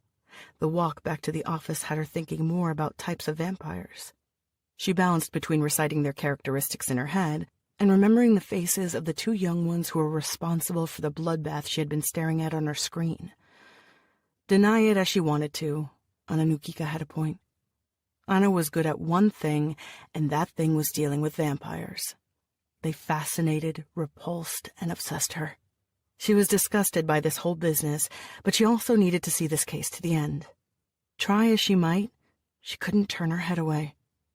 And yet, by the time she reached her desk, she was ready to go home. The office zapped her life. It was the real vampire. Tops 5 minutes after she sat down, another officer came walking by. Hey, Aguirre, I've got a guy who says he saw something in connection to your case. Tell Luna about it. He's a lead on it, Anna muttered. Like I wouldn't have tried that. Luna's not here. He was probably banging his mistress in a cheap motel that charged by the hour. Will you talk to the damn guy? Yeah, sure, send him over, Anna said. She pulled out the voice recorder and her notepad. A man in a striped shirt sat down across the desk from her, looking nervous. I'm Detective Aguirre. They tell me you want to speak with me, she said, and did not even bother sounding like she was interested. She should have had the damn coffee and a bit of food. It was a terrible stench, just awful, like rotting meat, he blurted. It was that psychopath vampire from the papers. She could smell the booze even from across the desk. Anna looked into the old guy's face and hoped this wasn't an alcoholic who'd had a vivid hallucination. The crazies came out in force any time a big crime took place. Sir, let's slow down. You say you saw a vampire? They were riding in my car. Okay. How did they get into your car? How do you think they got in? The man spluttered. I drive a taxi. They just got in. I had no idea until she grabbed me by the neck and threatened me, and she smelled bad, terrible, like meat that's gone bad. There was a boy, too, and a damn dog. Anna held her pen up, pausing. A dog? Yes, a big dog. They made me drive them around. She leaned forward. Do you remember where you took them? To the Roma? Where in the Roma? I don't know, a house? He shook his head. I was too spooked to pay attention to it. But my friend, he told me today that you guys give rewards for this stuff. How much are you giving? Sir, does your taxi have a geolocator? Taxi companies use it nowadays to track where the vehicles are. No. What do you think? I'm rich to be having this fancy geolocator shit. She bet he was driving an illegal taxi. I don't think anything. You think hard. Can you remember anything about the street you dropped them off at? Anna asked. It was in the Roma, is what I know. The Roma. It had been a big vampire quarter once upon a time. They'd all left, except she remembered hearing a rumor from Archibaldo Ramos, who'd been in hot water, well, more than usual, a couple of years before when they busted him trying to run a prostitution ring near Coyoacán. Cops weren't very nice when people weren't paying their bribes, and Ramos thought he could just pull the wool over everyone's eyes and not have to pay anyone off. Ramos, whom she'd met several times before, was aware she had an interest in vampires and tried to gain brownie points by regaling her with vampire stories. He'd mentioned the vampires of the Roma and hinted one remained there. At the time, she thought he was just bullshitting her.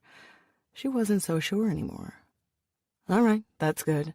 I'll file your statement," Anna said. "What about my money?" "There's no reward money." "That's bullshit, lady. Plain bullshit."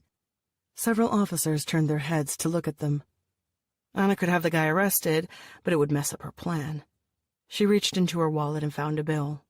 "Here's 100 and get out," she said. The guy took the bill and crumpled it, but he didn't say anything else and walked out. Anna logged into one of the databases and scanned it for info. She then grabbed a few papers and went over to the officer who had sent the taxi driver over to her. "I'm heading out again. If Castillo asks, I was sick, all right?" The officer, who was busy browsing ties on the internet, she could see the site on the monitor behind him, sneered at Anna. "Suddenly got your period, Aguirre.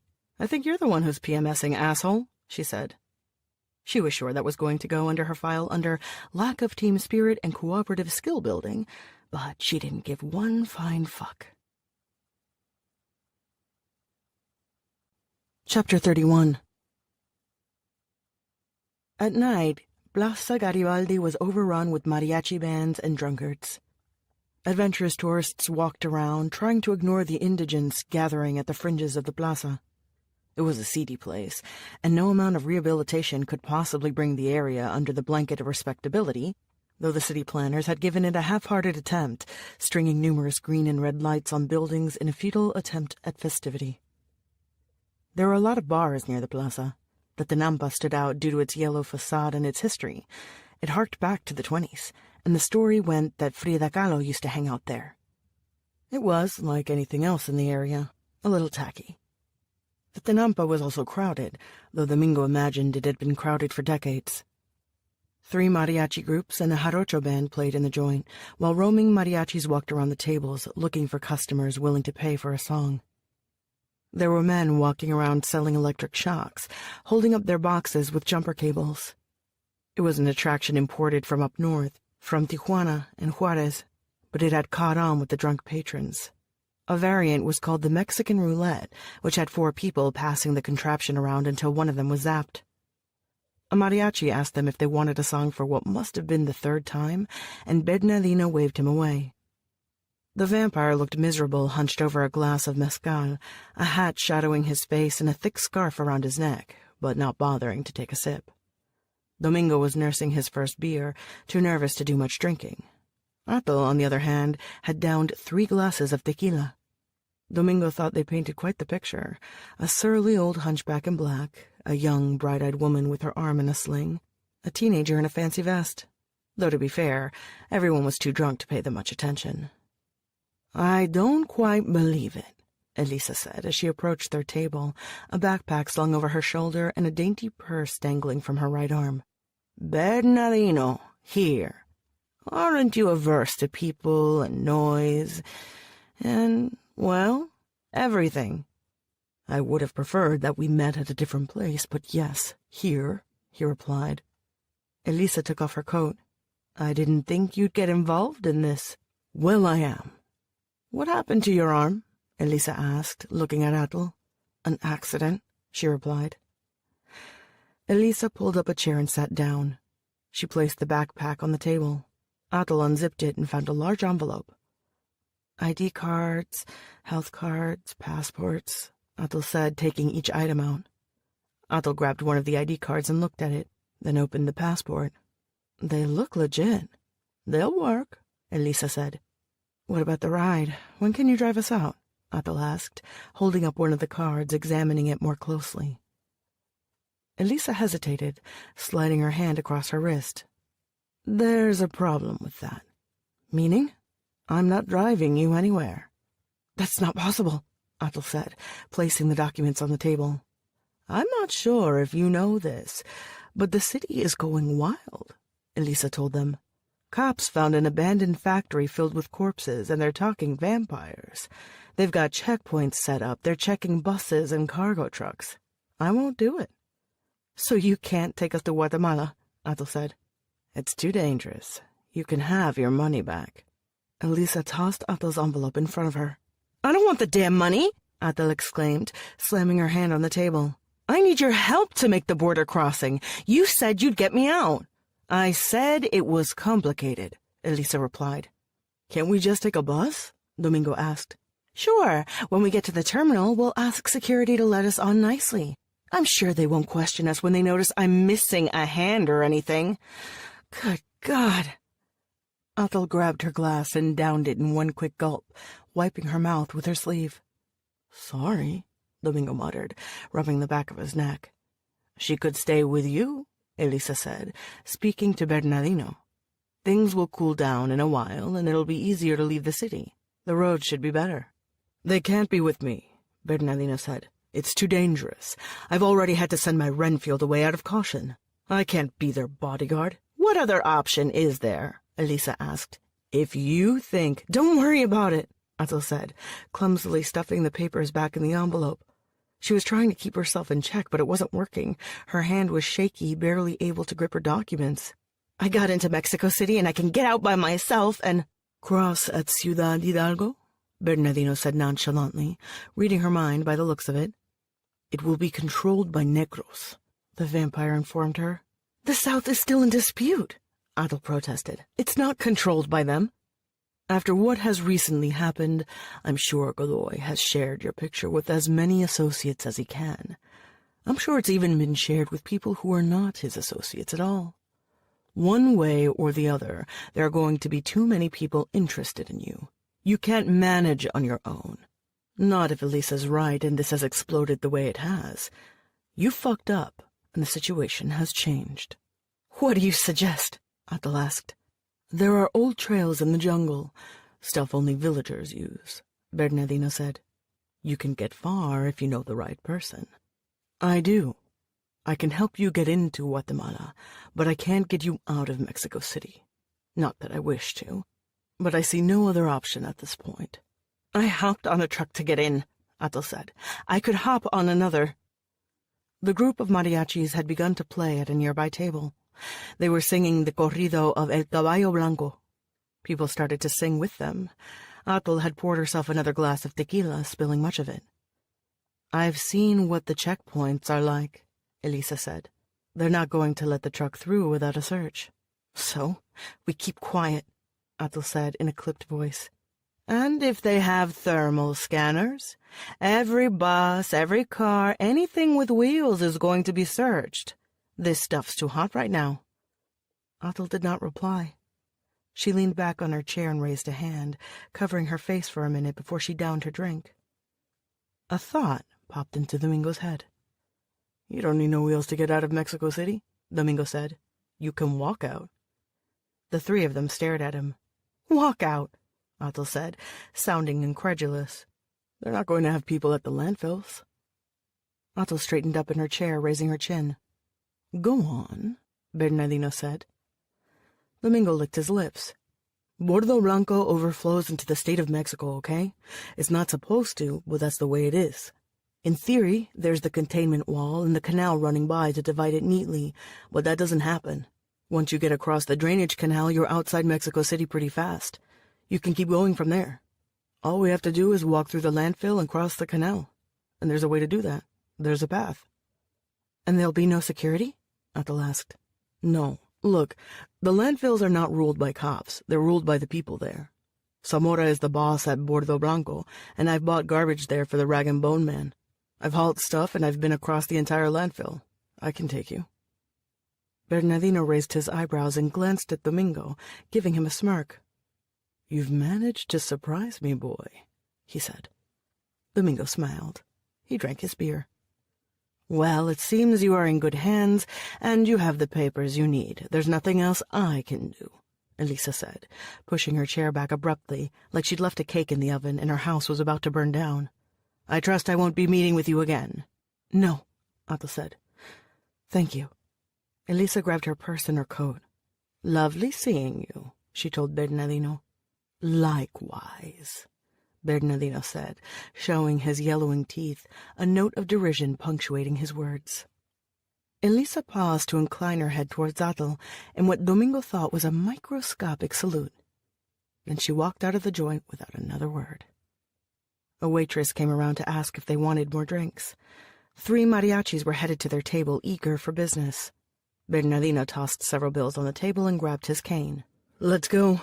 I can't stand this infernal place. My head feels as though it might burst," Bernardino said. Domingo took a final sip of his beer and stood up. Despite the cane, Bernardino moved surprisingly fast, evading drunkards and servers, leaving them behind in a heartbeat. Once outside, Atul and Domingo were able to catch up with him. "Who's the right person?" Atul asked. She sounded anxious, and the way she walked next to Bernardino only seemed to reinforce this impression, something about her reminding Domingo of the incessant fluttering of a hummingbird. "You said you knew the right person." "Manuel Tejera. Can he get me into Guatemala?" "If he wants to. He'll want to after I've spoken to him," Bernardino said firmly. "Do we go see him now?" "Yes." Atul slowed down for a second, then lost her balance and stumbled. Domingo grabbed her, steadying her. Her eyes seemed glassy, and she winced. "Bernardino, she's not looking too good. Maybe we should do this tomorrow? Or we can come back together, you and me, while Atul rests." "I'm fine," Atul said. "No, you're not," Domingo said. "You shouldn't even be here." They evaded a puddle of barf smack in the middle of the sidewalk, and Domingo leaned down, closer to her. "Atul, you can't send me home for a warm glass of milk," she said, irritated. "I'm not trying to be a dick. It's just I don't like seeing you in pain," he said, a hand resting against her shoulder. "Atul, you can trust us. We can do this for you." "Make up your mind and tell me if you're coming or not," Bernardino warned them. "I said I'm fine." Atul elbowed Domingo away and walked next to Bernardino. He followed them with a sigh. The symbol at the subway station at La Merced was a basket filled with apples, clear commemoration for one of the most famous, or infamous, markets in Mexico City. In the time of the Aztecs, it had been home to the House of the Birds, and after the Spanish conquest, it was the place where authorities determined the prices of grain. The displays in the subway stations had informed Domingo of this fact. During the day, the market sprawled across dozens of blocks where merchants, sex workers, and buyers spent their days haggling.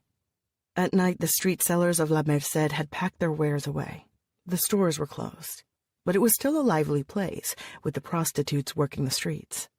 Rows and rows of women in miniskirts, high heels, and pounds of makeup stood texting their friends. When they walked by, they looked up for a second at them or flashed them a crimson smile. Bernardino led them to the doors of a vecindad, which, like most other buildings in this quarter, hailed from the previous century or two. There was no buzzer, and Bernardino did not even pull out a key.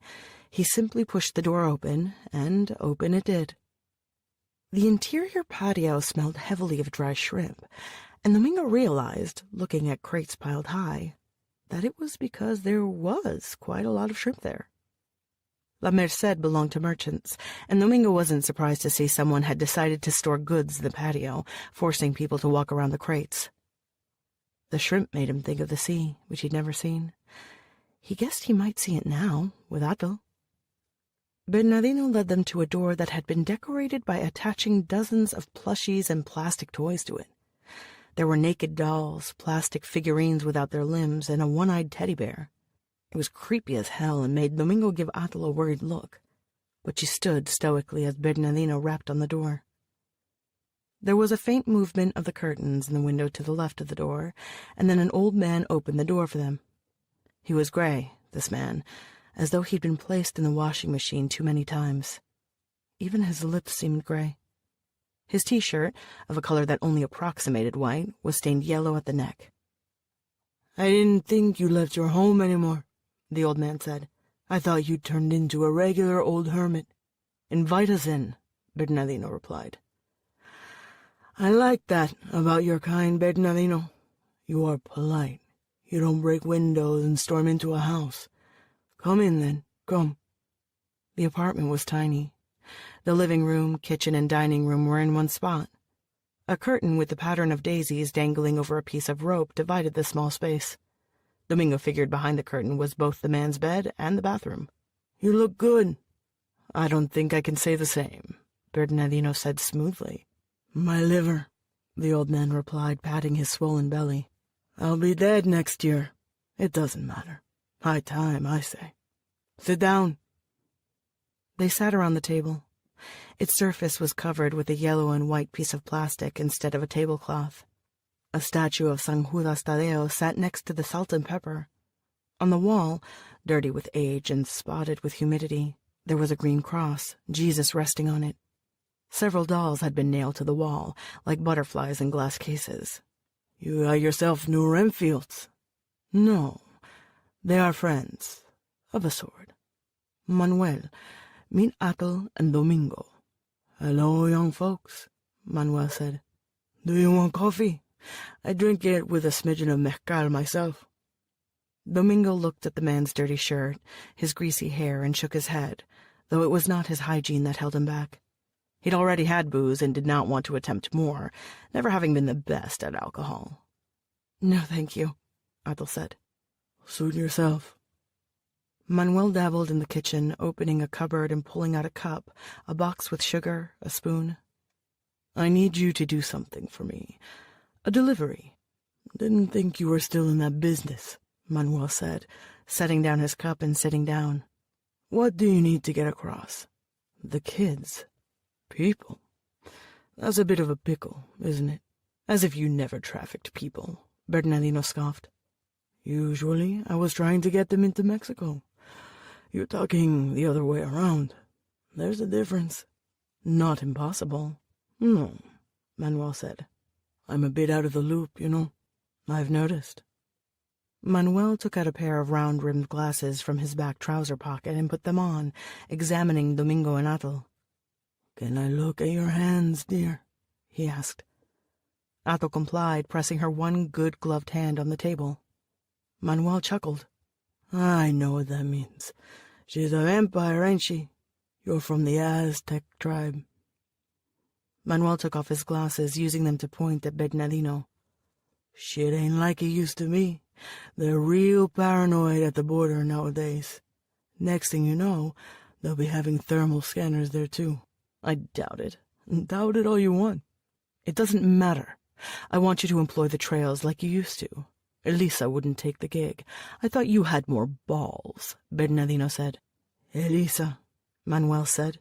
"That chit. Good for nothing. She never could make a run across without messing something up. I'm not surprised." "And then?" "I told you. My liver is killing me," the old man said, rubbing his belly for emphasis. "I want to stay here and watch TV, not run around a dusty road into Guatemala. What would that get me? Me? Money? A bit pointless now." "You owe me a favor." "I know." Manuel sipped his coffee. Domingo noticed that there were more toys on the refrigerator. They were everywhere, sad and broken, much like the old man. Was this a former Renfield? He didn't seem like much. Domingo had a hard time picturing him next to Bernardino. The old vampire was aristocratic-looking, not the type who would associate with a bum. Domingo realized that he himself didn't look like much either. Was he like this guy, only younger? That was a nasty thought. "We can't have the pickup in Mexico City. They're looking for her. Outside, not far from a landfill," Bernardino said. "Bordo Blanco," Domingo said. "We'll be at Tenayuca and Catedra." "How soon?" Manuel asked. "Tomorrow," Bernardino said. 1 a.m. "Tomorrow's no good, buddy.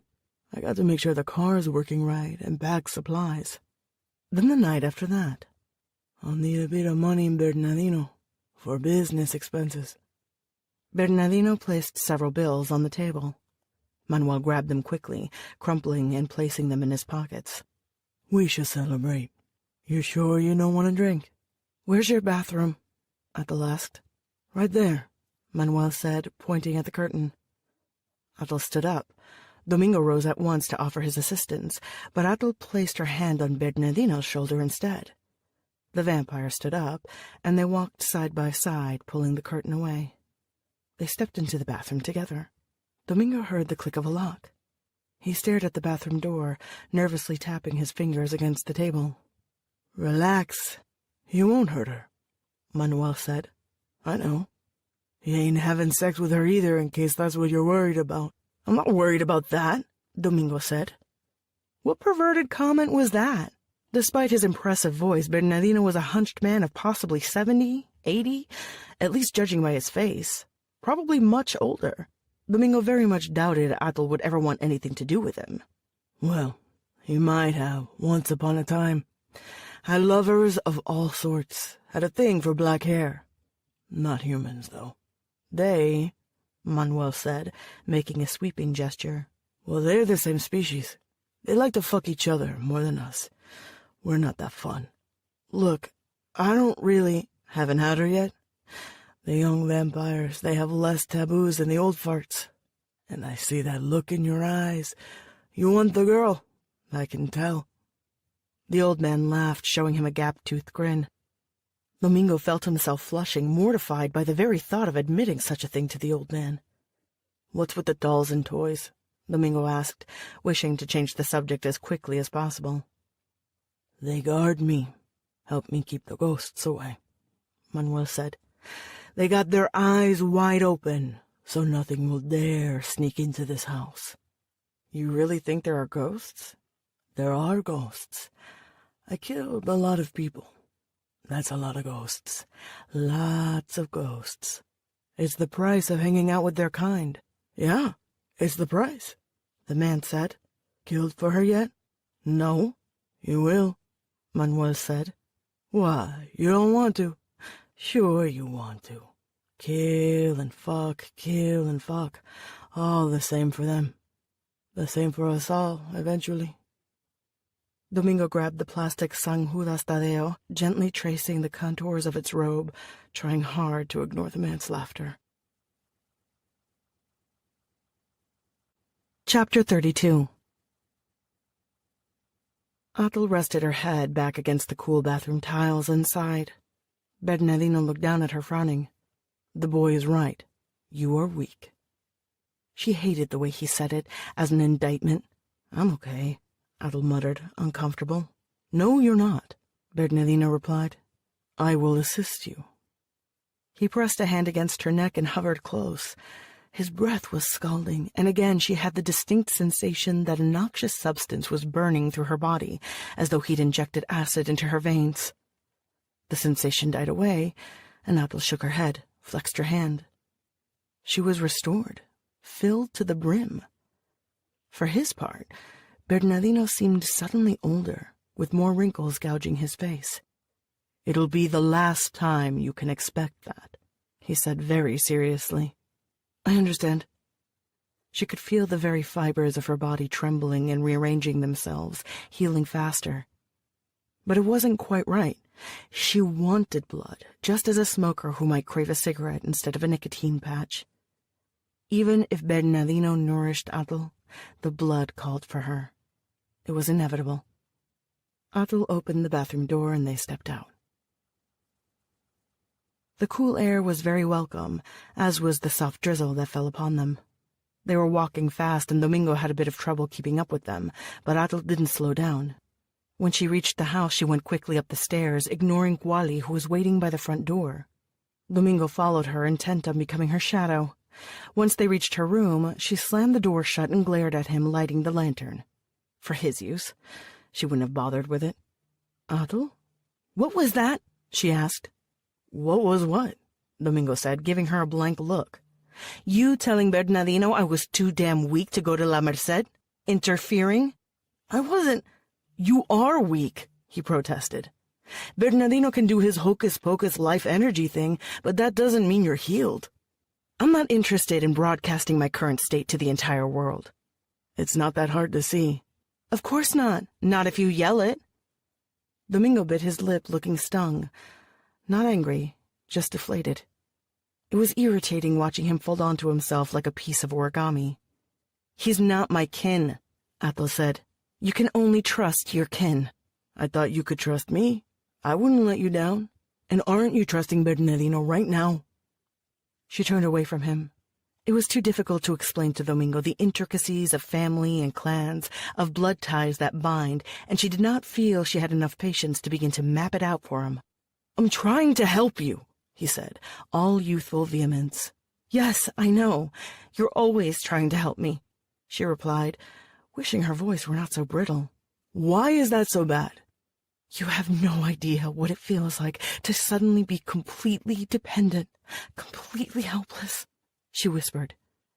She grabbed the change of clothes that was waiting for her on the bed and held it up for him to see.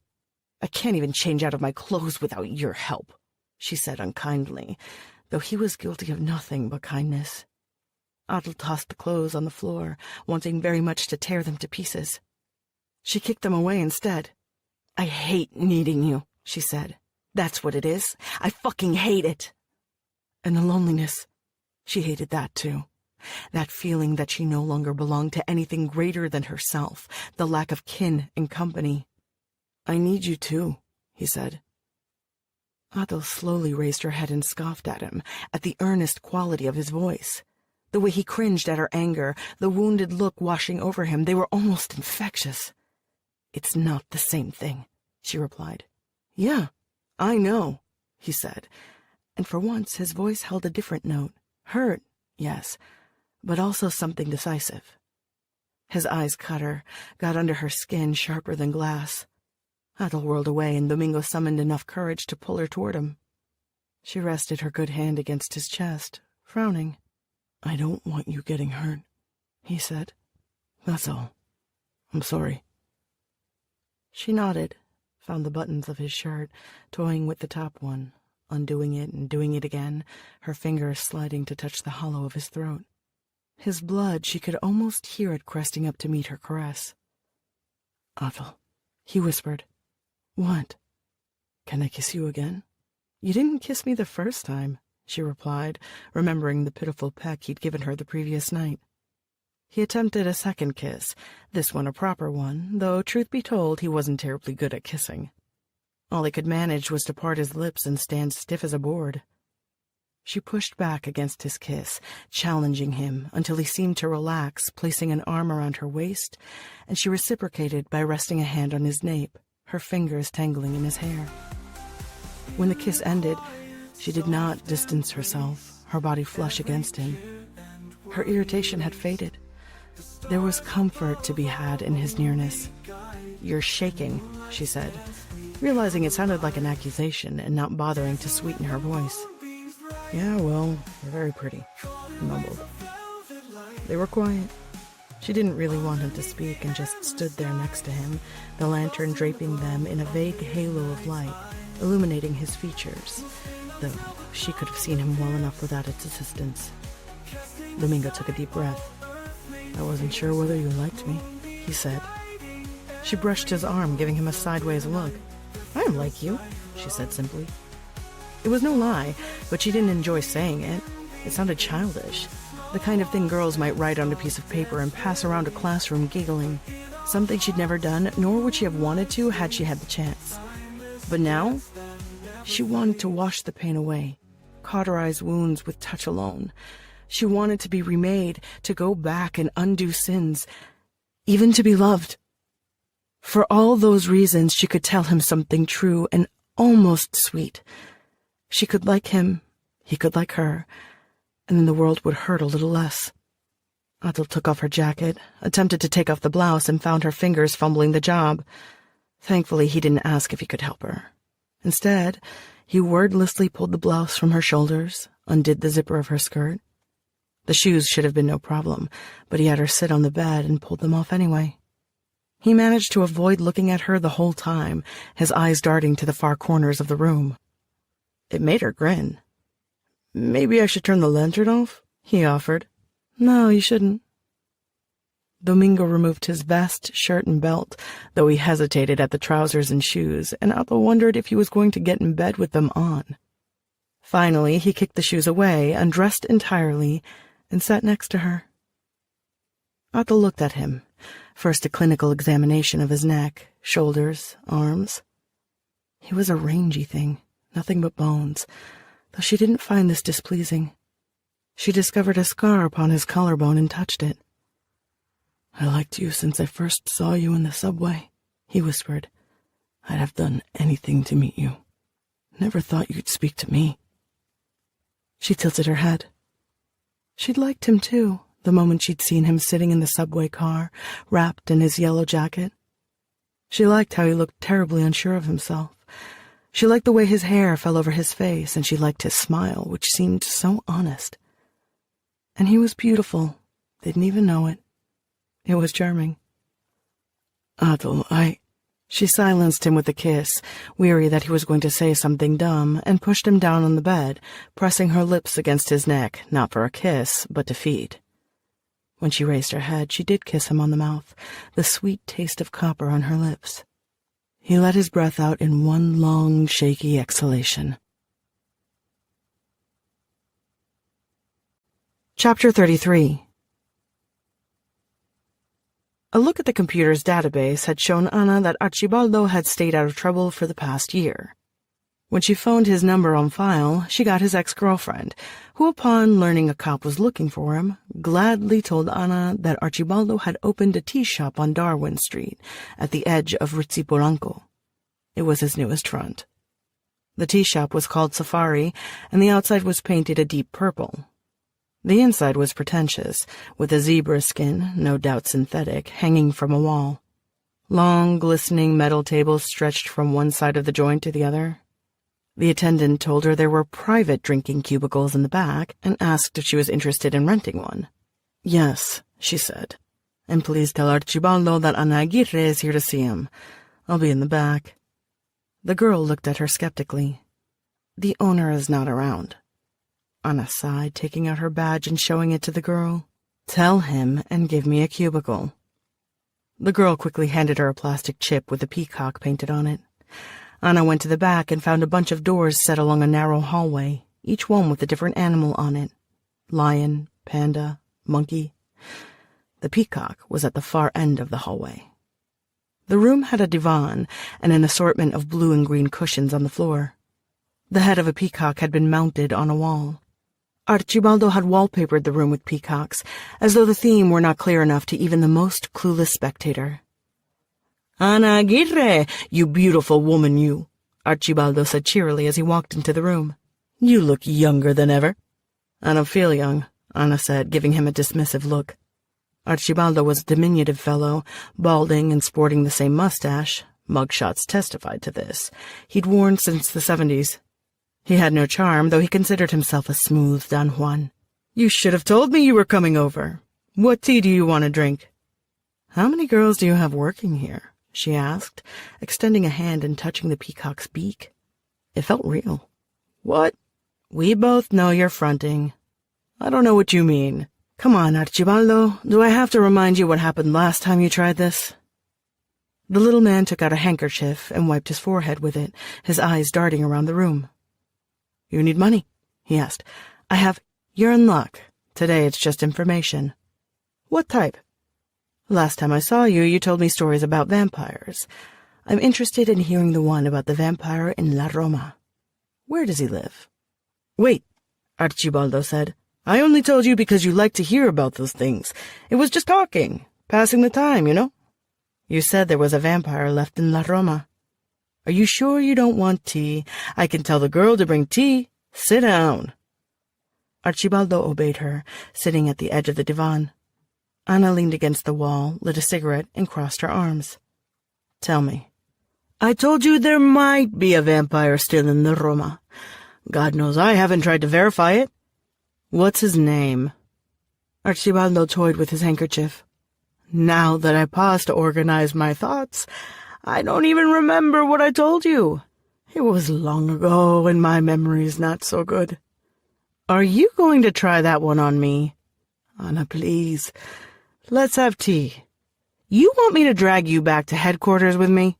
Anna asked. Force mineral water up your nose so you can't breathe? Add chili pepper to make it tastier? Huh? Do we have to do the whole song and dance number like we're fucking amateurs? Anna had never liked to liven up an interrogation with tehuacanazos and beatings, but she damn well knew others did. And she wasn't above reminding Archibaldo about the techniques her co-workers like to indulge in. Between the jerks at work and these fucking vampires going around eating people, she'd had it. No, Archibaldo mumbled. I'll tell you. He was quiet, as if gathering his courage, and Anna held on to her cigarette. I met him in the 70s. He was a revenant. His name was Bernardino. A revenant. Well, that wasn't exactly what she wanted to hear. Vampires who can suck your life with a single touch? No thanks. Go on. He lived in La Roma. A lot of them had left, were leaving the area by then. Things were getting hairy with the police. He didn't seem concerned, though. I think he'd been living in his place for a very long time, that he'd been a rich twat since the Porfiriato. You know how vampires can be, old-fashioned, especially the elderly ones. He was old-fashioned. Didn't see the benefit in moving. How did you meet him? He wanted people, to feed. I had girls who were willing to do the work. Did you ever see where he lived? Archibaldo nodded. On Parras. Number 25, a big old house. What makes you think he is still living in Mexico City? We haven't had any reports of vampires for years and years. When I met him, I heard he was some big shot.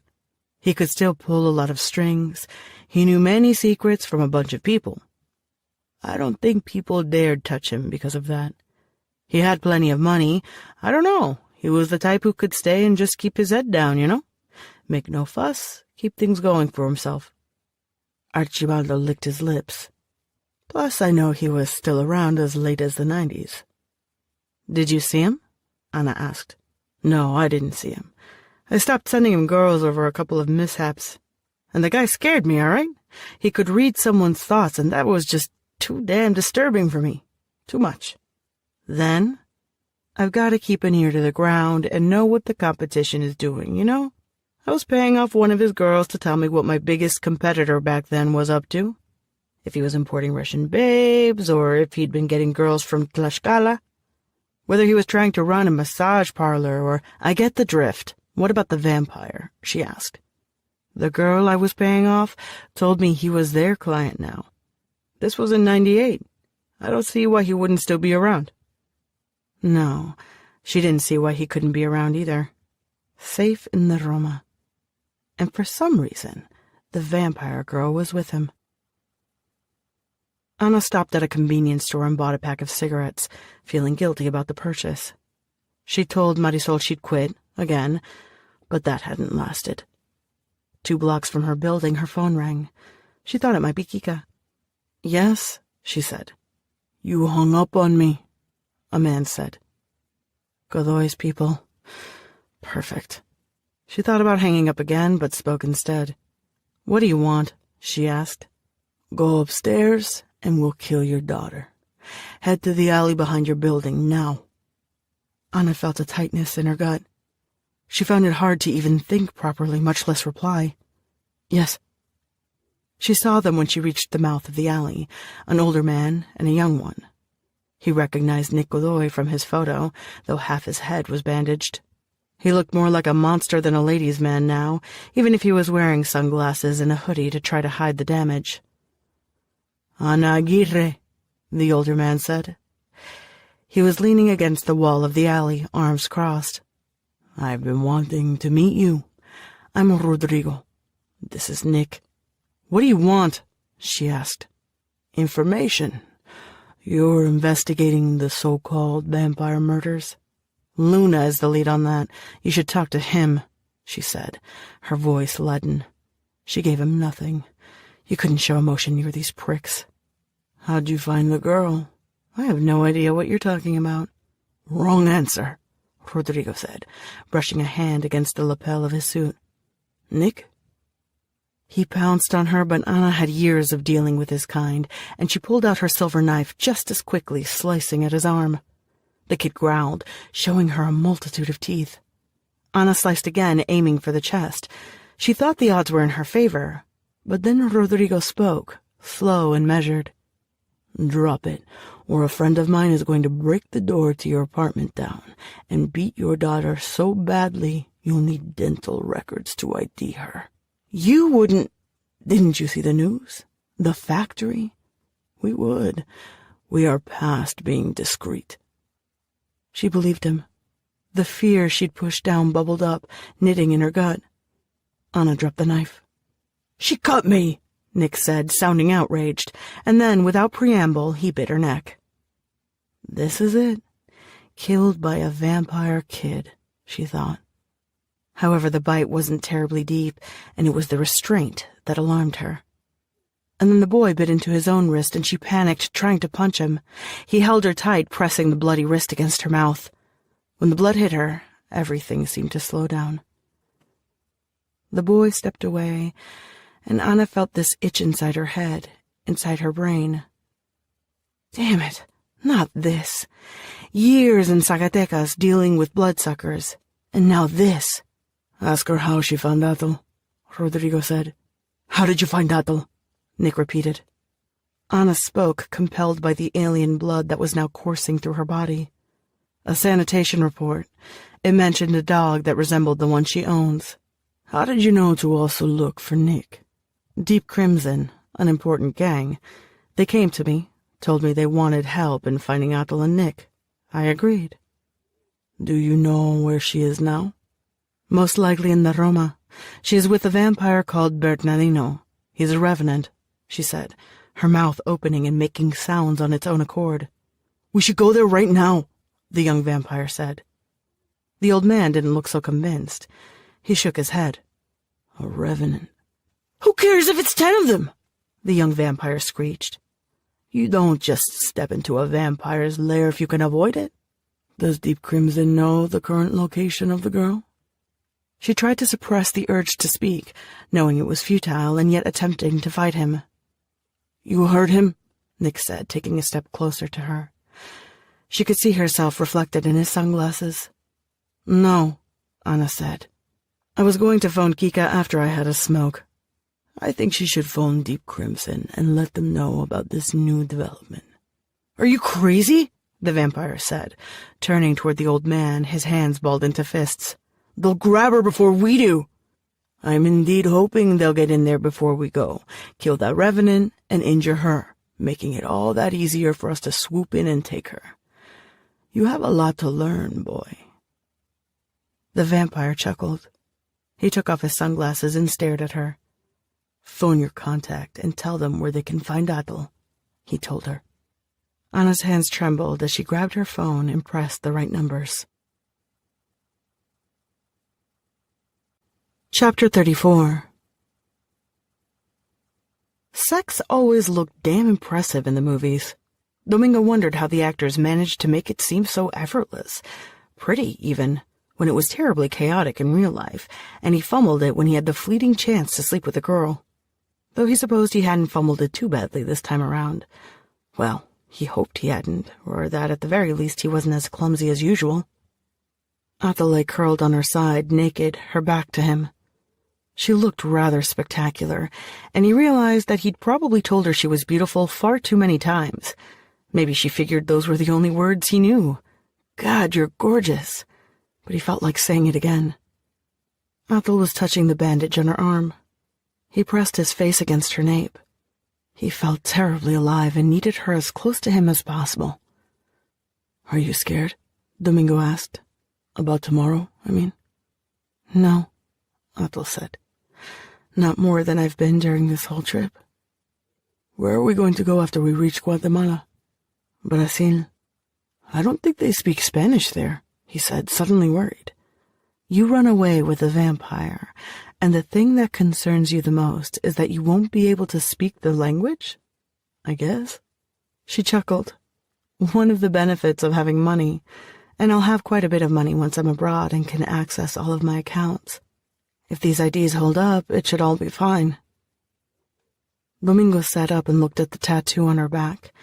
Now that he had a better chance to examine it, it seemed to him that the hummingbird had a definite, defiant expression that matched Atul's own proud scowls.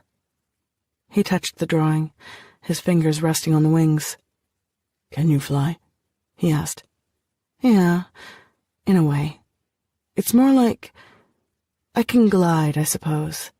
I can beat my wings a bit in the air, though if you were comparing me to a bird, I'd be flying more like a turkey than a sparrow. It's not that impressive. That means you have wings. Yes. Bat wings or bird wings? Not butterfly, right? I saw a picture of a lady that had butterfly wings once, but I think that was a fairy in some children's book. Bird. How come I haven't seen your wings? No need for it. It's private, she said, sounding shy, which surprised him. You've seen me naked, he said. That's different. How come? She looked at him and raised an eyebrow. You ask a lot of questions. You've also seen me naked. I'd say that equation is well balanced. I wouldn't mind seeing your wings. You're not that cute, she replied. Cute? That sounded really good to him, although now that he thought about it, she'd probably been with very handsome gentlemen. Vampires, rather. Vampires that didn't have awful teeth like him. They probably had really good teeth. If they went to South America, or even farther, would they be hanging out with other vampires? Would Atle be whisked away by a billionaire bloodsucker with a Transylvanian accent? He traced the head of the hummingbird with his hands and kissed her shoulder blade. Do you know why it's a hummingbird and not a raven or a swan or something else? She told him. Why?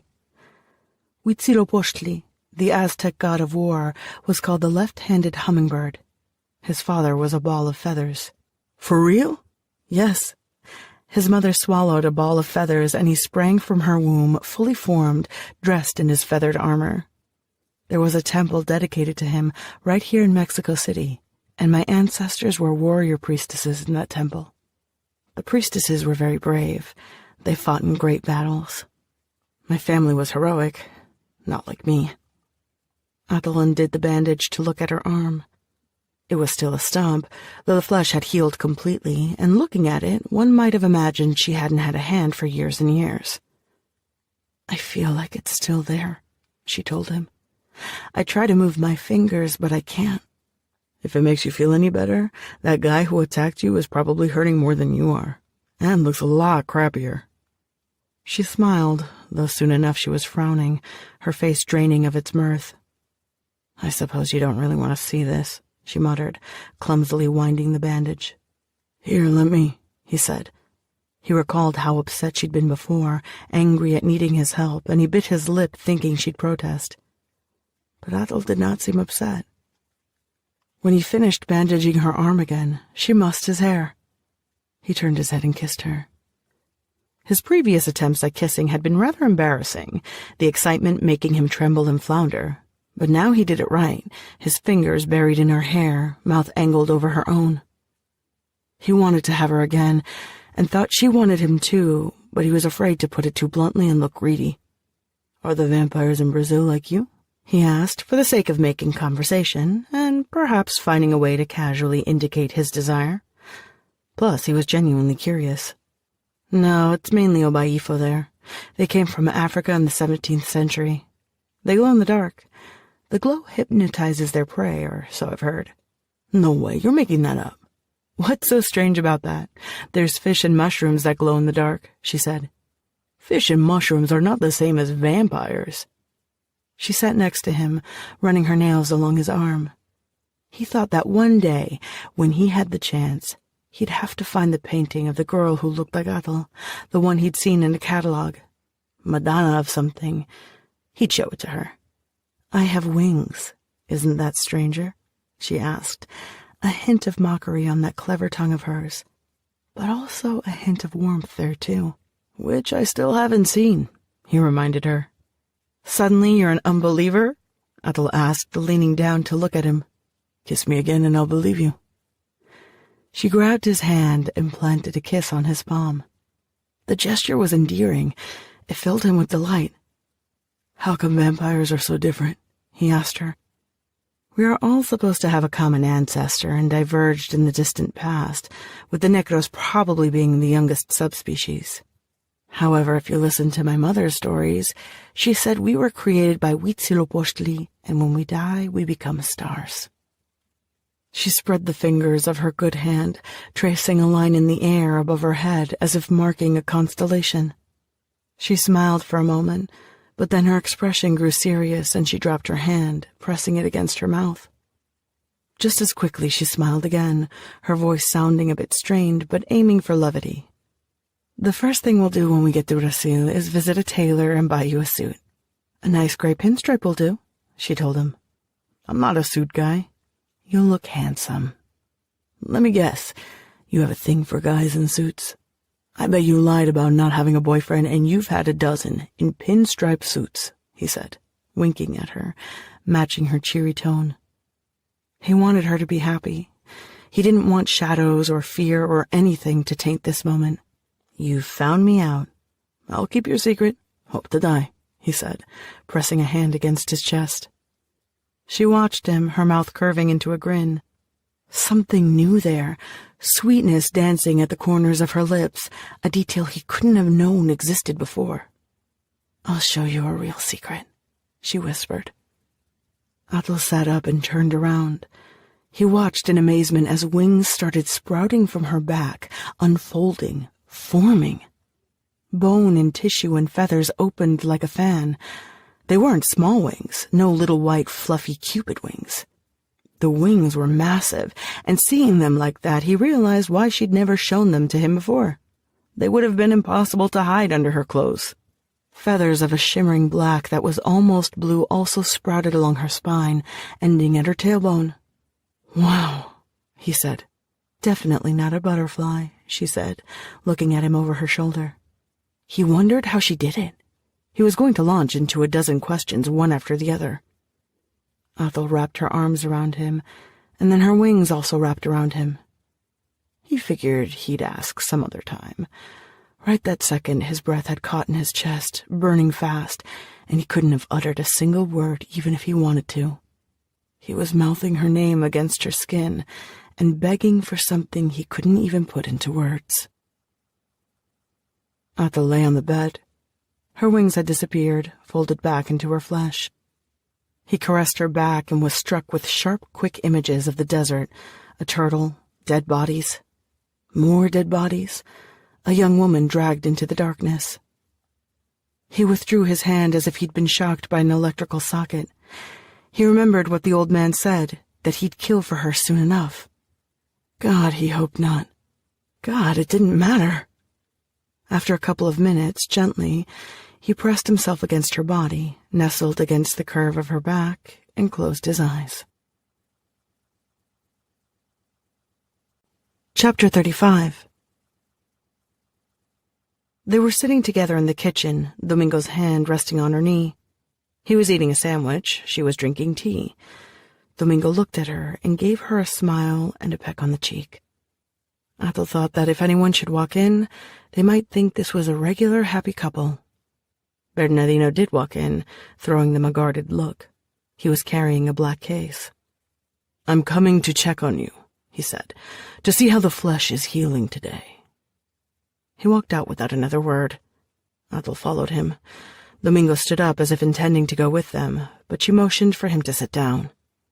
Athel and Bernardino went to the study, where he unrolled the bandage and looked at the hand. Bone and muscle were starting to grow, and she had a palm and the beginning of 2 fingers.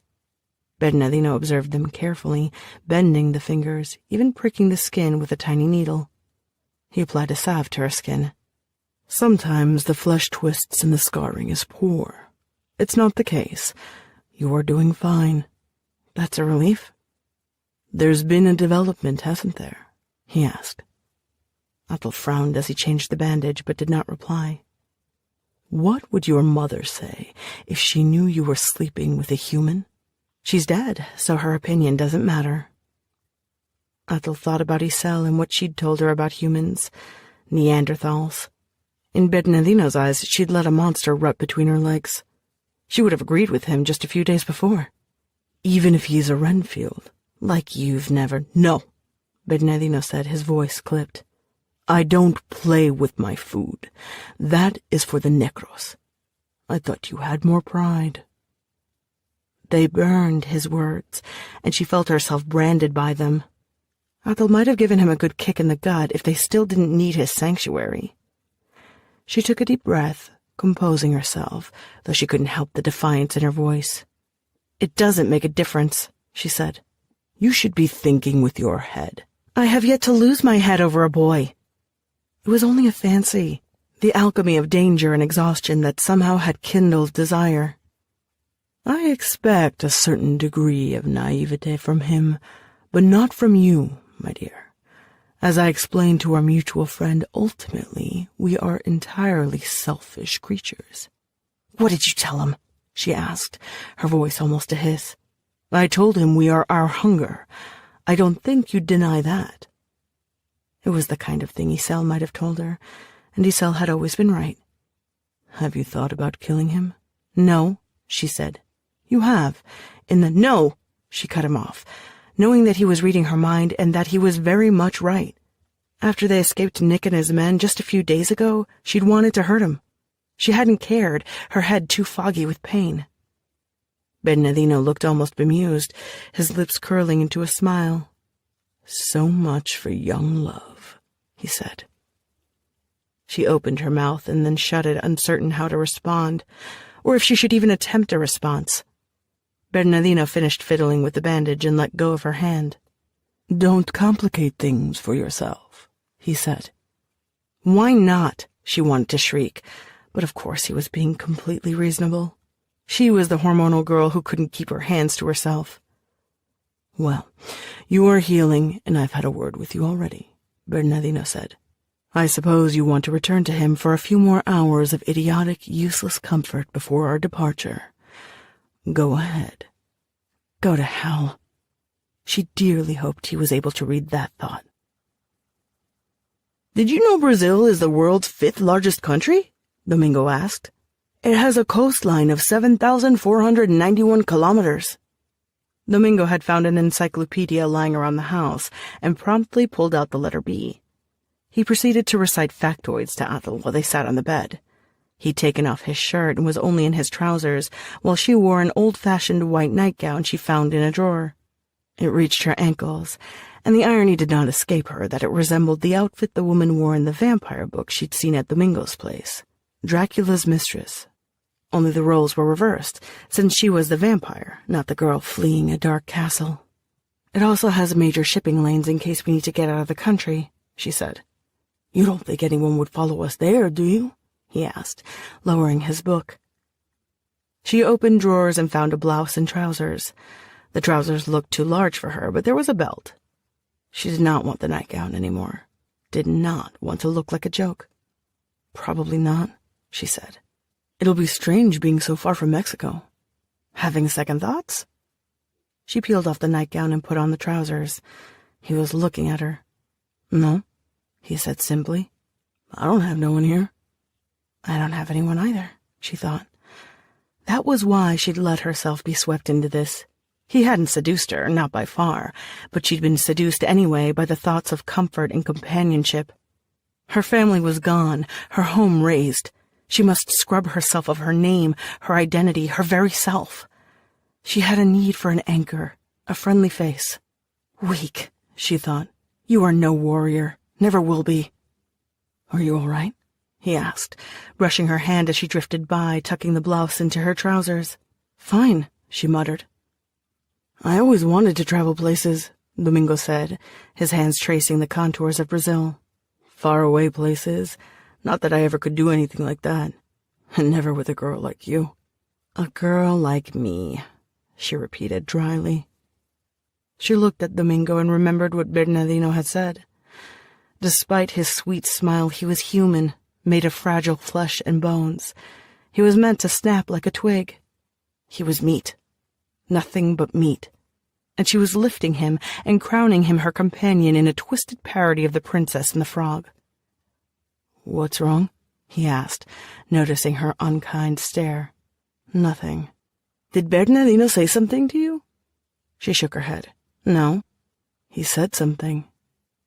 Athel walked across the room, her arms crossed.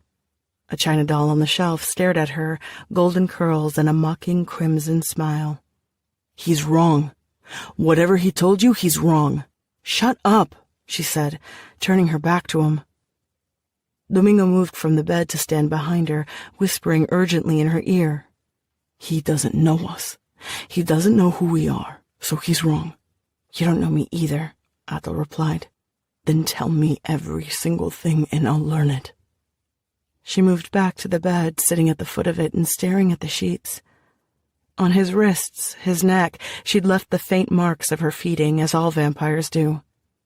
She thought he was going to leave a mark on her, as idiotic as that sounded since he had no fangs or stinger. Yet she was sure of it, that it'd be on her skin. He was quiet, but the silence hurt more than any recrimination. Athel sighed. She no longer had any idea what she was doing. She was drifting. It was easy to be pulled by the current. It was pleasant. "Come here," she said.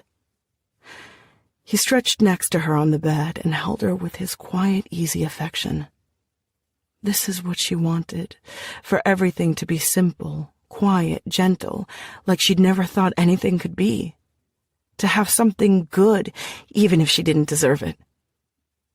She traced the bones of his arms, his rib cage. She knew the names for each of them. She listed them in her head. Bones that couldn't heal like her own, flesh that wouldn't knit itself back together. Had Nick maimed him, had they shot him, he'd be gone in a second. And then there came that other nagging thought. Bruises heal, marks fade from purple to blue to yellow. But what about the damn mark he was making right now? How do you get rid of that?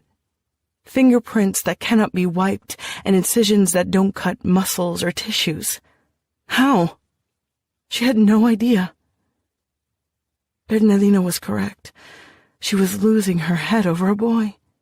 But it'd be him who'd lose his life, or them both, depending on how things went. The thought made her feel cold. Domingo had lain perfectly still so far, but when she dragged her knuckles against his clavicle, he pushed himself up on his elbows, kissing her, dragging her down. The coldness melted away and she kissed him back. He embraced her again, and they lay like that, quietly, until she fell asleep. Somewhere inside the house, the dog barked. Only once. Once. Intruder. It made her jump in bed. Her sudden movement awoke Domingo, who stirred and raised his head. "What? Quiet," she whispered. "Put your shirt on." She now had 2 fingers and the beginning of a third. When she put on the jacket, she pressed her hand against the pocket where the switchblade was nestled and took it out, handing it to Domingo.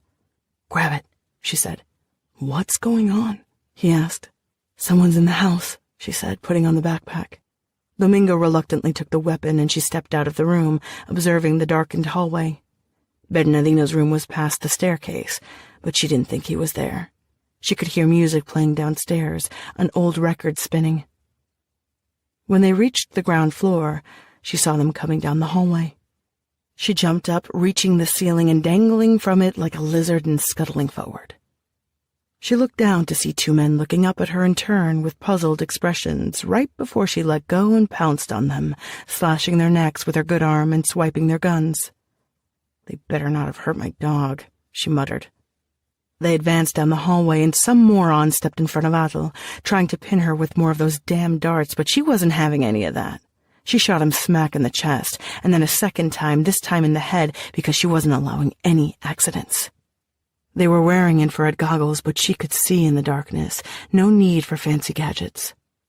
She dispatched another 2 of them before one of them actually managed something smart. She was blinded by a sudden burst of UV light, the brightness making her close her eyes and roll on the ground, her skin itching all over. "Inject her with that silver nitrate, Kika!" someone yelled. "Shit!" Athel thought, and raised her hands in what was surely a futile attempt to ward them off. "Leave her alone!" yelled Domingo. There were 2 shots, the scent of blood, and she opened her eyes. Chapter 36. Kika was near Athel, ready and eager to drive a massive dose of silver nitrate into the girl's chest. Anna felt the tugging inside her head. It was a searing pain that made her groan, and through the pain came the unmistakable command. "I don't want her dead." Nick, inside her mind, like a parasite. She'd felt him during the drive here, and she'd stared at Kika, unable to warn her about what had happened, unable to tell her that Nick and his friends had decided to make cannon fodder out of them. For a few seconds, she was able to discern his thoughts, vague and deformed, like watching an old TV tuned to the wrong channel, lines running up and down the screen. She had the impression of a strong, sickening hatred, and then images of blood and mayhem, and the girl he was after. Atle. Cut, mangled, violated, tortured. These were Nick's desires, his plans for the woman. Sickening ideas. Another idea darted through his head. Anna caught a glimpse of herself, throat slit, bleeding to death. Then another vague thought, Marisol, also dead. No loose ends. Kill the cop and the bitch daughter. And Atle, darling Atle, like a mantra, the name dancing in his head, making Anna want to vomit, the psychotic fuck's thoughts mingling with her own. She wanted to open her mouth. She wanted to yell, and instead her mouth was clamped shut. I don't want her dead. Give her to me now. Compelled by Nick, Anna raised her gun and shot Kika and her companion in the back, the sound of the shots echoing down the hallway. The young man who was standing behind Atle stared at her as though she were an apparition, while Atle lay on her knees squinting, still blinded by the light. Grab her! Anna prepared to obey the order, but then came a hard blow to the head, and she dropped to the floor with a loud thud, the gun slipping from her grasp. She heard them as she lay just inches from Kika's corpse, her ears ringing with the violence of the blow. The pain seemed to snap her connection from Nick. It felt like a sudden weight had slid from her body, and she was now mercifully alone inside her head. In pain, but alone. Are you hurt? Asked an older male voice. Anna blinked tears away, trying to focus her eyes. She saw the older man scooping Atle up onto her feet. He was very tall, hunched. UV blindness. I'm seeing all fuzzy right now, you? Said the girl. 2 silver bullets to the leg. Very unpleasant, the man replied. The young man was now touching Atle, one hand on her arm, the other on her cheek. His mouth was moving, but he was speaking so low, Anna didn't catch what he said. You've seen my dog? She heard the vampire girl ask. Safe and sound in the kitchen, the older man said. We need to get him and get going. How are we going to reach Bordo Blanco? Said the young man. We can't just call a cab. We'll steal a car, Atle said. Anna closed her eyes. She heard them walk away. When the house was quiet, she stood up, holding onto the wall for good measure. Blood was leaking from one of her ears. She thought it was busted. She took a deep breath. There came footsteps again, different ones. Nick stopped in front of her. We got cut off back there. Where's the girl? She tried to swat his hand away, but he had already cut his wrist again and was pressing it against her mouth. The blood rushed through her veins, the pain was dulled, and she could hear him inside her once more, scratching, scratching, scratching until she had to speak. They escaped. Both vampires are still alive. He's injured. She sustained some UV damage. There's a young human man with them, and they said something about a dog. So much for your plan, Rodrigo, Nick said, sneering. Do you know where they're going? They're heading to Bordo Blanco, Anna muttered. Where's that? I don't know. It's a landfill, said Rodrigo. Anna looked down at Kika's corpse, her blood staining the floor. Kika, who'd thought this was exciting, who was so eager. But life is no adventure, and there are no heroes, only survivors. Chapter 37.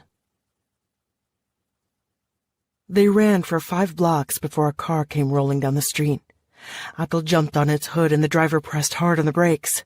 She quickly jumped down, opened the door, and pulled the driver out, tossing him onto the ground and taking the driver's place.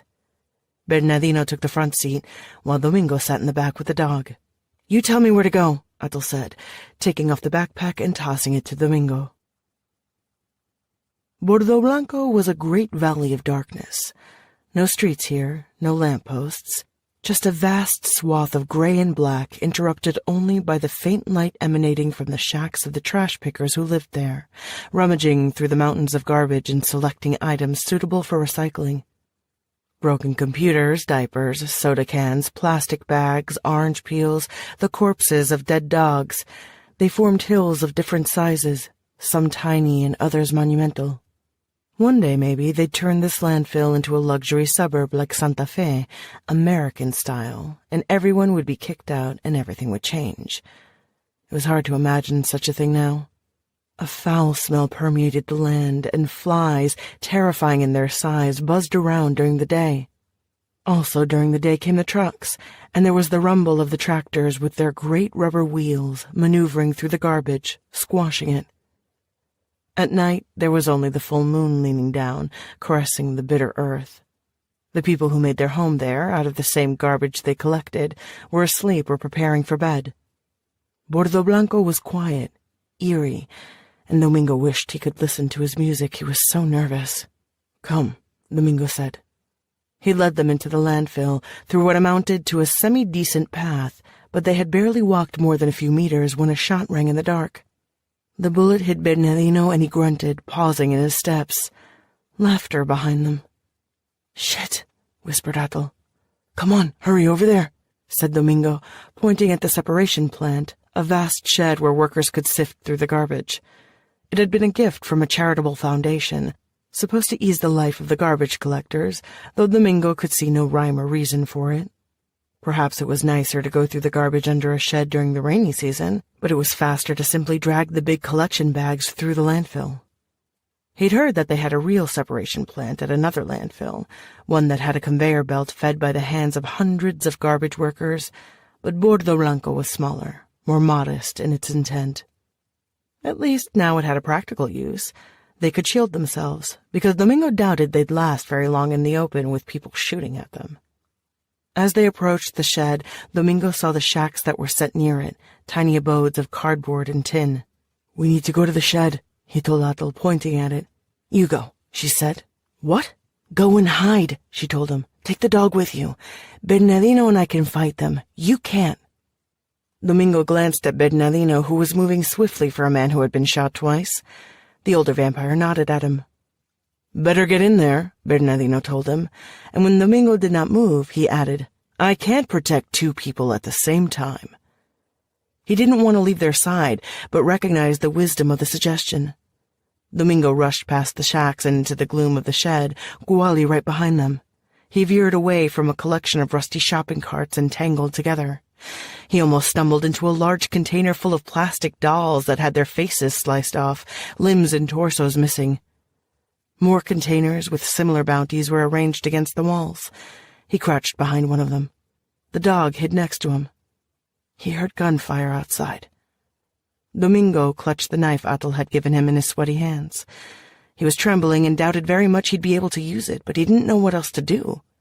"Hey, I know you're in here," yelled someone. Domingo did not move. He could hear someone walking into the shed. A flashlight bounced around the walls. He pressed himself closer to the wall. The flashlight passed by, and he sighed with relief. And then the flashlight returned, aimed straight at his face. "I see you, kid. Stand up slowly," said a voice. Domingo did as he was told, but as he rose, the dog growled and jumped onto the man. The man let out a loud scream and tried to pry the dog off his leg. He was a huge, meaty guy, towering above Domingo, but he seemed unable to deal with the dog, which was firmly biting into his flesh. The man pulled out a gun. The dog! Domingo did not think. He simply pressed forward, plunging the knife into the man's back with all his strength. The man didn't collapse. He didn't even seem to be badly hurt. He just spun around, gun in hand. The dog jumped up and bit his hand. The man screamed again, stepped back, lost his footing, and fell heavily. The dog now went for his throat, tearing it with its powerful jaws. The man gurgled, unable to yell a third time. Domingo stood there, staring at the spectacle, watching as the man twitched, then went suddenly still. The dog kept biting him, and he could hear it chewing. "Guali, enough," he said. The dog stopped and withdrew from the dead man. Domingo knelt down, looking at the man's face. He didn't panic, but there was a knot inside him weighing him down. Domingo closed his eyes, but it didn't help, so he snapped them open again. He swallowed and rolled the corpse over. Domingo pulled out the knife and slipped it back in his pocket. A sudden wave of disgust hit him. He thought about the old man in La Merced and his dolls. which he kept to ward off the ghosts of the people he'd killed. But there was no time for disgust or stupid thoughts. He looked again at the corpse at his feet, and Gwali raised his head and growled. A bullet hit the dog.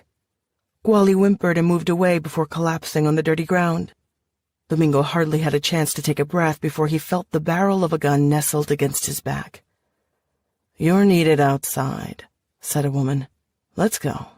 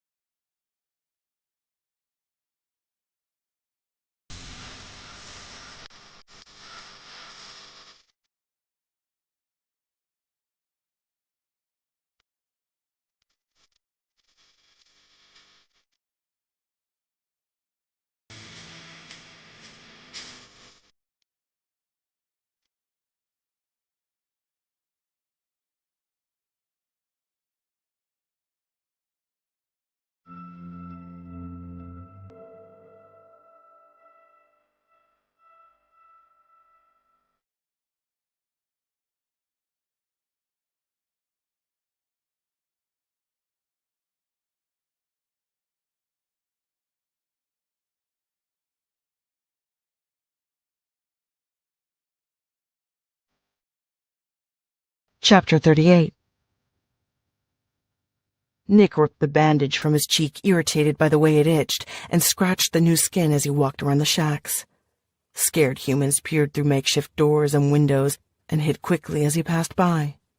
He saw a figure running with the dog, Athel's human friend. No one was getting out of this place, not the dog, and not the boy, and not Athel. "Get him back here. Alive," he told La Bola, and La Bola nodded, running clumsily toward a shed. He looked at Ana. Go with him. He had never trusted the efficacy of Rodrigo's friends, and he wasn't going to start now. Ana was only a meat puppet, but she was his meat puppet, under his control. "All four of you, I want that girl alive, too," he told the others. "Might be easier to finish her off here," Rodrigo replied dryly. "That's not what my father wants, is it? It's definitely not what I want." No, he wanted her dead real slow.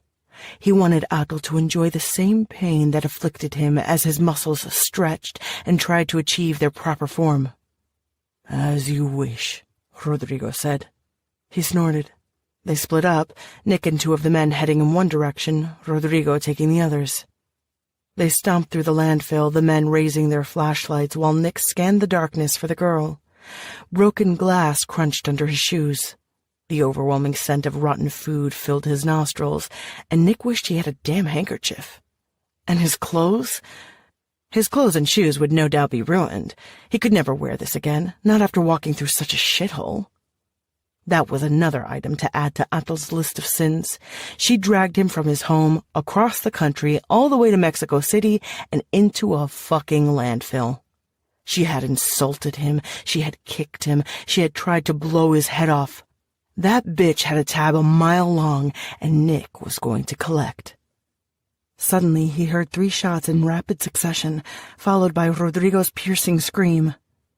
Nick spun around and ran to the place where the screams and shots had come from, the 2 men rushing after him. They arrived in time to see a vampire draped over what had once been Rodrigo and was now a sack of flaccid flesh and bones. It was feeding. Nick recoiled in horror and then stood still. He had the stun baton with him, but he'd forgotten how to wield the weapon, too disgusted to process what was happening. His men seemed equally shocked, their hands trembling. He took a deep breath. "Kill him," he told the men. They stared at him, utterly horrified. Nick bared his fangs at them. "Go now, or I'll gouge your eyes out," Nick ordered. The men still looked terrified, but they obeyed. They carried short-barreled, pump-action shotguns, and the bullets were silver-coated. But even though they peppered him with bullets, the Revenant didn't seem too concerned, darting forward and pressing his hand against the face of one of them. The man began to convulse, and Nick watched with sick fascination as the victim's whole body quickly shrank, the skin turning yellow and wrinkled as life was drained out of him. The other man had lost his composure and now began shooting without any finesse, shooting both his twitching friend and the vampire. The vampire let go of the man he was clutching and jumped onto the fool with the shotgun, ripping it from his hands, then shoving him against the ground and squatting over him. Nick, who had been holding back, pressed against the wall of a sad shack, crouched on the ground, and grasped a long, rusty piece of metal, perhaps once part of a fence, that was being used to support a clothesline. He pulled it out and walked behind the vampire. The creature was too busy feeding to notice him coming. He jammed the piece of metal down into the vampire's back, pinning him down as though he were a butterfly on top of the dead goon. "Stake this through your damn heart," Nick said, feeling terribly accomplished as he did this. A muffled groan made Nick turn around. Rodrigo, now closer to a mummy from Guanajuato than a real person, was still alive. He opened and closed his mouth, his hands scrabbled the dirt. "Huh," Nick said, glancing down at the old man who had pestered him for years and years. "Look at you." Rodrigo moaned. Nick raised his foot and brought it crashing down into Rodrigo's head. The skull cracked like a porcelain teacup, bits of bone spilling and jumping through the air. "Idiot," he whispered. The night air felt good against Nick's face, and he grinned. Anna came then. She was not alone. The teenage boy was with her, his eyes wide with fear. "Good work," Nick said, clapping his hands. "Bola?" "Dead." "So much for that," Nick said. His father might regret the loss of Rodrigo and La Bola, but Nick considered this a great victory for himself. Father would look at him with a newfound respect after this, after he brought him the girl. "You're her Renfield or what?" he asked the boy. The boy did not answer, but the way his eyes darted away told him he was right. Why else would Atel be dragging a human around with her? He threw his head back and yelled, "Atel, come out, you bitch! I have your buddy!" Nick squeezed the young man's face between his hands and tilted it, looking at it thoughtfully. "Say something to the lady," Nick ordered. When the boy did not reply, Nick sighed, grabbed the electric prod that was strapped to his back, and pulled it out, lowering the voltage and pressing it against the human's chest. The kid squealed like a pig. "Oink, oink! I'm going to fry him and squeeze his brains out if you don't show yourself, Atel! You've got 3! Chapter 39. Atel had no idea where she was headed, only that she had to run. Hide, Atel, hide! This mantra, which she'd been following for weeks, comforted her. She was good at running. And then she heard the loud voice, clear across the field of garbage. "Atel, come out, you bitch! I have your buddy!" She paused, looking back. A ruse? Domingo had the dog, and there was Bernardino back there. Then she heard Domingo scream, a shriek that ripped through the darkness. Oink, oink! I'm gonna fry him and squeeze his brains out if you don't show yourself, Atel. You've got 3! You moron, she whispered. She couldn't head back. She remembered the night Isel had died, the wait inside the refrigerator, her desperate efforts to evade Godoy's men after that. She'd come too far to let herself be captured. 1. She hadn't saved Isel. Domingo was nothing. A child from the slums with only the most tenuous connection to her. He could easily be replaced. 2. She was not a warrior. She was not brave. She was none of the things they said about her ancestors. She wasn't even anything like the fantasies of vampires Domingo spouted, picturing powerful creatures who roamed the night. 3. She was not— I'm here, she yelled. Wait! Leaving him behind. She walked back the way she'd come, back toward the shacks. Fear made her stumble, but fuck it. Fuck it. Don't be stupid, Isel said in her head. You're dead, she replied. You too, soon. Let him die. Better him than you. We are warriors, remember? Let's fight for something worth a damn for once, she told Isel. And the murmur of Isel, of doubt, cleared from her head just as she stepped behind the shacks. Nick had a hand on Domingo's shoulder, locking him in place. In his other hand, he was holding an electric prod. A woman accompanied them. A couple of meters behind the trio were corpses, splayed on the ground. Humans, but also Bernardino, impaled on a long metal pipe. Thank you, Nick said. I was thinking I'd have to chase you. It's getting very boring. No need for that. I'm glad to hear it. You can let him go, she told Nick. I can? Nick asked. His face was a parody of a human face, and his smile was full of savage mirth. Maybe it would be more fun to torture you both. Let him go. I think not, the vampire said. There was a flash of metal, and Domingo rammed the switchblade knife into Nick's stomach. Nick's grip on Domingo relaxed, and he looked down, more shocked than angry. He didn't seem able to process the thought that a human boy had just plunged a knife into his belly. Atel didn't quite believe it either, but then Nick roared, and there was no time to think, and she pounced on him, pulling the knife out and plunging it into Nick's left eye. She was hauled back by the woman. Atel felt the pressure of a gun at her side, and then she heard the shot, felt the pain as the bullet, silver, damn it, lodged in her body. She slammed her elbow against the woman's ribcage with such force she was sure she had broken a couple of bones. Good, she thought. She brushed her fingers against her side, jamming them into the wound, her nails tearing and enlarging the hole until she was able to pull out the bullet and toss it away, heaving, staring at the ground. She raised her head just in time to receive a full, swift kick in the face courtesy of Nick. You bitch! He yelled. He stood above her, blood pouring down his face. He kicked her again and she fell back, pushing herself up on her elbows. He struck her with the electric prod. The charge made her convulse, her legs flailing in the air. He hit her again, this time in her stomach, and she spat out blood. Bet you didn't like that, huh? He said. Hey, how about we try this with you? He pulled the knife out of his eye, twisting his head as he did, his teeth showing. When he dislodged the knife, he slammed it down into her stomach, then pulled it out again. Bet you wish it was over, little girl, he snarled. That is not happening. She rolled over herself, scrambling up, her hand pressed against her stomach.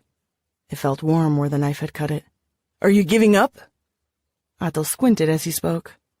She thought of Isel, the turtle, the scent of corpses burning, and raised her head. Nick was coming toward her, and she could not summon the strength to fight back. No, she said. Nick tried to hit her with the electric prod. Atel managed to dodge the blow more by instinct than actual thought, but the exertion caused her to gasp. The pain in her stomach was very bad. She couldn't stand straight. Nick tried to hit her again, and when she stepped back, she lost her footing. And then she saw Domingo hurrying toward them, carrying the long, rusty piece of metal that had been impaling Bernardino. Domingo swung it with all his strength like a bat. It hit Nick in the head. The crunch of bone made her blink. Domingo let go of the metal bar and stared at her. Nick rose. There was so much blood pouring from his head.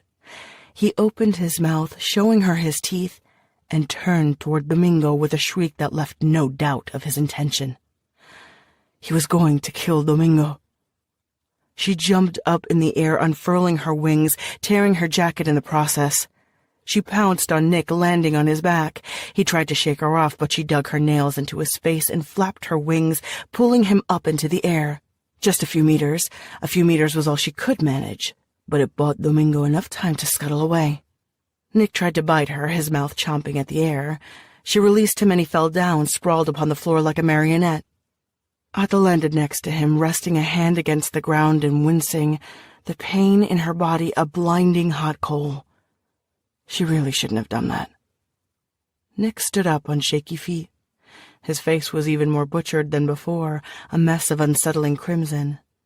But the teeth were still sharp and eager, his maw opening, ready to take a bite of her. "I was going to take you back alive, but I changed my mind," he said. Athel retracted her wings. Anna groaned. The pain was excruciating. She couldn't breathe properly. She was dizzy, and yet she was grateful. The pain was so strong it suddenly made everything clear. The weight that had been stifling her, the young vampire's mind control, had broken. A temporary reprieve, she knew. But enough, she thought. She watched Nick as he walked toward the girl. He had taken a lot of damage, but he would not stop. Bastard, she thought. Her hands were shaking. From the corner of her eye, she noticed movement, a shadow unfolding. She didn't pay it attention, instead focusing on Nick. She thought about her grandmother's lessons, the way to hold the gun, how to align the target, how to press the trigger. Breathe, Anna, breathe. She thought of herself younger, glued to the TV set, watching the thrilling conclusion to the midnight movie. The good guy always had time to fire one last crucial shot.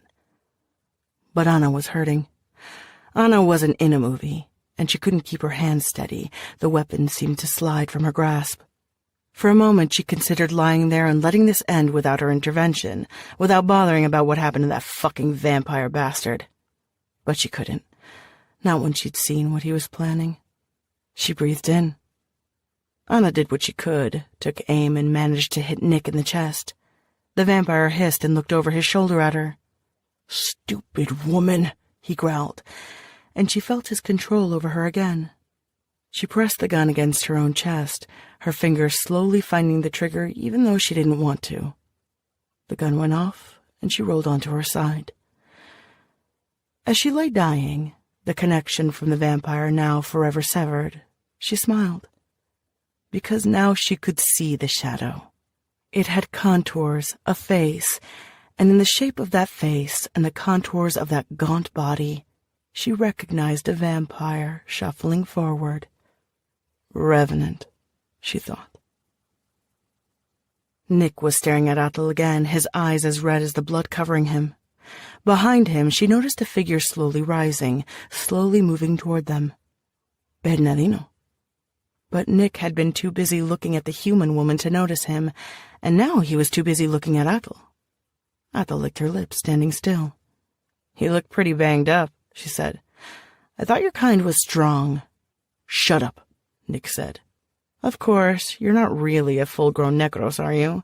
You're just a kid playing at being a narco." "Look who's talking," Nick said. "I'm better than you."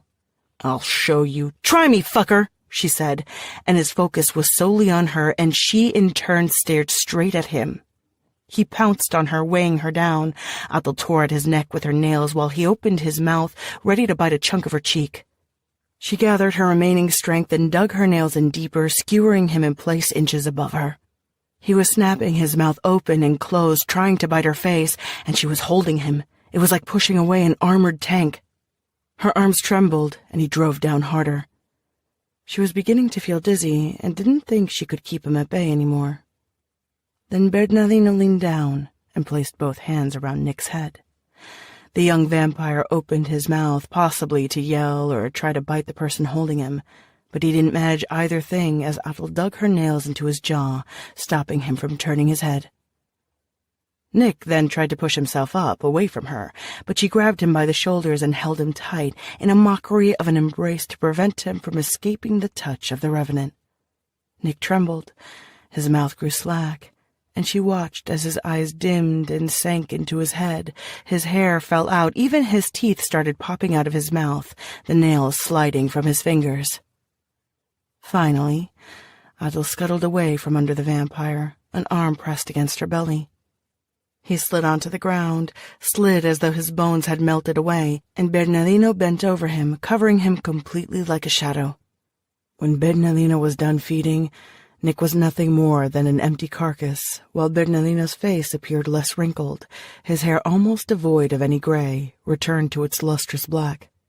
He was still hunched over, disturbing in his appearance, though. Certain things would not change.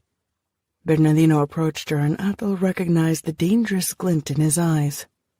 "We are our hunger," she thought. Bernardino was still weakened. He needed more life.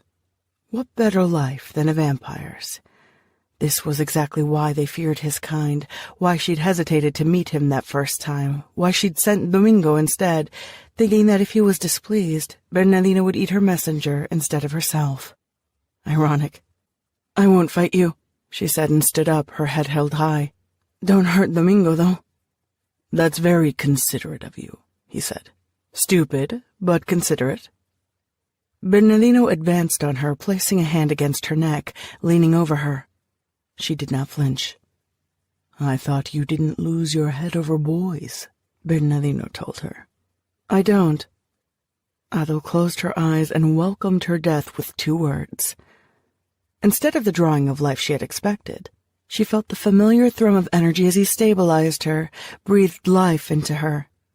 The cut upon her stomach began stitching itself together, and she let out a low hiss, snapping her eyes back open.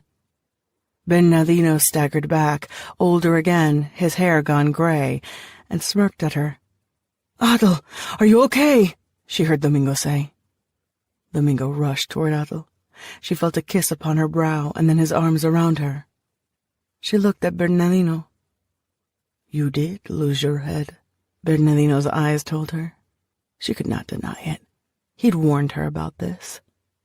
She could smell the blood from the dead humans, Nick's blood, her own blood. "I'm fine," she said, staring back at Bernardino. She looked at Domingo. He seemed tired, but he was still like a freshly minted coin, and she knew all she'd ever be able to give him was this. The scent of blood and death, nothing new or clean.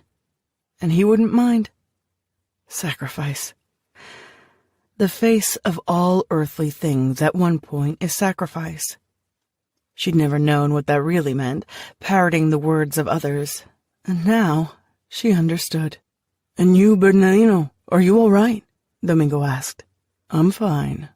"I owe you," Athel said, looking at the vampire. "I won't forget that."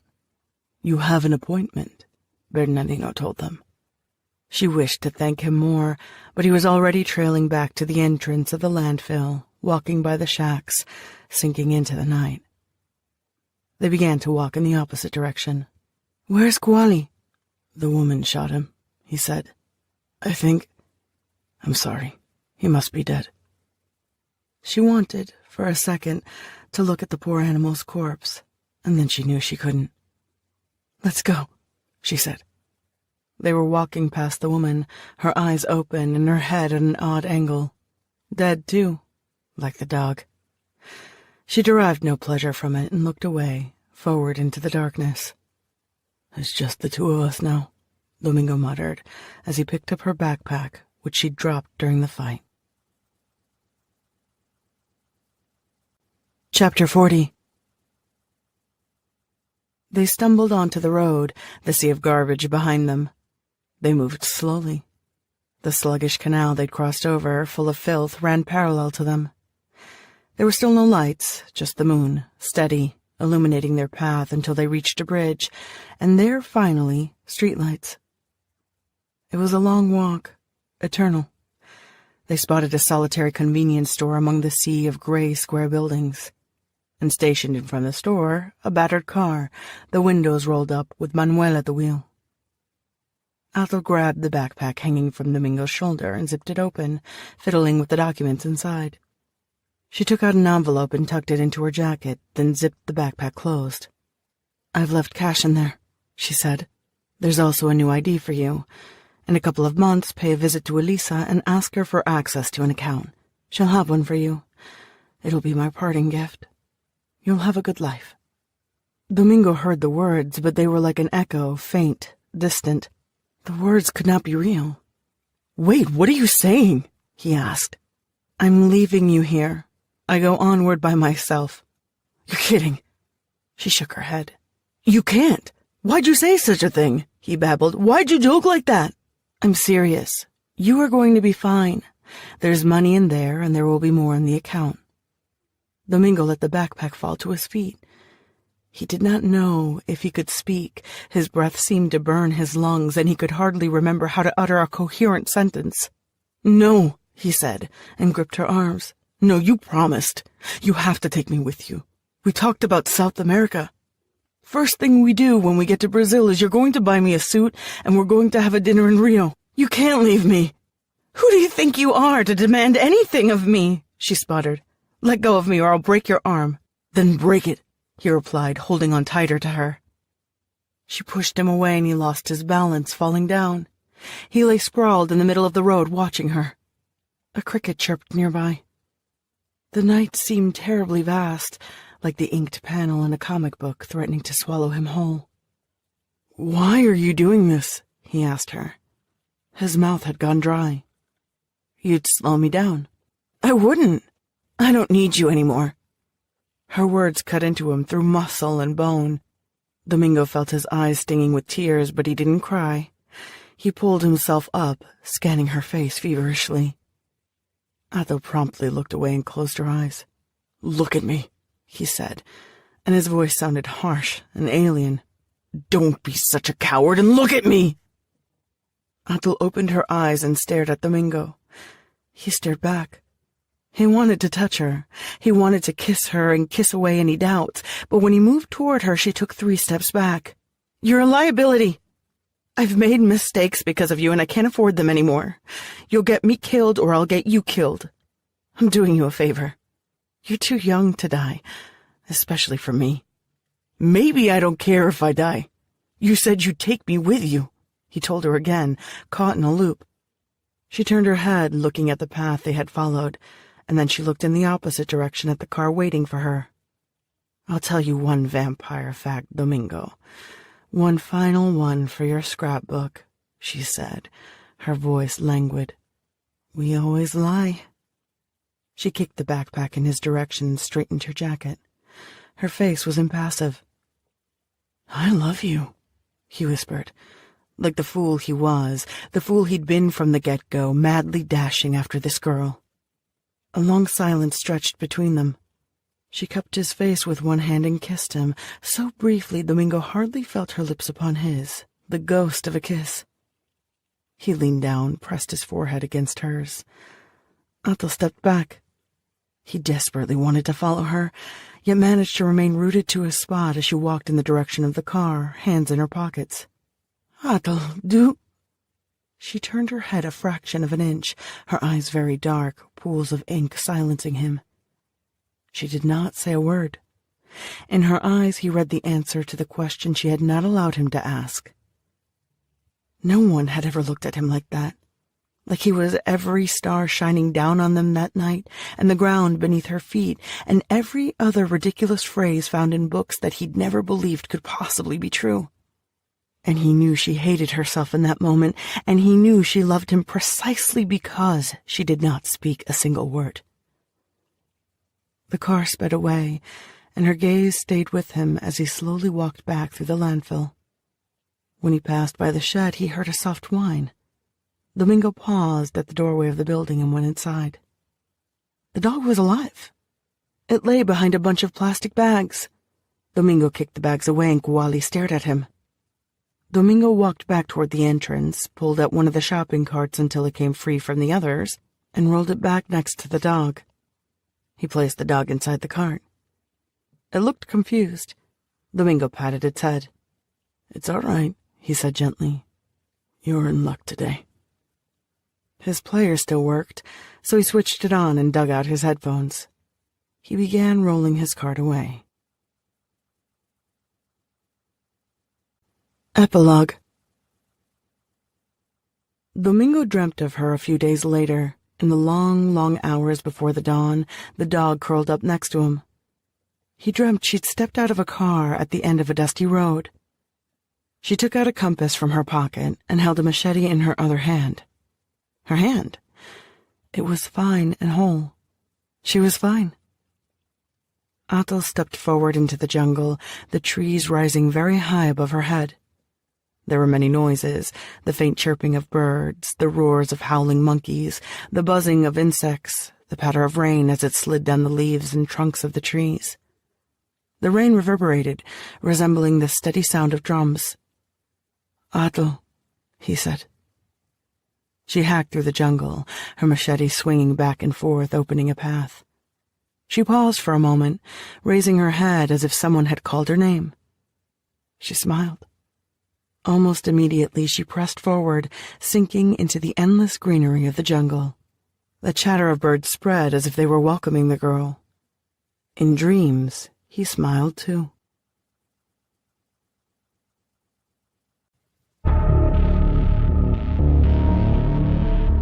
This is Aida Relusco.